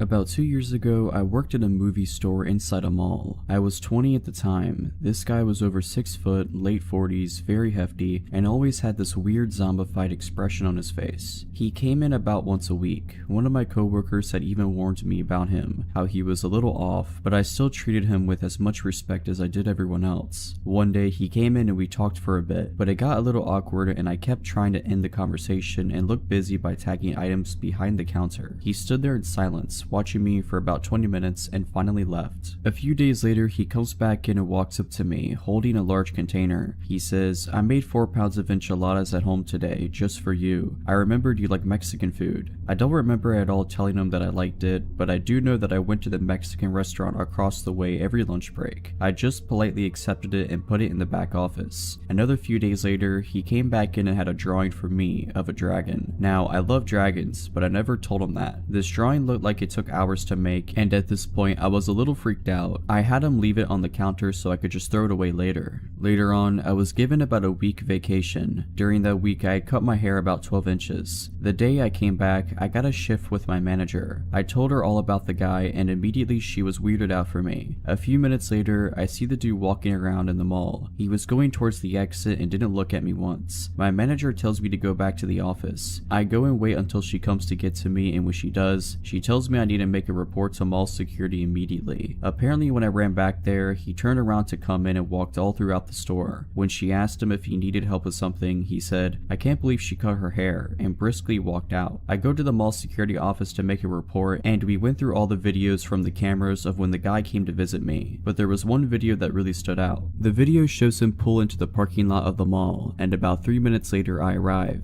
This was really early in the morning and no customers were here yet, but there were cars in the lot. I didn't notice him at all. It shows me walking through the entrance and him following me. Right as I open the entrance door, the man starts sprinting towards me. I walked inside just in time. It shows him stop and just stand in front of the door, watching me through the glass walk a little further away. He begins walking normally inside the mall. I never noticed him behind me. That part really screwed me up.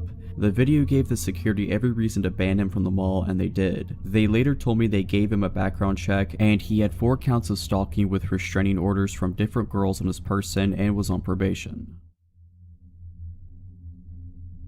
When I was like 13 years old, probably close to 12 years ago, I went trick-or-treating with some friends from school. We were the type to bring pillowcases and get as much as we could, then wait at the end of the night. We've been all over the neighborhood. We lived in a suburban area, but we were quick. We were able to get most of the houses before lights started turning off, and we all had a hefty turnout of candy. Trick-or-treating was starting to calm down by this point. The time must have been around 9:30 or 10 maybe. There was this one house with the lights off, but we still walked up anyway because there were a couple cars parked outside. We rang the doorbell and nothing, so we rang a few times, still nothing. I'm not defending what we did at all, we were seriously stupid kids back then. One of us starts banging on the door and talking bad like, "We're gonna egg your house," and so on. Right after that, this man jumps out of the door and basically slams it open. We all jump back startled. It was pitch black inside his house. Where were the other people? There were 2 cars right in front of his house. He had to be late 20s or early 30s with a scruffy beard, wearing a white beater and black zip-up hoodie, and had this look of total rage in his eyes. He comes out with this huge dog on a leash that starts barking, growling, and showing his teeth in our face. I couldn't really make it out at the time, but it appeared as though he had a knife in his other hand as well. We're terrified because we didn't expect this. He just busts out the front door and starts chasing us down, and we start sprinting away in total fear. He's screaming things like, "I'm gonna kill you," and "You shouldn't have screwed with me," or "Better hope my dog doesn't catch you," or "Get back over here." He ran after us for probably 10ish minutes. The whole time he was just frantically waving his arm with the knife, shouting mostly incoherently with his dog by his side on that leash. It was horrifying. We got away thankfully, somehow managed to lose him after running for a while, but I can't imagine what would have happened if we stayed there for any longer. I'd probably be chow for his dog, but thankfully we were all pretty healthy kids so we could outrun him. I'm honestly surprised that nobody else was really around to see this maniac chasing us in the middle of the streets. I knew it was later at night, but still. We had to beeline back to my place looking over our shoulders the whole time because we didn't notice when we lost him and we didn't see him walk back towards his house. He was just gone after we turned a few corners. Now, I understand it would be frustrating for some kids to be at your door being annoying like that, but what gets me is that the reaction from this guy didn't really seem appropriate. I would have just opened the door and told the kids to screw off or threatened to call the cops or something like that. We went back to my parents' house and played Smash Bros on the Wii all night and ate a bunch of candy. We managed to hold onto our pillowcases of candy the whole way home. My friends started crying after we got back. We locked all the doors and windows obviously. We were pretty sure he wasn't around when we went into my house, so it seemed safe. That guy's house was right in front of the middle school I went to, and I had to walk right by his house to get to school every day. So fearing for my safety, I told my dad. We went back to that house the next day to knock on the door. In hindsight, we probably should have called the cops and let them handle it, but my dad is a confrontational, no BS type of guy, so we went over and knocked on the door. This time there were 3 cars in front of the house. This mother opens the door and we could see inside their kids watching TV. When we told her what happened, her face went pale and she immediately rounded up her family and got them outside, fearing this crazy person might still be in her house. She told us that her family went out to another friend's house in the city next to ours for Halloween that night to do all their trick-or-treating. They didn't get home until the next morning because they stayed the night there. It was at that point that cops were called to search the house while we all stood outside. They didn't find anything though, no trace of him turned up. He must have been long gone by then. It turned out that the guy was able to get into their house because there was a window unlocked in the daughter's room on the bottom floor near the front door. Luckily, nobody was in the house that night. The only notable thing the woman could tell the police was that she noticed a car with dark windows parked down the street for a while but didn't think anything of it. He must have been posted up in there with his dog scoping out houses and noticed this whole family get in a car and leave and figured that would be a good opportunity to make his move. So who was this guy? Nothing was stolen from the house, and nothing looked ransacked or the family obviously would have noticed. The family said the front door was still locked when they got back too, so he must have locked it again and went out through that same window to cover his tracks. I'm pretty sure this was before those Ring doorbell cameras were popular, and I don't think they had any security cameras set up either. I'm not sure, to be honest. Maybe he was just a drug addict and didn't have a reason for any of it. His eyes did seem pretty crazy and wide open, like he was strung out on something.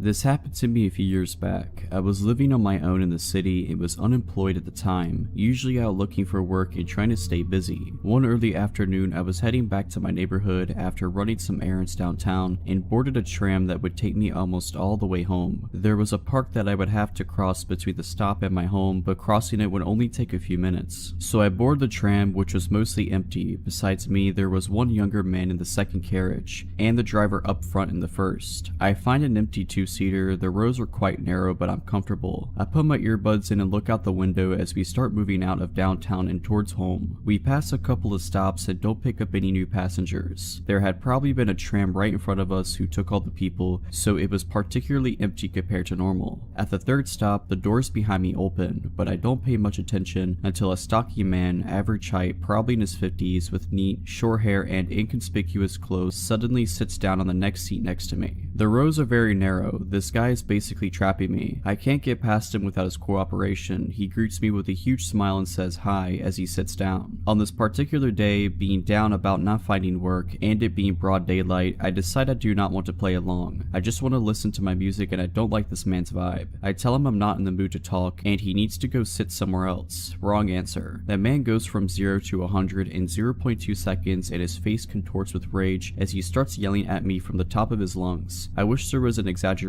but unfortunately it isn't. He was loud. You are a terrible person. You don't clean yourself. You stink of sweat. I didn't, he did. He goes on and on about what an abomination of a person I am, and I have sort of a freeze reaction. Inside I am getting very scared. I start looking for a way out, but I'm trapped. I look over to the young man, hoping he will come to my rescue. I can tell he's hoping to stay out of it, but after I've been screamed at for maybe 2 whole minutes, he finally says meekly, "You better calm down," which of course doesn't help. So he just gives up and goes back to whatever he was doing, probably looking at his phone. I am hoping that the driver might react as he has a clear view to the back of the tram and there's no way he's not hearing what's going on, but again, nothing. The stocky man, maybe frustrated that I'm not reacting to his insults, escalates the abuse and starts screaming that he's going to kill me. At this point, I have to do something and unconsciously probably decide that the only way is through. I'm so done with the situation, so before I even realize what I'm doing, I just get up and push past him. It's all survival instinct. Scared that he's going to follow me, I move quickly towards the front of the tram. He gets up and follows me, all red-faced, shouting how he knows where I live and that I need to clean myself behind my ears, that I stink and that he's going to kill me. Again, the driver does nothing. As we pull up to the next stop, which is the stop before mine, I wait until the very last minute before I ask the driver to let me out the front door, which he does. I slip out quickly in hope of escaping without being followed. I don't dare taking the time to look over my shoulder. I just hurry down the steps and away from the stop. I am so scared. Only when the tram has left the station do I take a second to look around me and he's not there. A brief sense of relief washes over me before I start worrying that he's going to get off at the next stop, which is normally my stop, and that he will be waiting for me there. It should have come as no surprise that I do not want this guy to follow me through the park or know where I live, so I spend a good hour just walking around, trying to get my nervous system out of panic mode and staying close to shops where there are other people around before I finally make my own way home. This happened when I was 21 years old, and I am fully aware I made a lot of poor decisions in my younger days. I am very lucky to have survived, and here's one of my stories. I have just met with a cousin at the mall I hadn't seen in a long time. At this point, I had been living in South America for about a year and had started feeling overly confident. I have been told many times about the dangers of taking a taxi from the street. Some people always take them and some people never do. It's obviously never worth the risk, but I look obviously foreign and I should have known better. My cousin says, "I always take street taxis, I'll find us a good cheap one. This was my first time ever taking a street taxi. She finds one and waves me over. Looking back, I am flabbergasted as to how I got into an all-black car. Again, these cars could just be normal taxis, they exist, but it's even more riskier than taking the yellow ones. The first red flag was how silent he is. After chatting away for some time, we realized it was taking far too long. I could see the smile in my cousin's eyes fade as we both realized at the same time that we are nowhere near home. She asks him, "Where are we going?" and he mumbles under his breath, not really saying anything. We both know at the same time that something is very wrong. I remember vaguely thinking we had just went into a circle and wondering why he'd waited so long to rob us. It had to have been over 30 minutes. He finally gets off a highway and stops the car just past the ramp, and we are on a very quiet street. He opens his dashboard and pulls out a gun. I'm terrified to say the least. In that moment, all you think about is surviving. A car drives by and he yells, "Don't turn your head." He then tells us to give him everything we have. I take off my backpack and even my jacket out of panic. He orders us to hand over our phones, which we oblige. He then says, "I will let you go, but if you turn around to look at my license plate, I will come and kill you." He lets us out of the car and we run for it, but we are in a very, very bad area. I'm dressed inappropriately for the area, especially after handing over my jacket. A foreigner wouldn't dare come here. Everyone on the streets was staring at me up and down, and one man yells, "Aren't you going to get cold?" I try to cover myself with my hands as I felt so unsafe. We ask a couple of people to try and contact for help, but what do you know, they have no more minutes on their phone. In South America, it can be very dangerous and very poor. We find no police, but we do find security patrol people. They take us back to their office to contact the police, only for them to tell us we have no data and the phones are broken. So my cousin and I keep walking. It's the middle of the night and we are again in some obscure area. An hour must have passed by now. Then we see a police car and we are running for it. We tell them we had just been robbed and they ask, "Did you get a license plate number?" I reply, "No." The police officers shrug and say he's probably at the club now celebrating all the money he made, and proceeded to laugh. I then ask to use their phone to have someone come pick us up, to which he says, "Hurry up, I don't have much data." We get home, but I find out that the person who robbed us used my cousin's phone to contact her family. Luckily, she was already with her parents at the time when they called, but there was a woman in the background crying hysterically, faking to be my cousin, and they were trying to get a ransom from her parents. He was never found and nothing was done. I wonder what would have happened if it had just been one of us, and I am grateful that nothing more sinister happened. A week later, my friend and I are ordering a taxi, the safe way of course. While we are waiting, a similar black car pulls up next to us, asking if we need a taxi. We immediately say no. As he drives off, I turn to look at his car, and what do you know, he has no license plate in broad daylight. I'm not insinuating it was the same person. Of course it wasn't. There are over 10 million people in the city. My point is that it happens a lot in South America, and never to get too comfortable. This experience made me realize what it's really like to live in a developing country, even if you have money and stay in good areas. You always need to be high alert, and no one is immune to the constant fear of, will I be robbed today?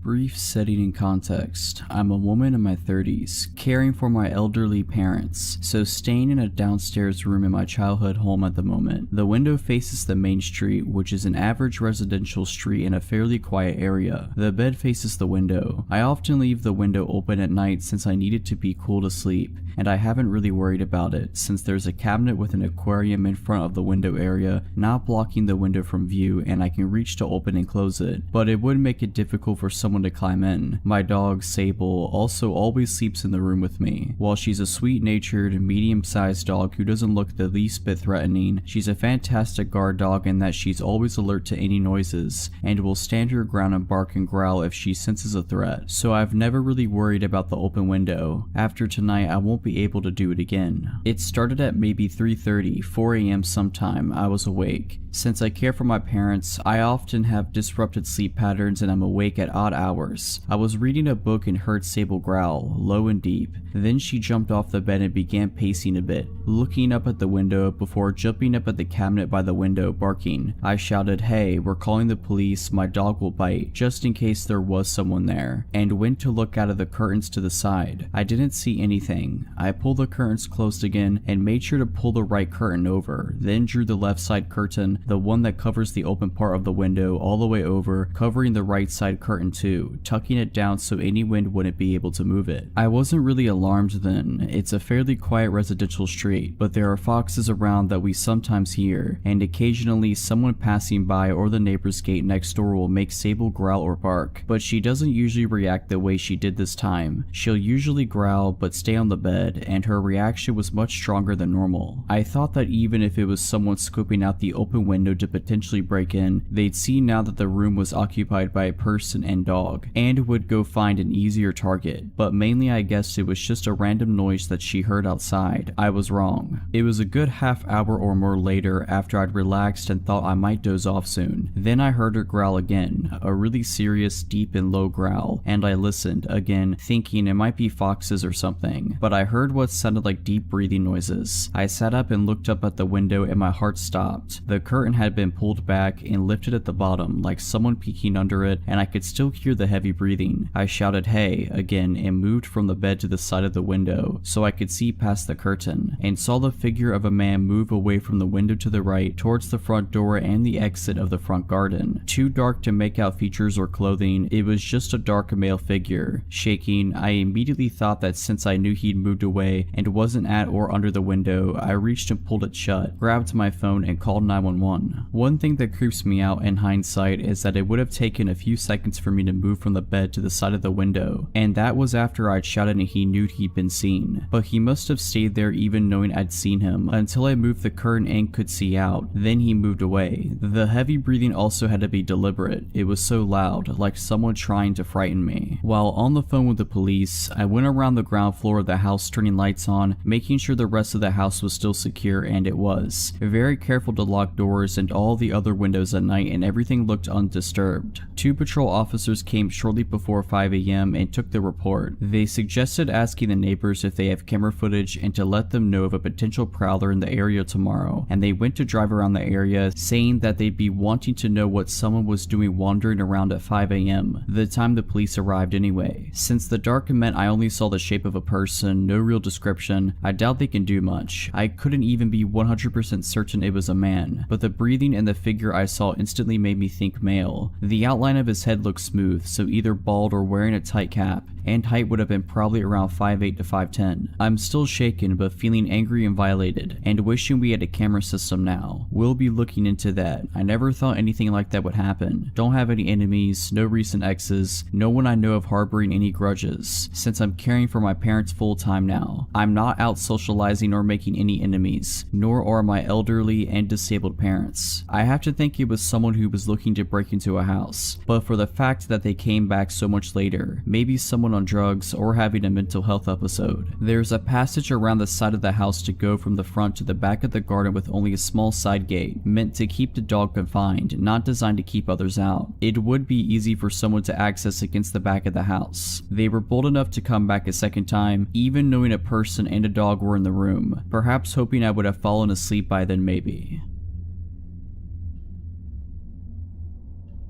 This happened a few weeks ago. I work at a gas station and have years of experience in a previous one, so getting this job was a piece of cake. Only this was different as it was lone working 8-hour shifts entirely by yourself. These shifts included night as well. So my shift started early afternoon. About maybe half an hour into my shift, this guy walks in. I've seen him before as he entered the shop the day before and randomly asked me if I had any shopping bags to spare. The guy was giving me some uncomfortable vibes, but luckily someone else was working with me that day for a short while, so I asked them to deal with that guy. My colleague said we don't have anything to spare you and told him bye. The guy leaves. The next day the same guy walks in and I thought, what does he want now? He walks up to the desk and starts chatting to me. He was asking me some advice about his living situation as he told me he used to be homeless. Since to me it's not really my place to give advice, I just shrugged and told him to just sleep on it and think about things. He then left. He didn't enter the store to buy anything at all, just a chat, but thinking back I remember that he asked what time I got off and stupidly told him 11 o'clock tonight. I went on with my shift as usual up until about 9:30 p.m. as the same guy returns, but with another guy who may I say looked dodgy, all dressed in black and hood up. The guy who entered the shop previously pokes his head into the door and asked if I do phone top-ups. We do, but something in my gut was telling me to make him leave now, so I lied and told him we do not. So the guy and his dodgy friend hang outside the store for a bit while I was serving customers, then until the shop seemed seemed quiet again, they both entered the store and looked all around the shop. I noticed the dodgy guy kept his hands in his pockets the whole time, and then a thought struck me. I might be getting robbed tonight, so I took some deep breaths and tried to keep calm and just thought of my training I repeated in my head. I thought to myself that I should just stand and be ready with one hand under the desk hovering over the panic button. I thought to myself the minute they pull a weapon out on me is when to hit the button as its silent alarm, and just pray the police arrive on time. Well, they just ended up buying a bottle of water, as of course I did notice there was someone still outside in their car. I felt a huge sigh of relief thinking they just wanted water, or they decided not to rob me because there's another person outside. They both leave the store but again hang around outside, right by the door. Then I see the car drive away and I thought to myself, I don't want these guys in the store again, not while I'm completely alone. So I flip the switch that automatically locks the main door. Half an hour passes, I had no customers and still the two guys are still hanging around outside. I called my boss to tell him what's going on and to give him a heads up that at some point I'm going to have to call the police and have them move them along as it's making me very anxious. Then another guy shows up and joins the guys all dressed in black and wearing those COVID masks. He also hands his friend's mask too, then he makes his way around the back of the store. Then I realize the back door, the one I go out from to smoke. I ran to the back door, slammed it shut and locked it. At this point I was scared for my life, as these guys stack around the place to which felt like an hour and a half. I hid in the office watching the cameras. I picked up the phone and dialed the non-emergency number for the police. At this point I was really freaking out. The next thing I hear is my cell phone ringing as a colleague calls me to check in on me. I told him what's happening when I came out the office to take a peek, and of course those guys were right up to the window knocking to grab my attention, and they saw me with two phones to my ears. They saw me, I said to my colleague on the phone. Then I came up with an idea. I put the phone I had making a call to the police down and kept my colleague on the phone. I said, listen, I'm going to see what they want, stay on the phone. I'm going to put you on speaker. Stay quiet, don't say a word, just listen. If you hear me say the till is slow, you hang up and call the police. That's me telling you I'm in danger. So I put him on speaker and hide my phone in my bra. I head to the window. What's up guys, can I help you? Guy, why is the door locked? That's because we're in night mode right now. Doors are locked but I can serve through the hatch. What can I get you? They just look at each other and whisper amongst themselves. Guy, we'll just take some smokes and a lighter. Sure, one moment. I grab what they ask and they push a $20 note through. I grab the $20 and of course check it. Then I rang them up, but as I had their change ready, I saw one hand through the hatch. I dropped their change into that hand, avoiding contact. Okay, thanks. I stared them down and they left. I demanded that my shifts are to be changed to morning shifts after that night or I'm quitting.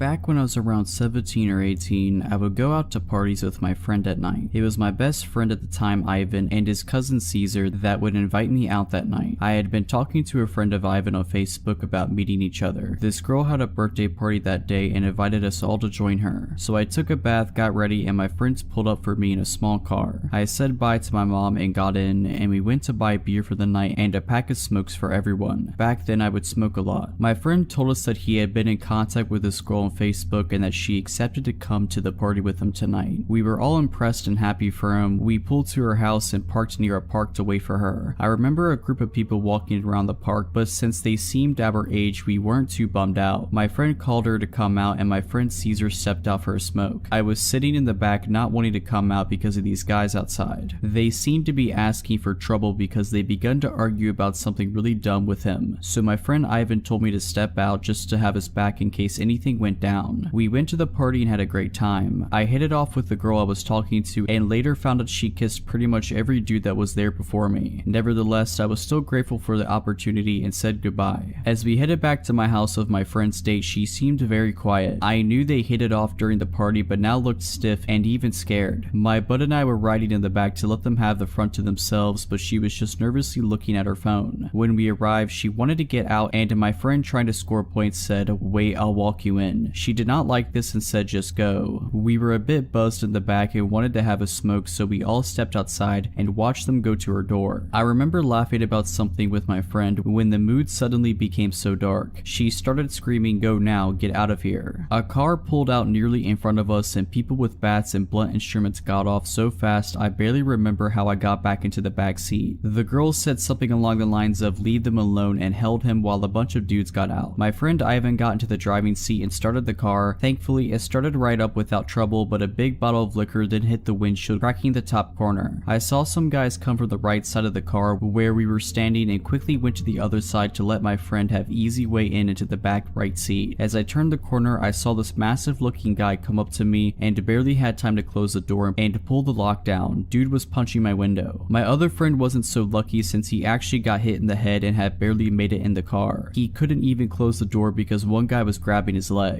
All of this happened in the span of 6 seconds. I acted all out of instinct and thankfully we got in, and my friend stepped in the gas while zigzagging in case they would shoot at us. We were all scared and wondered what had happened. As we got back to our neighborhood, my friends were fuming. Both of them knew their way around the fight and could hold their own. Thankfully, I still had some cash left and told them we should go buy some illegal beer at midnight, and tried my best to calm them down and convince them to not go back. My friend Caesar had actually woken a dude up in the middle of the night with a phone call, and the man was ready to show up and throw down. After a few beers and a lot of talking, I convinced them it wasn't worth it and to just let the night end. I got home and my parents never found out and I just fell asleep. The next few days, my friend Ivan called me and told me that the girl's ex-boyfriend was actually a lead gang member. My heart dropped out of my chest. We had been seconds away from getting beat down and maybe killed by a bunch of people for a date. If it wasn't for our quick reaction and her backing them up a bit, we may have not made it. All I can say is trust your gut and your instincts in the end. It can all happen so fast.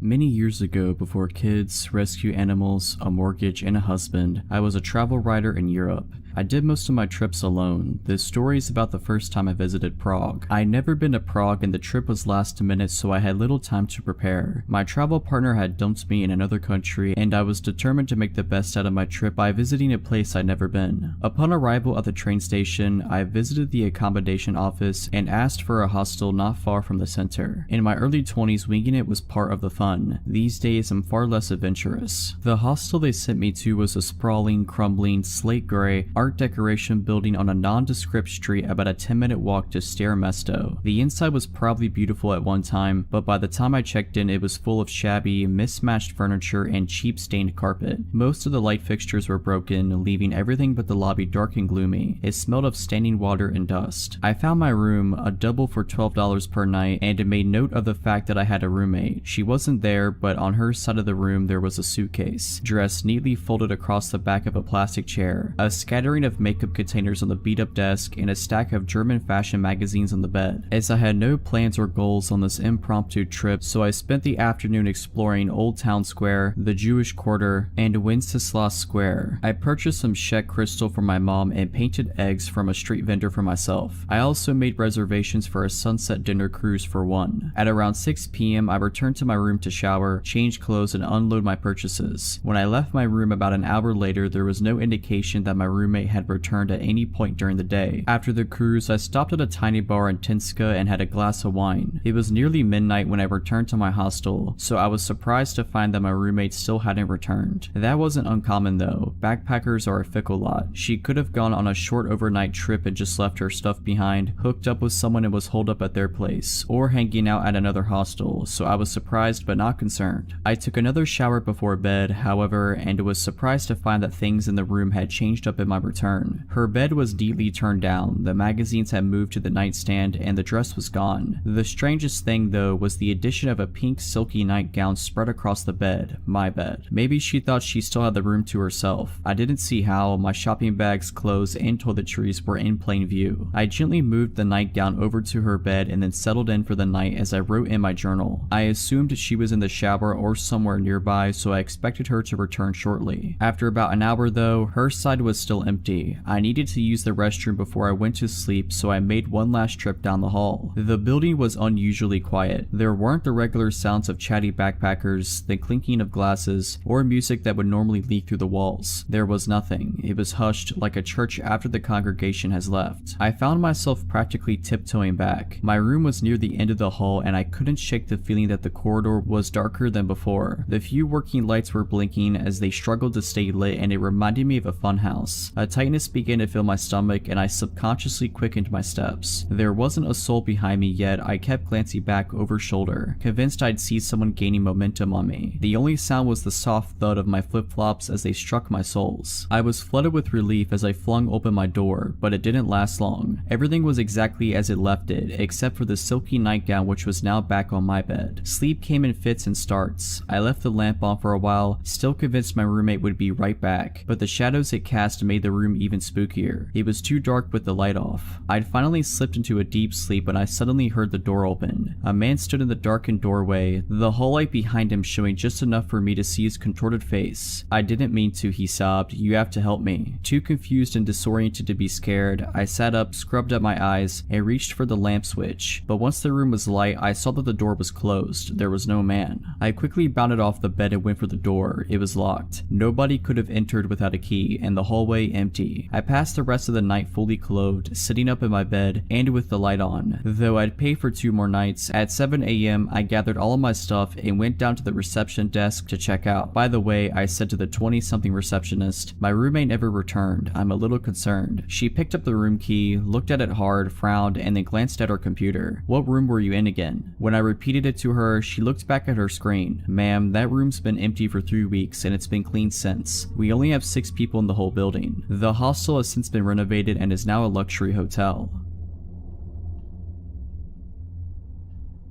At the time of the story, it's mid-October, I'm 20 years old and a senior in college. I got out of class at 9 p.m. and headed downtown in my college town to see about an open mic thing that was supposed to be happening at a lounge. And around that time, there was a guy who would play accordion on one of the corners of the main thoroughfare. Didn't find accordion guy, and either the place was closed or it wasn't an open mic night. Don't quite remember. But as I'm walking back down one of the main streets in downtown that heads back onto campus, I came across this very drunk woman begging 2 other women for a ride home. I think the girls were getting into an Uber or they didn't have space or something. Point is, the other women weren't taking her and couldn't/wouldn't help her. Mind you, this is a Thursday at 9-ish at night. When she finds that the other women can't help her and I'm walking past, she turns to me to ask for my help getting home. For context, I still have my backpack on. My phone's running low, but I've been at this school and in this town for 3 years at this point, so I know downtown and campus pretty well on foot. To note, I do not have a car at this point in time. She gives me an address and it's maybe 15 to 20 minutes walk north, slightly northeast of where we were at, and I knew the general area where it was, so I was more than happy to be a good Samaritan and walk a drunk woman home who didn't feel safe. I would regret this later. She's incredibly thankful and overjoyed that someone is willing to help her get home. The route we were going to take was super straightforward and I knew exactly where I was in relation to the rest of the town. She says that she has to pee really badly. I reassure her it won't be that long and she'll be back at her place. She says that she was out with her boyfriend and he left her at the bar alone, drunk and mad at her about something. Says she's from out of state. I commiserate with her that what he did was bad. She asked me about what I'm studying. I confided that I was finishing a bachelor's of science in information technology. She's bemoaning this boyfriend that's at home that I'm walking her back to. She keeps trying to walk with me up against my side or slightly behind me, and I'm like, no, walk slightly ahead of me or keep some space. She has a dermal piercing on her cheekbone that's hard to miss. She's getting more and more manic and weird as we walk along. We get about a half a mile into north downtown, less than a mile from the address she gave me, and the boyfriend's calling her and being a real douche. I'm about done with this guy from the stuff she's telling me about this and that and the other thing, so she puts him on speakerphone and I tell him to chill out. We're on such and such road close by. His tone changes in an instant. He goes from hostile and angry to surprisingly chill. That threw up a million more red flags for me. She starts saying that I'm going to have a good time at her house. I'm looking for an exit. Every bone in my body is screaming at me to get out of this situation. We get to the end of the road, which coincides with an intersection that has a gas station. I say, hey, let's stop here to use the bathroom. She says that she doesn't have to use the bathroom anymore. I'm scared. I tell her, well, maybe you don't have to, but I do, which was true. We go into the gas station. I head immediately to the bathroom and text one of my friends asking if she was working and if she could pick me up or if I needed to call the campus safe ride home program. Friend says it'll be a minute if I'm willing to wait. I agree to wait. I come out of the bathroom and this drunk woman, if she was even actually drunk to begin with, has vanished. No nowhere in the store, nowhere outside that I care to look. I buy a soda and wait for my friend and her friends to come save me, effectively. I am later told that maybe the woman was affiliated with human trafficking, and to be honest, with the vibes and the changes in tone and the narrative that was being spun around me walking this woman home, and how she just completely vanished on me when I got to a safe place with lights and cameras and such, I have to wonder if that wasn't the plan. I won't ever know for certain, but it certainly scared the ever-loving daylights out of me as a 20-year-old. My friend and her friends pull up and take me back to one of their dorms, and I spend more of the evening with them so I wasn't alone. Forever thankful for 3 underclassmen for rescuing me from a gas station at 10 p.m.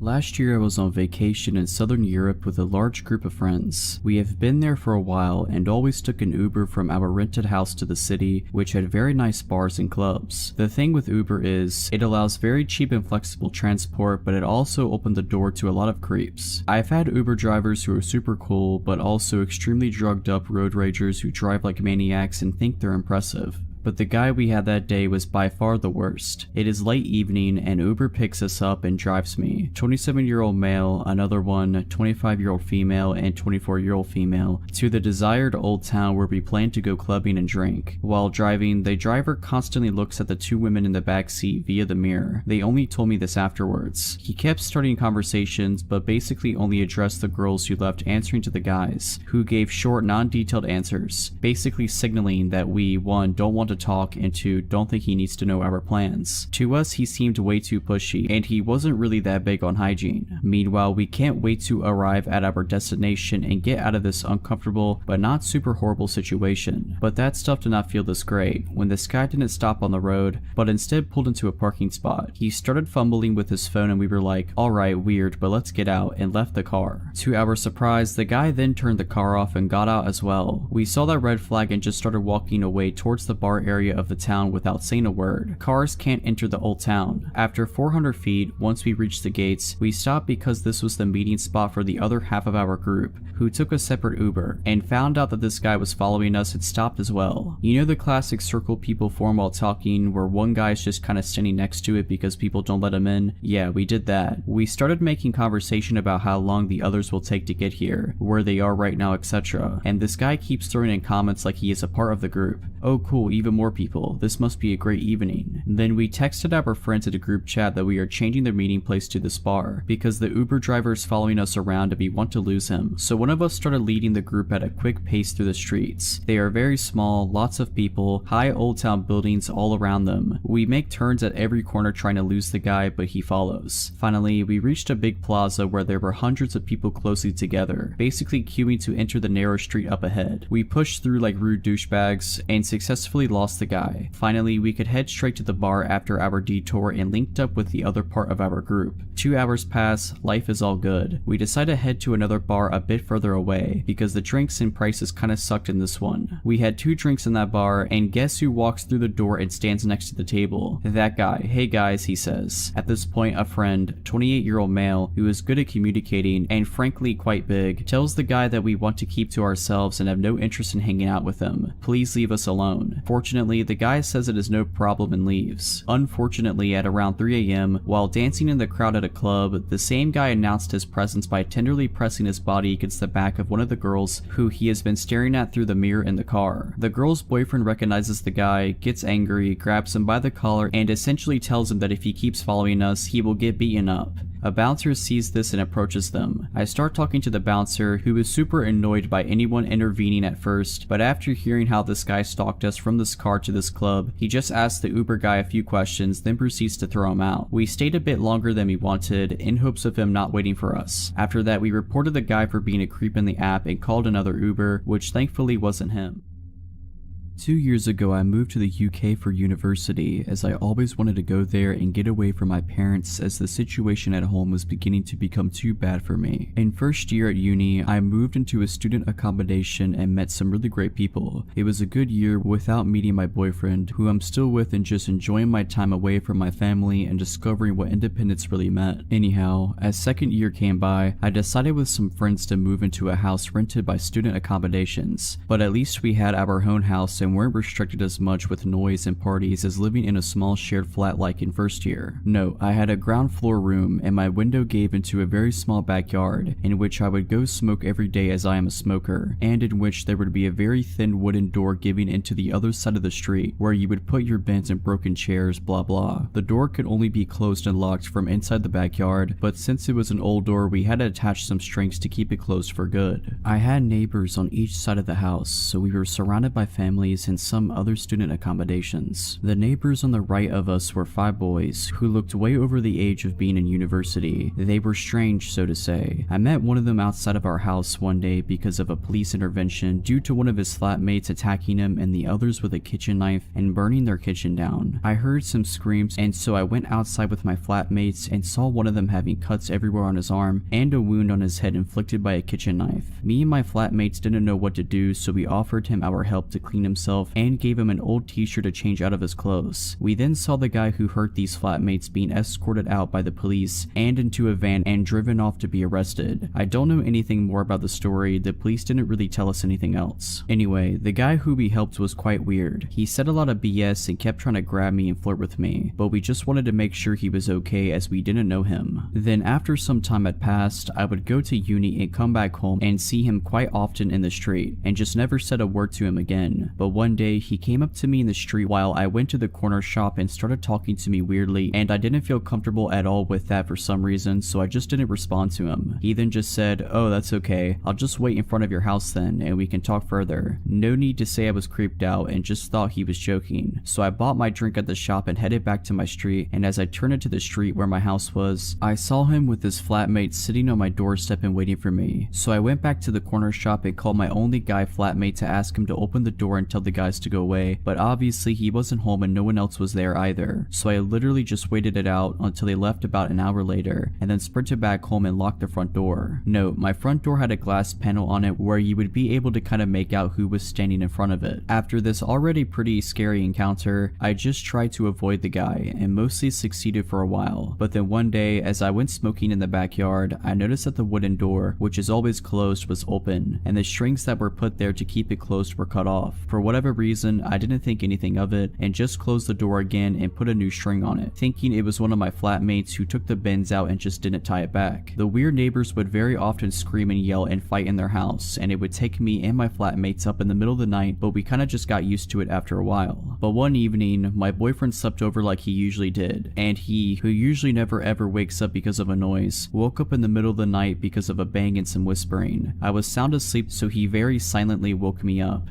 and we both just waited in the dark and listened for any other noises. Suddenly, we heard the wooden door just bang, just shot open, and some footsteps next to my window. I always have my window open because it would get really warm inside, so we both just froze. And then we heard the door leading to the backyard get shaken softly as if they were trying to get inside, and then they stopped. Luckily, we had the curtains closed so they couldn't see us, but we were ready to get dressed and get out of the room and lock them in if they came in from the window. Then we just heard my window move and get more open, and one of the guys saying something in a different language that we didn't understand and started hearing them trying to get in. My boyfriend and I just shot up out of bed, took my phone, and put clothes on and ran out of the room and out of the house. So I then called my flatmates and told them to lock themselves in their rooms, and then the police, who luckily came in less than 5 minutes as the headquarters were a couple of streets down from us. I don't remember anything after the police came. I think me and my boyfriend were in shock. They ended up catching one guy. The other fled and was later found a few streets up smoking weed. The police told us that they were inside of their house and found a lot of meth and heroin, and that they were carrying a massive kitchen knife with them. I was so confused as I've never done anything to offend or do anything wrong to my neighbors, so the idea of them breaking in with whatever knows what intentions with a kitchen knife terrorized me and my boyfriend. The 2 guys ended up being arrested, and one of them was put in prison for 2 years for carrying a weapon with intention to harm. I never heard anything else from the police, and I moved back home a few months later.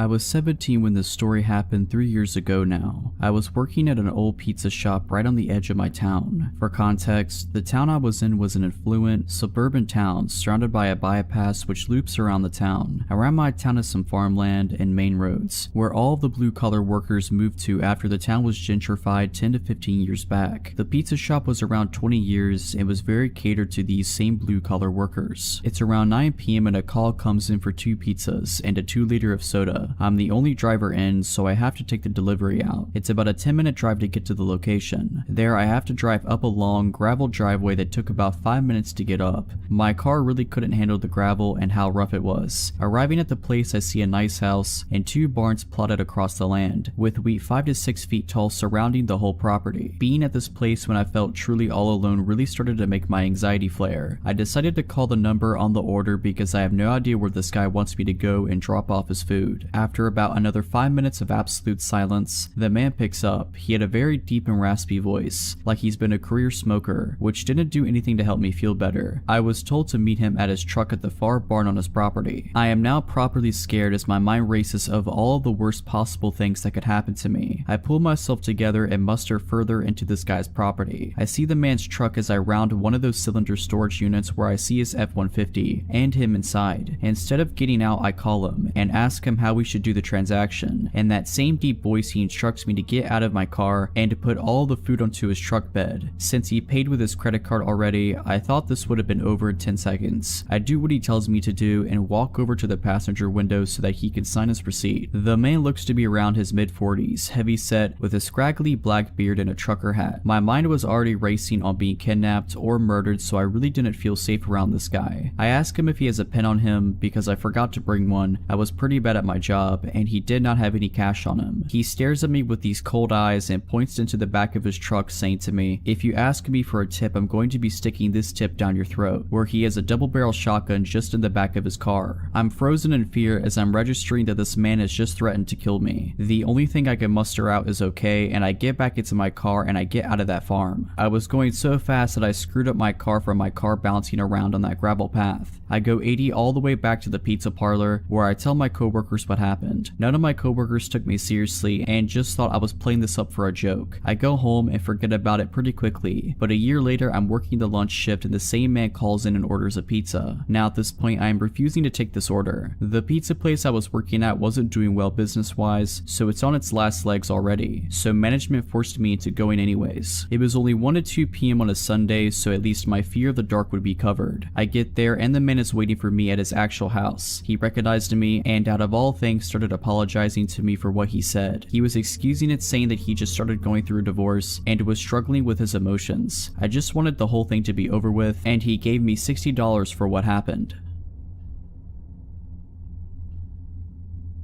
When I was 6 years old, I attended the elementary school which is located in our small town. My way to and from school was basically just 500 meters of main road before turning into the street where I lived. At the time, we're talking about the late 90s here. All the parents in the town were extremely adamant on telling their kids not to trust or follow strangers. Never get into anyone's car, even if they say they know your parents and are friends. The reason why, there was a murder 3 years back in the same town. A girl not even 6 years old was found dead in a field. The strange thing about it is, nobody knows how exactly she was taken, no signs of forced entry or anything, which implies somebody lured her somewhere without her suspecting a thing. The case still hasn't been solved more than 20 years later, so our parents were very afraid that their kid was going to be next, because kids can be really stupid and you can't watch them 24/7. Now onto what almost happened to me. I was walking home from elementary school. About halfway home, at the shadiest and mostly covered by trees and bushes area, a car pulled up next to me. A blonde, about 30-ish year old woman was the driver. She told me she could drive me home. She claimed to be going in that direction anyway, which was unclear to me at the time. Essentially BS, because once the road ends near my house, there is nothing but empty fields. Kid-like as I was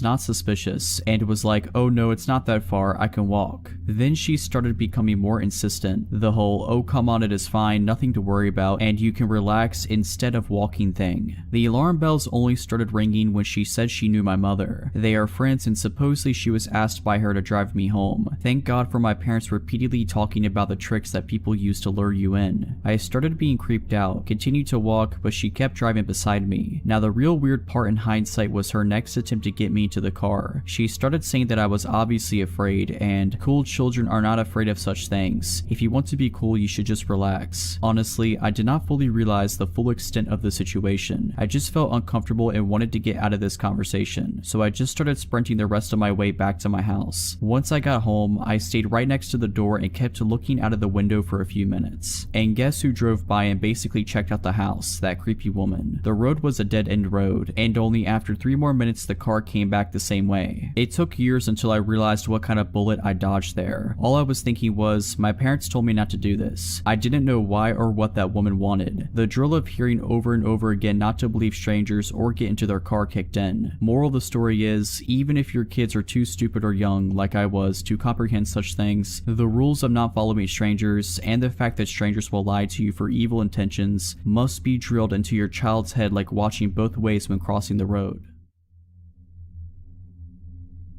Last night, my 25-year-old husband woke me up at around 11:50 to tell me that someone has been knocking on our door and ringing our apartment doorbell for about 10 minutes on and off. He woke me so I could possibly ID the person. Once I looked out our upstairs apartment window, I saw the man walking to his car in our apartment parking lot, across the street from our unit. He was wearing blue jeans and a gray t-shirt. He was a medium build, possibly a 30-year-old blonde man. He wasn't covering his face or anything, but the thing is, he was carrying what looked like resistance bands or rope. He sat in his car for around 3 minutes while I was on the phone with dispatch. Then he came back to our door and knocked hard for another few minutes. Dispatch advised me that the police were on their way and they hung up. I started videoing the vehicle. I read out the tag number and make and model and just watched as he put his car in park in reverse over and over again. Out of seemingly nowhere, he backed out of the parking lot and started rushing away, but not before the officer arrived and pulled him over. My downstairs neighbor knocked on my door and told me that he had been peering into her little children's windows and was pounding on her door as well. She said that her husband had left only 1 minute before he started knocking at her door. She said he saw her children through the window and that's why he continued knocking. Our doors are right next to one another, so he probably didn't know what door he wanted opened. He was watching us as well through our upstairs windows, so I turned all the lights out and shut the blinds while I called dispatch. The police never contacted us for a statement. I've reached out to dispatch about an update and I'm waiting to see if any action was taken. We're keeping our eyes peeled to see if he's been following us. I'm replacing my porch light bulbs with motion detectors and putting bars in our window and door tracks. My neighbor and our families are panicked, to say the least. He was outside for about 25 to 30 minutes. Update: I am trained in firearm usage and now live in a state where I can open carry and the background check is really quick. We are going this weekend to get a firearm. My husband will be taking some classes as he came from somewhere where owning a gun is illegal, so he's never handled one. I am still waiting on a call from the responding officer. I have his badge number and name, so if they don't reach out to me today or tonight, he might work third shift. I will call the substation. If they didn't do anything, I will go ahead and make a suspicious person's case for the paper trail. We had no odd encounters last night. However, while I was looking at the video I took, I remember that car. I was walking my dog at 8 p.m. a week ago from him to pee, and this car was driving really slowly through the parking lot and parked a few spots down from where I was letting my dog sniff. They just sat there with the car running. When I tell you my ears started ringing and I got an awful feeling, I'm not joking. I turned around and went home, didn't give my dog the chance to pee, and shut every door and window. I think this man has been stalking out our apartment building, me and my neighbors, and I think he wanted to get in where those children are. I'll update more when I have new information. Update 2. It's been a week since the incident. I called the dispatch today because I never received a follow-up from the responding officer. A sergeant from the PD called me back to give me more information. He said that they pulled over the man, ran him to make sure that there were no warrants, and asked him what he was doing. He told the officer that he was meeting up with an acquaintance. The officer let him go with no further questions. I about lost my mind. The sergeant I spoke to today stated that he should have looked into it more. It was obviously an attempt at burglary with whatever knows what intentions. The responding officer is supposed to call me tonight when he gets on duty. I'm livid, honestly. Zero due diligence for this case, but there's not even a case. No case number, just a documented police contact. I'll give more info when I have it. Final update. The officer finally called me. Here's how the conversation went. I answered groggily. It was well past midnight. Hello, miss. I was told you have some questions about an incident a few nights ago. Yes, about Thursday. Why? I wanted to know what the man told you he was doing. You know, he was looking in windows and carrying potential restraints. I'm not sure if that was relayed to you. I stopped him, ran his tags, and he told me that he was meeting up with a guy from a dating app. He seemed forthcoming and open with his motive for being there. Meeting up with wait, he was meeting up with someone by looking in windows, knocking on 2 different doors for 20 minutes. I was shocked and still not fully awake. Like I said, he seemed forthcoming and honest with me. With resistance bands, like workout bands, he had lots of belongings in his car, so he just probably had them in there. Right, but bringing them to a hookup, knocking on multiple doors, he saw the little girls through the window. He waited until my neighbor's husband left until knocking. That's on tape, officer. I checked in with the apartment management after the incident. Well, I'm familiar with this individual, and I've been doing drive-thrus of your complex to make sure he doesn't come back. I haven't seen anything. If you don't have any more questions, I'll let you go, ma'am. Doesn't make sense to me, but thank you, goodbye, and I hung up. I don't have much to say, I just feel so icky about that conversation. Nothing new has come of the situation. I haven't seen the man or the car. My mind is blown at the lack of follow-up or due diligence. I live in a suburb, it's not a busy one either. The PD has a small jurisdiction. Guess I'll have to protect myself.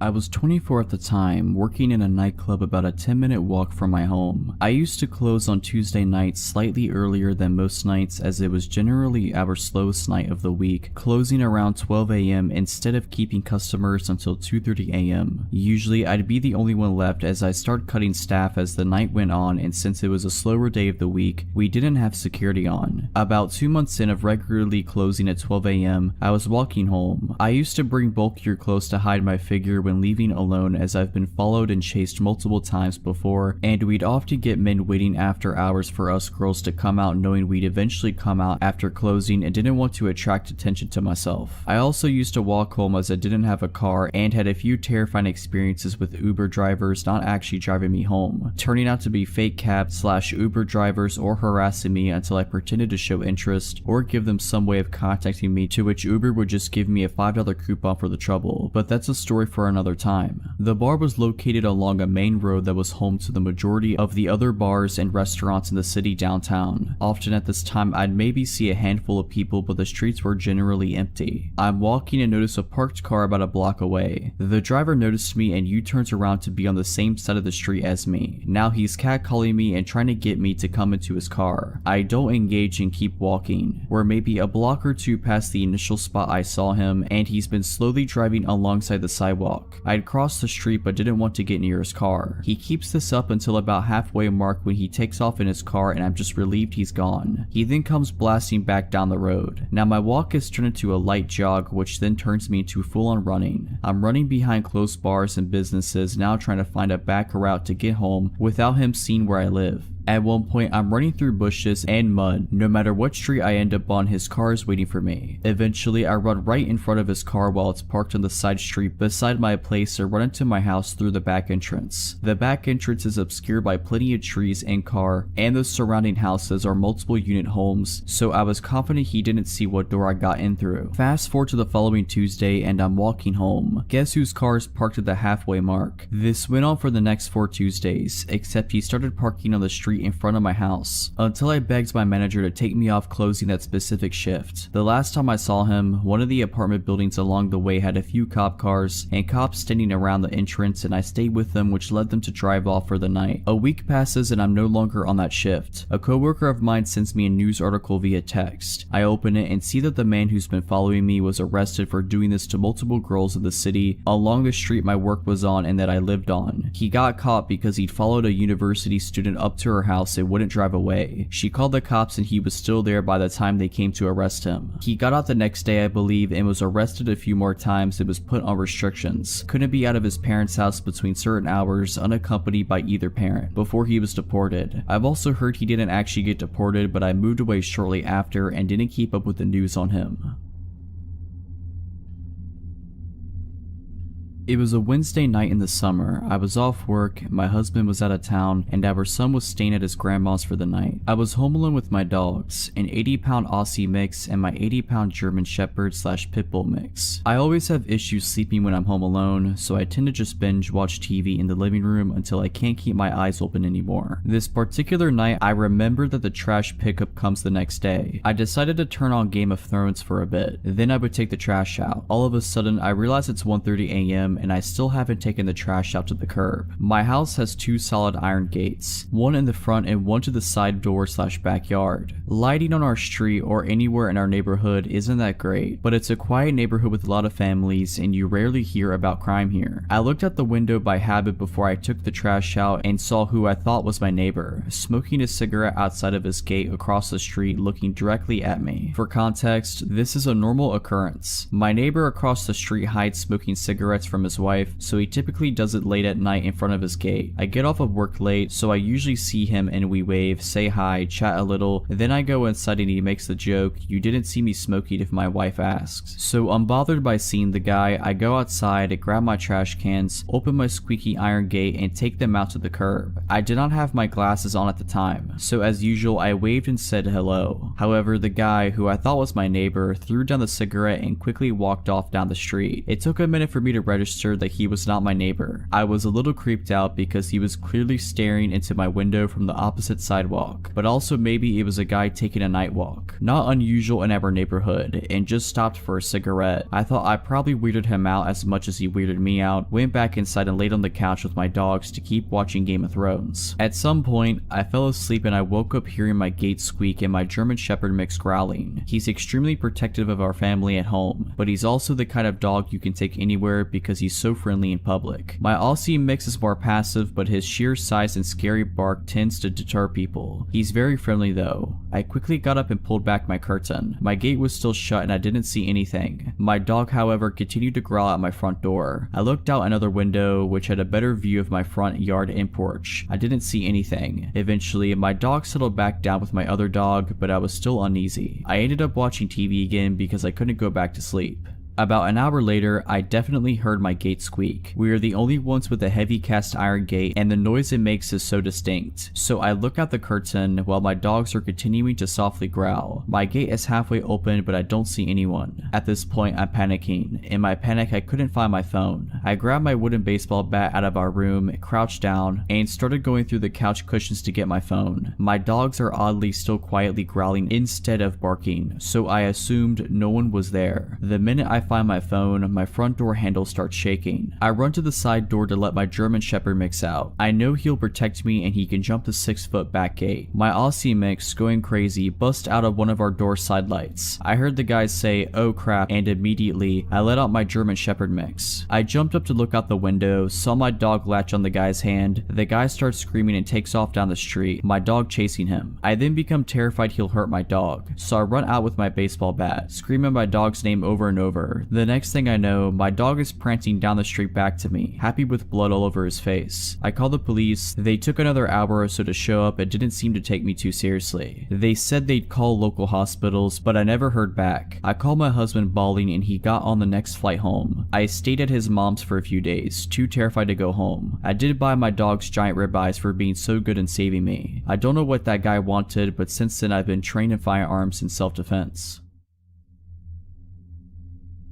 Quick backstory, I have had a stalker for about 4 years. He was never aggressive or sent me proper threats, so stubborn as I am, I did my best to ignore him and not give him the satisfaction of showing him any fear. His stalking behavior mostly just consisted of sending me letters and gifts, such as photos of my own apartment building from the outside, things he dug out of my trash can and so on. I called the police many times but they weren't able to, or really tried to be honest, catch or identify him. About 3 weeks ago, I discovered the AITA subreddit and thought that people might want to know about what it's like to have a stalker. Since I barely use any social media aside from Reddit and have no personally identifying information here, I didn't think he'd ever see it. One person even asked, "Does he know you're putting him on blast on Reddit?" And I answered, maybe. Maybe it would make him angry, maybe he'd be turned on. Don't know, don't care. Well, I know the real answer now. He did see it and he did not like it. Like I said, he was never aggressive and never came close to me. The closest I know of was when he sent me a picture of myself, unlocking unlocking my apartment door, taken from the corner of the steps above. I'm thinking that he might have hid a camera there instead of being there to take the photo himself. I think I would have noticed him if he did. I don't know how he got wind of the AITA post I made, but he did. The next week was quiet, no letters, and I didn't see him anywhere. Then he left me letters with printed out questions and my answers from the AITA post. He also left me with a long hateful letter towards my boyfriend about an issue I had posted on the AITA subreddit. His letters were never hateful like that before, though he never seemed happy with my boyfriend. He wrote about how I should share the spotlight with him since I got so much attention thanks to him. A few days later, I got a gift, but this time he didn't leave it in my mailbox or at my car like he usually did. No, this time he left it inside the apartment building right in front of my door. I didn't take it inside my apartment but opened it outside. It was a pretty big box, which was also unusual, and it was taped shut. As I'm typing it out now, I realized that wasn't a good idea at all and could have ended badly for me. But luckily he didn't send me anything deadly or anything. He did, however, send me several zip ties, a roll of tape, the kind you use to tape off walls when painting, nothing you could use to restrain someone, a TV remote with most buttons picked off,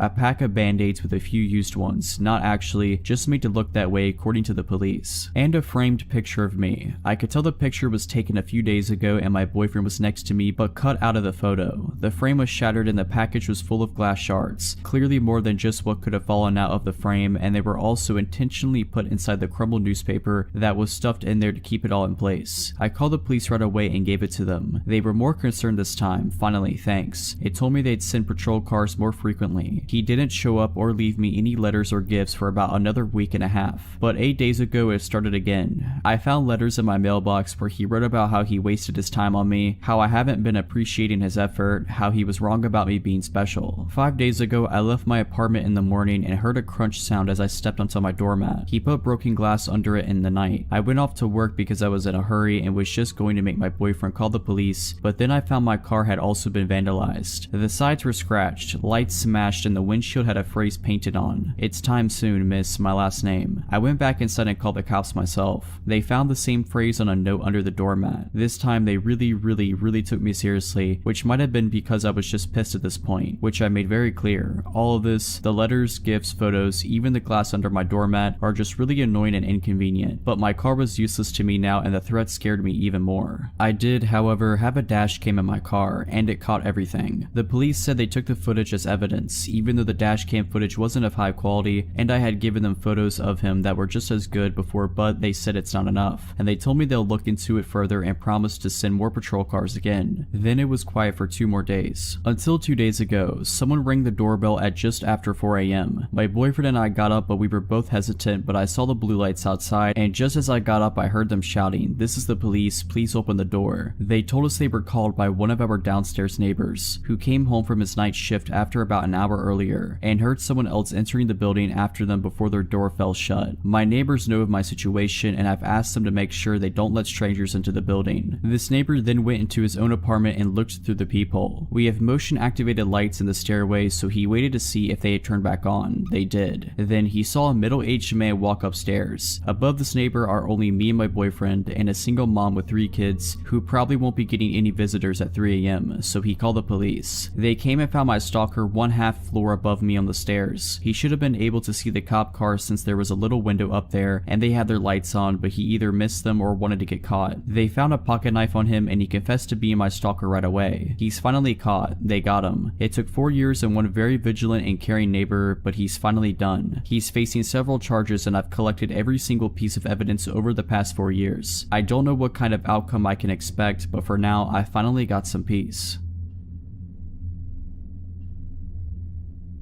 When I was a kid, my mom worked as a teacher and she was very close to a coworker of hers who had a son around my age and of whom I, as well, was very close. When my mom or her friend would head out for the night, the other would take care of both of us kids, and basically, it meant I spent half of my time over there and my friend spent half of his time at my house, which was perfect and fun for us. We lived in different cities, but since that kind of system had been going on pretty much forever since, I grew up knowing my friend's city just as well as mine. His mom was well aware of that, so so that being said, whenever we were going on a walk in their area, she let us wander around because she knew we'd always find our way back to her. My mom though was more cautious and always kept an eye on us, as she'd walk behind us to make sure she always was able to see us. I just wish her friend would have done the same. One day, I had to be around 6 or 7, we were going on a walk with my friend Marcus and his mom Katie. It was a very sunny day and I was wearing a dress with embroidered flowers and I had my blonde long hair down. During that walk, Katie was walking ahead of us and I was chatting and just fooling around with Marcus when he suddenly remembered something urgent to tell his mom, as urgent as something can be for an 8-year-old boy. He ran up to her and left me strolling behind for a couple of minutes, just as it already had happened 100 times prior. That time though, we were circling around a big camping site and we walked by the white vans and camping cars. One of those vans had its back doors open and there was a man, probably in his mid-40s, smoking a cigarette and leaning on the vehicle. He locked eyes with me as I was approaching, then saw that Katie and Marcus weren't paying much attention to me as they were already a couple of meters ahead. Then he proceeded to pull me by my arm close to him, and so I found myself with my body touching his. So weirded out that I didn't even say a word, although I knew Katie would have heard me if I called for help. He leaned toward me as he was obviously much taller than I was, muttering something I didn't get, and he winked at me and kissed me on the lips and then pulled me to the open doors of his van. At this point, if he had pushed me just a little, I would have fell in the truck. At this point, I was just too scared to even lift a finger, and even though I didn't understand everything that was going on, I knew it wasn't okay. He put his hands on the door as to close the vehicle and I felt my heart sink. At that exact moment, some other man jogged towards us, in his 40s as well, waving hello to me and saying something along the lines of, "I lost sight of you for a bit, I was so scared." He had a very friendly look on his face and was staring at me with a great insistence and with a huge reassuring smile, and the van man awkwardly laughed and yanked me out of the way of the car, slamming the door shut. I ran to Katie as I heard the van go off and just acted as if nothing had happened. To this day, I never told that story to anyone, not to Katie or Marcus, not to my mom, nobody. I am 22 years old today.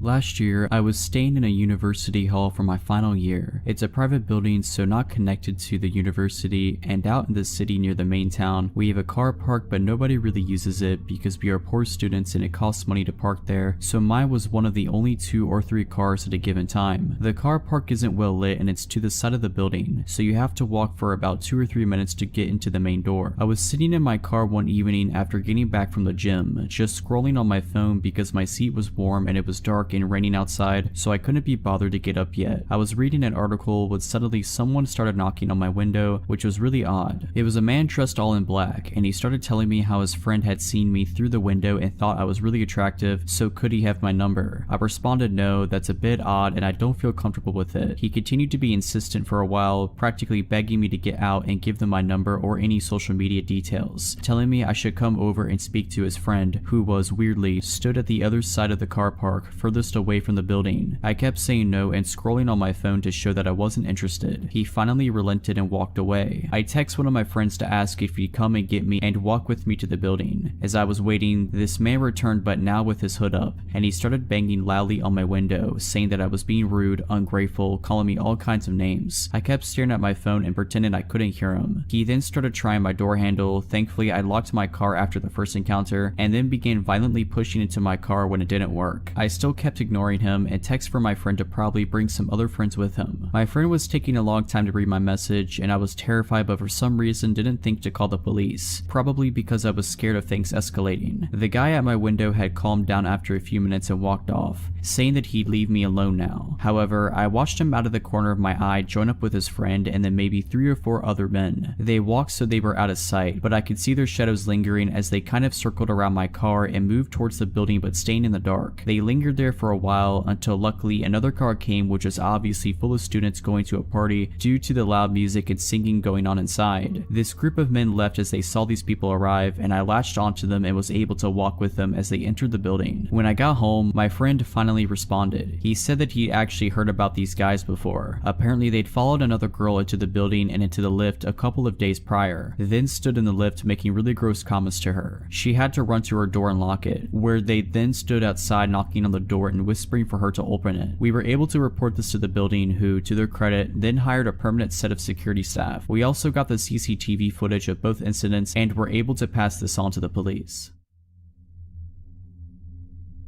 My mom's dog, Punky, was a very sweet loving dog. She was an ESA dog but trained to be a service dog for PTSD before she lost her leg. I had never seen her get aggressive with anyone in the entire 12 years she lived. She never growled or nipped anyone, and she had no sense of smell, so she loved all animals and people. A real gentle giant among our little terriers at 60 pounds. What I'm getting at here was that her barking at something and being aggressive was so wildly uncharacteristic that I only saw it once. I, 11 years old, was at home with my siblings, 2 years old and 6 years old. My then stepdad is at work and my mom ran up to the gas station to grab a pack of cigarettes. It was only a mile or two away from us. For reference, we lived in a 2-bedroom trailer in the middle of the woods, on a dead-end road at the time, and you had to really make an effort to get down our road, find our house, navigate down our rickety driveway, and find the door. I'm sitting at the computer, having a grand time watching YouTube videos, when all of a sudden all of our dogs, about 2 Boston Terriers and 1 Chihuahua, perk up, bark a few times, and start investigating down the hall. My siblings were napping in the bedroom at the end of the hall at the time, so I figured they just stirred and scared the dogs. But then Punky sits up suddenly, stands up on the couch, and puffs her chest out. Her ears are perked up, her fur standing on end, her tail straight up, and then she barks. Loudly, I mean, the bark booms through the living room and echoes around, and all of a sudden she lunges off of the couch and goes tearing down the hallway. I'm already on edge because I don't think I've ever heard her bark, ever. She's a Basenji mix, so her bark is more of a baying sound, but this was a big, loud, alert bark. I stand up and go to look down the hallway, ready to fight off what I'm assuming is a shadow monster in the hallway based on how the dogs are acting. But then I hear it. Knock, knock, knock. We didn't get visitors because of how weird our house was location-wise, so my 11-year-old mind had no clue what to do here. The only people who showed up here were family, and they didn't knock, so I slowly walked towards the door. The knock drew the attention of the dogs, and they came running back down the hallway, all except for Punky, and I felt better with our 3 yappy dogs in the room with me, even if they were all the size of New York City sewer rats. I opened the door just a bit, and standing on our porch is the sketchiest man I think I've ever seen. I can still picture him perfectly. He was a really thin, taller man with dark hair and a sunken face, bags under his eyes, and this half-managed hair, sort of like he just gave it a quick brush and then figured it was good enough. Everything about him seemed just a little too thin, a little too shallow, and his clothes were all off too. They were nice, but fake nice, you know? Like a clean, newer looking t-shirt and new jeans. But he had what looked like a suit jacket on. All his clothes were dark too, despite the fact that it was summer in Texas, and the weather was definitely into the hundreds that day. He also had this plain, unlabeled bottle in his hand. It looked like the label had been covered up and taped over. I stare up at him in confusion because I definitely don't know this man, and I asked him what he wants. He smiles at me in this way that's way too fake, like this exaggerated and forced grin, and he spoke in the same voice retail workers do. Hey there kiddo, I'm trying to sell this here carpet cleaner, and he shakes the bottle at me. Mind if I come in to show you how good it works? Alarms are going off in my head because he just seems so off. Looking back with an adult perspective, the fact that he didn't ask if my parents were home is unnerving, because he probably knew they weren't and that's why he was here in the first place. I should have told him to get off our property, that I'd have to go get my mom, something except what I did say, but I didn't. Instead, I just shook my head and said, no, we don't have carpet. Well, it works on other things, and he took a big step towards the door and shook the bottle at me. I start to freak out and think to close the door, but the thing is, our front door didn't even lock. Small town, hard to access home, we never needed a lock, so that's basically useless. I'm sure there's something very wrong about to happen, and I'm terrified as I think about what to do in the few seconds I think I have before it does happen, when all of a sudden I hear it. Punky had crept up from the hallway, lowered towards the ground with her teeth bared and snarling like she was feral. She had slobber just dripping from her mouth, her ears were down and she was ready to pounce. The guy hears it too, and as I look towards Punky, she tries to lunge past me, and I just barely catch her with my leg as she tries her hardest to duck past me and attack this guy. He freaks out and runs off the porch without another word, booking it down the driveway as I let Punky out along with the rest of our dogs and they start chasing him. Our small dogs chase him down the driveway and stop about halfway, barking and jumping about, but Punky stops just on the porch and watches him with her ears perked, just staring in the distance until he disappears. I swear I saw someone jump up with him running when he got onto the road. The second he disappeared, Punky's entire body language changed and she went back to being the sweet dog I knew. No barking or growling, just laying around, mouth and throat covered in slobber still. I realized my siblings are still down the hall and run to check on them, and when I get to the bedroom, my siblings were sleeping soundly still, but the bedroom window was wide open, the curtains pushed all to one side and the items on the dresser in front of the window all shoved around. Someone had tried to climb through the window, no doubt in my mind about it. From what I can gather, the bedroom window was visible from the couch where Punky was sleeping, so I think someone was trying trying to climb through the window before Punky went after them and scared them off, and the man at the door was meant to distract me. They definitely didn't expect Punky, a bigger dog, because most of the time she was with my mom inside, while our small dogs were the ones that saw public eye more often. I don't know what they intended to do, but after my mom got home, she took all of us to my aunt's house, and on our way there, we saw the men walking up someone else's driveway. Men plural, because we watched a second one split off to wait by the road.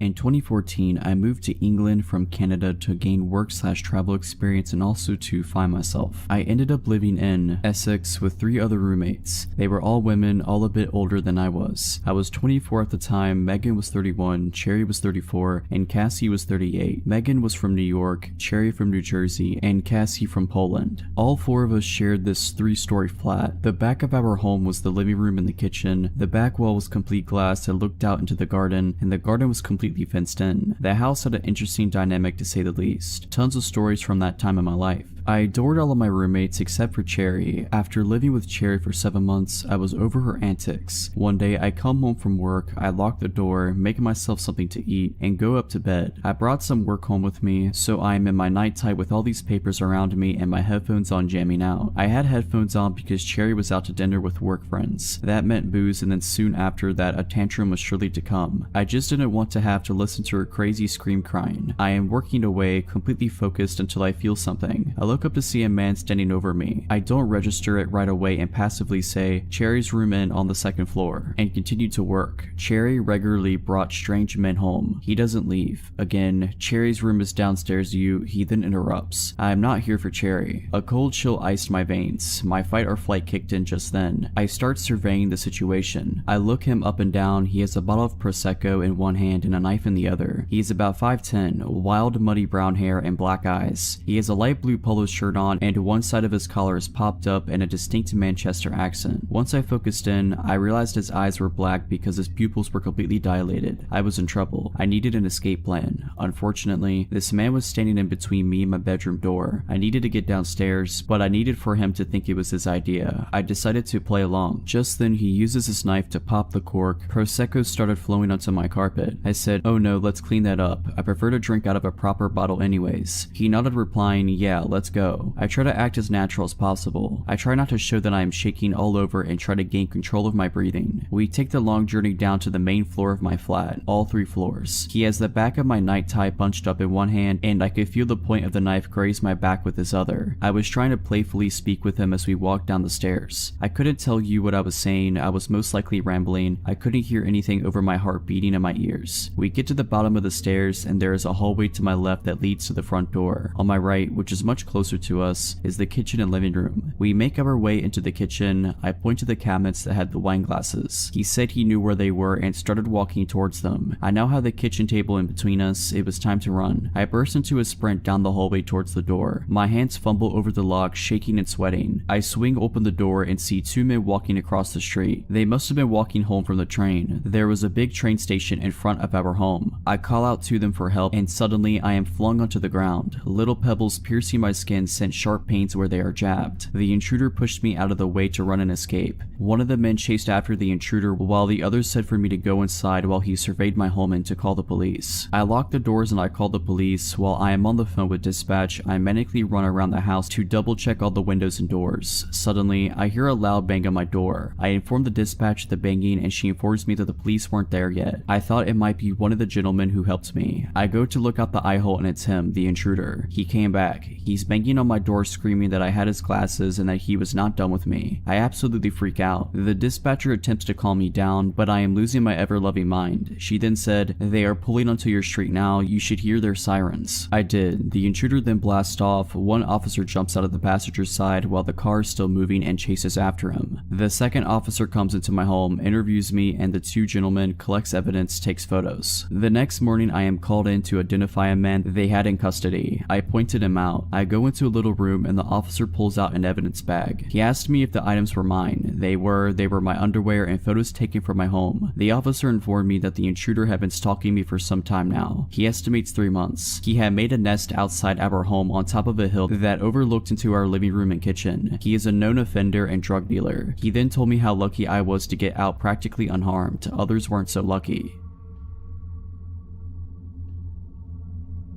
So this happened in 2011, so the exact dialogue may have escaped my memory a bit, but the situation is something I'll never forget. Also, AIM was still pretty active during this time, and so was video chatting. Think Tiny Chat. This is important for later. I was on an online dating site and was talking to this guy. I was 31 at the time and he was 28. We talked for about 6 weeks before I gave him my phone number and we took it offline to calling and texting for another couple of weeks. 2 months after our initial chat, we were texting and he told me that he was out having a few beers at a bar near my house. He asked what I was doing and asked if I wanted to come out, but I had a very long day at work and didn't feel like going to a bar. I'm also not a big drinker. I invited him over to my place, I know, after he finished at the bar and he accepted. I figured I would be okay since I do keep firearms for protection and know how to defend myself, if needed. I also had a webcam. I took a shower so I wouldn't smell like a water buffalo in a hot day. The air went out at work, put on some makeup and got dressed to wait. He then called and said he was outside of my house. I clicked record on my computer's webcam program and turned off my monitor and went to let him in. It's around 10 p.m. and he comes in and we go back to my bedroom because my living room was being remodeled. We're sitting on the bed chatting for about an hour, talking about everything under the sun. The conversation flowed. He was very handsome and so easy to be comfortable with. We got on the subject of firearms and I showed him mine. About 15 minutes later he asked for some water, so I go to the kitchen to get him a bottle. When I came back, he said he got a phone call and had to leave. After he left, I looked on my nightstand where I put the firearm down after showing him and noticed that it was gone. I looked everywhere for it, thinking I had put it down somewhere else. Nope, not there. I then played back the recording from my webcam program and sure enough, it shows him grabbing it and putting it in his hoodie. I was terrified at that point. He knew where I lived, he had my firearm, and he left his phone on my bed. Right then his phone rings and I answer it. Come to find out he's married. His wife was calling him wondering where he was. I told her everything, including the fact that he stole my firearm and I had video evidence and was calling the police on him. Next thing I know, he's banging on my door, my firearm in his hand, asking me for his phone. The conversation went like this. Him, I need my phone, give me my phone. Me, not opening the door but yelling through the window. Take the clip out of my firearm, empty the chamber, throw the clip into the bushes. The one in the chamber across the road and put it on the ground. Him, no, give me my phone. Me, I'm on the phone with your wife at the moment and I have you on video stealing from me. I put his wife on speaker. Wife. A whole bunch of expletives. Him, he runs and gets in his car and then comes back. I threw your gun in the ditch. At this point, I make him empty his pockets, take his pants off, take his hoodie off, and show me that he doesn't have my firearm on him. All the while, his wife is on the phone. I go outside and get in his car, in the driver's seat, and tell him to take me to where he threw my firearm. He proceeds to tell me that I don't know how hard it is for him, being a felon, not being allowed to own a firearm ever because of a mistake he made. The mistake, domestic violence, involving a firearm. We get up the road, he tells me that the firearm is there in the ditch. Then I realize the situation I'm in. I can get out of the car and go get it, leaving him to do whatever to me if he chose. I could make him go get it, taking a chance of him seriously hurting me. I took that chance since I was on his phone with his wife and my phone with 911. He retrieves my firearm, brings it back to the car, and I drive back to my house and wait on the police. I get out of the car and he gets in the driver's seat. I'm still on the phone with the police. I walk around the back of his car to get his license plate number and he just puts his car in reverse, hits me, and takes off. They found him later that evening. He still had the clip and the one in the chamber in his pocket, so now he's enjoying some time in prison. So glad I never have to meet this person again.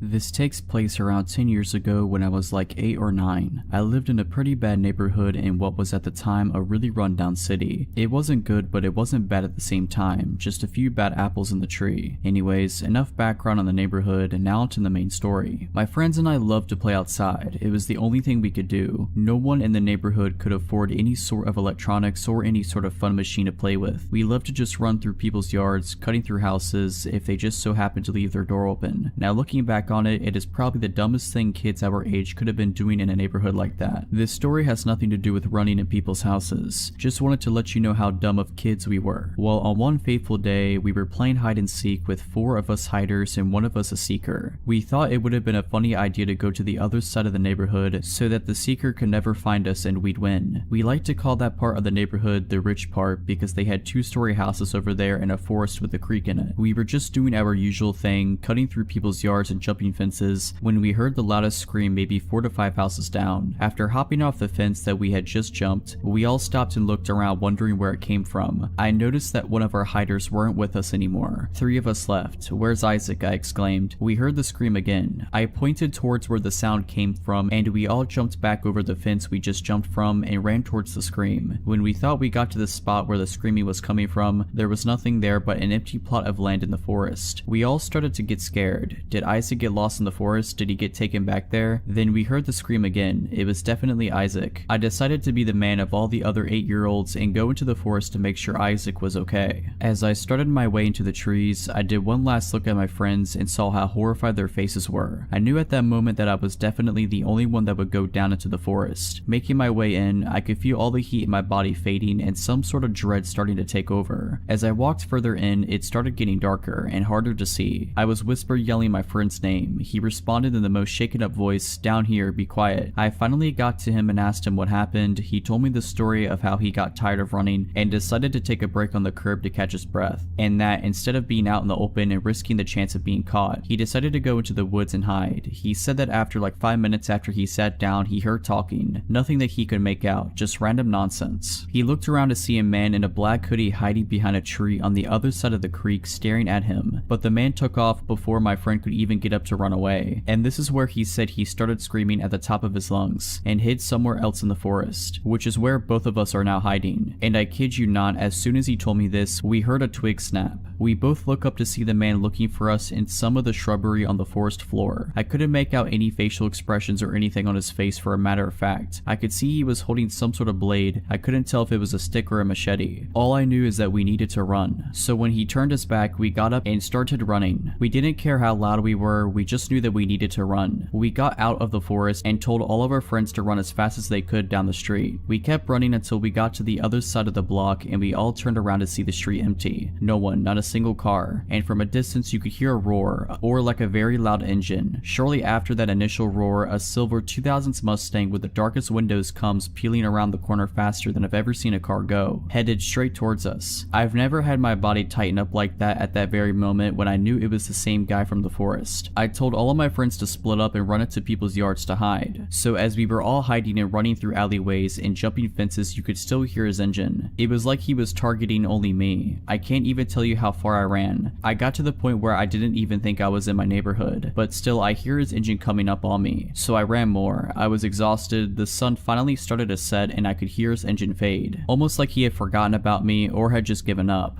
I start making my way back home scared, checking my back every so often to make sure I wasn't being followed. Once I made it home, I went right to bed to cry myself to sleep. And for months after that, that 2000 silver Mustang would follow us, stalking every corner that we played on. We would see it at our school and the grocery store. It could have been a coincidence that our little minds are not perceiving things around us, but either way, I think he was stalking us. Nothing actually came of him following us. He never did what he did that first day, but it was still so scary seeing that car everywhere we went. I didn't know what to do or how to tell my mom, so I didn't, and still haven't. This story's for the people of this sub and my 4 other friends. Funny enough, the seeker didn't know what happened until the day after we were at school and we told him. He still doesn't believe us and says it was to go inside and have him looking for us all night.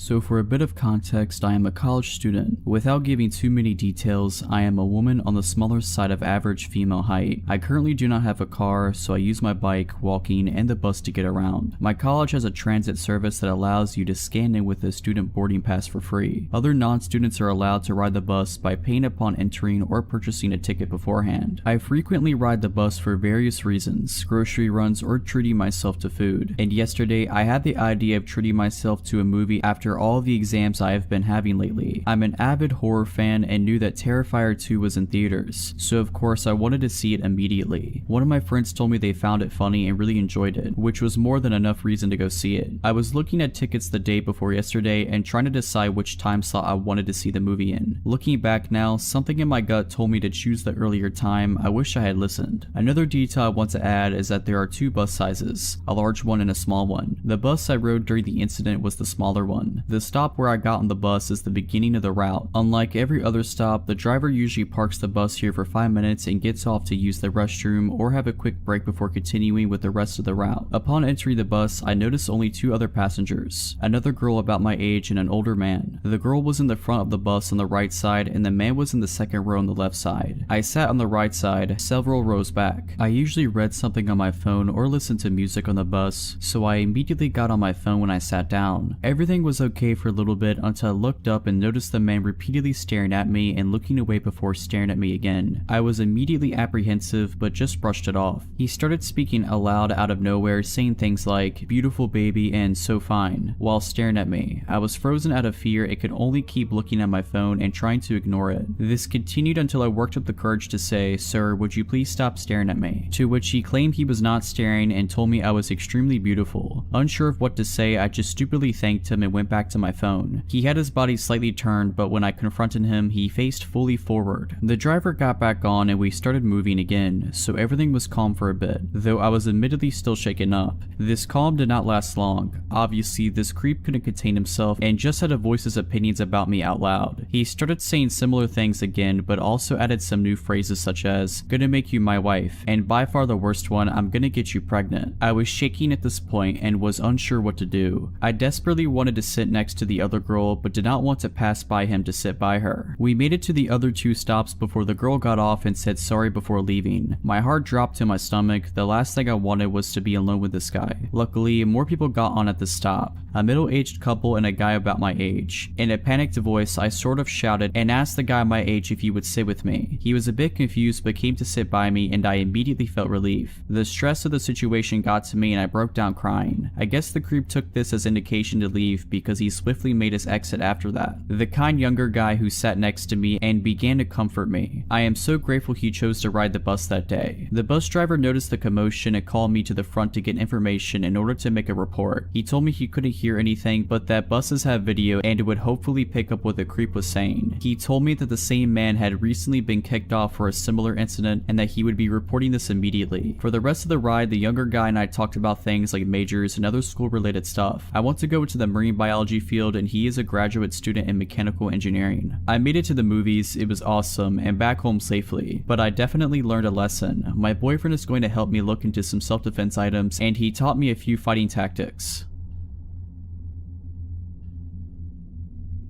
This happened several years ago. I was home alone one evening when I heard a knock at the back door. This confused me, as no one ever used that door. My husband and I lived in a 4-plex at the time, and all the units had a back door at the top of a narrow staircase. These doors were a little inconvenient to access, as you'd have to go around the building and up the narrow stairs, as opposed to the wider main entrance at the front. It didn't make sense to use the back entrance, and I couldn't think of anyone who would go to that door to visit. As I approached the back door, I saw 2 tall men in the window, standing at the door. I did not feel safe opening the door, so I called out hello. One of the men tapped on the window. "Yes, hello, may we come in? We are with Bresnan." At the time, my husband and I had Bresnan for cable, but did not have any issues with it. I replied, "We're not having any issues with Bresnan, is there a problem?" "Ma'am," the man said, "can we come in? We're servicing the area and it's important we look at your cable." I shook my head. "We're not having any issues," I repeated, "so there's no need to stop by." "Ma'am, we are visiting every resident. Let us in so we can do our job." I noticed the man grab the doorknob and try to open the locked door. I slowly grabbed a knife from our knife block and held it at my chest. "We're not having any issues," I repeated, trying not to convey shakiness in my voice, "so you don't need to be here." The 2 figures appeared to shuffle and then straighten. "Ma'am, let us in. We're on a deadline and need to do our job." I glanced at the clock, gauging when my husband would arrive home from work. I gripped the knife tighter. "Ma'am," I saw him try the doorknob again. Just then, a thought came to the forefront of my mind. "I'm sorry, I can't help you. Could I please get your names and badge numbers? I can give your supervisor a call to let them know our cable is fine." I heard another shuffle and one of the men replied, "No need to, ma'am. We're sorry we wasted your time." With that, both of the men exited the staircase and disappeared into the night. Shaken up, I held the knife tight and tried to get my bearings. I remember making a mental note to call the cable company. When my husband returned home, I told him what had happened. I was still very shaken up and had started crying again after he came home. He immediately called the Bresnan Cable Company and spoke to a representative, who informed us that no one from their company was out on assignment in our area. The next day, we asked our neighbors if they had a visit from the company. No one had.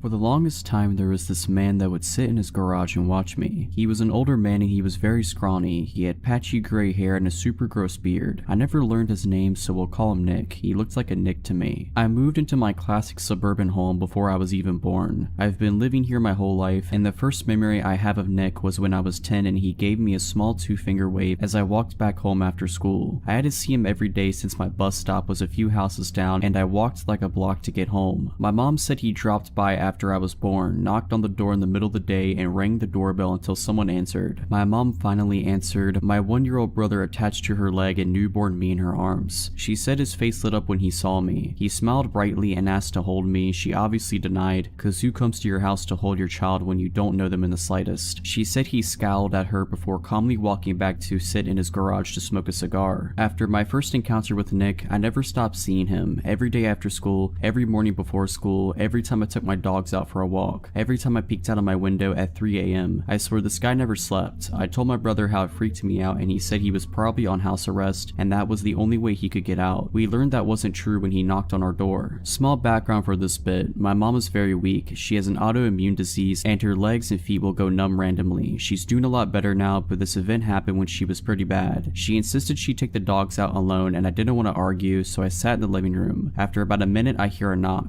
I yell out that the door's unlocked, thinking it's my mom, but there's a louder knock. I get up and go to the door, I open it and there he is, smiling at me. Hey hun, your mom fell off the porch, you might want to help her, Nick states, giving me goosebumps. His voice was unreal, so raspy and sounded like he was in the process of choking. He leaves very quickly and I hurry to help my mom off the grass. Calling my younger brother to get the 2 dogs inside, I gave her the I told you so speech and she grumbled about it for weeks. My younger dog, a pit bull made of 98% muscle, got excited when she saw a bird. She pulled to get the bird and yanked my mom off the porch. She was standing behind a pot and tripped over it on her way down, making the fall hurt a lot more. She had a black eye and her legs were scratched up. The pot of flowers that she tripped over was smashed, but she was okay otherwise. Flash forward to my 13th birthday and my mom's in the hospital, so my dad goes all out, letting me invite a lot of my friends over for a sleepover, making us dinner and breakfast and just letting me have an amazing time. There's a park across from my suburb that I walk over to sometimes. I decided that I wanted to take my friends there to chill before their parents picked them up. The night before we were looking out the window and giggling about the man. I know it's creepy and we were 13, so they knew he was weird. I told them to ignore him if he talked to them, but I didn't take my own advice. Hey Rosie, he said it so quietly I barely heard him. My name is Rose and Rosie is a nickname my grandfather often used. I never told this guy my name, neither did any of my family members. Hi, I replied and my friends all scowled at me, knowing I screwed up. How's your mom? She's fine. I go to leave before I pause. How do you know my name? You told me, remember? No, I don't, because it didn't happen, but I wanted to get away, so I agreed. Oh right, I chuckle. Me and my friends scurry off to the park. The next day there's a box of chocolates sitting on the porch, a note with Rosie and Chicken Scratch writing on top of it. I pick it up and look over at the guy. He waves and I can see that his left hand has disappeared into his pants. Gross. I leave the box out there and tell my dad. The next morning me and my dad take our dogs out. No man. I figured he gave up after he saw me reject his chocolates. A few weeks later a large family moves into the house and I hadn't seen a trace of the man until yesterday. I'm 15 now and the woman who lives in the guy's house comes over yesterday. Does a Rosie live here? She asks. I had answered the door and my heart drops at the nickname from the stranger. Yeah, why? She hands me an envelope with my full name written on it. The guy who lived in the house before us said to give Rosie this on her birthday. It's not Rosie's birthday. I was trying to pretend I'm not Rosie. Oh well, I just took a guess. He didn't give us a date. Have a good day. My dad opened the envelope wearing a mask because I quote, what if he filled it with cocaine? The note inside just said, love you in his writing, red ink, my favorite color.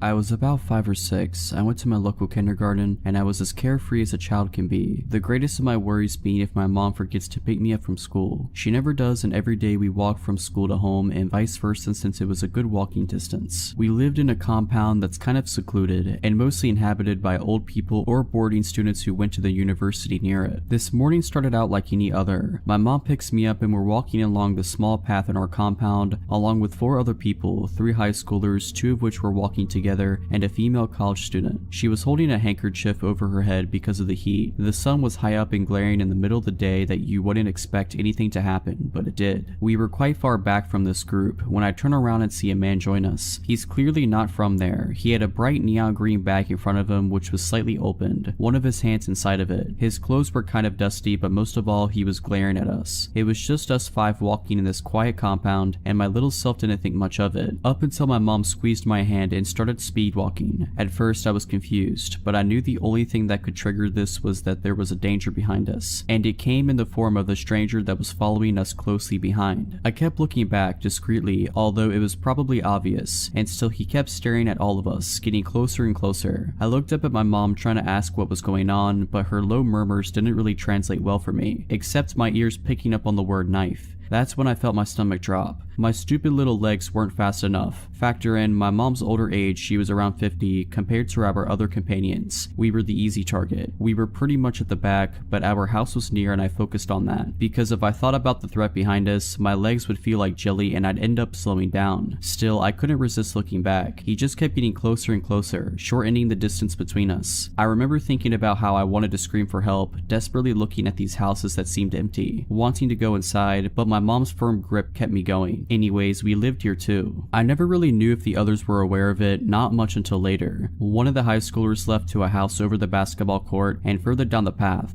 veered off to a different trail that led to the main highway, so it was just us and the female college student. Goody. At this point, the man was also speed walking and catching up, but our apartment was merely a few steps away, and my mom and I dashed towards it, up the stairs and into the comfort of our own home. The man gave us one last glare, but he continued to walk. My heart was pounding against my chest. My mom had left me to lock the door while she stared out the window. She kept repeating, "He has a knife, I saw it. He's holding a knife." I run towards the window and catch a glimpse of the girl, still clutching that handkerchief above her head, looking behind her in fear and alarm as the man continued to follow her, his bright neon bag in front of him, now wide open, his hand still inside, as he kept getting closer and closer. I don't really know what happened after, only of my mom's recollection of the events. She had noticed the man suddenly come up behind us too, and her suspicions were raised when he didn't try to walk past us like the others, but maintained a close distance between us. And then she saw the knife hidden in his bag, holding onto it as he stared at us. I hope that girl's okay and that man was detained or something, but it's been years now and I don't really know what happened to her. Don't really know if I'd like to.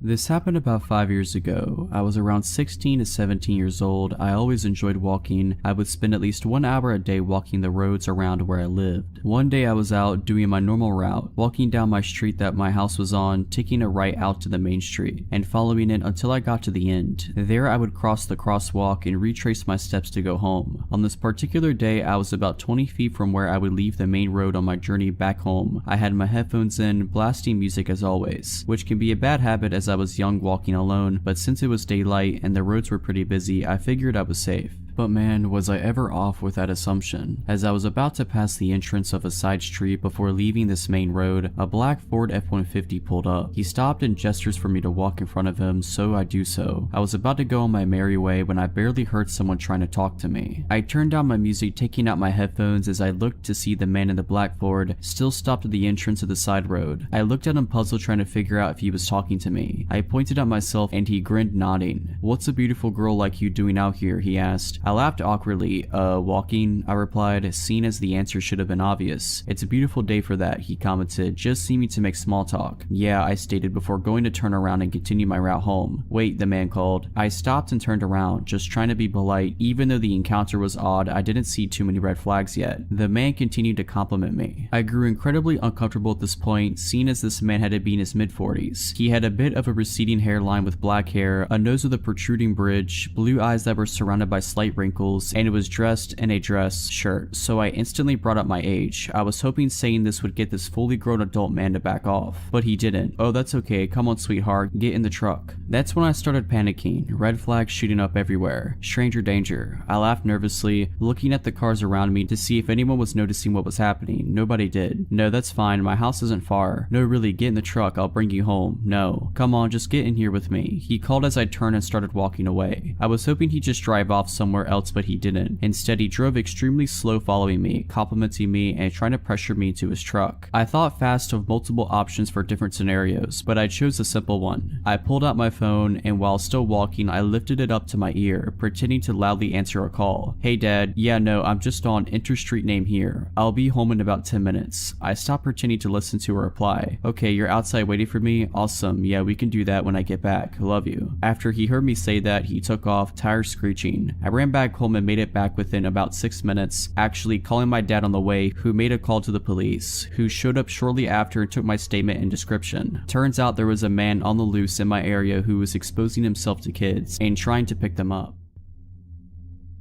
I started a new job about 6 years ago. It was great. Really liked all my coworkers, and the job itself is really awesome and I still love it. This was before the pandemic and everyone was in the office every day. I work in a large multi-floor, multi-wing building filled with numerous businesses and agencies. I started getting into a routine. We have a gym and locker room in our building. I would go work out before I was on the clock and shower, get ready, etc. I'd go get breakfast at the next building over most mornings at around the same time. I'd go on walk breaks with coworkers at pretty much the same time every day. It was very regimented. In the morning when I worked out, everyone had a pretty set schedule. We didn't know each other, but there was kind of an unspoken pattern. A coworker would finish and shower before me, then I'd go, then the head maintenance guy for the building, and so on. This is where it all begins. One morning, like every other, I get out of the shower and I'm in the small locker area, and there's this little older man over at the sinks. He's not doing anything but looking at himself in the mirror, but you could tell he was just loitering. Weird, but whatever. A few days later, he's there again. Then he's there every morning at the same time, and he's definitely looking at me while I change. This creeps me out, so I stop working out in the morning. Then, after a few weeks, we're walking back from getting breakfast, and he's walking the other way towards the other building. I tell my coworker that's the guy that would always be in the locker room watching me get dressed. After a few more days, he's walking the other way from us getting breakfast every day, and he looks right at me every time. So I make an excuse and stop going for breakfast. Our 9 a.m. walk around the building, he starts just appearing and walking the opposite direction from us every day. Literally everyone walked around the building in the same direction except for this guy, and he'd stare at me as we passed. I tell the coworker who was a woman about the guy and what had happened, and she just laughed it off. The only reason he'd go the opposite direction is to make sure he saw me. Our 1 p.m. walk around the building, wouldn't you know it, he's there walking the other way and staring. So I just stopped going on walks at work. This is where the real magic begins. I have no clue where this guy worked in our building. I would come into our hallway every morning at the same time. From the time I went through the doors to the time I got into my office, it was maybe 15 seconds. We were on the first floor, and at the end of our wing is a staircase. Every morning as I'd come into our wing, he would pop out the stairwell and come walking the opposite direction and stare at me as we passed each other. One morning I'm walking into the bathroom to go number 2. I stop and blow my nose real quick. As I'm walking to the back stall, he comes into the bathroom. We have 2 urinals, 2 stalls in this particular bathroom. No one is there but us. He comes into the stall next to me, widens out his feet so his shoe is under the divider and on my side of the stall. This dude is tiny, maybe 5 foot, so he'd have to almost be doing the splits. Then he lets out this deep loud moan after about 30 seconds, then leaves. I start telling all of my coworkers. Most of them laugh. I felt so creeped out and helpless. Like, what do I do? Any guy I work with that I tell this about laughs at me. The women just shrug it off or have an excuse for why he's always there. So I ask one coworker to pick any event at any time during the day to prove he will show up.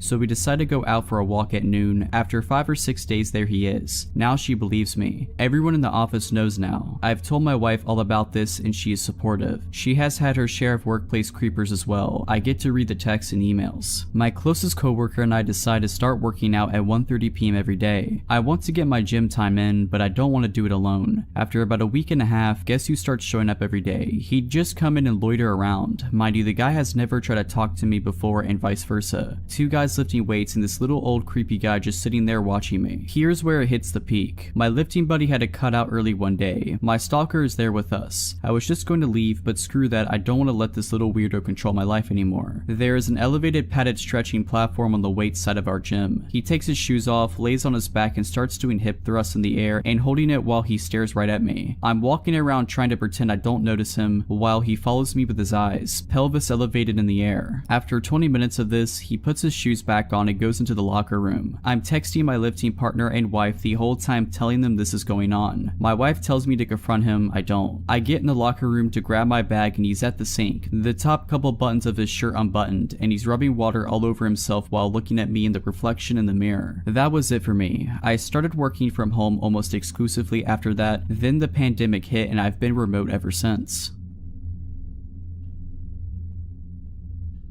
This happened Sunday night. I got into a very huge fight with my mom and it was very emotional and intense to say the least. We made up and said goodnight to each other, but I was still pissed off. So my impulsive self decided I was going to take off for the night. I just wanted to cool off. I went into my backyard and hopped over one of our walls and started to walk around. Mind you, it was midnight. I didn't even have a phone in case something happened or a weapon for self-protection. For a bit of a layout on my story, down the street from my house, which is a neighborhood road, there is a church and a preschool across from it. In front of the preschool there are large, tall hedges that sort of hide the pickup/drop-off that's in front of the school. There's a stop sign on the church's corner before the busy main road and a street lamp on the same corner. I made my way down to the corner on the church's side. I was very bored and cold, but it's not like I could call a friend to pick me up and hang out for the night. I decided to face the main road and put a hitchhiker's thumb up in hopes of someone pulling into the street and letting me use their phone to call a friend. After what felt like forever, I was getting no luck and then I saw a guy from across the main road and I called for him. I didn't have any weird feelings about him. He was harmless and he let me use his phone, but I still wasn't able to find any of my friends to come and get me. Before he left, he asked if I had a knife on me or something. I said honestly, I forgot mine at home, and he handed me a small but very sharp switchblade and told me to keep it, to stay safe and have a good night. After watching him walk into the dark heading east, I wandered up and down the sidewalk as cars passed by often. I started to pass the hedges and I glanced over to the left of me where the school was. I saw a large silhouette of a man slowly creeping around in front of the doors to the small preschool. He was tall and looked like he was strong, broad shoulders too. It took me half a second to realize he stopped and saw me too. I went into flight mode and immediately noped out of there and ran across the busy street because it was empty at the moment and kept sprinting until I was 5 streets down and realized he wasn't following me. About 30 minutes had gone by and I decided it was time I made my way home. I eventually crossed the street and was facing the main road walking down to the church and take a left and get home. It was silent and no cars had gone by for a few minutes at that point. Then I heard a car speeding down the road and I turned my head back to see if it was a large white Suburban. I dismissed it thinking nothing of it as it turned right a few streets down across the road. I started to turn the corner under the street lamp when I looked back up again and saw it was starting to come out of the same road it just turned into. I don't know what told me to run, but I did. I ran into the parking lot of the church and started to see headlights turn into the street. I threw myself onto the ground behind a ramp wall that was barely tall enough to hide me. I was trying to stay silent at the same time because the Suburban's headlight reflected off the walls of the building as it pulled into the parking lot. It made a few laps from what I could sneak a peek of and stopped in the middle for a couple of minutes before it turned out and drove into the main road. I waited it out a bit longer and pulled the knife out, listening for anything and everything. Once I realized I was probably in the clear, I ran back home.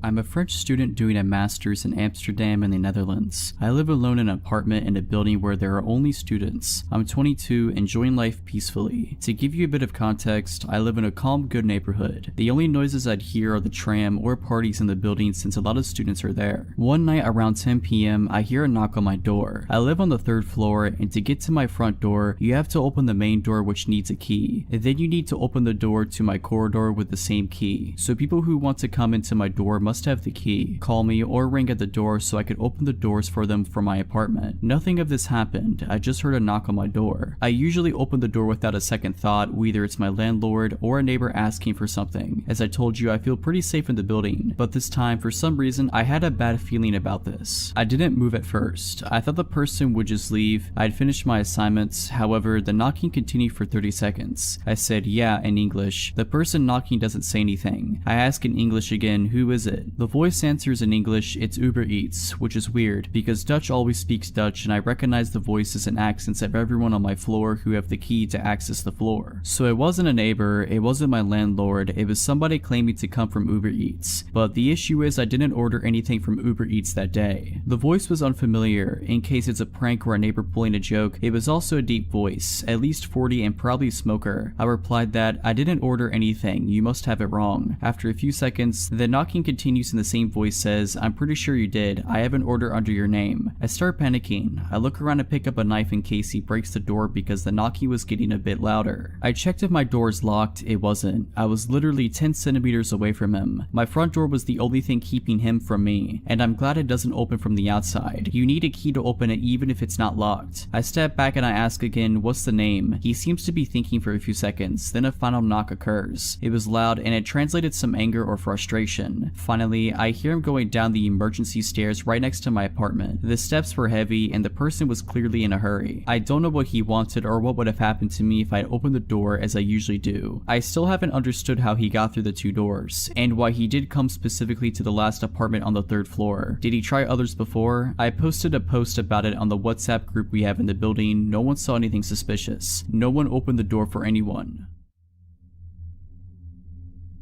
I grew up out in the wooded country in Illinois, on a short dead-end street 10 plus miles from a town, and there were 7 houses in the area spread out on a 2.5-acre wooded lots or larger each. There were no large wild animals, there aren't bears or large animals in the region, and people didn't meander there or show up lost. Actually, lost folks or large animals wandering around never happened in the 20 years I lived there, so please keep that in mind. When I was a young girl in my early teens, I had a good guy friend a few years older than me who lived next door, Terry. Terry was allowed to go out with his friends much later than I was, and he would sometimes walk over to my yard after getting home late and throw rocks from the gravel area outside at my window to chat. My bed was right next to the window. I'd open the window and we'd whisper stories and generally talk for a bit. My 2nd story window faced our backyard and his house was to the side. I could see his house from my window over the shrub trees and walking path to his driveway. I'd often know if he was out. The light was on over the side door entrance, or already home. Light was off. One time during the summer when my window was open, I heard a car in his driveway dropping him off. I was probably 14 years old and it was around midnight. I heard Terry get out of a car and was talking to his friends. Soon his friends pulled away. I softly called out as loud as I could without waking my parents, asking Terry to stop by and chat. He didn't respond as he probably didn't hear me. Then I came up with a not so brilliant idea to sneak outside and scare him. As kids, we'd often sneak around and scare each other. So I silently sneaked down from the 2nd floor and out my back garage door, which led to our backyard, below my window, which led to Terry's house off the side, through our gravel area, then through a well-worn path through the woods about 25 feet long. My parents had put in a gravel pit around the back of the house, probably because nothing much grew due to the shade of the oak trees. There were 14-inch oak rounds set out as an uneven stepping path in the gravel, and if you stepped off of the rounds in the church, of gravel/rocks would give you away. I picked my way expertly and silently across the log rounds facing Terry's house. My eyes got accustomed to the dark and I didn't see him. Also at that time, I heard the door of his house close and the light going off, signaling he went in, likely to bed. I waited a bit as I thought I saw something move in the woods between our houses, but not on the path we'd always use. If you didn't use the path, there were wild rose and raspberry plants that had thorns and were painful to walk through if you weren't careful. So I thought it was odd that he'd been in the woods, but maybe he wanted to scare me like I was plotting to do to him. But I saw something human-sized and dark moving through the woods slow and pausing every once in a while like me. It was coming closer and I definitely saw it, but it was strange in that it wasn't walking directly to my window to talk. Therefore, I hunched down and waited in silence, wondering if I could still startle him. I still thought it was Terry and he saw me sneak out and he was trying to scare me. I watched a dark outline of a human figure moving, but then I would lose sight of it in the foliage. It seemed to be stalking slowly and listening/checking every few feet while hiding. So I whispered after losing patience one last time for Terry, but he didn't answer. I got bored of hiding and crouching, so I quietly tippy-toed back to my garage door and went back inside, silently locking up as I went. I snuck back upstairs to my room above the area where I was just standing/crouching. My window was open and I definitely heard someone or something walking around the yard. I whispered again for Terry out my window but got no answer. Then I heard someone or something fall and grunt pretty loudly in the window well right below my window. It wasn't enough to wake my parents, but definitely loud enough I didn't mistake it, and it sent a shock of fear through me. If you aren't familiar with a window well, it's a semicircle hole connected to the house, dug out for about 3 or 4 feet deep and reinforced with metal. It allows a basement window to be put in below ground level and the hole lets some natural light in. There's no way Terry would have fallen in our window well. We have been playing hide and seek and many outdoor games for years since we were young around the whole neighborhood. We knew everyone's window wells and house footprints, plus paths in the woods like the back of our hands. The grunt sounded humanish and not like an animal. It also pulled itself out quietly without a lot of thrashing. That's when I realized this wasn't a fun game and someone or something was out there and it wasn't Terry. I tried to look outside my window as best as I could, but there was a screen on my windows to keep the bugs out, so I couldn't lean my head out the window to see next to the wall of our house directly below me. I then heard the crunch of rocks as whatever it was stepping in the noisy gravel. Again, Terry would know where the log rounds were and would not step in the gravel. He knew my parents were pretty strict and he was as good at being quiet as I was. Whatever it was stopped and I held my breath. I pretty much sat there with my face pressed against the screen 2 stories up for probably half an hour. It seemed like an hour, but I'm pretty sure I didn't have patience back then to wait that long. I never heard it leave, but I grew tired and eventually fell asleep on my bed that was next to the window. There are a few things I'm certain of. It wasn't Terry. I asked him later and he said he went to bed that night when he got home. He also would have no reason to lie. I'm pretty sure it wasn't one of our neighbors and I can't think of any reason a person would be there. We had a few neighbors and only 2 other houses out of 7 had kids. Again, these 7 houses were spread out in 2.5 plus acres per home. There weren't any big animals in the area. As wooded as the whole area was, we only had some deer, but they were hunted and didn't come close to homes. Plus our dogs scared them away.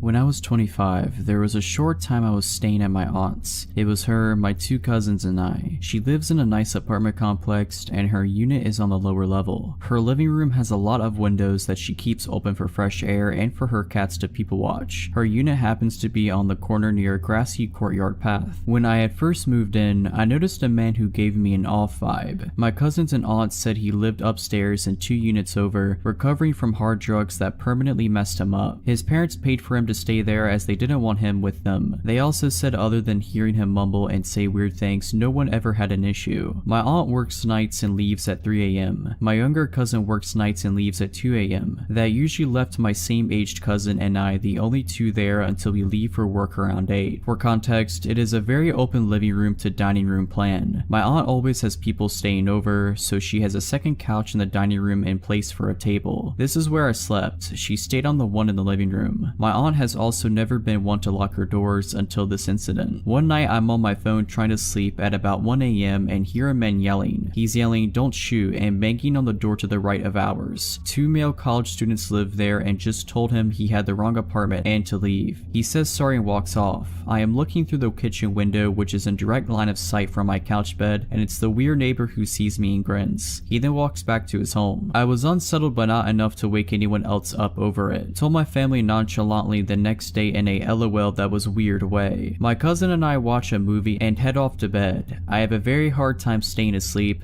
but I woke up this time to the feeling of someone watching me. I check my phone and it's around 3:30 a.m., so I know it's not my aunt or cousin. I sit up and figure I'll go watch TV on my aunt's couch since she was gone already. The feeling gets stronger as I am in the living room. Then I see the shadow of a person standing still in the grass courtyard looking in. I froze. I immediately go back to my couch to get my phone. As I do, the person is gone. I am now trying to calm myself down and think of waking my cousin up when I hear the creepy man's voice. He is now at the kitchen window, which looks out directly in front of her front door. I drop to the floor out of his line of sight and start frantically trying to call my cousin. The man is now saying things at the window/front door like, "I'm going to hurt you" and "I'm unarmed" over and over again. His face is up against the window. Then he starts talking about wanting to pet the cats he saw through the window. I can't get a hold of my cousin. It's been about 20 minutes of this. At this point, in this situation, I didn't have many options. I could jump up and run for a knife, but I need to go to the kitchen. I could try to respond and ask him to leave, but I've learned when you underestimate crazy, you lose every time. I now hear him knocking and knocking while repeating his nonsense. I'm doing that ridiculous looking army crawl snake slither across the floor down the hall now. I see the door handle start to turn. I'm about to jump up when my cousin bursts out of his room directly across from the front door. Now, he's not the biggest guy, but he was intimidatingly mad at the circus show taking place at his front door. He starts yelling at the guy that he needs to get off of his porch and that he's calling the cops. The man tries to say, "I'm unarmed. I'm not going to hurt you. Don't be afraid." My cousin goes off and yells, "That's dandy. It's 4 a.m. You need to leave or I'll call the cops." So this guy backs up with his hands in the air and leaves. Needless to say, we didn't go back to sleep.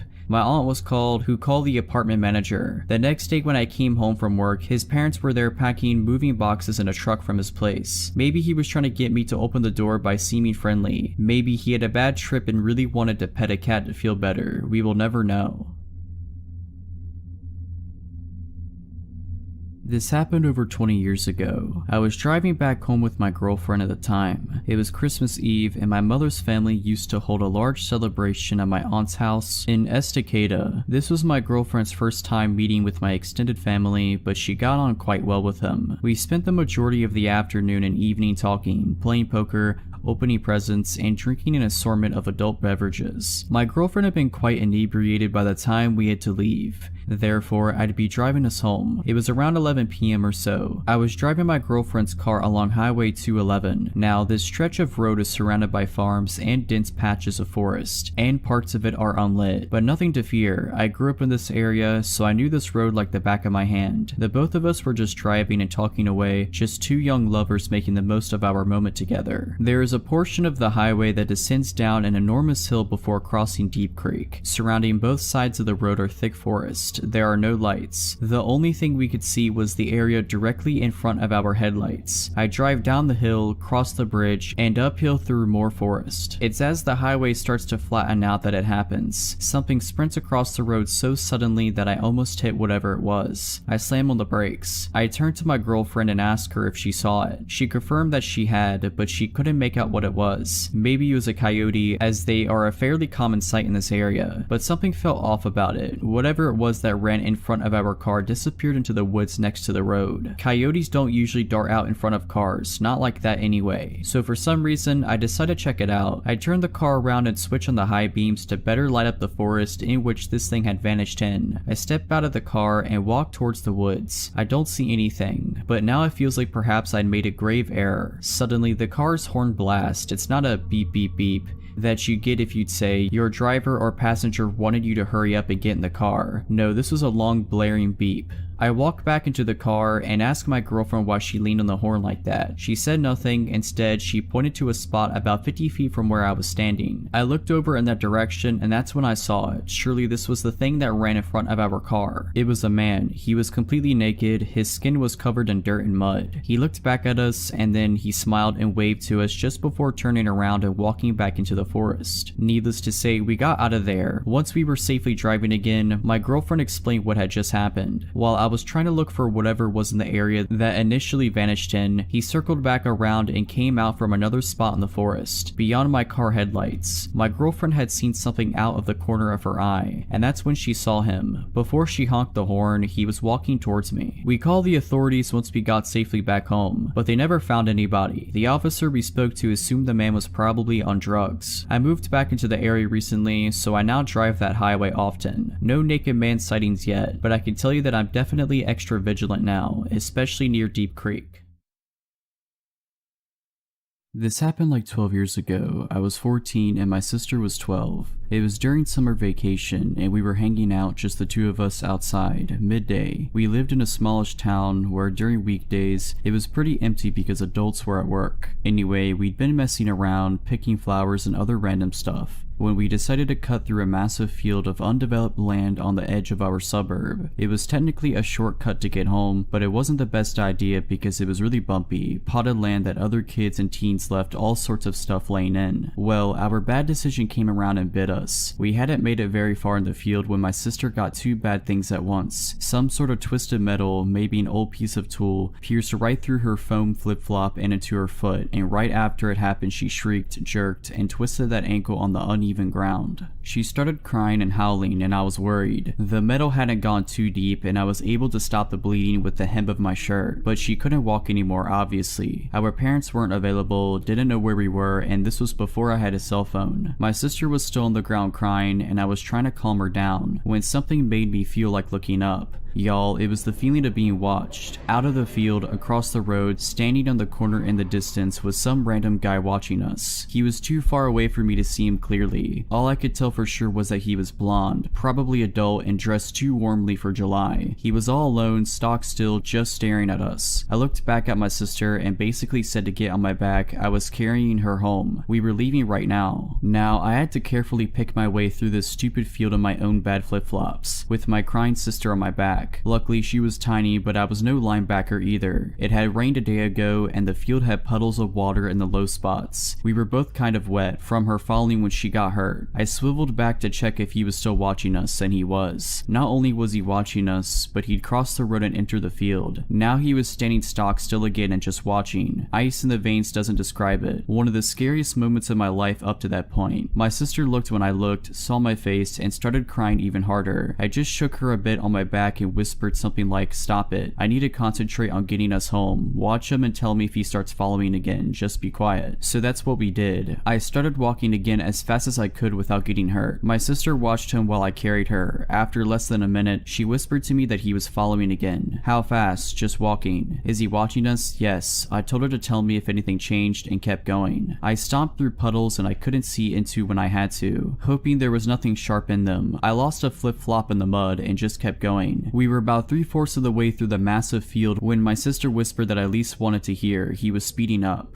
I turned us right around, so we were facing him head on, and as loud as I could, I yelled something like, "Hey, we see you, leave us alone, I'll call the cops." Nothing. He'd stop again when I stopped, but gave no sign whatsoever he'd heard me. Just nothing. I turned us around again and kept going. My poor little sister was shaking like a leaf and just saying my name over and over again. It was awful, and there was nothing I could do but keep going. Eventually, he started following again, at a slow pace. I finally made it into our suburb, out of the muddy field and onto solid concrete. Told my sister to hold on as tight as she could and booked it. Started running with her on my back as fast as I could. We couldn't see him anymore, didn't know what he was doing or where he was. Every muscle hurt from carrying her so far. My bare foot was all scratched up from the road, but I didn't stop. I kept moving. With my sister looking out behind us, it felt like my heart was going to explode. After what felt like forever, I made it to our house, ran across the yard, up the drive, put down my sister, who started crying again. My hands were shaking so badly I could barely use my key. We made it in safely and called my mom. She had us lock every door and window and came rushing home, but nothing happened after that. He never found us, so we never saw him again.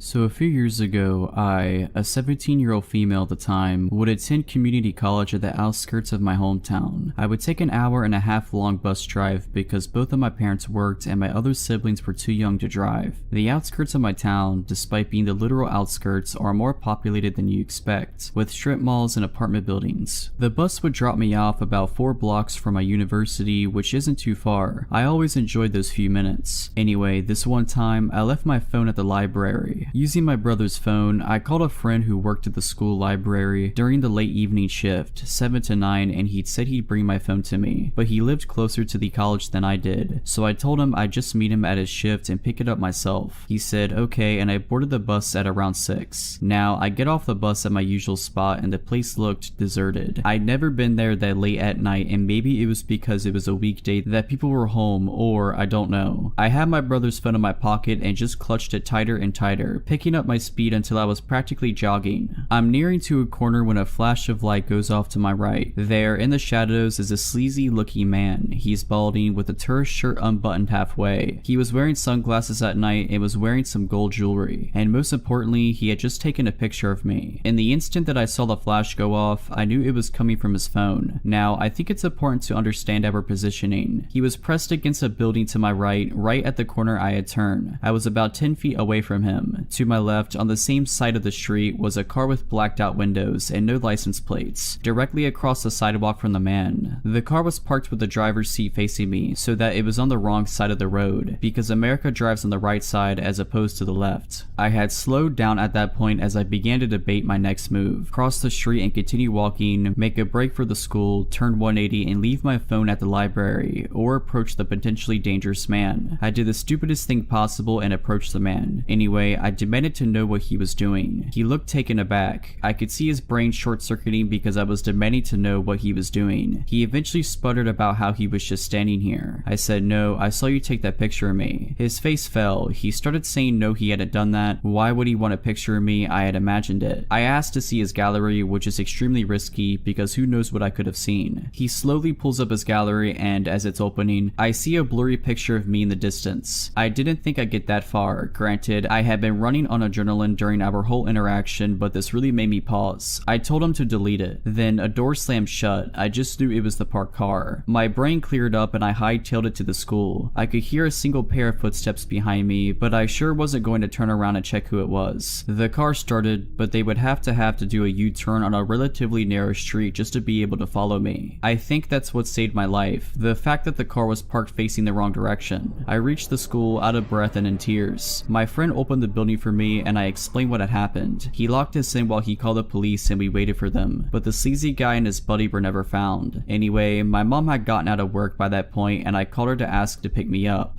We waited with my friend till the end of his shift and drove him home too. Needless to say, I carry a mace with me everywhere I go now and I'm yet to find a police report stating a guy matching his description had been arrested. To be honest, I don't think the police believed me fully, but who knows. I'm a single male, 33 years old, who lives alone in Denver. My apartment complex is not what you would call a nice building. I'm on a road close to Colfax Avenue, which if you're familiar with the geography of this area is not the safest boulevard in town. I'm a few streets away from it, but close enough that I wouldn't consider this an up-and-coming neighborhood. This evening, I was watching Netflix on my couch. My two cats were cuddled up against me as I lay under a comforter. The night before, I had watched a horror movie that was scary enough to leave me in an unsettled mood, making it hard to sleep. So this night I decided to watch a stand-up special instead. Keep it light so I wouldn't have any trouble getting some shut-eye. I have classes early the next morning, so I was surprised when I made the conscious decision to turn on a second stand-up special and let myself fall asleep on the couch. I was just so comfy where I lay and didn't want to move, not even to turn off the several lights on throughout my apartment. I remember dozing off around 11 o'clock. It was effortless, which meant I was really snug under the covers with my cats flanking me on either end, creating a tucked in feeling. And all of a sudden, I'm not sleeping anymore. I am woken up by a knock at my door. Then a man's voice says maintenance. I just sat there, sitting bolt upright on my couch. I knew something was off. I looked at my phone, which was by my left hand, and the time was 2:15 a.m. I didn't move. The floors of my apartment are old wood and there are many creaky floorboards. I didn't want whoever was knocking to know someone was at home and awake, let alone alert to his presence. My cats got up and ran over to the door as they normally would, but I stayed still and listened. After a few minutes with no answer, the man walked away from the door and down the hallway to the stairs. A moment after that, I heard the back door to the building swing open and closed. I have one window where I have a partial view of that door, so I break my paralysis and race over to it. I saw an old looking green SUV sitting in the no parking zone just in front of the back door. It must have been running the entire time because I didn't hear it start up and the brake lights were glowing red. Someone, presumably the maintenance man, got in the car and it drove off. I don't know how this individual got into the building in the first place, as you would need a key to do so. I don't know what his intentions were, but no one knocks on someone's door at 2:15 a.m. claiming to work for the landlord with good deeds in mind.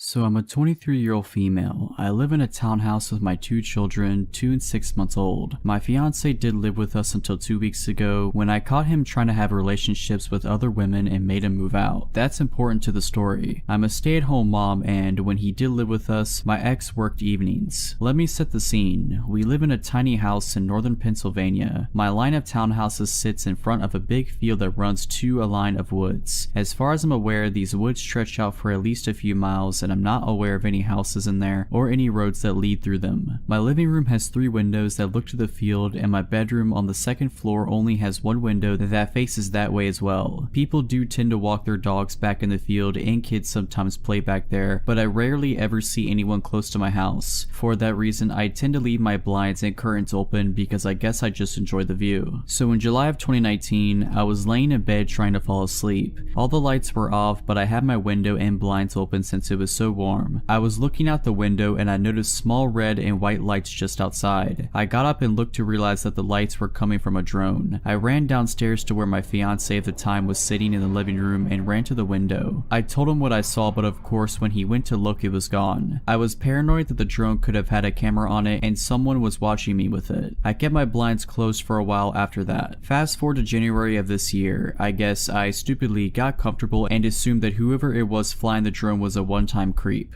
My blinds were open and I had just gotten out of the shower. I was sitting on my bed pretty much naked except for my underwear, scrolling on my phone when out of the corner of my eye I saw lights again out of the dark window. It was that drone again. I ran out of the room and waited for a few minutes. I peeked back into my room and it was gone. I quickly shut my blinds and got dressed. Honestly, I felt sick at how stupid I was to leave my window open again, especially when I was practically naked. Now for the real disturbing part, my 2-year-old son and I were out in the field 2 weeks ago, 3 days after I kicked out my boyfriend playing ball. I had my 6-month-old strapped to me in a baby carrier. Probably about a half hour after we had been out there, I heard a slight whirring noise coming towards us. I looked up and saw the drone flying towards us. I looked around and didn't see anyone. It stopped right over us. I freaked and grabbed my son and dragged him into the house, looking back at the tree line every so often as we went. I knew they had to be hiding in there. I went inside, closed the blinds, and called my mom and told her about the situation. She told me just to keep an eye out. I said I would. My son likes to line his toys up against the window, so I figured it wouldn't hurt to open them up just an inch or so. A little while later, after we ate dinner and it was almost dark, I was feeding my 6-month-old and my son was playing. He was standing over by the window, lining up his toys. He started saying dada, dada. I assumed he was just missing his father and dismissed him by saying he was going to see him that weekend. He kept saying dada, dada, though. I looked up and saw him pointing to the window under the little gap the blinds didn't cover. I froze. I remembered that he calls any man with facial hair dada because it reminds him of his father, but there was no way someone would be bold enough to actually come up to my window. Not when my neighbors are literally right there. Anyone could see them, but there aren't any lights back there, so unless someone actually stepped out of their house, I guess nobody would see them. Maybe it was my ex, but he should be at work at that time. I ran to the window and moved my son. I didn't want to lift the blinds, but honestly, I was sure it had to be the person who had been creeping on me for the past year, and I wanted to see who it was. I pushed the blinds up and was looking at a man who I definitely had never seen before, crouching in front of me. He was bald with a mustache and goatee. I have no idea how old he was. He could have been anywhere from 30 to 50. When he saw me, he smiled and stood up. I yelled and told him to screw off and that I was going to call the cops. He just stood there, smiling at me like some freak. I was about to close the blinds again when he said something I couldn't hear. I told him to leave again and he said, louder this time, I just want to talk to you. I shook my head no and yelled the same thing to him. He started slapping his hands on the window, yelling no, no, no over and over. I grabbed my phone, scared he was going to try to break in. I dialed 911. My kids were crying from the yelling and I felt on the verge of tears. I told the operator what was going on. The whole time I was on the phone, the man was pounding on my window, screaming now. He was yelling all kinds of nonsense, and I only caught some of it. He said he's been watching me for months, I'm beautiful, he wants to come with them, he'll kill my children if I don't. The operator told me to go into an upstairs room and hide until the police arrive. My town doesn't have a police department, so we rely on the state police. She said it would be about 20 minutes, but to stay on the phone with her. The man was practically punching my window now and was just screaming like a maniac. I was about to grab my kids and run upstairs when I heard someone else screaming. The man bolted. I looked out and saw my neighbor and his girlfriend. I opened the window and my neighbor said that he heard the man, so he ran around the building. He said when the guy heard him, he ran back to the woods and disappeared in the tree line. They said they also called the police. I thanked them 100 times. The police arrived 10 minutes later. They did a quick search around the buildings and found the man and arrested him. I don't know why that guy targeted me or why he waited so long to do something. I'm just happy my neighbors were there to intervene, or who knows what would have happened.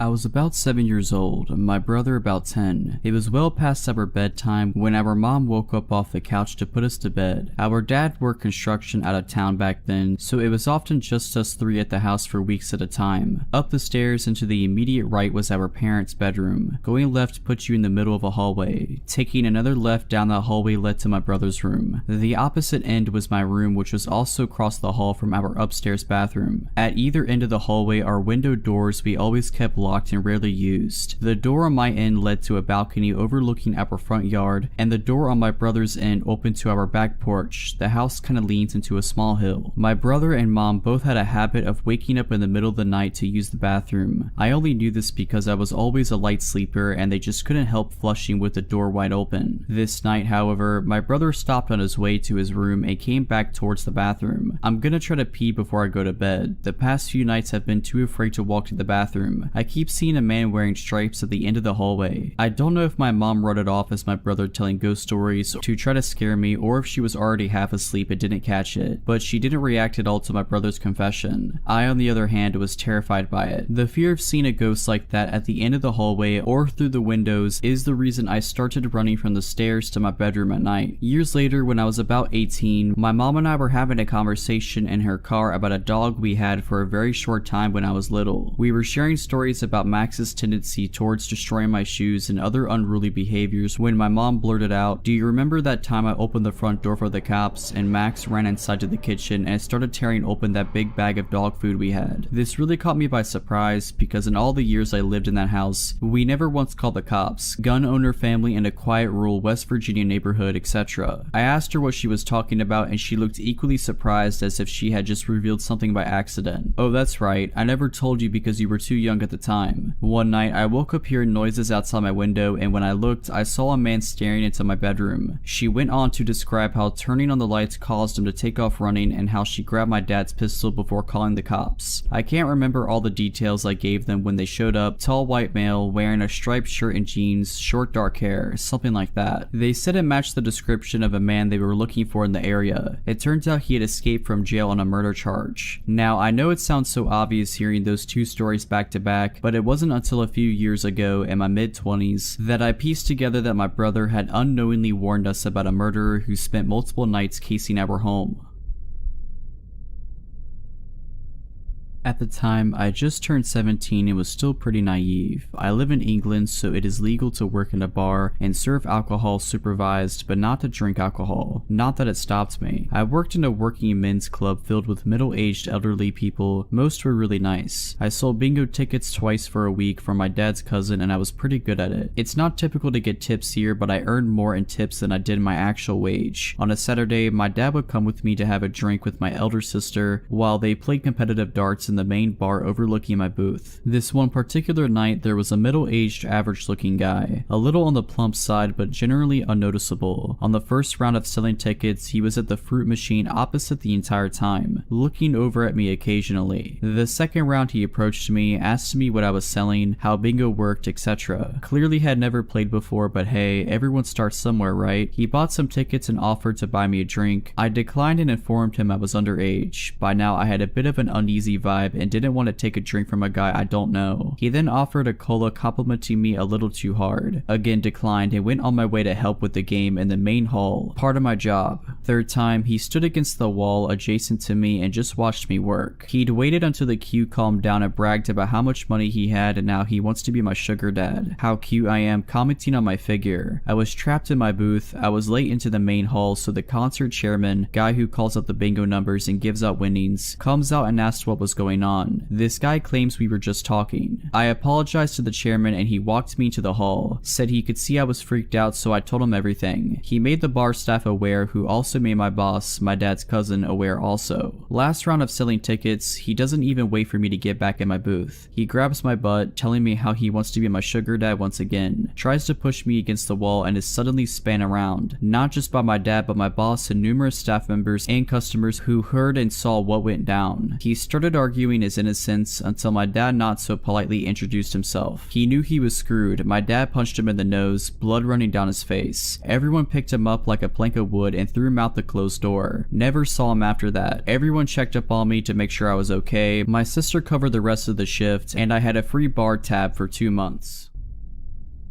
I was 22 and living on my own for the first time when this happened. I had just gotten off work around 11 in the afternoon. To reach my apartment building, I could either walk on the sidewalk or cut across this communal garden. I saved about 1 whole minute of walking time by cutting through the communal garden, but being young and stupid, a lot of times I took the shortcut. That night, I got that weird feeling to not take the shortcut. I kept to the sidewalk, but there's no one else around. When I got past the garden, all of a sudden, this large man pops up from its exit path. There was no way he could have been in front of me or just behind me as I was walking. I would have noticed him. The only logical explanation was he had been hiding in the pitch black garden, a drunk who had been sleeping it off. No, my body was screaming at me to get out of there. I began walking faster. My dad had taught me to always carry my keys in my fist with the key pointed out in case I needed to punch someone, so I had that, but I'm 5'4" and probably weighed 110 pounds. This guy was tall and big. My only chance was to outpace him. I'm speed walking at this point, and I feel him matching my pace, getting closer. He's breathing heavily. I feel this angry energy coming off of him, but my apartment building is right there, so I put on a burst at speed. When I reach the entrance, 2 people are leaving and hold the door for me. And him, I don't know why I didn't tell them I thought this guy was following me. My mind froze and I was just trying to get inside my apartment. Plus, I was still trying to rationalize it. Maybe he was visiting someone in the building. Maybe it was all just a coincidence. Don't be paranoid. Besides, it took only a couple seconds for them to be out the door. I had missed my chance. I'm climbing the stairs as fast as I can. It's a 3-story building and I live on the 3rd floor. He's climbing the stairs too, still right behind me. I get to my floor, which has 4 apartments on the right side and 4 on the left. I pass by apartments 1 and 2. He's still right behind me. I stop at apartment 3 and he stops in front of apartment 4 where I know he doesn't live. He hasn't said anything, just breathing hard, and I think there's no way I'm going to open my apartment door and have him push me inside and assault me or worse. He also hasn't knocked on the door of apartment 4. Worth noting is that the apartments are U-shaped, with mine and my neighbor's door being very close together. So I bang my own apartment door as loud as I could but yell my neighbor's name. Hey Kevin, let me in. This startles the guy, even more so when my own apartment door doesn't open but Kevin's does. Kevin sees the guy standing right in front of his door and asks what he wants. The guy starts mumbling something about the wrong apartment, but I have my own door open so fast that I am inside my place in a flash, locking the door behind me. I grab my cordless phone to call the police, but I hear Kevin through the door telling this guy he needs to leave. The guy does. Kevin knocks on my door, asks if I'm okay. I thank him, say that I am, but inside I am still frozen, adrenaline pumping, scared. I thank him again and tell him to have a good night, lock my door again. I have my phone in my hand, ready to call the police, but I start trying to rationalize it again. What exactly happened? A guy followed me home but then said he had the wrong apartment. Are the cops going to care about something minor like that? I try to calm myself down, but I'm also berating myself. Why didn't I run the instant I felt him following me? Why didn't I tell the people we passed when the front door opened that I thought I was being chased? Worse, why didn't I tell Kevin that the second he opened his door and saved me? He could have let me inside his apartment and we could have called the cops together, but because of my stupidity, everything felt so ambiguous and I was questioning myself. A couple of weeks later, I'm visiting my grandparents and my grandfather is reading the paper. He tells me that a woman was assaulted in the apartment building across the street from mine. It's the same guy. He had multiple convictions for assault and had recently been released on parole.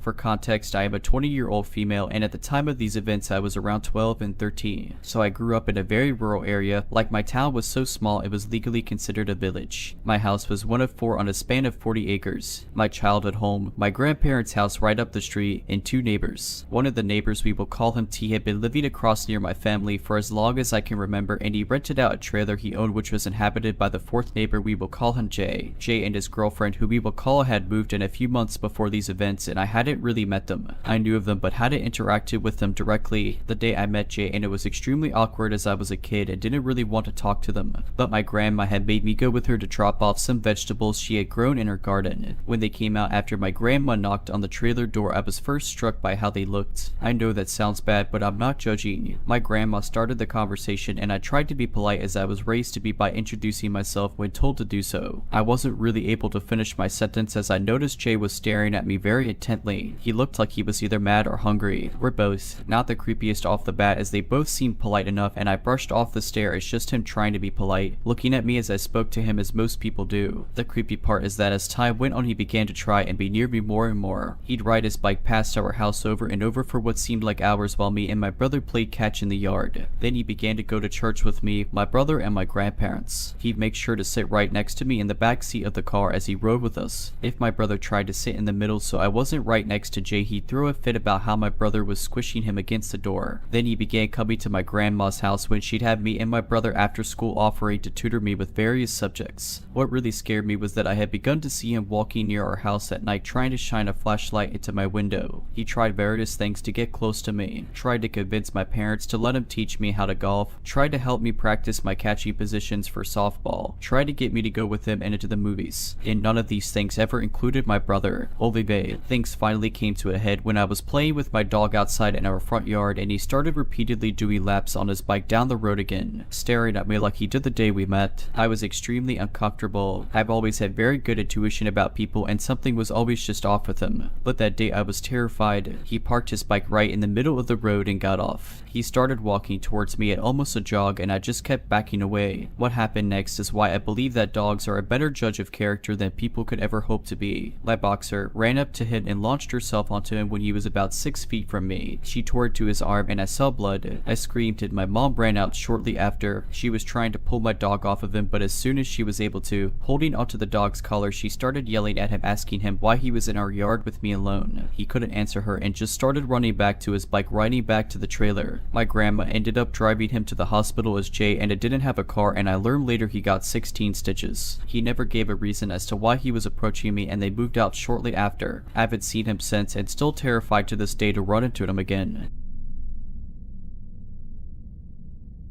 I want to tell this story to warn others. I, an 18-year-old female, live in Maryland, USA. I work at a very popular burger restaurant. I work at the pavement window, which is where I stand all night. I'm very friendly. I know sometimes a smile and a compliment can make someone's day a little better. Just this same night, before the creeper came, I had a customer tell me I was so happy and she loved me for it. That gave me the courage and energy to survive this next interaction. I'm used to the awkward comments and stares from old men. I'm sure it's my friendliness that attracts them. Our uniforms are not revealing. They think I'm naive. Maybe I am. A lot more than I thought. I'm fully aware of the dangers of trafficking. This particular old man came through just before 6. He pretended to not hear his order, then laughed like it was a joke between two friends. This is not uncommon. It's an old man thing. No red flags yet. I tell him his total and he hands me all but the change. When he does this, he waves the money around, making me chase it. I was able to snatch the cash, but again, it was just an old man thing. Not concerned yet. He stared at the company name on my shirt and asked if that was my name. I don't wear a name tag for this reason. I joked that I was going to change my name permanently to that. He perked up. At this point, I should state that he was white, mid-60s to 70s, driving a small, white SUV with a kayak on top. He had some scruff on his face and was holding a phone to his ear this entire time. When I finally began to engage with him, he moved the phone to be facing me. Looking back, I believe he was recording me. At no point did he speak into the phone or acknowledge it in any way. He probed with more pressing questions. Here's the thing, I have the same last name as someone from US history. Most old people like talking about that stuff, so I told him my last name. He didn't reflect or laugh. He just accepted and continued asking questions. That's when I started to get this sinking feeling. He still owed me change. I told him. He grabbed another dollar and handed it to me, but he wouldn't let go. He wanted to know my first name, and I dodged answering because I was getting creeped out. He wouldn't let go of the money and was practically drooling for more data about me. I gave him a name I don't use and he smiled, finally letting go. I got his change and told him to have a nice day. I then immediately left the window and told one of my coworkers about the weird experience. He returned just 2 hours later. I didn't recognize his car on the cameras until he got to my window. I hadn't thought too much about our interaction and was busy texting my dad about whether or not a chicken sandwich was a burger. My stomach dropped when I saw his face. I have many regulars, all of whom I'd have been happy to see. I hope he doesn't become one. I'll call the police. He smiled and said, "Hey, the one with the last name." I half smiled back and wished for the days when we all wore masks. I tell him his total and he makes me chase the money again. For the entire time, he had his phone against his ear, facing me. He starts asking even more intimate questions about me. I lie or dodge them best I can, giving him 0 correct answers, wanting our interaction to be as short as possible. Some of the questions he asked me: how often do you work? What time do you leave? How old are you? For that one, I knew he wouldn't leave without a number, and I had a nasty feeling the younger wouldn't be the better. So I said, kid, probably 20s. He joked about me being legal. I made a face and tried to get his change even faster. He asked if I had a boyfriend. I was getting more and more nervous, so my answers started getting more sarcastic. I told him boys are trouble. He specifically talked about himself and said he'd treat me right. I handed him his receipt and told him to have a great night. He threw his hands in the air and was saying, "Don't be like that, I'll treat you right." I shut my window and said bye. He made a bit more of a fuss, but eventually drove forward. From his question about when I got off work, I believed he was watching the restaurant. I was shaky by this time and called my mom. She immediately drove up. I talked to my manager and I was a little unsure of the car's color, so he checked the camera for me. Shout out to my manager, he's the best. I continued at my window, watching for the old guy, but I didn't see him again. I left an hour early and gave my manager specific instructions to not place a girl at my window.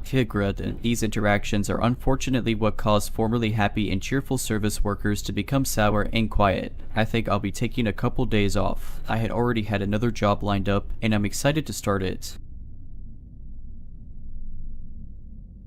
I'm currently traveling sea with my two brothers. We just arrived in Saigon this morning. In the evening after dinner and a few beers, me and my two brothers decided to sit on a bench in Hao Dan Park and have a quick smoke. We were chatting away sat on the bench when I noticed a Vietnamese man repeatedly looking at us and walking in circles very near where we were sitting. At first I wasn't too concerned about him, however my spider senses were alerted. Then a minute or two later I noticed another Vietnamese man dressed as a Grab delivery driver acting suspicious and repeatedly looking at me and my brothers. The stalkers were both on the phone and I believe they were communicating with each other. Being in a foreign country, this alerted us heavily and we decided to leave. However, it was a good 600-meter walk to the park exit. As we were walking, I noticed both Vietnamese men had got on mopeds and were following us through the park, stopping behind trees and watching us. They then overtook us and sat at a bench further down the path waiting for us to cross their path. Being aware of this, we left the path and started walking on muddy grass as the crow flies to the nearest exit, avoiding the two men who were still watching us and clearly had bad intentions. We are 100 meters from the exit when my younger brother looks behind us to see one of the men sprinting towards us. My younger brother took stance, standing his ground, and asked the man what he wanted. The man's posture became very small and he began talking very quietly. Both me and my younger brother kept a good distance and told him to leave us alone as we walked backwards towards the exit, noticing the second assailant was also approaching us wearing motorcycle gear. However, my oldest brother decided instead of trying to get out of the situation, he got closer to the whispering Vietnamese man to hear what he was saying. Both me and my younger brother were yelling at him to get out of here, but he was being an idiot. It took the Vietnamese guy 5 seconds to win my oldest brother's trust. Then out of nowhere, when my older brother was leaning in very close trying to hear the whispering man, the guy grabbed my brother's crotch. He was shocked. I was ready to fight, expecting to be robbed or something, but the crotch grab was super unexpected and a real curveball. After the crotch grab, we started shouting and approached the men in an aggressive manner in a fighting stance. This slowed down their approach enough for us to make a dash for the park exit. The whole situation was unexpected and we didn't engage in any violence towards the men, just shouting at them. We walked out the exit into the busy city and walked around for a while, making sure we were not being followed before heading back to the hotel.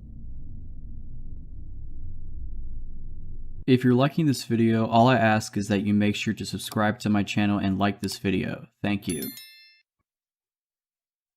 I was a sophomore in high school when this happened. It was during May and I stayed after school with half of my grade due to an award show. It was conducted by the literature department and our principal. Lee and my group actually won the best message award for our short film. Anyways, after the award show was over, me and my friends went back to our classroom to change into more comfortable clothes and to spend some more time together while we waited for our parents to come pick us up. Only 5 of us were in that classroom. As time went by, 3 of my friends left with their parents. It was only me and my best friend in the classroom. 30 minutes later, her dad called her to say they were waiting for her on the school's yard. By the way, our classroom is on the 3rd and highest floor. Together we walked down the stairs to the ground floor. She asked me if I wanted to come outside with her and maybe wait in the waiting area next to the security. To this day, I curse myself for not saying yes. Instead, I said no and decided to wait in the waiting area inside our building. I could have went to my principal's office and wait with her since she liked spending time with me and talking to me. If you couldn't tell, I was a nerd and one of the top people in my grade. Anyways, in my school there were 5 couches in the waiting area for both students and parents. As I was walking to the waiting area, I saw a janitor but didn't think much of it. I put my bags down, but as I was about to sit down I had a weird feeling like he was watching me and my moves. I felt too uneasy to sit down, so I stayed standing up while holding my bags in case I had to run or throw them to save myself. As a reflex, I raised my head and looked at him. mom. He continued to look at me. It was as if we were in a race where neither of us were looking away. Believe me when I say I wanted to look away but couldn't. Maybe it was because I saw him as a threat, or maybe it was because I was too scared and uncomfortable to move. He had this weird smirk on his face, but since it was getting dark I couldn't exactly tell. I don't know how long we looked at each other, but I broke out of my trance when I saw my classmate from the previous year walking outside the building. In a desperate attempt I waved at her and she saw it. Then I remember her coming in and walking towards me saying, "I saw someone waving," to which I replied with, "Oh, it was me. I thought you left and was surprised to see you, so I waved at you. Actually, if you don't mind, can you walk me to the waiting area next to the security?" As we were walking outside I looked back and saw the janitor still staring at me. I was wearing high heels, a short skirt and a tight shirt, but it was an award show and we wanted to dress up. I don't think that these sort of stuff happen to women because of what they wear, but I do think he was staring at me because of my attire. At the waiting area next to the security I was so anxious while waiting for my mom, thinking, what if he comes in here? Even when my mom came in, when I got in the car I was shaking slightly and wasn't in the headspace to speak about anything. So I told my mom that we got an award but that I was too tired to speak. Also, to anyone wondering, I only told this story to 2 females I used to work with outside of school. I never had the courage to tell my parents or anyone in my school. However, after this incident I tried to not be alone at school and always have someone with me in case something like this were to happen again. One of the reasons I never told anyone was the fact that nothing physically abusive happened and I probably couldn't prove anything. This was a hard dose of reality for me since I realized that females weren't safe anywhere, not even in their high schools. Writing this makes me feel better in a way that I can finally let it out of my system.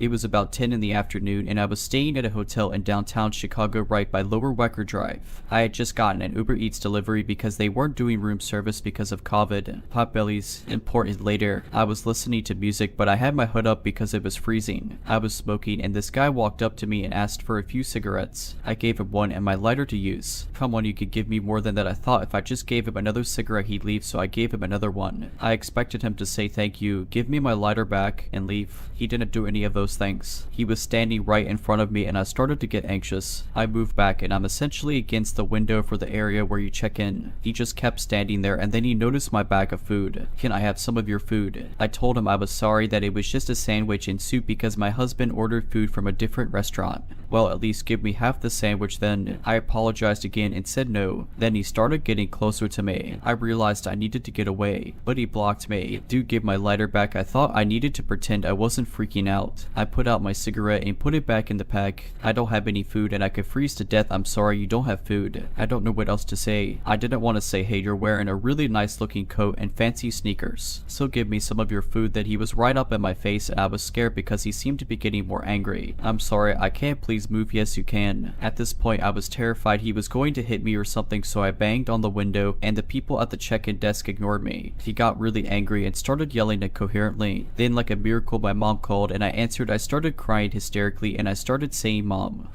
thank God, oh my God, this guy won't leave me alone." My mom told me to do anything to get away. At that moment the guy stepped back and looked around. There was no one around, but I took advantage of him being distracted and pushed past him and ran inside. I was crying so hard I could barely get words out. I was so scared and I realized because I tried to get help and nothing happened. If my mom hadn't called, I don't know what would have happened. Later I thought even if I gave him the soup it would be like when I gave him a cigarette and it wasn't enough. I did go back down for a cigarette later, but I stayed by the revolving door. This woman was also smoking and I told her what happened. She showed me her mace and said all women should have it.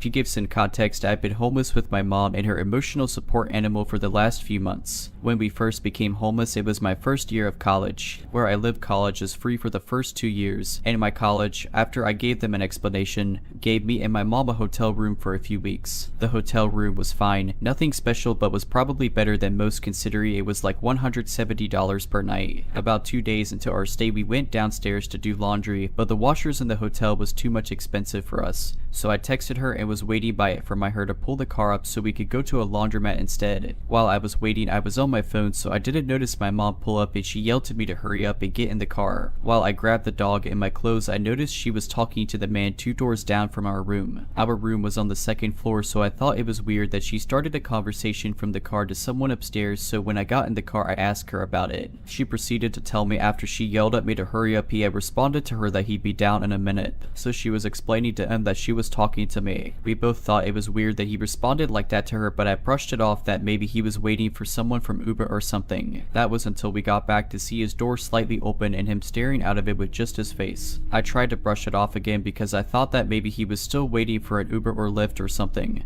because he had everything in his room turned off and it was still quite cold out being in the beginning of spring. I would see this man staring out of his room with all of his lights off periodically about half the time I left or was coming back to the room. My mom, who is a heavy smoker, would get scared by the man staring at her and would come back inside the room early, so throughout our stay we tried our best to avoid the man if we could. If he opened his door, we went back inside. If we went outside or got back from somewhere and he was staring, we'd avoid eye contact. A little later that night, I went out to the car for something and saw a couple sitting on the stairs talking about something, but I didn't think much of it. Later that night, it was probably about 3 in the morning, I was gaming with my friends and my mom was up watching TV. We're both night owls, when all of a sudden our dog started barking at the door. We thought this was weird since she had never just barked randomly at the door, only really barking when she wanted food we were eating or when she wanted to play. I grabbed her and put her in my lap, petted her while I played to calm her down. Her barking at the door became something she did often during our stay there, and it was almost exclusively at night within the hours of 2 a.m. to 7 a.m. We didn't figure out what her barking was about till the end of our stay in the hotel. Our last day there, we saw that couple moving out of their room. Turned out they were next to us, and my mom got to talking with them while I was putting our stuff in the car. It turned out the couple was moving rooms because the man from 2 doors down was harassing the couple, knocking on their door and singing to the woman through the door late at night. Our dog was more than likely barking at the man whenever he approached our room, as one night we were awoken by what sounded like a knock before our dog started barking. But by the time I checked the door, there was no one there. He was probably trying to do a similar thing he did to that couple with us, and with him staring out the door, he was more than likely mentally unwell. And while I hope he gets the help he needs, I also hope he didn't do something potentially harmful to anyone else who ended up in the rooms next to him. I tend to go running and walk my dog anywhere between midnight and 5 in the morning. I vary it for safety. Also, my puppy is a new addition to my nightly routine as I've only had him for a year. I know as a young woman in her 20s it's not smart, but I've been doing it for quite some time. It's where I go to clear my head and feel safe, though it is ironically very unsafe, I suppose. I just moved to a new area, and though it should be safer than the inner city, I've been having enough odd things happen to make me scratch my head. Tonight, around 4:45 and 5 in the morning, as I'm walking my dog in the neighborhoods across the intersection, a silver Toyota is very slowly driving up behind me. Before it passes, it pulls back and reverses. I assume it's someone parking or pulling into their driveway. At this point, I'd already crossed the street to avoid another oddly idling car, so even as I tried to rationalize it, I was on high alert. To backtrack, originally, I'd been walking on the left side and crossed to the right because the first car had pulled up, then been idling there for quite some time as my dog, and I slowly made our way up the street towards it. I always play it safe this early, late, so I crossed just in case it was a weird person. As the Toyota reverses, a man steps out of the first car, which is now diagonally from me, looks at me, looks at my dog, locks his car, and heads across the street away from me. This was a T intersection for reference. I'm not sure if this other car is of relevance. However, as I'm paying attention to this, I still note the second car that had reversed into a spot in the street, and had it moved, no one had gotten in or gotten out. I stay vigilant as there's usually not too much activity in the suburbs around this time unless it's the weekend and people are partying late. 2 cars on the same street. Same behavior was incredibly odd. I breathed a sigh of relief as first guy, who had looked at me several times at this point as he crossed the street and right before he got in, finally left into the apartment complex gate. Sometimes I wonder if I look suspicious too being out so late. I finally make it to the top of the T and go right, and there's only 1 block until a main road, then from there I can cross to my apartment. There's usually a few cars here and there at this time. I make it to the well-lit main street and relax. The second I let my guard down, as if on quit, the silver Toyota pulls past and reverses towards me. Note that before I had it passed just idled behind me, and now he was reversing in front of me. My gut clenches, and I knew it was one of those moments. I go decisions. I hesitate. He's about 5 to 10 yards ahead. I considered walking past normally and running if things got weird, but decided to trust my gut and cross the street. Just as I check traffic to see if I can cross, he steps out. I consider running again. I see no one coming, not a car in sight. It's a tanned, bald man holding a cigarette. It was particularly strange because rarely have have I had people step out of their vehicle to try and do something to me. In my experience, if you ignore whoever is trying to lure you into their car and don't get close, they just drive off. It's why I avoid vehicles in general to not give a chance of contact. He circled all the way around the car to the sidewalk, looks at me, then just says, "Oh, I thought you needed a ride," as if he realized something. It was the way he said it, just like that, not a question. As I'm answering, he's already leaving the curb. "No sir." Then he just went back to his driver's side, hops in and drives off. It was just strange. He said it like a statement and basically barely waited for my response. I wonder what he was planning to do and why he had second thoughts. I'll never stop my nighttime adventures, but one day I might not have any more luck left.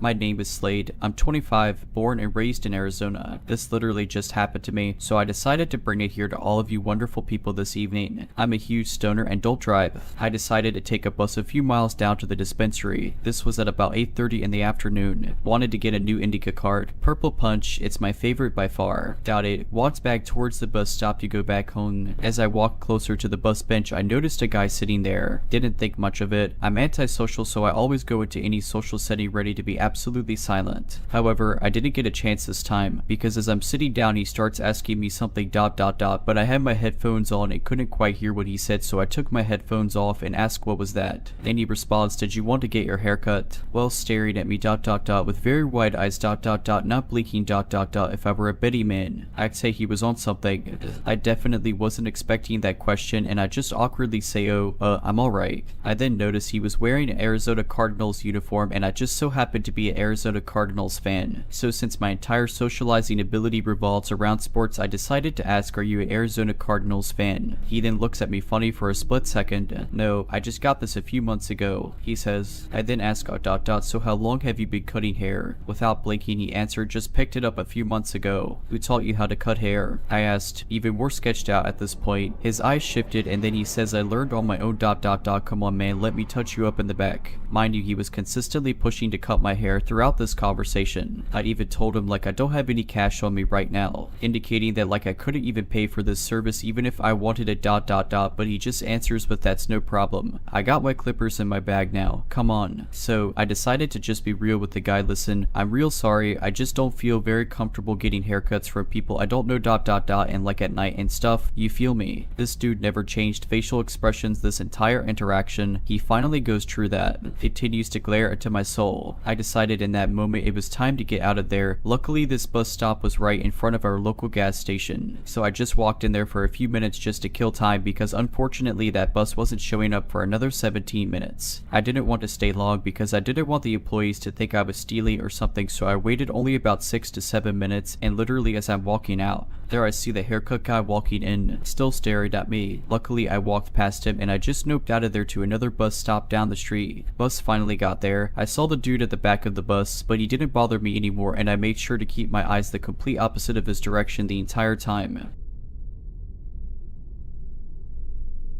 This happened almost 15 years ago when I was 7. My best friend's mom would babysit my brother in at before and after school. My mom would usually drop us off at our house around 6 a.m. in the morning. She would make us breakfast, and the three of us would walk to our elementary that was less than 10 minutes away. For preface, we would walk through an adjacent neighborhood, through this small wooded area that had an enclosed bridge, and that led us to the back of our elementary. The elementary sits back in a long tree line that runs about half a mile north and another mile south. Anyways, we're about to get to the turn where we walk into the tree line to the bridge, and this guy comes cruising down the street. At first, I don't even think we noticed him considering how young we were, but right when he's about 10 feet away from us, he slows down to virtually 0 miles per hour. There was nothing that stood out about his appearance either. He was middle-aged, white male, very generic. Well, we all stare at the car and start walking super slowly. If we stop, he would stop. If we walk, he would slowly go. During this whole ordeal, he has a blank expression on his face. Not anger, no smirk, just this sinister deadness almost. This went on for probably 5 minutes because we were too scared he'd jump out of the car if we turned our backs on him, and I was mainly scared for my little brother. Finally, he speeds off and we run the rest of the way to school. Immediately go to the principal's office, and at this point we are bawling. We gave them our version of the story, his description, and whatever else a 7-year-old is actually capable of giving. They take action by calling the cops and our parents. The cops come and we explain where it happened in the story again. Then our parents ended up taking us out of school. From then on, we weren't allowed to walk to school anymore, and our babysitter would take us. The reason this ended up being so creepy is because apparently there had been reports around that time of a guy who would sit under the bridge we walked over right by the school and watch people. They didn't know if he was homeless or if it was this other guy who we encountered. They never caught the guy and we never saw him again.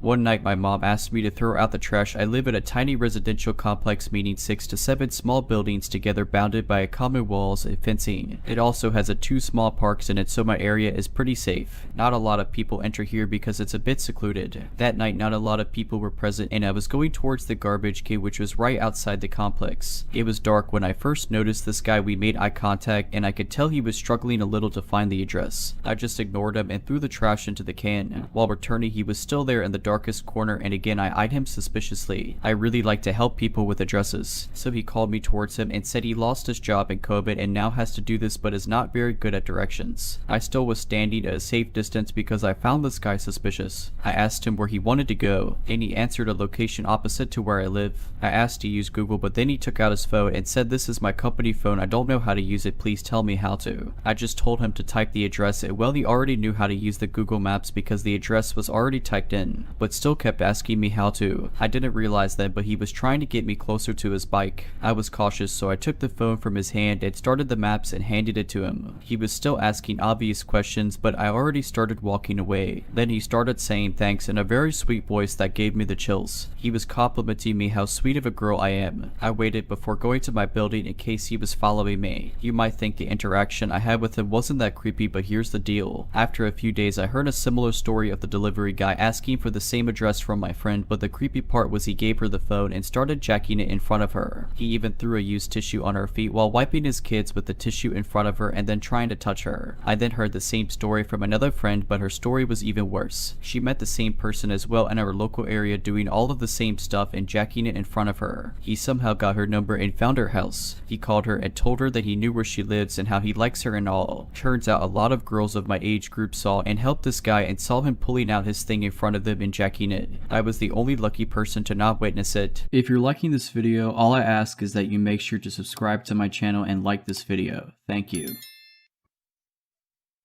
When I was little, I lived in an apartment complex that consisted of 2 buildings with a slight gap in between them. It was only about 50 feet, so I'd often walk by myself to go visit my mom's best friend in the other building. The apartments were surrounded by thick woods that had blackberry brambles so thick you couldn't stick your hand in without getting torn up by thorns. One afternoon, I went to my mother's best friend's apartment to deliver Girl Scout cookies and stayed later than I meant to because I was fascinated by her aquariums. It had started to get dark by the time I was leaving, but I wasn't scared because the buildings were so close. I had taken about 10 steps when my inner voice started screaming. I'm older now, so I recognized what it was, but at the time it was like being overwhelmed with a feeling in my gut. I looked into the woods across the parking lot and saw the intense red glow from someone taking a drag on a cigarette. I turned back towards my apartment, trying to pretend I hadn't seen anything, but then I heard the sound of something large moving in the woods. I turned my head for just a moment and there was a gaunt, scary looking man starting to run at me. I took off, screaming bloody murder, knowing I was less than 50 feet away from the safety of my apartment. I could hear his feet slopping the pavement behind me and he was gaining on me. I was nearly on my porch steps when my uncle, who lived next door, opened his door to see why I was screaming bloody murder. I collapsed into his arms screaming about the man chasing me from the woods, but by the time Mike opened his door, the man was gone. At first they didn't believe me because there had been nobody there, but I was so hysterical they decided to check it out. They noticed an area that had been disturbed in the blackberry brambles, but they were so thick, Mike had to use his machete to cut through them. About 2 feet into the area of the disturbance, there was a small clearing with a pile of cigarette butts where the man had been standing, watching and waiting for me. The man chasing me had disappeared, so they think he ran between the buildings when I started to get close to my apartment door. So about a week after this incident, my mother's boyfriend and I were riding dirt bikes through the woods by our apartment. There was a retainer pond that we liked to fish at, so we were headed out that day to see if we could catch anything. We discovered a campsite on the trail that hadn't been there a few weeks prior, and Russ decided to check it out. It was just a tent, cooler, a fire pit, and trash strewn everywhere. The trash part really bugged Russ because we believe in the leave it better than you found it principle, and I could tell he was pissed. As we approached the tent, he announced himself to see if anyone was there, and when they didn't respond, he pulled back the zipper of the tent. After looking inside for a moment, he ordered me to back up, but the damage had already been done since I had gotten a clear look at what was in the tent. Attached to the walls and littering the floor was some of the most brutal and sadistic adult magazine content anyone could imagine. And the worst part of it was, the graffiti that had been added after the fact. Most of the models had their eyes scratched out, lines across their throat like they'd been cut, and there was blood drawn dripping out of their orifices. It's been over 30 years since this happened, and the image is still splashed right upon my memory. There was a torn sleeping pad, and the pad looked like it had a substantial stain that could have been blood. Russ stood there in silence for a minute, then told me to get on my bike because we were going home. When we got home, he called the sheriff, then led them out to the torture tent in the woods. They destroyed the campsite, and it was never spoken of again. I never put two and two together as a child, but as I got older, when I thought about it, I realized how unbelievably lucky I am.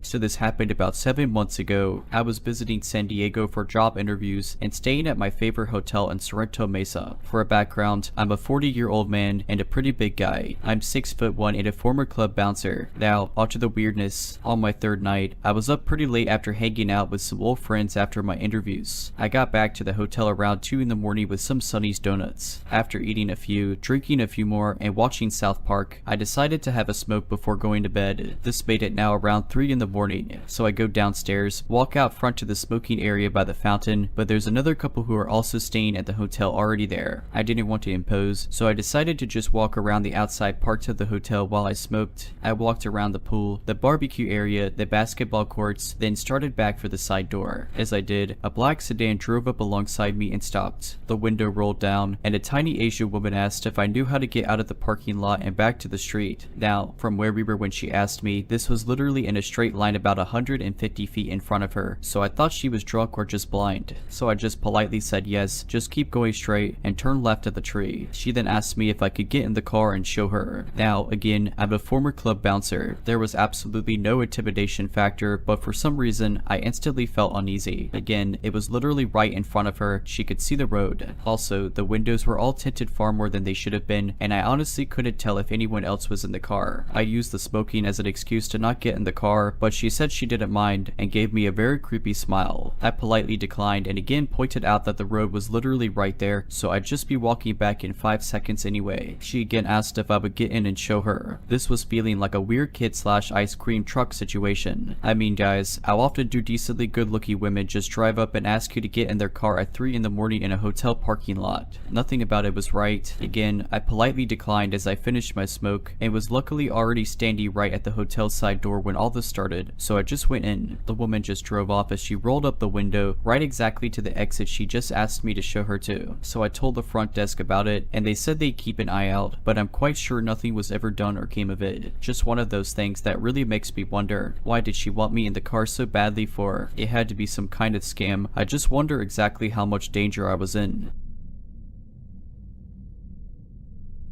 I live in Sacramento, California, where every summer we have the state fair. I was in my late teens and my friend and I decided to check out the fair together. Parking was $10 and we were cheap and decided to park across the street. Well, a few streets deep in from across the street because a lot of people had the same idea. The fair was typical fair stuff and we had fun. It was almost 10 in the afternoon and we decided to get out of there. The fair was lit up with lights and chaos, but the further we got away from it and the deeper we got into the back streets across the street from the fair, the darker it got and the less people you saw. My friend faced me and said maybe I should get my mace out just in case, and we both laughed because both of our families at different points had given us mace to stay safe, but because we were young and dumb we thought we were invincible. My friend drove, so she was digging in her purse looking for her keys and slowed down while doing so, and I was a few feet ahead of her. At that moment the fair fireworks started popping off in the sky and I turned around to look for several seconds. It was walking backward while doing so. I turned around and at the moment as I was passing a creepy gray van, a man popped out behind it and grabbed me forcefully with both arms around me and started picking me up. Immediately my friend ran up and sprayed mace in his face. She was able to do so because the mace happened to be attached to her keychain, which she just got out of her purse. She accidentally got some mace in my eyes and it hurt, but even though my eyes were burning, I vividly remember opening them up enough to see that there was this cloud of mace floating in front of the guy's eyes as they were wide open as if the mace did not affect him at all. Then he said calmly in a creepy voice, "I was just looking at her." We both screamed bloody murder and he let me go and we ran all the way to her car and got the heck out of Dodge. The weird thing is we didn't even go straight to the police that night because I wasn't sure if that was enough of an offense to do so, which I am in my 40s now and know that it is. I should have gone straight to the police then. I tried calling the non-emergency line the next day to report it as I was suffering from red and swollen eyes from the mace, and I was being placed on hold and not being taken seriously, so I eventually let it go and moved on with my life. A week later, I heard in the news that there was a man wanted by police that lingered around the American River trails who was abducting women and taking them into his van and assaulting them.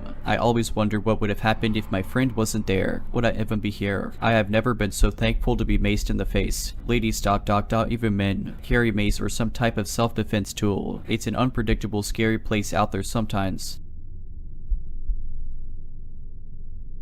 This happened almost 10 years ago when I was about 18. I wanted to go pick up some groceries at our local Walmart. It was around 11 in the afternoon at night and I just got off work. I usually have no problem going anywhere by myself, but on this specific night my inner self was telling me to invite my friend to tag along. I am roughly 5 feet tall, female, and 105 pounds, but I don't get spooked too easily and always carry pepper spray with me. Anyways, I call my friend to ask if she'll accompany me and I go and pick her up. We walk into the produce side of Walmart and almost right away I noticed this man staring at us very intently. He was around 5'5", kind of heavy, had a Hawaiian shirt on, and looked of Hawaiian decent. So we're over by the fresh produce and I am keeping my eye on him as he pretends to be looking at bread but clearly keeps putting things back. I turn my back for a second to grab something, then I hear a male's voice ask, "Hey, do you guys know of anywhere I can get food this late?" For more background information, I lived in a city of about 50,000 people. Right across from this Walmart was an Applebee's, a McDonald's a quarter mile up the road, and other various places to get food. Plus, we were in the middle of a Walmart, so I don't beat around the bush and flatly tell him about a couple restaurants around where we were. He then asks, "Well, what's fun to do around here?" It's late at night, so nothing really to do except maybe go to Applebee's or a local bar. I tell him Applebee's is open and we have bars downtown, but that's all I am aware of. He proceeds to ask what we're doing when we leave and I tell him we have to leave now. He apologizes and says he didn't mean to be creepy, so we walk away and are looking for the frozen aisle when I spot him on the opposite side walking by. I tell my friend I had a bad feeling about him since we walked in and wanted to test out if he was following us. We walk a few more aisles and sure enough he is on the other end nonchalantly walking by pretending not to see us. I backtrack a couple of aisles to get something and he walks up pretending to look at things. I finally ask if I can help him with something. I think I threw him off guard by being so direct because he stutters and asks what aisle the milk or something is in. I tell him and we leave to check out. Well, wouldn't you know, he's in the checkout right next to us with a pack of gum, no milk or whatever else he was looking at. He finishes first and watches us as he leaves the store. Me thinking he's gone by now tells my friend let's just run to the car. So we run out to the car, looking around to make sure we don't see him. Now here's the super creepy part. As I am leaving the parking lot, we spot him sitting on the trunk of his car watching people leave Walmart. I drive by to get his license plate number. He sees us and rushes into his car. I speed off as quickly as possible so he doesn't see where I went. I then call the cops and tell them what happened and relayed the license plate to them. So creepy Hawaiian shirt guy who was supposedly looking for a place to eat while in the middle of Walmart, please let's never meet again.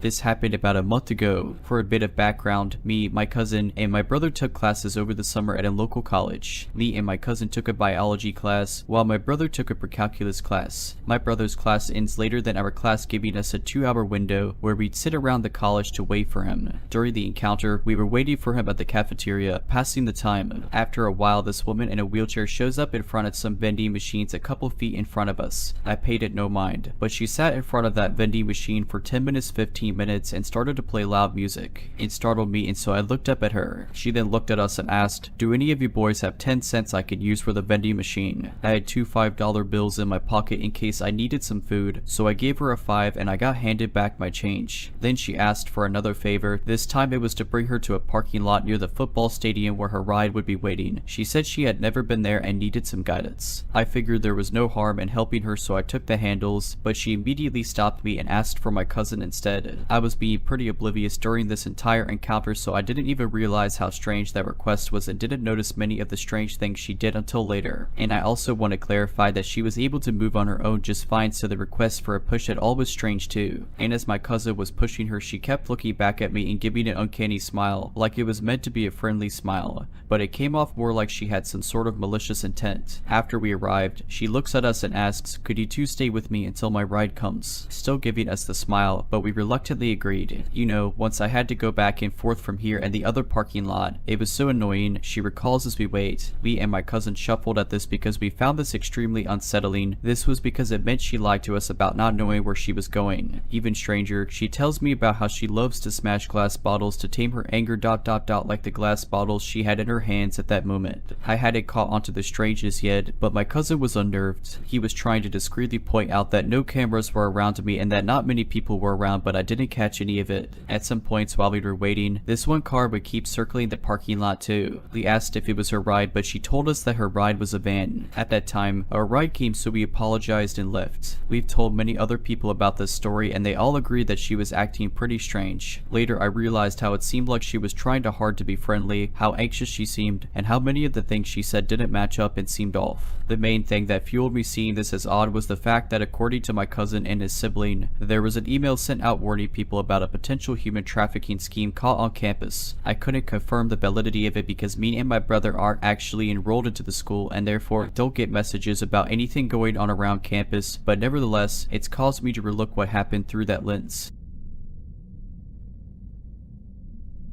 Shortly after I turned 18, back in the early 2000s, I got a job at the local movie rental place to help pay for my college. I worked there for about 2 years and during that time had been promoted to hold keys to the store and open and close the registers. This also meant that I was occasionally working by myself for short periods of time. One such morning, I was going through the morning procedures and putting returned movies back on the shelves. I was accustomed to greeting every customer no matter what, not only as a friendly gesture but as a part of the loss prevention protocol. Anyway, this particular morning I was taking the movie cart around and reshelving the movies and I heard the door ding on the other side of the store, so I greet whoever it is with my voice raised high. How are you today? Normally, they would give a reply back, but I didn't get one this time, so I'm looking between the shelves for the person that came in and I see a middle-aged, baldy man looking around. He seemed normal at first but didn't really say anything when I asked him the next 2 times if he needed help. He pretty much ignored me, so I went about my business while keeping my eye on him. He was starting to make me nervous because he wasn't really looking at anything, just kind of making it look like he was looking at what was in front of him when his attention was focused elsewhere, seemingly at the ceiling. So I decided to give it one more try to let him know that I'm wondering what he's doing. Can I help you find anything? I asked as I walked past him to put a movie away. At this point, he'd been in the store nearly 20 minutes. He responded in such a way that made it clear that there was something off in his mind. Facing me but with his eyes averted from my face, he says in a startlingly loud drawling voice, "Oh, you know, just browsing." So I politely said, "Okay, just let me know if I can help you with anything," and went about my duties. He left shortly after this, at which point I let out a sigh of relief. A few days went by and I was opening by myself again. I went to start shelving the movies when the door dinged, and I again turned to greet whoever it was when I saw the same guy beelining it straight at me. I kind of panicked a little but stood my ground, and when he got right up to me, seriously so close I leaned back away from him. He lifted an open can of nuts and offered cashew. "Oh no, thank you," I said. I asked if I could help him find anything and he didn't answer, and he went to the start of the wall where the movies that started with it were located, which was just a few feet to the left of where I was putting up the B or C movies. He was very obviously pretending to look at movie boxes by picking them up and flipping them over and then putting them back. He continued this and shuffled along behind me as I moved down the wall. After a few minutes of this, I got uncomfortable and took the cart to the front counter, at which point he left the store. A few customers came and went, and I went back to shelving the movies. When I was around the M area of the movie wall, cashew guy came back and continued his pretend perusal of the movie boxes, always just a few feet to left of me. So in the next area of the store, there were shelves that went a bit higher than the rest, and on the very top shelf, there were softcore movies. There was also a back room that contained the hard stuff, but I only went in that room one time right before I quit just to see what it was like. Anyway, I was shelving the movies with cashew guy near me, not saying anything to me until I get to softcore section.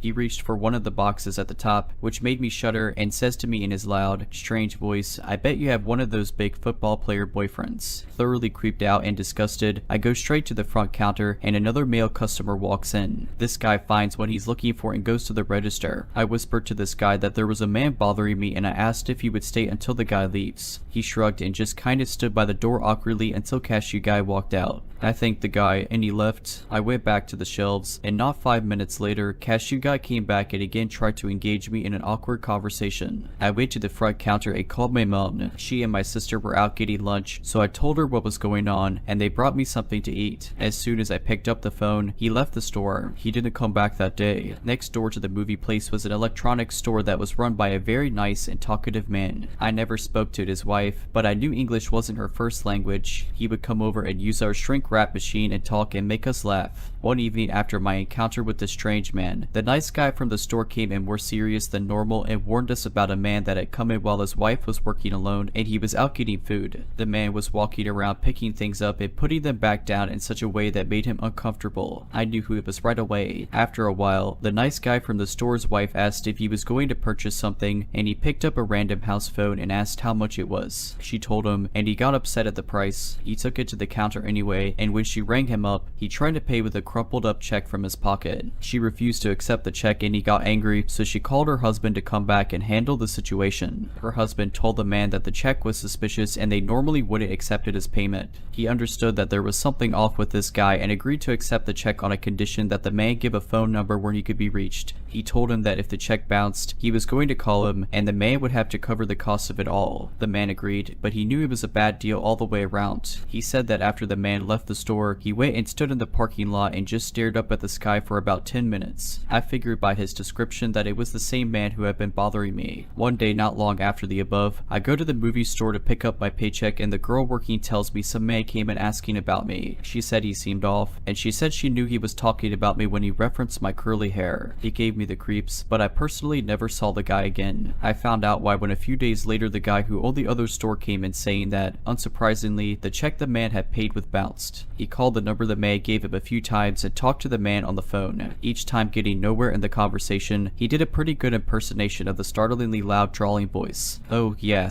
okay. Anyway, he called one more time and a woman answered. When he explained the situation, the woman said, "I'm his mother, he's not here anymore, I had him committed, and the hospital picked him up this morning." The town I lived in could not even be called that. It was a settlement of perhaps 24 acreages clustered together near a lake and boasted just an elementary school with grades kindergarten through grade 5, and no stores. On this particular day, I was at that school playground alone, swinging and pondering life. None of my friends were around, but the solitude never bothered me. I was perfectly content, swinging and daydreaming as I often did. That is when I noticed the van behind me. It was your classic creepy van. Older, large and boxy, white generic van. And what struck me as odd was how slow the van was driving. It could not have been driving faster than 10 miles per hour. Still swinging, I craned my neck and watched this van slowly creep along and then out of my line of vision. I thought that was the end of it when, a few minutes later, along comes the van again, ever slow, and this time, driving on the road in front of the park the best way to vision where I was is that of a square. Road wraps completely around the playground, which is situated on a slight hill. I watched the van creep along, turn left and out of sight and back behind me it came creeping along, ever slow and present. As I watched it disappear for the second time, I recalled an incident that took place just 2 months prior. In the nearby town where I was attending school, a few kids in the grade below mine had been approached by a man as they walked home from school, who offered them candy. He had allegedly been driving a white van. School officials had urged us to stay very vigilant. I began to run across the field, determined to beat the van to that road. Don't panic, I told myself. It's probably not the same guy. And that is when the idea hit me. Oh, the idiotic, dangerously foolish idea hit me. I was going to hide myself in a nearby bush, and as the van crept by, I would obtain its license plate and give it to the police. It would be to us, 12-year-old self. What were you thinking? I was thinking, because I did just that. I hid in the bushes, and I waited, and waited. I waited to no avail, and as I waited, the logical part of my brain kicked in. This was an extremely lonely, well-concealed spot of land. Maybe, just maybe, trying to obtain this license plate was not a smart idea. I suddenly wanted very much not to be in that isolated bush. Abandoning my attempts at being Nancy Drew, I began the journey home with a sense of urgency. As I walked along the road, a dirt pavement, I took in my surroundings and saw no van. Perhaps it had left the area. I thought hopefully. I turned right, away from the school and playground, and began to walk towards my house. Safety lay just beyond the hairpin turn of a road that I was jaunting along. A loud screeching of tires came into my ear canal. I turned slightly and saw it, the white van. Where it came from, I did not know. What I did know was that I was extremely isolated and that it was speeding towards me. That is when the lizard brain took over. I no longer thought. I read. I was no longer a whole being. My sole purpose was to run. I can still feel my sweaty feet sliding around in my sandals, still see my pink skirt frantically trying to keep up with still hear those squealing tires. I flung myself down the hill. At the foot of it lay my house, my lifeline. Out of the corner of my eye I saw the van for the last time. It was haphazardly turning left and away from me. The next thing I knew, I was standing at the family deep freeze, a red freezy in my hand. Vaguely I heard a faint voice, miles away. I was breathing heavily, hyperventilating really. What happened? What happened? My dad's face was white as a ghost. A hardened man. He looked truly afraid. I spat out the story and burst into tears. My dad hugged me. You're safe, he assured me. Then he left, determined to find this van. As he was gone, I run throughout the house, locking the doors when Dad returned. He told me he had seen no van. It had disappeared into the afternoon sun. Dad phoned the police anyway, and he stressed the similarities between what happened to me to the reports of what happened to my schoolmates. Unfortunately, the police never came to talk me. I don't think they really cared. I stayed in the house for the next few days, afraid to venture out. As the days wore on, I regained my confidence to return to the park, and life went on. I never did see that van again. I still shudder to think about what may have happened all those years ago if I had let that van catch up to me.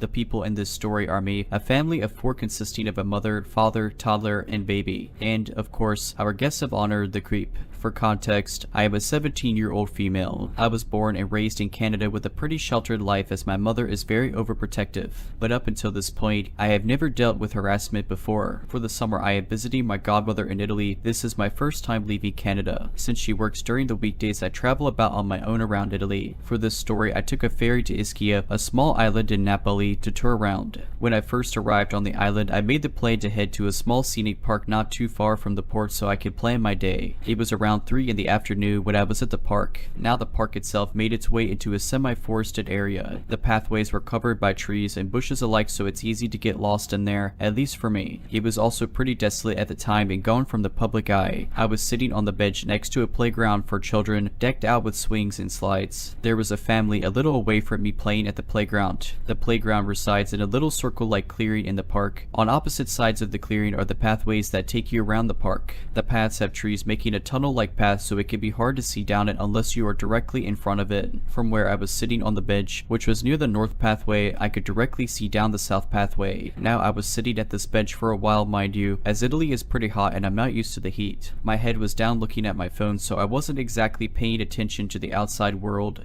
but I would look up periodically to watch the family play. It was around now 4 in the afternoon, which was nearing when I had to leave to catch my ferry back. As I was about to pack up, I look up from my phone and see a guy standing in the path across from me, the south pathway. Now I wear glasses. My eyesight isn't that good, so I couldn't really make out what this guy was standing there for at first glance. I also didn't want it to be known that I had my eyes on him, so I would try to get a better look from my peripherals. After a minute of watching this guy and trying to figure out why he was staring at me, I come to a horrifying conclusion. To put it lightly, this guy was jacking off in public while watching me. It was light out and a literal family was not even 10 feet away from me. This was the first time I've ever experienced anything like this, so I was scared. Let me make myself clear, I look like a teenager. I have acne and a baby face, so it is very clear I am underage. As I was sitting there panicking about what to do, I see this guy move side to side on the path to get a better look at me. The creep looked unassuming, with some gray basketball shorts, a black graphic shirt, and a balding head. From what I could tell, he was around his early 30s. I don't speak much Italian, and with how frazzled I was from this all, I could not utter a cohesive sentence. After sitting on the bench for another minute trying to calm down and think clearly, I pull out my translator app and type in a message to translate to Italian. Now, to not alert this creep that I knew what he was doing, I stood up casually and began to make my way to the mother of the family, who was with her young baby at the time. The father and the toddler I believe were gone playing off a little farther in the trees as I could not see them. While shaking with nerves, I approached the mother and hold up my phone with the message on it without a word. Now from where the mother was, you could not see down the path, so she was none the wiser about what was happening. Roughly, my translated message went along the line of, "Hello, sorry I do not speak much Italian, but I am in need of help. There is a creepy guy on the path over there watching me and I am scared." Now I know I probably should have made my situation more clear in the message, but I was freaking out and I didn't know how well my English would translate into Italian, so I kept it short. After the mother read the message, she got a concerned look on her face and asked me to show her where this guy was. Now we walked like 5 feet over to where the path begins to find the guy and he's gone. I assume he saw me walking towards the mother. Thankfully, I came to find out the mother speaks a little English, so I was able to communicate roughly what the creep was doing. Since she was with a baby, I didn't want her to go after the creep, but she was mad enough to attempt. Eventually, she told me her husband would be back soon and he spoke more fluently. Once he came back, I re-explained what happened and asked if I could follow them out of the park to a public area so I would not be left alone and vulnerable. While they were packing up their belongings, I called my godmother and gave her a brief rundown of the situation and that I'll be making my way back to the ferry. Now I would love to say this is where my tale ends without any more troubles, but sadly that was not how it went. After me and the family left the playground area, we made our way to the opposite path from where the creep was to where I assumed was the exit to the park into the main road. While walking, the mother tried to comfort me, assuring the guy wouldn't follow me as he left as soon as he got a clue that I caught on. I thought differently as I could see this guy very clearly from where I was sitting and was not subtle about his staring. After walking a bit more throughout the path to the exit, I spot a familiar looking man walking back to the playground. Once I made eye contact with him, I immediately knew it was the creep from before, walking casually like nothing was wrong. Once he spotted me walking with the family, he quickly made a turn onto a path that diverged from the main one. This creep was circling back to find me, assuming that I stayed at the playground or was walking alone to the exit. I leaned over to the mother and quickly tell her that it was the same guy. Unfortunately, the path that the guy took to avoid us was the same one we needed to take to get to the exit. This dumb creep cornered himself without any way to leave except to pass by us. The father at that point had the baby in his arms and the toddler following closely behind him. The mother in a rage followed shortly after, the creep cussing him out in a mix of English, Italian, and Spanish. This creep walked sheepishly off with his head tucked, pretending he could not hear the lady yelling at him. Finally, after the angry mother stopped following the man, we made it to the exit of the park. I thanked them profusely and bid my farewells and made my way down to the port. That family saved me from a dangerous situation and I could not be more thankful for their comfort and protection. I often think about what could have happened had I left the park on my own, knowing this guy would have circled back for me. So for my first harassment experience, I give the rating -1 out of 5 stars, would not recommend. So to the creepy guy in the park, let's not meet ever again.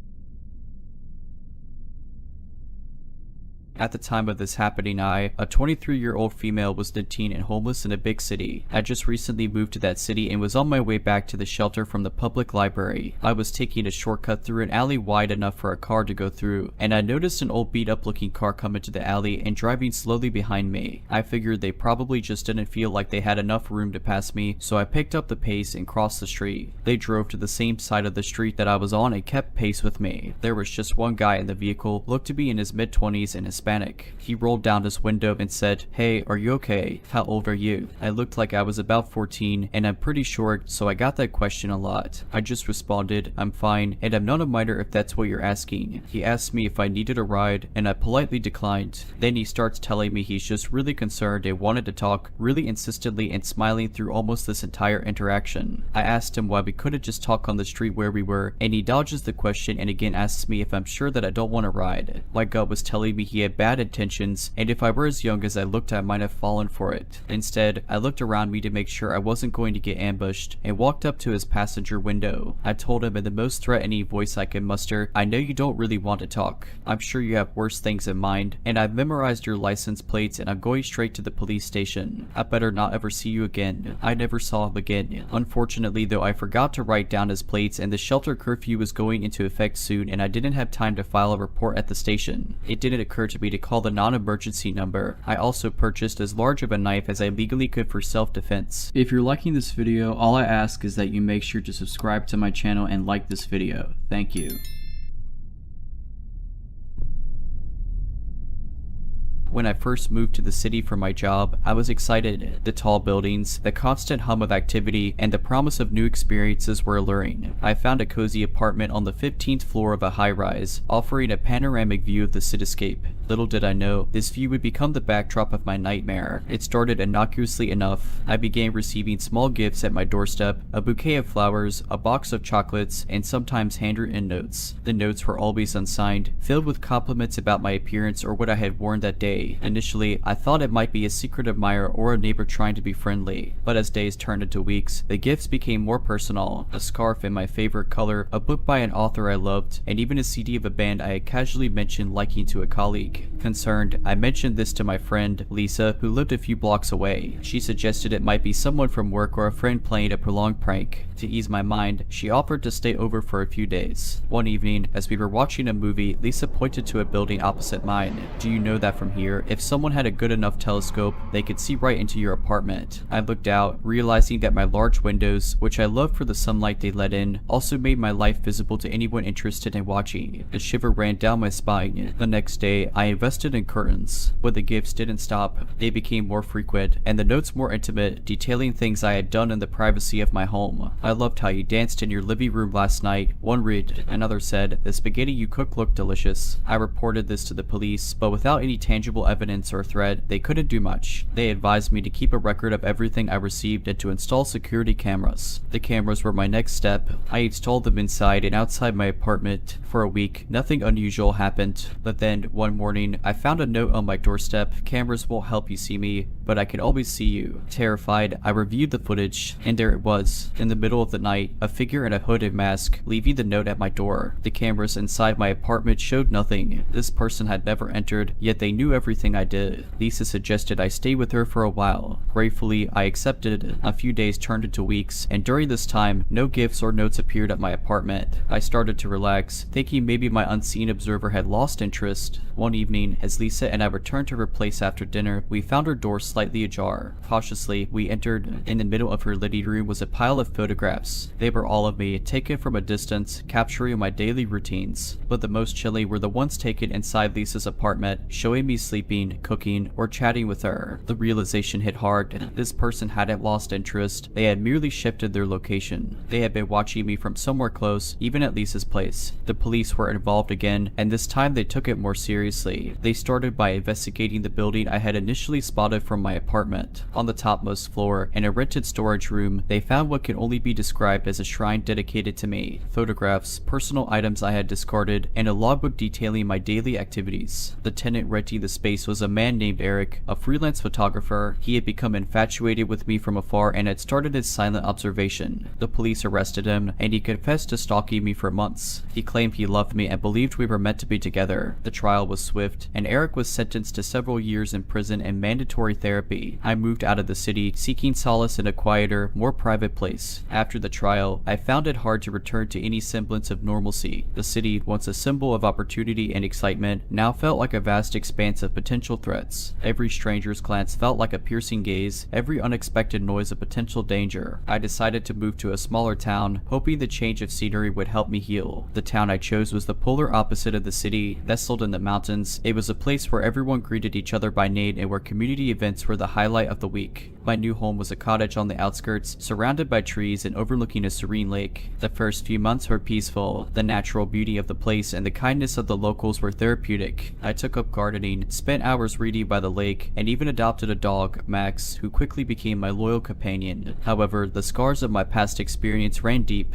I invested in a state-of-the-art security system for my cottage and often found myself double-checking locks and windows. Nighttime was especially challenging. Every rustle outside, every creak of the wooden floorboards would send my heart racing. One evening, as I was settling into bed, Max began to growl, his gaze fixed on the window. I tried to calm him down, thinking he might have seen a squirrel or some other animal, but his growling intensified, turning into barks. Concerned, I approached the window and peered out. To my horror, I saw a silhouette of a man standing at the edge of the woods, his figure illuminated by the moonlight. He was just standing there, staring at my house. Panic surged through me, memories of Eric and his relentless stalking flooding back. I immediately called the local sheriff's department. Within minutes, 2 patrol cars arrived, their sirens piercing the otherwise silent night. The officers conducted a thorough search of the area but found no one. They took my statement and promised to increased patrols around my property. The next morning, I found a single photograph on my doorstep. It was a picture of me taken from a distance while I was gardening. On the back, written in a familiar handwriting, were the words, "New place, same us." I handed the photograph to the police. They confirmed my worst fears. Eric had been released on parole for good behavior and had somehow managed to track me down. The police immediately issued a warrant for his arrest and provided me with round-the-clock protection. Days turned into weeks, and there was no sign of Eric, but the fear was ever present, the feeling of being watched never leaving me. One evening, as the storm raged outside, there was a knock on my door. Max immediately went into guard mode, his growls echoing through the house. I approached the door cautiously, peeping through the peephole. It was one of the officers assigned to patrol my house. I opened the door, relief washing over me, but as I greeted him, I noticed his uniform was drenched, not from the rain, but in blood. Before I could react, he lunged at me, a deranged look in his eyes. We struggled, Max barking and snapping at him. In the chaos, I managed to hit him with a vase, knocking him out. The police arrived shortly after, having received a distress signal from the officer's car. It turned out that Eric had ambushed the officer, taken his uniform, and tried to get to me. He was arrested and sent back to prison, this time with no chance of parole. The ordeal was a stark reminder that the past can come back to haunt you, no matter how far you run. But it also taught me the importance of resilience and the will to fight back. With the support of the community and therapy, I began to rebuild my life, determined not to let fear define me. Today, I'm an advocate for stalking victims, using my experience to raise awareness and help others. The journey has been long and challenging, but I've learned that with determination and the right support, one can overcome even the darkest of shadows.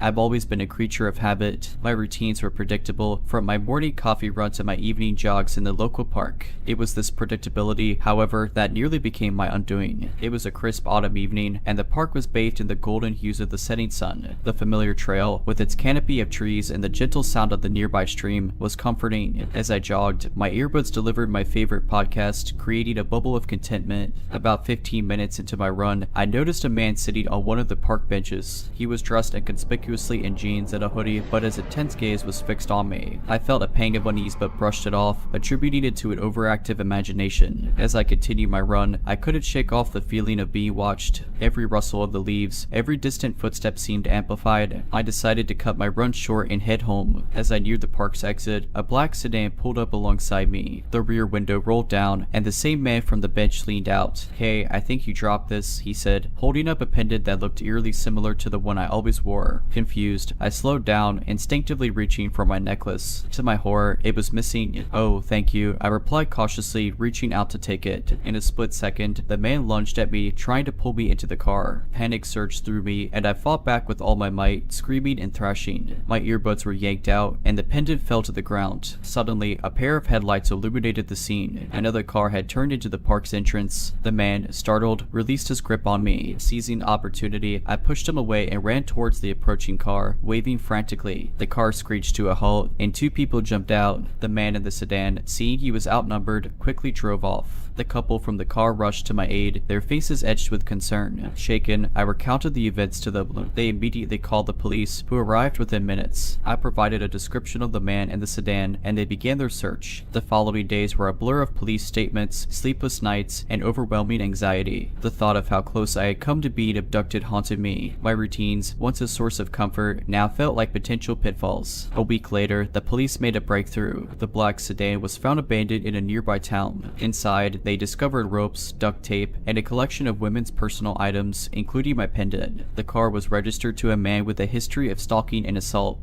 He had been released from prison a few months prior and had seemingly returned to his old habits. With the evidence at hand, the police launched a manhunt. It wasn't long before they apprehended him, hiding out in a motel. The trial was swift, and he was sentenced to life in prison without the possibility of parole. The ordeal left a lasting impact on me. I became more vigilant, always aware of my surroundings, and never taking my safety for granted. I also became an advocate for personal safety, conducting workshops and seminars to educate others about the importance of being alert and prepared. The experience also taught me the value of community. The couple who had come to my aid, Jake and Mia, became close friends. Together, we founded a non-profit organization dedicated to helping survivors of abduction and assault, providing them with the resources and support they need to rebuild their lives. The aftermath of the incident was a transformative period in my life. The city, which had once been a playground background of familiar routines now felt like a labyrinth of shadows. Every corner held potential danger, every stranger a potential threat. But as the days turned into weeks and weeks into months, the raw edge of fear began to dull, replaced by a newfound determination. Jake, Mia, and I poured our energy into the nonprofit. We named it Safe Steps, symbolizing the journey towards safety and recovery. Our first initiative was to create a community watch program. Volunteers were trained to patrol neighborhoods, especially during the early morning and late evening hours, ensuring that those out for a jog or returning from work felt a little safer. We also collaborated with local schools and colleges, conducting workshops on personal safety. Students were taught basic self-defense techniques and the importance of being aware of their surroundings. These workshops became immensely popular, and soon we were receiving requests from institutions across the state. But perhaps the most impactful initiative was our support group for survivors. Every week, we would gather in a community center, forming a circle of trust and understanding. Here, survivors could share their stories, their fears, and their hopes. Listening to their experiences, I realized I wasn't alone in my trauma. We were a tapestry of resilience, each thread telling a story of survival and hope. One evening, after a particularly emotional support group session, a young woman approached me. Her name was Clara, and she had been attending our sessions for a few weeks. With tears in her eyes, she handed me a small package. Inside was appended, identical to the one I had lost. "I wanted you to have this," she whispered. "Your story, your strength, gave me hope. This is a small token of my gratitude." I was moved beyond words. It was moments like these that reaffirmed my belief in the path I had chosen. From a victim, I had become a beacon of hope for others, turning my traumatic experience into a force for positive change. Years passed, and Safe Steps grew from a local initiative to a national movement. We received endorsements from celebrities, partnered with major corporations for funding, and even collaborated with the government on policy changes related to personal safety and victim support. As I sit in my office today, surrounded by awards and accolades, I often find myself reflecting on that fateful evening in the park. It was a moment that could have broken me, but instead, it became the catalyst for a journey of empowerment and advocacy. Life has a way of throwing curveballs, testing our mettle and resolve. But it's in these moments of adversity that we discover our true strength, our purpose, and with the right support and determination, we can turn our darkest hours into our most defining moments. The quaint town of Elmridge was the kind of place where neighbors knew each other's names, children played freely in the streets, and doors were often left unlocked. It was this sense of security and community that drew me to Elmridge after years of living in the bustling city. I found a charming two-story house on Willow Street, complete with a white picket fence and a sprawling backyard. The previous owners had maintained a beautiful garden, and the large oak tree in the corner provided a canopy of shade. It was idyllic, a place I could finally call home. The first few weeks were filled with the excitement of settling in. I got to know my neighbors, the elderly Mrs. Thompson to my left, who had lived in Elbridge her entire life, and the young Martins family to my right, with their two boisterous kids. One evening, as I was arranging my bedroom, I noticed something odd. The window facing the backyard had a small, almost imperceptible scratch on the glass, forming a circle about the size of a quarter. I dismissed it as wear and tear, making a mental note to get it fixed. A few nights later, as I was drifting off to sleep, I heard a faint noise coming from the backyard. It sounded like the soft crunch of leaves. I sat up,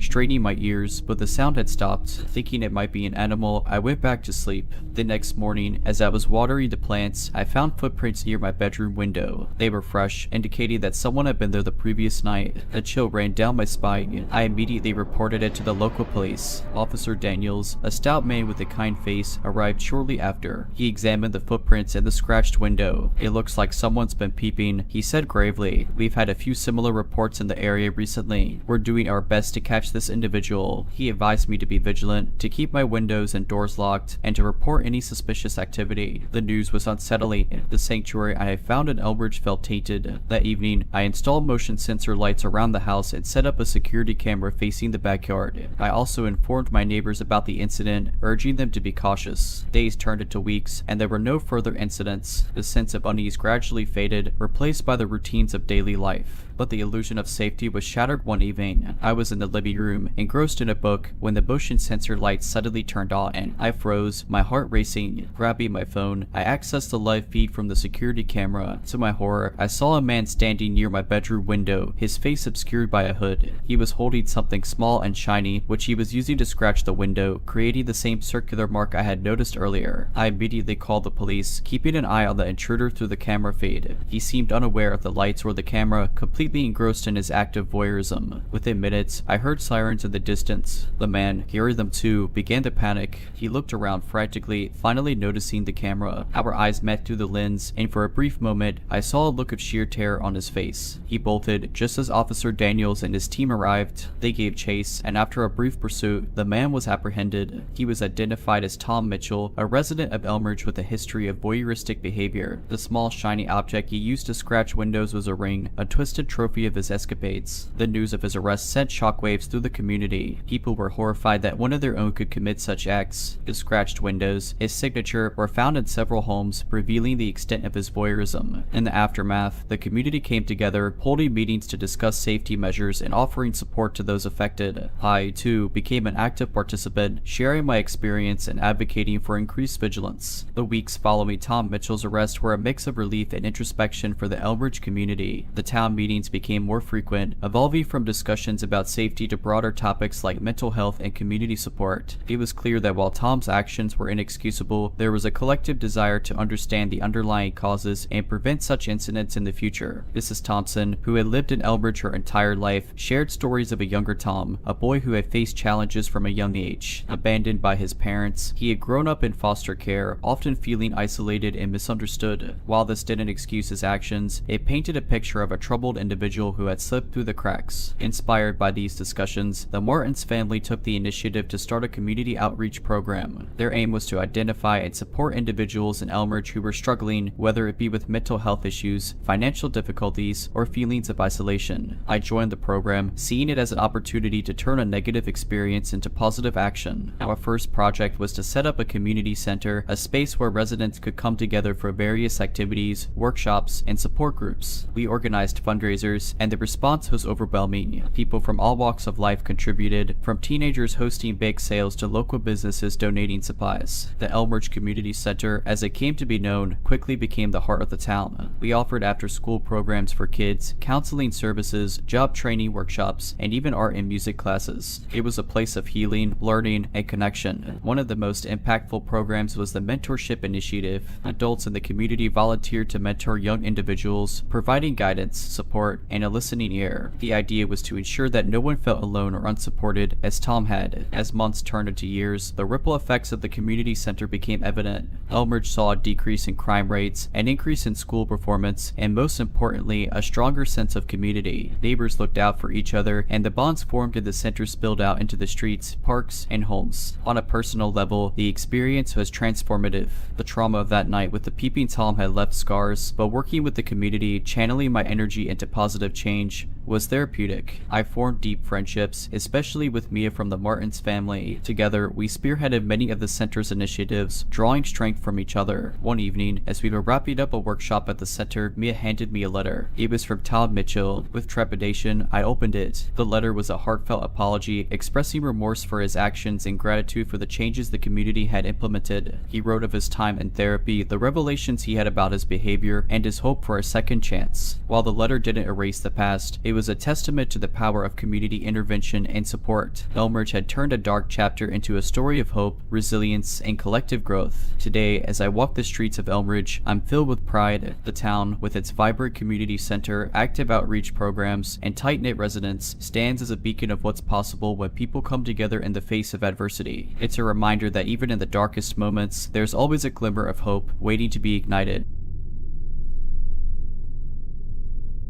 It was a typical Thursday evening. I had just returned from a long day at work, and the only thing on my mind was to kick back, watch some TV, and maybe indulge in a glass of wine. My apartment was on the third floor of an old building, and while it wasn't the most modern or luxurious, it was home. The creaky wooden floors and the old-fashioned radiators added a certain charm that I had grown fond of. I settled into my couch, remote in hand, when I heard a faint noise coming from the hallway. It sounded like footsteps, but I brushed it off as one of my neighbors. The walls were thin, and I had grown accustomed to hearing the occasional noise from the hallway or the apartment next door. A few minutes passed, and I heard the noise again. This time, it was closer, almost right outside my door. I muted the TV and listened attentively. The footsteps were soft, deliberate, and eerily quiet. It was as if someone was trying their best not to make a sound. My heart began to race. I lived alone, and the thought of an intruder was terrifying. I tiptoed to the door and peered through the peephole. The hallway was dimly lit, but I could make out the silhouette of a man standing just a few feet away from my door. He was tall, tall, wearing a dark hoodie and a mask. He seemed to be listening, waiting for something. I held my breath, praying he wouldn't notice me. Suddenly, he began to fiddle with the doorknob. Panic surged through me. I hadn't locked the door when I came in. I quickly turned the lock, but it was too late. The door creaked open slightly, and the man's eyes met mine. For a split second, we both froze. Then, without a word, he pushed the door with force. I stumbled back, trying to find something to defend myself with. The intruder was now inside my apartment, his eyes scanning the room. I grabbed a vase from the coffee table and hurled it at him. It missed, shattering against the wall, but it bought me a few precious seconds to run to my bedroom and lock the door. I fumbled for my phone, dialing 911. My hands were shaking so badly I could barely hold onto it. The operator picked up, and I whispered my address and the situation. She assured me that the police were on their way and told me to stay on the line. The intruder was now banging on my bedroom door, shouting threats. I could hear the wood splintering, and I knew it wouldn't hold for long. I quickly opened my window, which led to the fire escape. Without a second thought, I climbed out, praying he wouldn't follow. I made my way down the metal stairs as quickly as I could, my heart pounding in my chest. When I reached the ground, I ran to the street, looking for help. A few neighbors had come out, drawn by the commotion. They took me in, offering comfort and support. The police arrived within minutes. They searched the building and found the intruder hiding in the basement. It turned out he had been responsible for a string of burglaries in the area. He had been watching me for days, waiting for the perfect opportunity to strike. I was shaken, but grateful to be alive.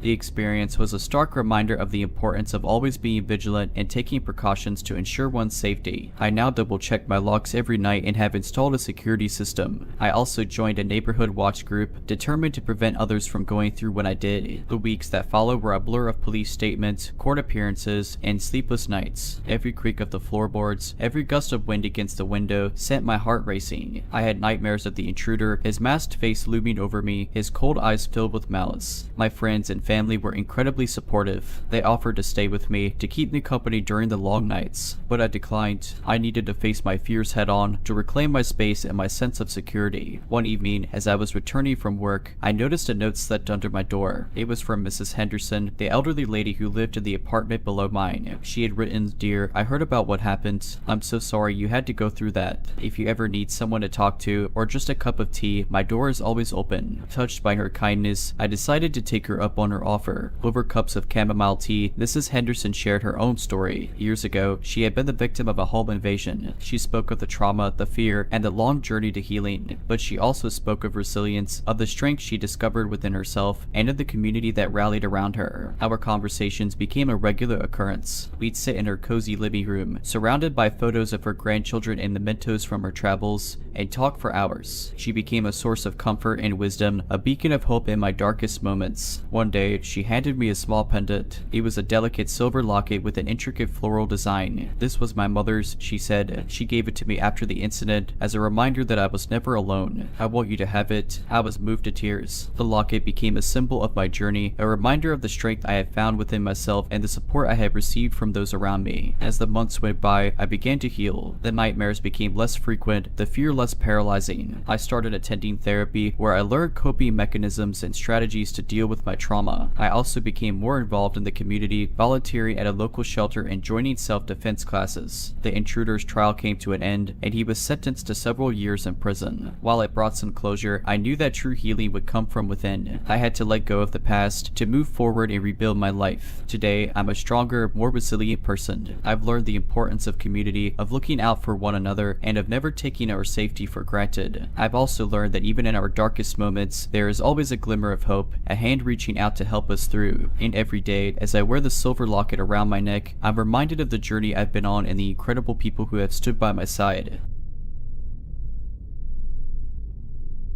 I've always been an avid hiker. The feeling of being surrounded by nature, the chirping of birds, and the rustling of leaves underfoot is therapeutic for me. I've hiked countless trails, from the well-trodden paths of national parks to the lesser-known local trails. But there's one hike I'll never forget, and it's not because of the beauty of the trail. It was a warm summer evening, and I decided to take a hike in a forested area about an hour's drive from my home. I had been to this forest a few times before, but I always stuck to the main trail. This time, I wanted to explore a bit, so I decided to venture off off the beaten path. About an hour into my hike, I stumbled upon a clearing. The sun was setting, casting a golden hue over everything. I decided to take a break and enjoy the view. As I was sitting there, I heard faint voices in the distance. Curiosity got the better of me, and I decided to follow the sound. The voices grew louder as I approached, and I soon realized they were chanting. I treaded carefully, making sure not to make any noise. As I got closer, I saw a group of about 20 people, all dressed in long, dark robes, standing in a circle around a large bonfire. They were chanting in a language I couldn't recognize. I hid behind a tree, trying to make sense of what I was seeing. The group seemed to be performing some sort of ritual. In the center of the circle, there was a large wooden statue, crudely carved to resemble a humanoid figure. The statue was surrounded by various objects, including animal skulls, candles, and what looked like bowls of liquid. Suddenly, one of the robed figures stepped forward, holding a live chicken by its legs. The chanting grew louder and more intense. The figure raised the chicken above his head and then swiftly brought it down, cutting its throat with a sharp knife. The blood was collected in one of the bowls. I felt a wave of nausea wash over me. I had seen enough. I slowly began to retreat, making sure not to alert the group to my presence. But as I was backing away, I stepped on a twig, which snapped loudly under my weight. The chanting stopped abruptly. All eyes turned in my direction. My heart raced as I realized I had been spotted. Without thinking, I turned and ran as fast as I could, not looking back. The forest was dark now, and I could hear the group chasing after me. Their chants had turned into angry shouts. I ran blindly, tripping over roots and branches, but the adrenaline kept me going. After what felt like hours, I finally reached the main trail. I didn't stop running until I reached my car. I fumbled with my keys, my hands shaking uncontrollably. I started the car and sped away, not daring to look in the rearview mirror. When I finally reached home, I locked all the doors and windows. I couldn't shake the feeling that I was being watched. I didn't sleep that night or the next. The following day, I reported the incident to the local police. They searched the forest but found no trace of the group or their ritual site. They told me it was probably just a group of kids playing a prank, but I knew what I saw was real. A few weeks after the incident, I tried to put the whole thing behind me. I focused on work, spent time with friends, and even took up a new hobby, pottery. Anything to distract myself from the haunting memories of that evening in the forest. But the universe had other plans. One evening, after a particularly long day at work, I returned home to find a small package on my doorstep.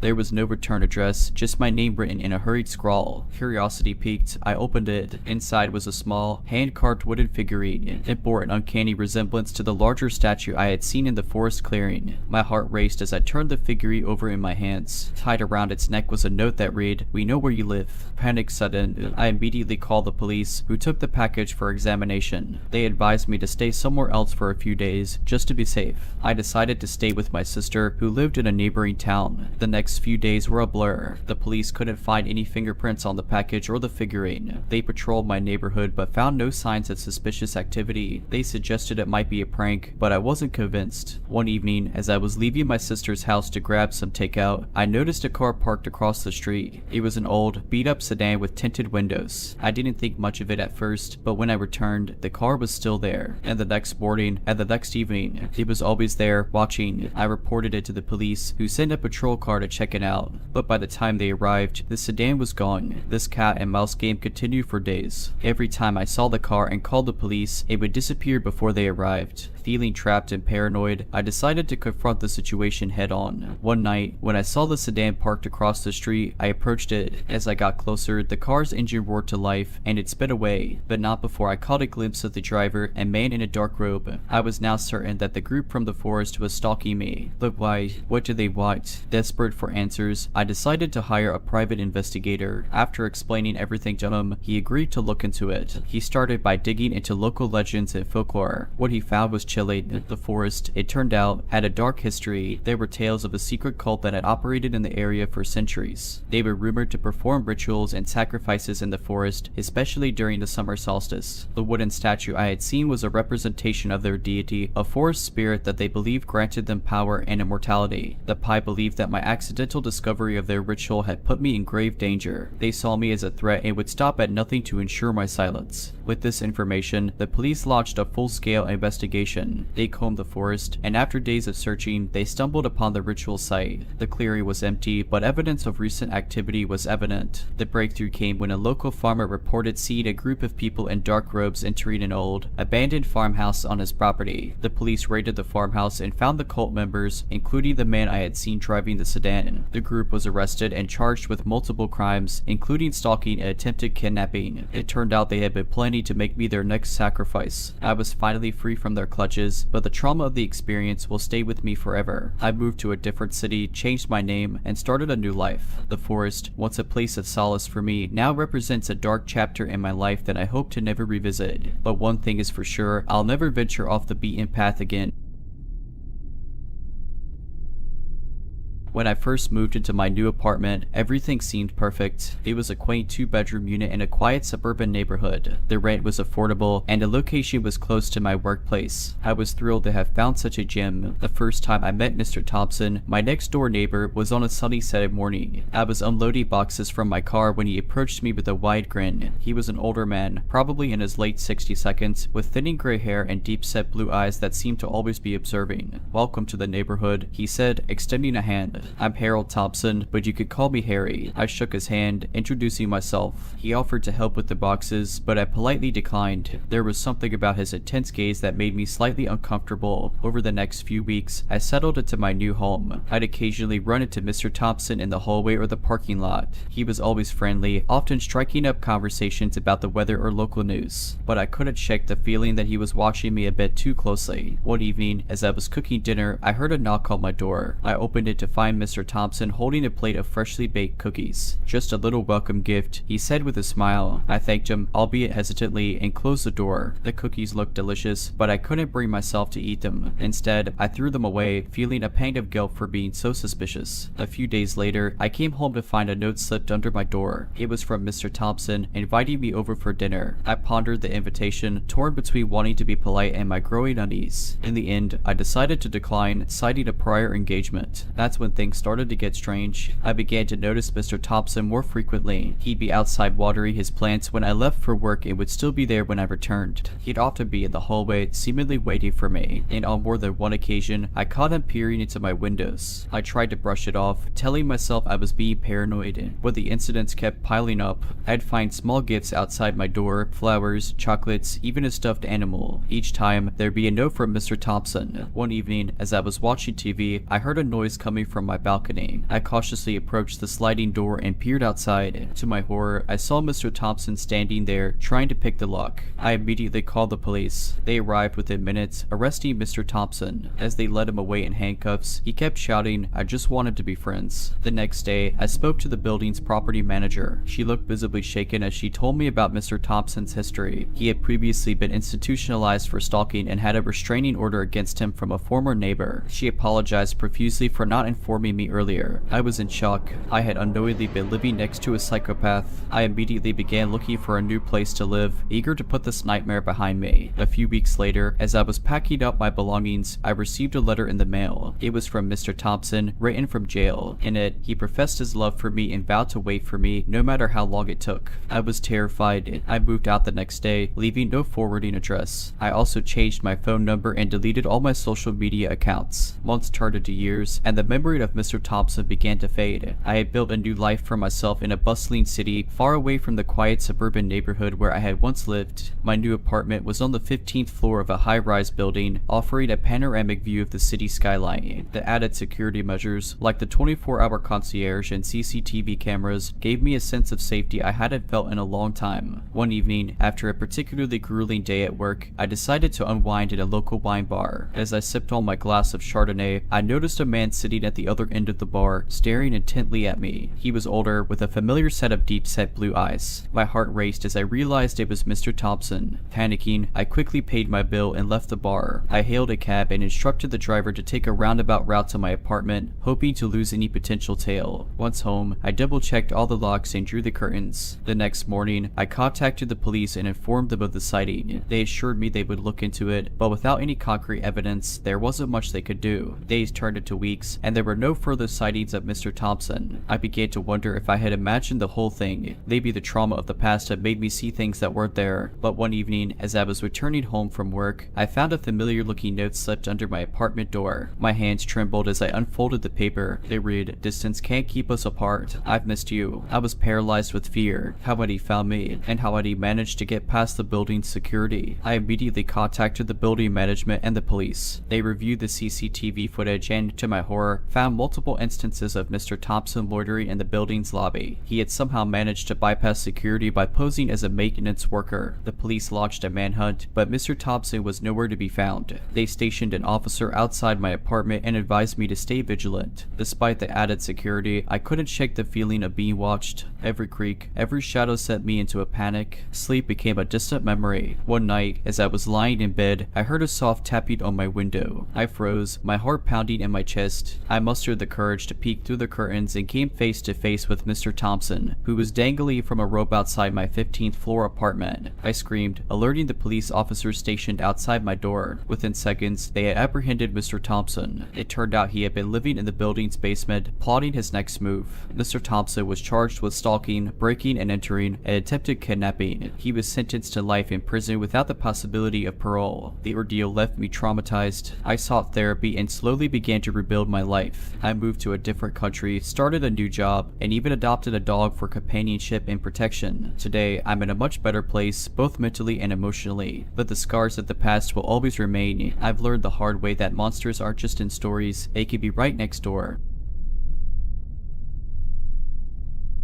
The city had always been my sanctuary. The hustle and bustle, the lights, the sounds, it all felt alive and comforting. But that perception changed one fateful night. I had been out with friends at a local pub. We laughed, shared stories, and lost track of time. Before I knew it, it was past midnight. My friends, who lived in the opposite direction, offered to share a cab, but I declined. My apartment was only a 20-minute walk away, and I had made the journey countless times. Besides, the night was clear, and the streets were illuminated by the soft glow of streetlights. The first 10 minutes of my walk were uneventful. The city's sounds began to fade, replaced by the distant hum of traffic and the occasional hoot of an owl. I was lost in thought, replaying the evening's events in my mind, when I noticed a figure about half a block behind me. At first, I thought nothing of it. It was a city after all, and people were always out and about. But as I continued walking, I realized the figure was matching my pace. Every time I glanced over my shoulder, the distance between us remained the same. A knot of unease formed in my stomach. I told myself I was being paranoid, but I couldn't shake the feeling of being watched. I decided to test my theory. I quickened my pace, and sure enough, the figure did the same. I then took a sudden turn down a side street, and after a few moments, the figure appeared, still tailing me. Panic sudden, I pulled out my phone, ready to dial the police, but to my horror, the battery was dead. I cursed myself for not charging it earlier. I knew I had to lose this person, so I decided to take a detour through a nearby park. It was a risk, given the park's reputation for being a hotspot for unsavory activities at night.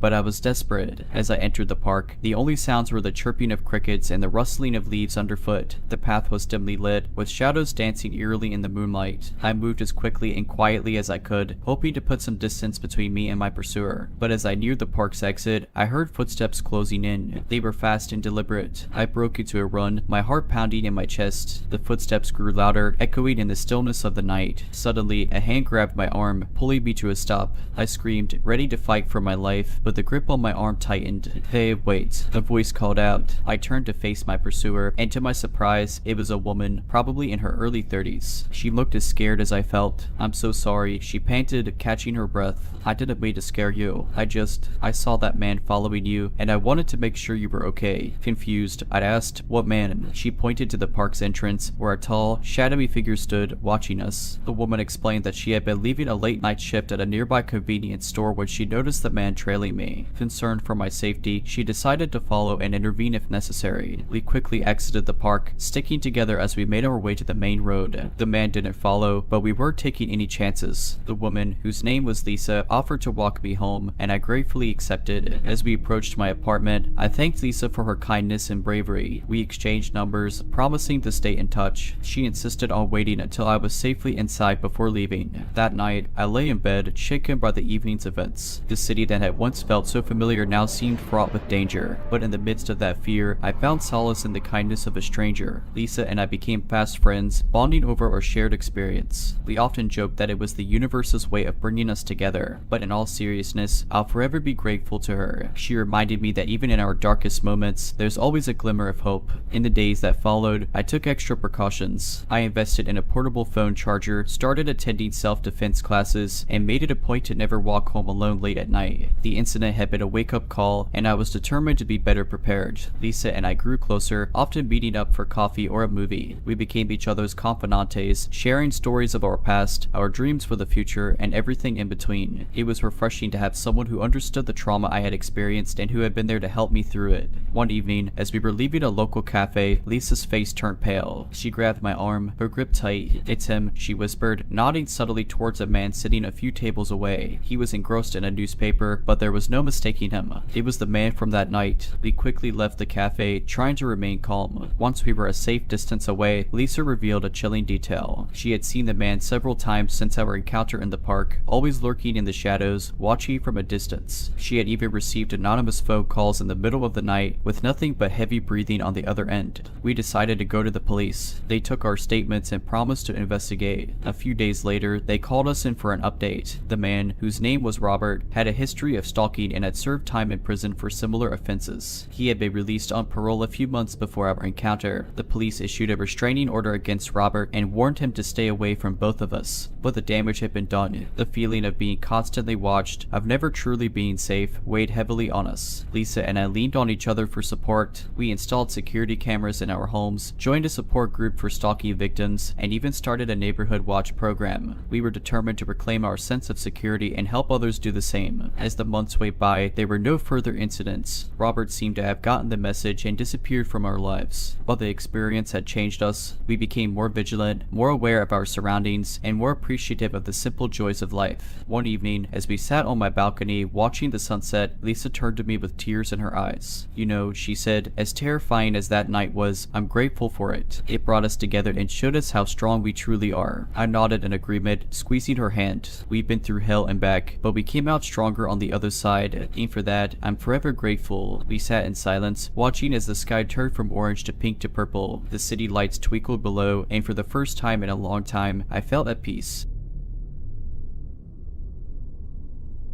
It was a cold winter night, and I had just finished a late shift at the office. Exhausted and eager to get home, I decided to hail a taxi instead of waiting for the bus. Within minutes, a yellow cab pulled up, and I climbed into the back seat. The driver, a middle-aged man with graying hair and a scruffy beard, gave me a curt nod as I told him my address. He didn't say much, which was fine by me. I was too tired for small talk. As we drove, I noticed that he kept glancing at me through the rearview mirror. At first, I brushed it off, thinking he was just checking on his passenger, but as the journey continued, his stares became more prolonged and intense. Feeling uneasy, I decided to make small talk to break the tension. "Busy night?" I asked. He grunted in response, his eyes never leaving the road. "Not really. You're my last fare for the night." I nodded, trying to shake off the growing sense of unease. I told myself I was being paranoid. After all, he was just a taxi driver doing his job. But as we continued driving, I realized we were heading in the wrong direction. My apartment was in the north end of the city, but we were heading south. "Excuse me," I said, trying to keep my voice steady. "I think you're going the wrong way." He didn't respond. Instead, he locked the car doors and increased his speed. Panic set in. I fumbled for my phone, but before I could dial 911, he reached back and snatched it from my hand. "Who are you? What do you want?" I demanded, my voice shaking. He chuckled, a cold, humorless sound. "Just taking a little detour." I racked my brain, trying to think of a way out. The windows were locked, and the doors wouldn't budge. I was trapped. As we drove further away from the city, the surroundings became more desolate.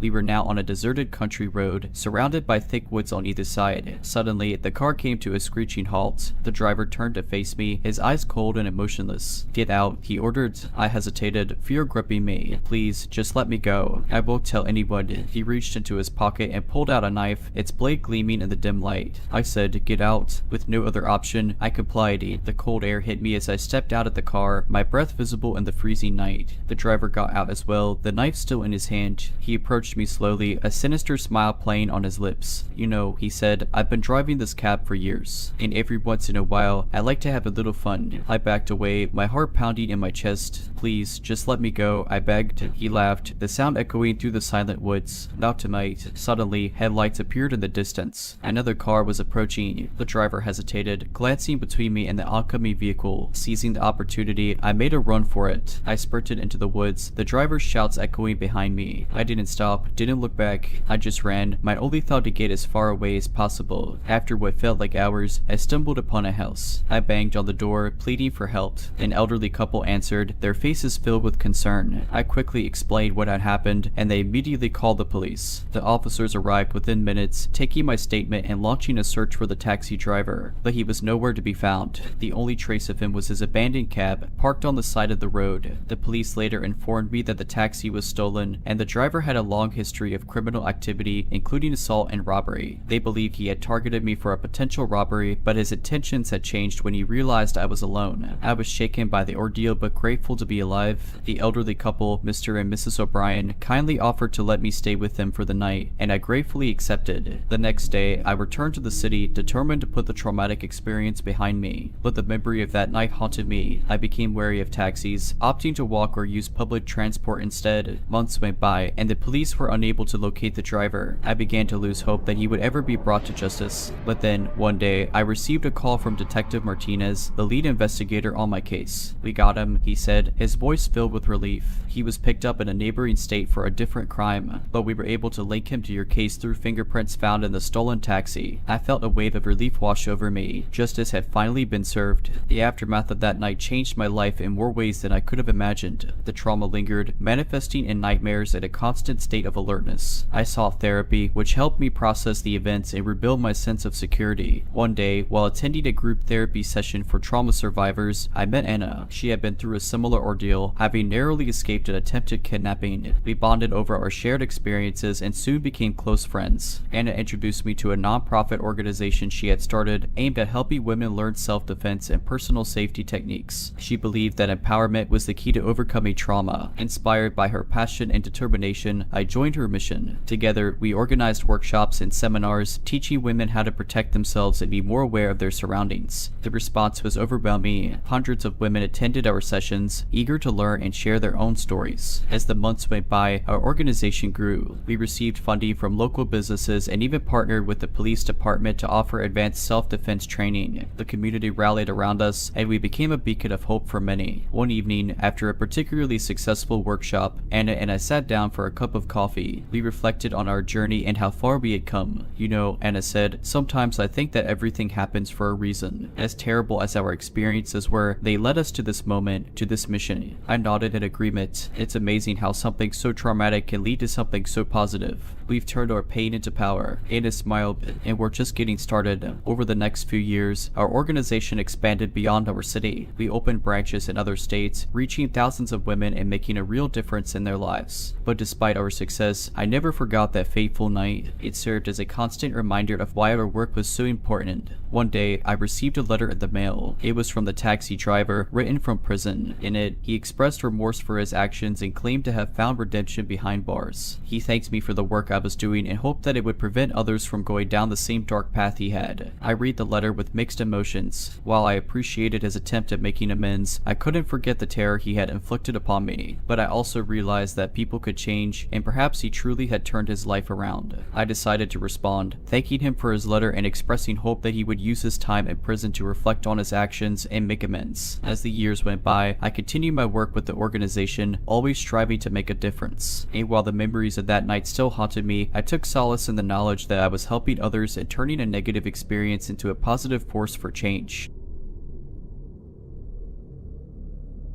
The city's subway system had always been a marvel to me. The intertwining tunnels, the rhythmic clatter of the trains, and the diverse sea of commuters, it was like a pulsating vein of the metropolis. But one late night, my perception of the subway shifted from wonder to wariness. I had been working late at the office, trying to meet a deadline. By the time I packed up, it was well past midnight. The streets were deserted, with only the occasional car passing by. I decided to take the subway home, as I had done countless times before. The station was eerily quiet. The fluorescent lights flickered overhead, overhead, casting long shadows on the platform. I could hear the distant hum of a train approaching. I waited alone, lost in thought, until the train pulled up with a screech. The carriage was almost empty, save for a few late-night travelers. I took a seat near the door, plugging in my headphones and settling into my music. A few stops later, a man boarded the train. He was tall and lanky, with unkempt hair and a scruffy beard. His clothes were tattered, and he carried a large duffel bag. He took the seat across from me, and I couldn't help but notice that he was staring intently in my direction. I tried to brush it off, telling myself I was being paranoid, but as the journey continued, his gaze never wavered. Every time I looked up, our eyes would meet, and he'd offer a chilling, toothless grin. Feeling uneasy, I decided to move to another carriage at the next stop. As the doors opened, I quickly made my exit, slipping into the adjacent car. I took a seat near the back, hoping the man wouldn't follow, but to my horror, as the train pulled away from the station, I saw him enter the carriage, his eyes scanning the rows of seats until they landed on me. He began to make his way towards me, his steps slow and deliberate. Panic set in. I considered pulling the emergency brake, but I was worried about the consequences. Instead, I decided to get off at the next stop and wait for another train. As the train approached the station, I stood up, ready to make a quick exit, but the man was faster. He blocked the aisle, his duffel bag acting as a barrier. "Where do you think you're going?" he asked, his voice raspy and cold. I tried to keep my composure. "Please, just let me go," I pleaded. He chuckled, a sound that sent shivers down my spine. "Not so fast." Suddenly, the train jolted, throwing us off balance. I seized the opportunity, pushing past the man and sprinting towards the door. I could hear him shouting behind me, but I didn't stop. I ran out of the station and into the night, not looking back until I was several blocks away. Out of breath and shaken, I hailed a cab and made my way home. I locked all the doors and windows, double-checking every room to ensure I was alone. The next day, I reported the incident to the police. They took my statement and promised to investigate. A few days later, they called me in for an update. The man, whose name was Victor, was a known criminal with a history of assault and robbery. He had recently been released from prison and was believed to be living in the subway tunnels. The duffel bag he carried contained stolen goods from a recent burglary. The police arrested Victor and recovered the stolen items. He was charged with multiple offenses and sent back to prison. I was relieved to know he was off the streets, but the trauma of that night stayed with me. I avoided the subway for months, opting to walk or take cabs instead. Months turned into years, and while the memory of that night never truly faded, I learned to cope and move forward. The city, with its endless possibilities, was still my home, and I wasn't going to let one traumatic event define my experience. One evening, after a particularly grueling day at work, I decided to face my fears head on. I descended into the subway station, the familiar hum of the trains and the chatter of commuters filling the air. My heart raced as I boarded the train, memories of that night flooding back, but I was determined to reclaim this space. The journey was uneventful, and as I exited the station, I felt a sense of accomplishment. I had faced my fears and emerged stronger. A few weeks later, I received an unexpected letter. It was from Victor, written from prison. In it, he expressed remorse for his actions and claimed to have turned his life around. He wrote about attending therapy and anger management classes and finding solace in religion. He apologized for the pain he had caused and hoped that I could find it in my heart to forgive him. I read the letter with mixed emotions. While I appreciated his attempt at making amends, I couldn't forget the terror he had inflicted upon me, but I also believed in the power of redemption and that people could change. After much contemplation, I decided to visit Victor in prison. I needed closure, and this seemed like the best way to achieve it. The visit was tense, with both of us struggling to find the right words, but as we spoke, I saw glimpses of the changed man he claimed to be. Victor spoke about his troubled past, the choices that led him down a dark path, and his desire to make amends. He expressed gratitude for the second chance he had been given and hoped to use his time at prison to better himself. As I left the prison, I felt a weight lifted off my shoulders. I had faced my attacker, heard his side of the story, and found a sense of closure. Over the next few years, Victor and I corresponded regularly. He kept me updated on his progress, and I offered words of encouragement. When he was released on parole, I was one of the first people he reached out to. We met for coffee, and I saw firsthand the changes he had made. He had found a job, reconnected with his family, and was determined to stay on the right path. Today, Victor and I share an unlikely friendship.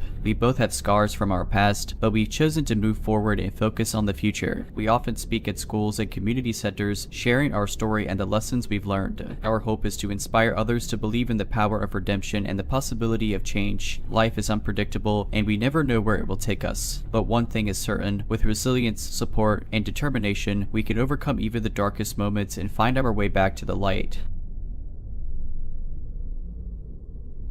This city had always been my home, a bustling metropolis filled with life and energy, but sometimes the noise and chaos became too much, and I sought solace in the local park. It was a sprawling green space, dotted with ancient trees and serene ponds. By day, it was filled with families and joggers, but by night, it transformed into a quiet oasis. One evening, after a particularly grueling day at work, I decided to take a walk in the park. The sun had set, and the park was bathed in the soft glow of the street lights. The air was cool and crisp, and the only sounds were the distant hum of traffic and the chirping of crickets. I followed the winding path, losing myself in the beauty of nature. The trees cast long shadows on the ground, their leaves rustling in the gentle breeze. I felt at peace, the stresses of the day melting away. As I walked deeper into the park, I noticed a figure up ahead. It was a man, standing by the edge of a pond. He was tall and lean, dressed in dark clothing. His face was obscured by the shadows, but I could see that he was staring intently at the water. Feeling uneasy, I decided to give him a wide berth. I veered off the path, making my way through the trees. But as I did, I couldn't shake off the feeling that I was being watched. That quickened my pace, my heart pounding in my chest. Every rustle of the leaves, every snap of a twig sent a jolt of fear through me. I tried to convince myself that I was being paranoid, but the feeling of dread only grew stronger. Suddenly, I heard footsteps behind me. They were soft and deliberate, echoing in the stillness of the night. I dared not look back, fearing what I might see. Instead, I broke into a run, my only thought to get out of the park as quickly as possible. The footsteps grew louder, matching my pace. I could hear the man's ragged breathing, a chilly reminder that he was closing in on me. I pushed myself harder, my lungs burning and my legs aching. Up ahead, I saw a bridge that led to the park's exit. I sprinted towards it, praying that I would make it in time. But as I reached the bridge, I felt a cold hand grab my wrist, pulling me back. I screamed, struggling to break free. The man's grip was like iron, unyielding and relentless. He pulled me closer, his face inches from mine. His eyes were cold and emotionless, devoid of any humanity. "Where do you think you're going?" he whispered, his voice dripping with malice. I tried to respond, but fear had rendered me speechless. I could only stare into his eyes, praying for a miracle. Suddenly, a bright light shone in the distance. The man turned to look, momentarily distracted. I seized the opportunity, using all my strength to break free. I ran towards the light, not looking back until I was safely out of the park. The light came from a police car, patrolling the area. The officers had heard my screams and had come to investigate. They quickly took my statement and launched a search for the man, but he had vanished without a trace. The police informed me that there had been several reports of a man stalking women in the park. They believed he was a serial predator preying on lone women. They advised me to avoid the park at night and to always be aware of my surroundings. I was shaken by the ordeal, and it took me a long time to come to terms with what had happened. I sought therapy, which helped me process the trauma and rebuild my sense of security. I also joined a self-defense class, determined to never feel helpless again. Months after the incident, the park became a focal point for community action. News of my encounter spread, and soon, other women came forward with similar stories of being followed or approached by a mysterious man during their evening walks. The community rallied together, demanding increased security measures and better lighting in the park. Local businesses and residents raised funds to install surveillance cameras at key points throughout the park. The city council also increased police patrols during the evening hours. A neighborhood watch group was formed, with volunteers patrolling the park in shifts, ensuring that no one was ever truly alone. One evening, as I was attending a community meeting about the park's safety initiatives, a woman named Maya approached me. She was in her early 30s, with a determined look in her eyes. She revealed that she too had had a close encounter with the mysterious man, but had managed to fend him off using self-defense techniques she had learned. Inspired by our shared experiences, Maya and I decided to start a self-defense workshop for women in the community. We partnered with local martial arts instructors and organized weekly sessions in the park. The response was overwhelming. Women of all ages attended, eager to learn how to protect themselves and reclaim their sense of security. As the weeks went by, the park began to transform. The once eerie silence of the night was replaced by the sounds of laughter and camaraderie. Women jogged, practiced yoga, and even organized nighttime picnics, refusing to let fear dictate their lives. The police continued their investigation, and with the help of the newly installed cameras, they were able to identify the mysterious man. He was arrested and charged with multiple counts of stalking and attempted assault.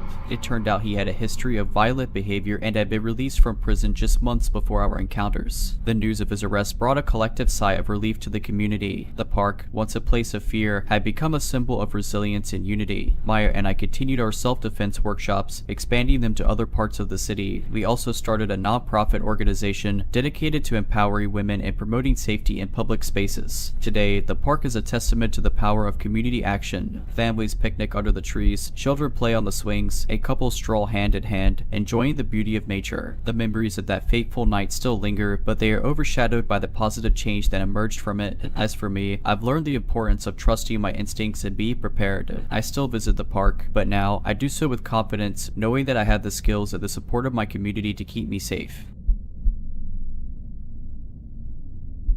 The highway stretched endlessly before me, a ribbon of asphalt cutting through the vast expanse of the countryside. It was late, and the only illumination came from the dim glow of my car's headlights and the occasional passing vehicle. The radio played softly in the background, a soothing melody that contrasted with the monotonous drone of the engine. I was returning from a business trip, eager to get home and crawl into bed. The journey had been long, and fatigue was beginning to set in. My eyelids grew heavy, and I struggled to maintain focus. Suddenly, in my rearview mirror, I noticed a set of flashing blue and red lights. My heart sank. I hadn't been speeding, or at least I didn't think I had. I glanced at the speedometer, confirming that I was within the limit. Still, I knew better than to argue with law enforcement. I pulled over to the side of the road, the gravel crunching beneath my tires. The police car, a standard black and white cruiser, parked behind me. I rolled down my window and waited, my hands resting on the steering wheel. A few moments later, a tall figure approached. The man was dressed in a police uniform, complete with a badge and a hat that cast a shadow over his face. He shone a flashlight into my car, the bright beam momentarily blinding me. "Evening," he said, his voice deep and authoritative. "License and registration, please." I fumbled in my glove compartment, retrieving the documents and handing them over. The officer examined them closely, his flashlight illuminating the details. "You were driving a bit erratically back there," he commented, his tone accusatory. "Have you had anything to drink tonight?" I shook my head. "No, officer, just tired from a long drive." He seemed to ponder this for a moment, then said, "Step out of the vehicle, please." Confused, I complied. The night air was cool, and I shivered slightly as I stood by the side of the road. The officer circled my car, his flashlight scanning the interior. "Everything okay, officer?" I asked, trying to keep my voice steady. He didn't respond. Instead, he motioned for me to follow him to the back of his cruiser. I hesitated, a sense of unease settling in. Something felt off. As I approached the police car, I noticed something odd. There was no license plate, and the cruiser lacked the usual markings of a police vehicle. The windows were tinted, preventing me from seeing inside. The officer opened the back door, revealing a dark interior. "Get in," he ordered. Alarm bells rang in my head.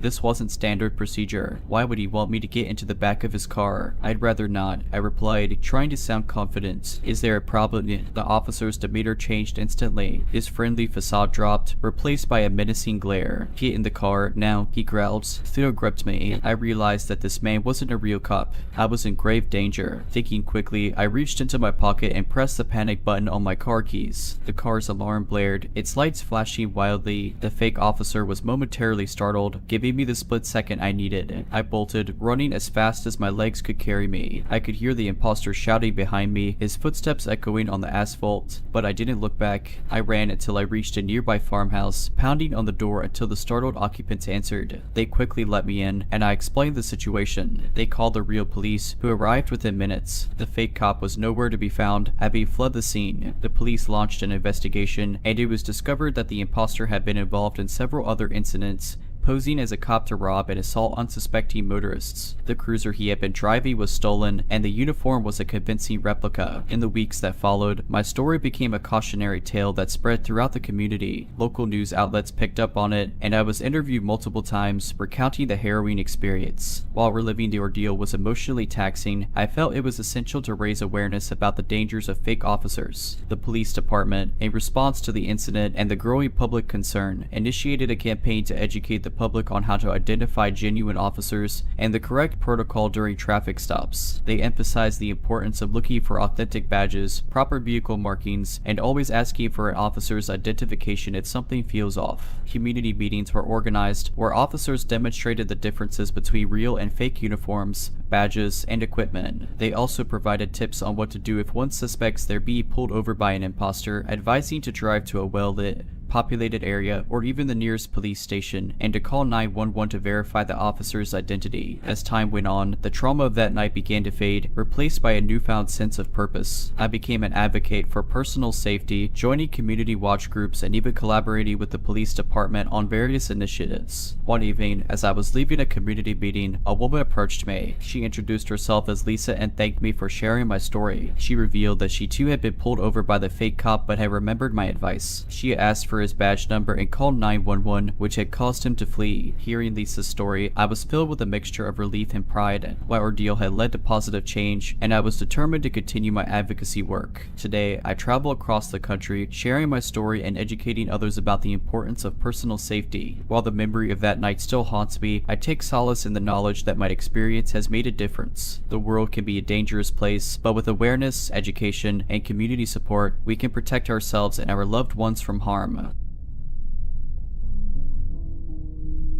The open road has always been a source of solace for me. The hum of the engine, the rhythmic beat of tires against asphalt, and the ever-changing scenery provided a therapeutic backdrop for my thoughts. That night, as I drove through the windy roads of rural Montana, the world seemed to melt away, leaving just me, my old Chevy, and the vast expanse of the starlit sky. It was around midnight when I first saw him, a lone figure, standing by the side of the road, his thumb outstretched in the universal sign of a hitchhiker. He was tall, with shaggy dark hair and a beard, wearing a tattered jacket and carrying a worn-out backpack. Now, I've always considered myself a good judge of character, and I've picked up my fair share of hitchhikers over the years. Most were just folks down on their luck, looking for a ride to the next town. But something about this man gave me pause. Maybe it was the way he stood, slightly hunched, as if carrying an invisible weight. Or perhaps it was the intense, almost desperate look in his eyes as he stared at my approaching car. Against my better judgment, I slowed down and pulled over. The man approached, his footsteps echoing in the stillness of the night. Heading to Whitefish, he asked, his voice rough from the cold.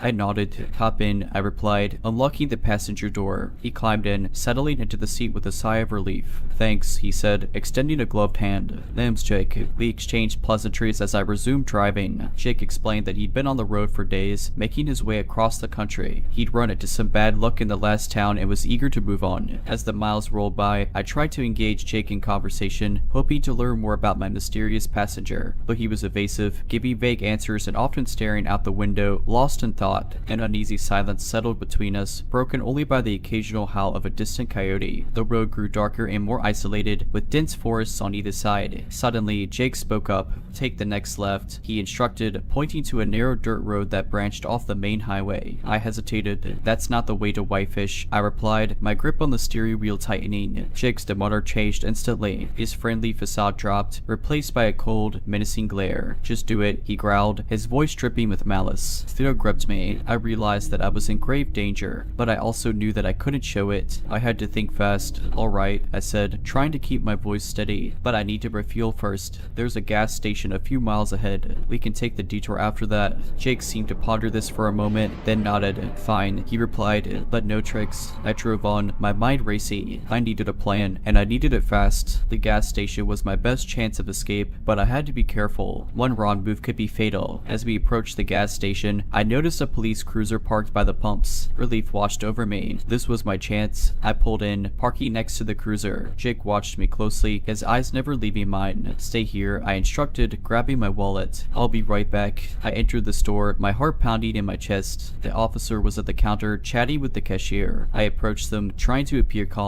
Excuse me, officer, I began, my voice shaking. I need your help. I quickly explained the situation, glancing out the window to make sure Jake hadn't noticed. The officer's face hardened, and he reached for his radio, calling for backup. They formulated a plan. The officer would approach the car, posing as a friend I'd run into. This would give me the opportunity to get away from Jake and ensure my safety. The plane went off without a hitch. The officer engaged Jake in conversation, allowing me to slip away. Within minutes, backup arrived, and Jake was taken into custody. It was later revealed that Jake was a wanted fugitive, responsible for a string of robberies and assaults across the country. The police believed he was heading to Whitefish to lay low and evade capture. I was shaken by the ordeal but grateful to be alive. The experience served as a stark reminder of the dangers of picking up strangers, no matter how harmless they may seem. Today, I'm more cautious than ever. I still enjoy the open road, but I no longer pick up hitchhikers. The memory of that night will forever be etched in my mind, a chilly reminder of the thin line between trust and danger. Alright, but that's it. I hope you enjoyed this video. If you did, make sure to subscribe to my channel, like this video, and comment something down below. But as always, Have a nice day.